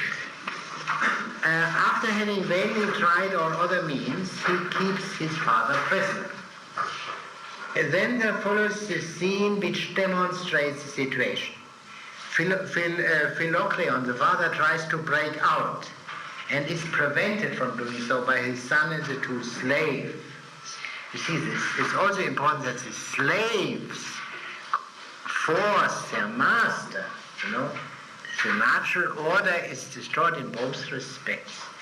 Turn to page 224 top, which is verse 156 following. Let me out, villains, let me out to judge. What, shall Jackson's tides escape unpunished? What if he should? Why, once, when I consulted the Delphin oracle, the god replied that I should wither if a man escaped me. Apollo shields, what a prophecy. Here, you see, that's the point. You see, the lover of oracles, induced originally by a Delphian oracle to become a hanging judge. It's a great theme going through the play. His motive is a sense of duty imposed upon him by the Delphian oracle. Now then there is a funny scene where Philocleon escapes from his prison like Odysseus. Yeah? And what kind of creature was it? An ass. An ass, yeah. You know, just the ram. Yeah, what does Philocleon have to do with Odysseus? Well, that is something very simple. And what did Odysseus, what most superficial characteristic which everyone remembers and which links Odysseus with the hanging judge? No. But the end, the slaying of the suitors, a terrific act of revenge, and beautifully prepared, and he enjoys the revenge, every bit of it. But also in the very scene here with Polyphemus, where he escapes, also revenge. The avenger Odysseus, but it may mean more. And of course Odysseus is a friend of the goddess Athena, the special friend of her, which we must never forget. Now Delphion scolds his father in very harsh terms and forces him back into the house. He uses violence against his own father. The father calls for help from Cleon and his fellow jurymen. The fellow jurymen turn up, as a matter of course. Cleon never turns up. Philocleon proves to be the harshest of all judges, harsh like a stone. Yeah, we cannot possibly read everything. That is really very bad. As he's seen. Now Philocleon comes to side to the jurymen, and he is conscious of having done something evil. In other words, what the God commands him to do is to be harsh to others, to do evil to others. Only one point on page 230 on the second half, which we might read. I have in mind verses 340 following. He will let me do no mischief, and no more loss to be tried. True it is he'll feast and pet me, but with that I won't comply. You know, that is a very succinct statement of the situation. The son does not wish his father to do evil anymore. He wants his father to feast. What could be more fair and more nice? So the right is absolutely on the side of the son here. But in this connection, it is made clear that there is a great difference, not emphasized, but we have to think for a moment, between Philocleon and the chorus, the other jurymen. Philocleon does not have the motivation of the others. He is not poor. He is plainly vicious. That's the only reason I want to suggest. And he traces his viciousness, as we have seen, to the Delphian oracle. His son will cure him of his viciousness, and therefore justly uses force against his father. Phidippides in the crowds and the young men in the birds who came to the fountain did not justly use force. Here we have, in other words, here in this place, Aristophanes answers the question, under what condition can a son legitimately use force against his father? Here we have it. But the chorus is so shocked by such an atrocious behavior, and he suspects Delphion of being subversive in every respect, a lover of tyranny, anti-democratic. Then there is a discussion between the chorus and the father as to how he can get out. The only way is to gnaw through the meshes. But thereafter he may be attacked by his sons and the two slaves. But the chorus assures him of protection. Look at page 232 bottom, verse 387. where the chorus assures Philopaeus that he doesn't run any risk. Do you have that? Oh, nothing will happen to you. Keep up, old comrade, your heart and hope. First breathe a prayer to your father's gods, then let yourself down by the trusty rope. Go on. O Lycus, neighbor and hero and lord, thou lovest the same self-pleasures as I. Day after day we both enjoy the suppliant's tears and his wailing cry. Thou camest here thine abode to fix, on purpose to listen to sounds so sweet. The only hero of all that deigns by the mourner's side will soon be seen. And that is all we need for our purpose. Yeah? In other words, you see, the element of viciousness linked up now with the hero, with heroes in the strict sense, the demigod, who also enjoys seeing men suffering. Now, then that Philopaeus still tries to get out, yet is discovered while he lets himself down. He is threatened with blows, and the chorus now sends for help to Cleon. In the meantime, a dialogue develops between Delicleon and the chorus.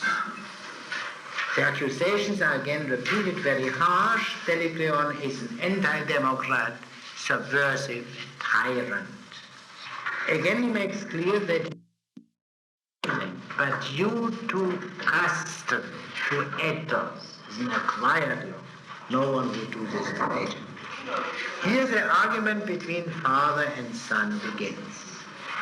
The son asserts that the dicas are slaves and not the rulers, whereas his father asserts that he rules over all.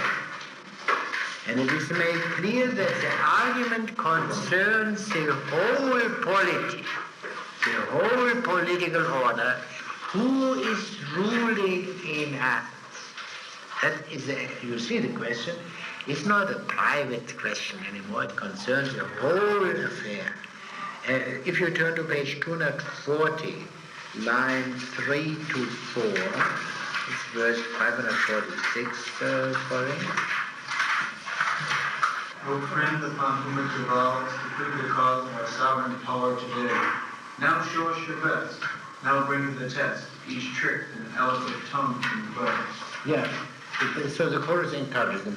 Literally translated on the whole kingship. What he says here is our sovereignty, sound power. The whole kingship, that is the issue. Now, the father says is our rule, the rule of the juryman, is not inferior to kingship in any sense. The juryman is treated like a god. His rule is irresponsible, without appeal. And let us turn to page 243, bottom, verse 620. Is this not a fine dominion of mine? Is it less than the empire of Zeus? Imagine the god like this lover of sacrifices, commissioned by the Delphian god, exercises himself godly power. Yes? Why, the very same phrases, so grand and divine, for me as for him are in use. For when we are raging loud and high in stormy tumultuous din, O Lord of Zeus, say the passers-by, how thunders the court within. The wealthy and great when my lightnings glare, turn pale and sick and mutter a prayer. You fear me too, I protest you do. Yes, by Demeter, I vow 'tis true, but hang me if I am afraid of you. Yes, so that is only as a specimen. Now, then Delicleon's response, line 650, that is on page 244, bottom. No, the speech of Delicleon on page 244, bottom, yeah? Hard were the task and shrewd the intent, Yeah. for a comedy poet all too great, to attempt to heal an inveterate old disease ingrained in the heart of the state. Now let us stop here. For a comic poet, that is what Delicleon says. through Delicleon, the comic poet himself speaks. Delicleon is, in a way, the comic poet, just as a slave spoke for him. He knows that, Delicleon knows that he cannot heal this ancient disease, but that is implied, perhaps the comic poet can supply some relief. Now let us go on where we left off immediately. Yet, O dread Chronides, Father and Lord. Yeah. Who is that, by the way? Who is a Chronides? Zeus, of course. Oh, our father Zeus, he says, yeah? And what does the father reply? Stop, don't talk in that fatherly way. In other words, don't call him, in other words, he takes it, he identifies himself with Zeus. We are not surprised. Now, Delicleon says his proof. Only a very small part of Athenian revenue goes to the alleged rulers of Athens, the jurymen. The bulk goes to the demagogues. If the demagogues wanted, every juryman could be a rich man, which, needless to say, is campaign oratory at its worst, but not ineffective. Now let us turn to page 248, talk, verse 119. Let a panic possess them, they're ready to give. Euphoria at once for the state to divide, and engage to supply for every man full 50 bushels of wheat beside. But 5 poor bushels of barley each is all that you ever obtained in fact, and that doled out by report, while first they bury you under the Alien Act. And therefore it was that I locked you away, to keep you in ease, unwilling that these with empty mouthings your age should bilk. And now I offer you here today, without any reserve, whatever you please, save only a draught of treasurer's milk. Yeah. Well, you see, Delicleon is a super demagogue. He has to be. You see, that is, by the way, the theme of the comedy The Knights, where the upper class people, the knights, hire the lowest and most lost demagogue to get rid of the ruling demagogue, and this is a similar thing. So he's a super demagogue, but he speaks only to his father, to whom he will give all he wants. He does not, he does not promise the change of the law, the division of the whole revenue of the jurymen. The only promise which he makes, to that extent he is an honest demagogue, that he makes only promise to his father. If his argument were addressed to the jurymen, it would require a tremendous increase in all forms of social security. But now a surprise, where we left off immediately. Let me see, the time is, I believe, a bit advanced.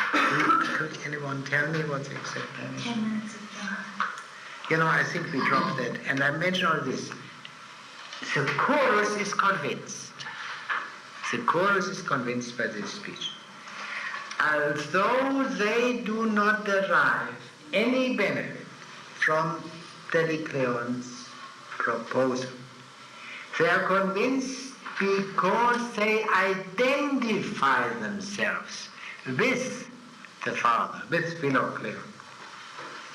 How can this be? How can you identify yourself with someone else who gets all the money and you are happy because he gets all the money? How is this possible? Let us use a bit, quote, psychology to understand that. Can there be such a vicarious pleasure? And to what extent can it be? And that is, I think, a very good observation of the poet, because if people look up to a man, as the jurymen look to a Delicleon, then they can be satisfied by his satisfaction. I have heard that some union men are very proud of the elegant Cadillacs driven by the union leaders. These poor fellows don't have such elegant Cadillacs, but they vicariously enjoy that Cadillac. Yeah, that happens. And so they are satisfied. Why is this is this a wrong observation? Well, It mustn't be. Let us assume then that it was not in this case. What does the poet teach? The demos, the simple jurymen, are curable because of their basic good-naturedness. Good-naturedness is a word which Aristotle applies to the common people in his Athenian constitution. And this good-naturedness is analyzed a bit because of their inner dependence on the rich or on certain rich people. The malady of Athens are not the common people, but the demagogues on the one hand, and wealthy old men like Philocleon on the other. In this particular play, Aristophanes is not concerned with the demagogues. He emphasizes that by having Cleon called in, and Cleon never comes out. Cleon is not the theme, the other one.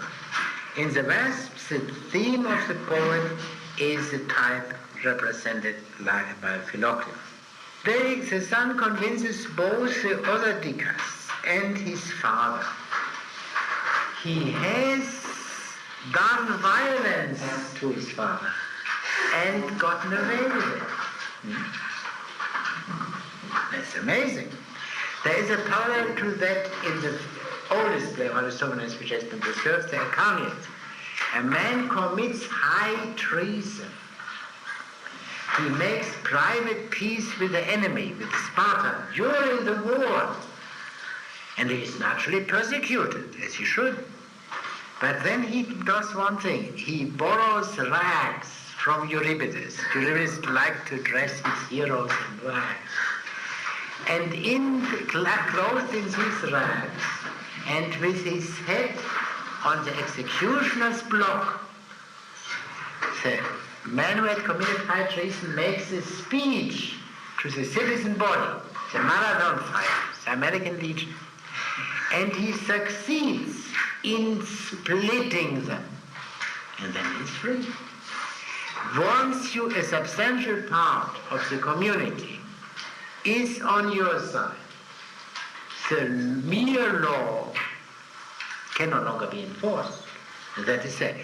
So you can get away with high treason under certain conditions. Here you show you can get away with beating his own father under certain conditions. He got away with it, yes. Well, in listening to his son, the new demagogue, he changes his opinion, he judges his previous opinion. Is this judgment evil? If he has been judging evilly in the past, doing mischief, has he done mischief at this point? When he judges his past opinion to be bad and condemns his past opinion, is convinced by his son. Yeah, but he's only convinced of one point, that he is not as powerful as he believed in Athens as he believed he was. Only of that. The question of hanging or condemning did not come up. He only was strutting around and saying, everyone depends on me. I'm as powerful in Athens as Zeus is in the universe. And then his son proves him by simple statistics about the revenue of Athens that he's wrong. If he were so powerful, he as juryman, he would get, say, 10,000 a year, and he gets only 200 a year. If that doesn't prove it, I don't know what could prove it. That is it. The hanging is not a question. Now, Philocleon has been convinced that he does not rule like a king or a god, but he cannot give up his real inclination, namely to sit in judgment and to condemn. This is the only thing he cannot give up. And therefore, the compromise, he is permitted to act as a judge in his house, where he is anyway, where the activity is anyway more pleasant. Take a simple thing, an innocent example. I suppose, I never was on the jury, you can't smoke cigarettes while sitting on a jury bench. At home he can smoke cigarettes. And he gives some Greek equivalents for that fact. Now then, the very funny scene where a court sitting takes place in the house, and there is one verse, I don't know whether I find it easily, which is, we must not really rush disgracefully. There is a remark of Deliton in verse 834, where he says, what's the matter? How terrible is the addiction to locality, to a place, and to what is customary in that place. You see, the father is in a way a typical patriot, but in a somewhat problematic way. And that means attachment to the local and to the old for its own sake. Delicleo does not have that. Now there is a beautiful presentation of the same problem in prose in Xenophon's Greek history. There he has given a description of two leading Greek generals at the beginning of the third book, two Spartans. One is a famous king Agesilaus, who is really a model of a king, a common blimp, and how should I say, in a way, other generals of whom you may know, and so on. But then there is another fellow, but he is very militant, but he proves to be hopelessly inefficient. He destroys what his predecessor had done without any fuss, and what he had completed in 10 days. The name of his predecessor is Crista, whom everyone called Sisyphus. Sisyphus means, not in the sense most known today, but says super clever. Sisyphus, super clever. And that was the grandfather of Odysseus, was called Sisyphus. And he did a magnificent job without any fuss.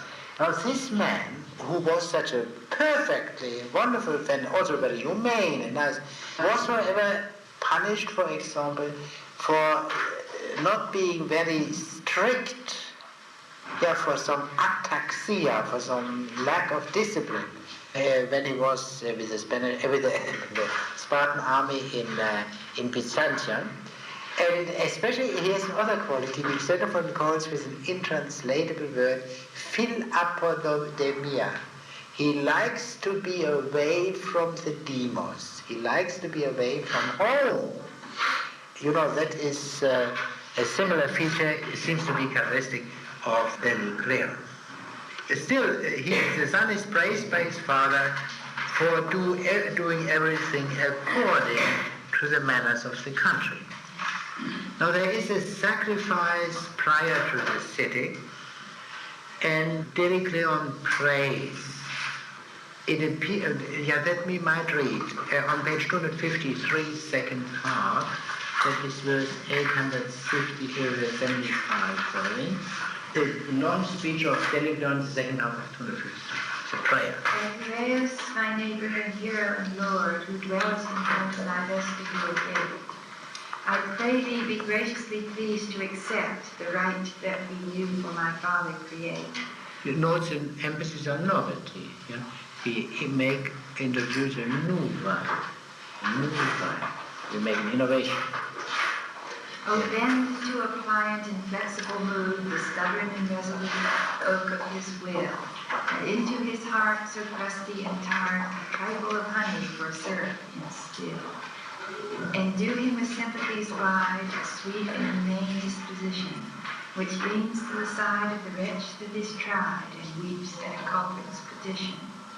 From harshness and anger to turn, may it now be his constant endeavor, and out of his temper the stern, sharp sting of the nettle to sever.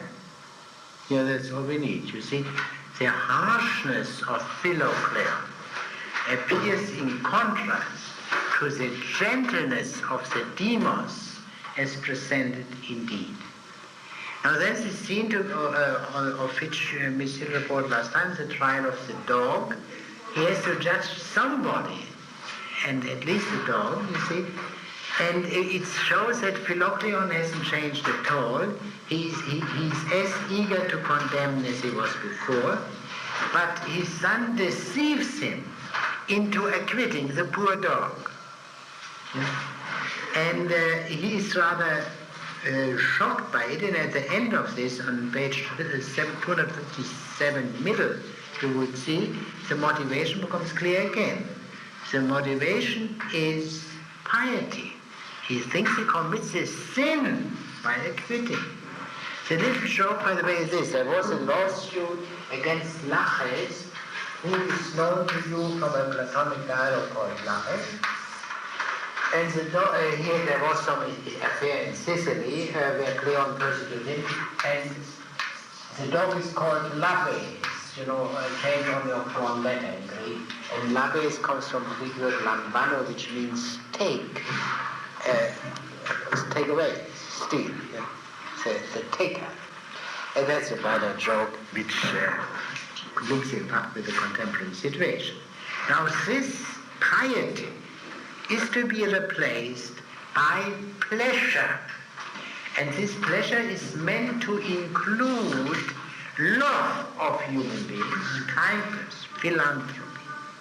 Now then the parabasis, the chorus speaking for the poet says, the poet, admiring the poet's courage in attacking monsters like Cleon, which he does not do in his place, and his novel inventions.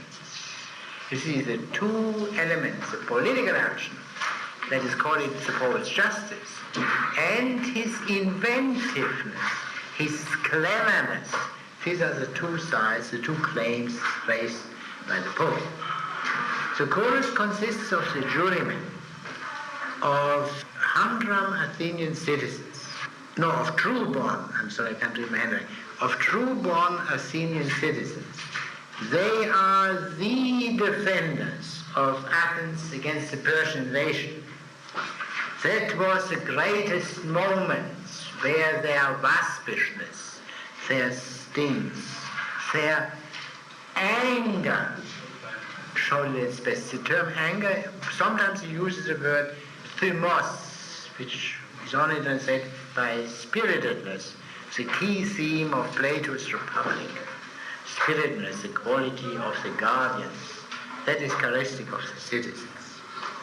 At that time they did not yet know how to speak well, but they were concerned who was the best sailor or soldier, real guys.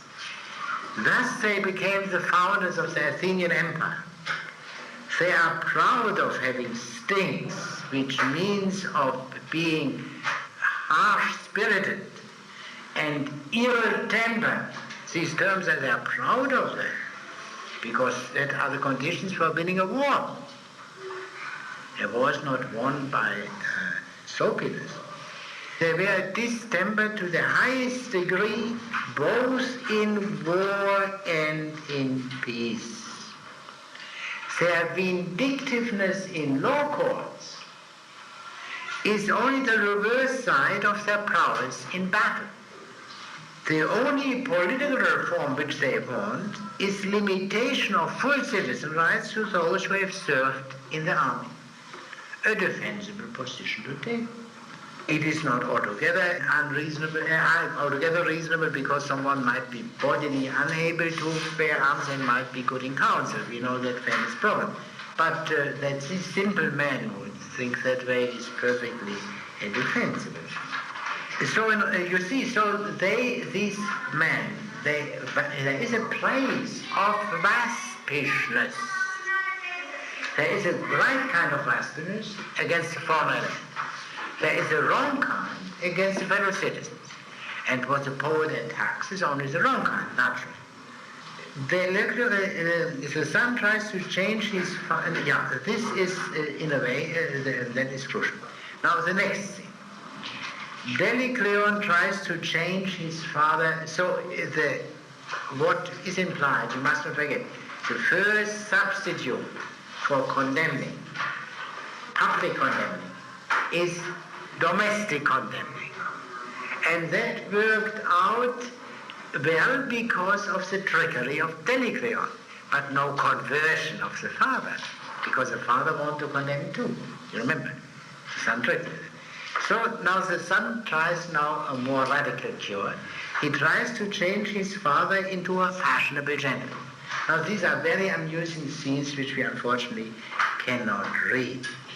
If you would turn to 266 bottom, well, we can't read that. He gives him specimens of how people converse in polite society. You see that they talk and not talk about special subjects and so on.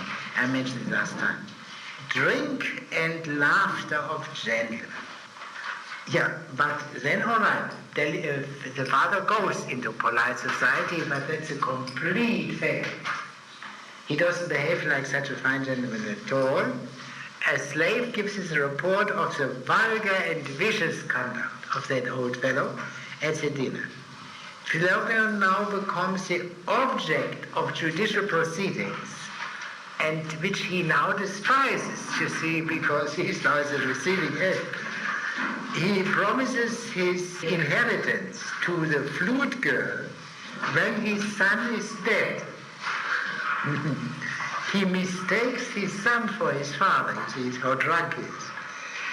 And he is prepared to beat his son, which means, of course, his father, in his view. You see, he's completely changed man. But nothing of this kind is happening because he's too drunk for that. And he is brought to his house by force by his son.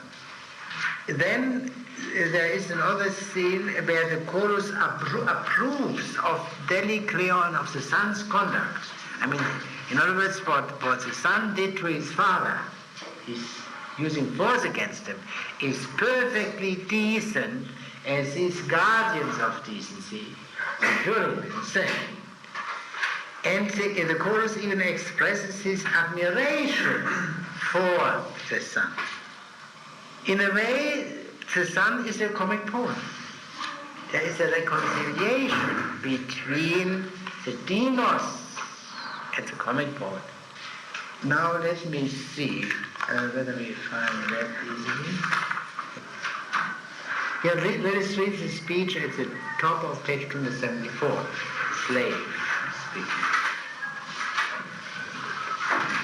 Do you have that? Well, Dionysus, here's a pretty mess. Into our house some tar as we're at the gate. As soon as the old man heard the pipe and drank the long untasted wine, he grew so merry he won't stop dancing all the whole night through. Those strange old dances such as Thespis taught. And your new bards he'll prove old fools, he says, dancing against them in the lists of Yeah. In a way, he is the old reactionary, yeah. But on the other hand, he is in a way more fashionable than the reactionaries because he says these modern tragedians, they are old fogies. You see, there is a kind of coincidence with the extreme reactionarism and extreme modernity. It's a complicated situation. But in the final scene, Philopaeon parodies, ridicules the dances of today. And that ends with there is no mayhem anymore. You know, and all these terrible scenes with the flute girl and with the what kind of woman was that? What did she sell? I mean, I forgot what it was. Bakery, yeah, but and he beat up people and it was absolutely disgraceful. But now he behaves in a legal manner. The end is peaceful, the end is happy. Now, I would like to make this remark in conclusion about the play. The play proves to us one thing, which has been of great interest to us in the two previous plays.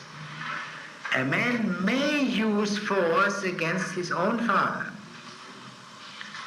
namely, in order to prevent him from evildoing, and in order to turn him to a life of pleasure and of innocent pleasure. Such violence is legitimate if the force is used for the benefit of the father and or the polis. Look at the beautiful beginning of the Republic, where the definition comes, justice is restoring the possets. And then the objection comes here, but if the fellow has gone, the owner of the knife, or the submachine gun has become mad in the meantime. Of course not.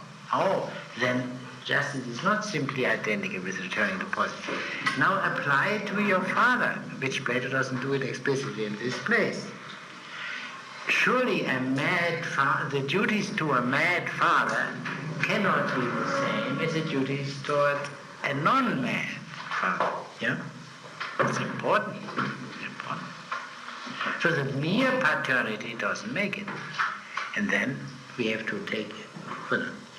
Now then, of course, we must consider, as I said already last time, the particular kind of madness of the father. Harshness, vindictiveness, stings.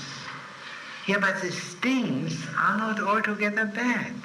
The stings are needed against the foreign enemy. The police needs ill-temperedness. Plato has used a more delicate term than ill-temperedness. He has called it spiritedness. But don't forget what Plato says about the characters of the guardians of the public. They are to be like dogs, kind to the acquaintances, and ill-tempered towards strangers. He says so. Aristotle blames him for that, but Plato says it. He says, like a vicious dog, if he is not a fellow citizen. This element of Aristotle is very gentlemanly and tries to keep out all harsh things from politics, and he succeeds to a very great extent. Not completely, because he has to bring in slavery in this funny way, the first book. Some people know only this of Aristotle, that slavery, but they don't know how complicated that issue in Aristotle is. I will take this up on another occasion. Always, police needs a certain amount of ill-temperedness, viciousness, I will call it, harshness. And I think that is empirically true every day and applies to the kindest societies as well as to the unkindest. Only the difference of degrees is very important in kindness. Now, the city can avoid war, and perhaps it should avoid war, surely unnecessary. But let us assume it succeeds in avoiding war for an unusually long time. What will happen? Will there be everything honey and milk? Not at all. The stings will become effective against fellow citizens. And that is what is presented here. Yeah, that you can say that is a dogmatic, for the time being, I'm willing to settle for that. It was a dogmatic prejudice of Aristophanes that there is no possibility of eradication of the state. Yeah? But I would say, if you mean it from an angle which I fear you might mean it, I would defer to a man called Sigmund Freud, who said something about the impossibility of eradicating stings in his language. Is it not true? Good. So I have some social science support for Aristotle. By the way, remember this beautiful story in the birds.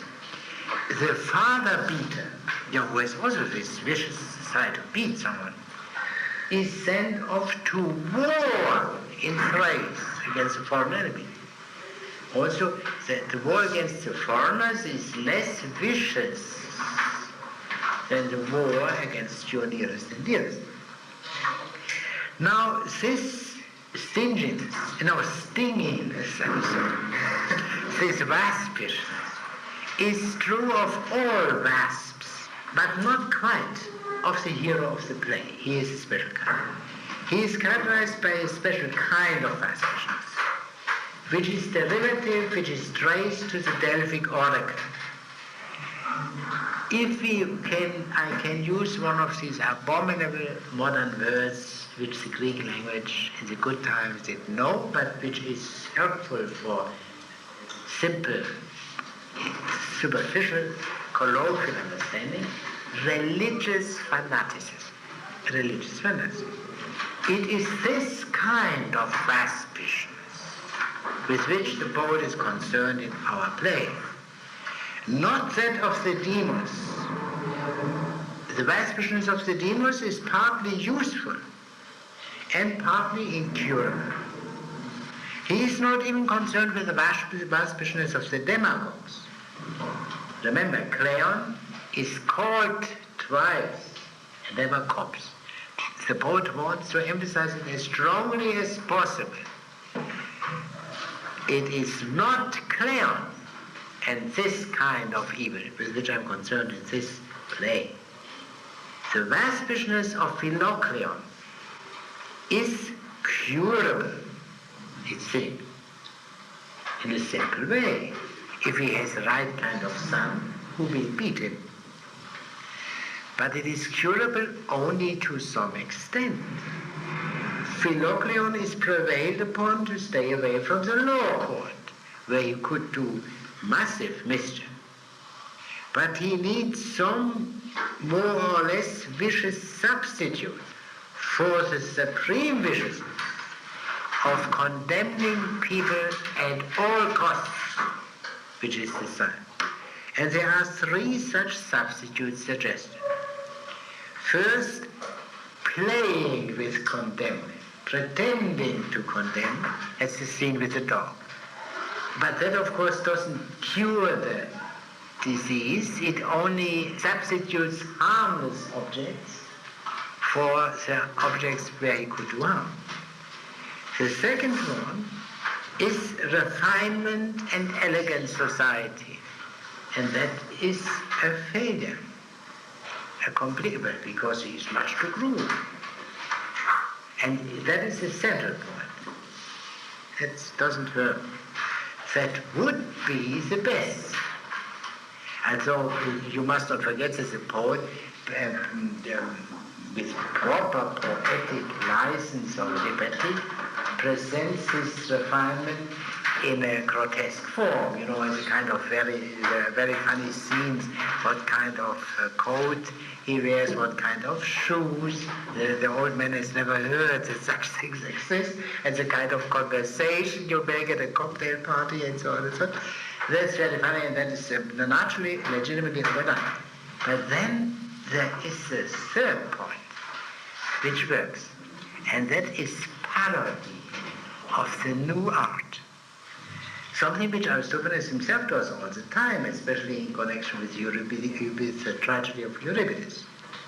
Now, these substitutes are supplied, and especially the last, by comedy, and therefore that Cleon is calls himself in a way a comic poet in this verse to which I have referred, 605, 650 is perfectly correct. The comedy mitigates the inevitable evils of the polis and the law. Therefore, because it mitigates evils which are felt more or less by every sane human being, the comedy is welcome. But the basis of comedy, prosaic wisdom, or to use a still harsher term, astronomy, understanding of the basis of everything, is not welcome. You see, Socrates is interested in what the truth, finds it out, and that is not welcome. I mean, only a very special individual like Strauss has a momentary interest in it because he misconstrues the meaning of the whole. He thinks he can get out of his text. But what the poet does, who knows what Socrates does, but does something, puts it to a good human use, mitigating the evils, the inevitable evils of society, that is welcome. The son fails in his attempt to transform his father into a man of elegant society. Only vulgar pleasures would attract this old guy. Perhaps we can say, because there are some allusions to that the son made the mistake of Aristophanes, whose clouds were rejected by the judges, who was deserted by the Athenians, as is indicated in verse 1291. Yet the malicious wit of comedy is effective as a substitute and a cure for the waspishness in question. That I think is what he means to say to us. And so we have seen it, and it also that is clear, I think, the theme or a theme of great importance in the three plays we have discussed is the beating of the father. And the status is entirely different in the three plays because here we have, as I say, a legitimate beating, whereas in two other cases it leads to, is either forbidden or leads to education. Now we have then to turn rather abruptly to Plato, the Apology and the Critic. On the surface, when we begin to read that, we will not find directly these themes. We will not find directly these themes because the Apology, as you know, is a defense of Socrates against the charge, and the Critic is a discussion between Socrates and, I don't say his most intimate friend, but his oldest friend, as to whether he should escape from prison or should stick it out. But the connection is there to Aristophanes, to the problem of Aristophanes. Why does Socrates accept the verdict of the city of Athens, which he regards as unjust? You know, when he was condemned, a very sentimental young friend of his, Apollodorus, said, how terrible that they have condemned you to death unjustly. And then Socrates, for once smiling, laughing, said, would you have preferred it that I be condemned justly? And so Socrates was condemned unjustly. That's at least the claim. And he nevertheless accepts the punishment. On what ground? I'm speaking of the most superficial aspect. One, honor father and mother. But the honor owed to the polis is much greater than the honor owed to father and mother. So, that is the principle. And we must see how this is related to rational morality. In the case of Socrates, I'm sure that this problem is sufficiently articulated in these two works of Plato we want to read, although there are others which are very pertinent, but we cannot read too much. We cannot read more than these two relatively short writings. Let me only make clear, lest there be any misunderstanding. Next time, Mr. Strickland will read the paper and Mr. Puckett will hand it in. Yeah, 7 pages. I have 2 or 3 more minutes if you want to. If there is someone who has a very clear and simple question, I'm willing to discuss it. Mr. Portman. Would you discuss what Aristotle disliked in Euripides? Some of us have seen the performance that goes in the theater of Hippolytus. Of Hippolytus. Euripides' Hippolytus. Yeah. And there it becomes very clear that Aphrodite, or love, is the target of Euripides. Is this found up? Yeah, well, that is, of course, the accusation made in the testimony of Royal Suicide, that Euripides is a women hater. Yeah? Women hater. And the women of Athens persecute him, but he, in contradistinction to Socrates, can save himself. Yeah, but that I think doesn't go to the root. One would have you find in the frogs, there you find a clear opposition between Euripidean tragedy, the modern tragedy, and Aeschylus tragedy, the old tragedy, but both regarding content and form. Yeah, but what Euripides, what Aristophanes thought about it remains ambiguous because the judge there, the god Dionysos, can't decide it because some things are good in Aeschylus and others are good in Euripides in both respects. And the decision is made on purely political grounds. Who has a sound view regarding Alcibiades? And that is Aeschylus. Yeah? So what the utmost one could say is this: Aeschylus is given an edge because of his political judgment, and perhaps the poet implies that Aeschylus had better political judgment is not unconnected with the character of his tragedy. That's the utmost one can say, because, but you had also, and Euripides belongs to Socrates, yeah? And superficially that settles it. He's a newfangled man and Aristophanes is an old reactionary.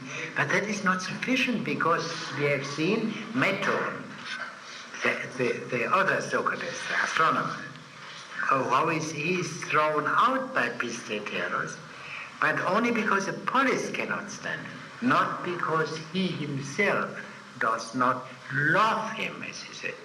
Yeah? That is difficult to say. I think on the basis of what I know, I would say Aristophanes regarded Sophocles as the greatest of the three. And therefore he is so...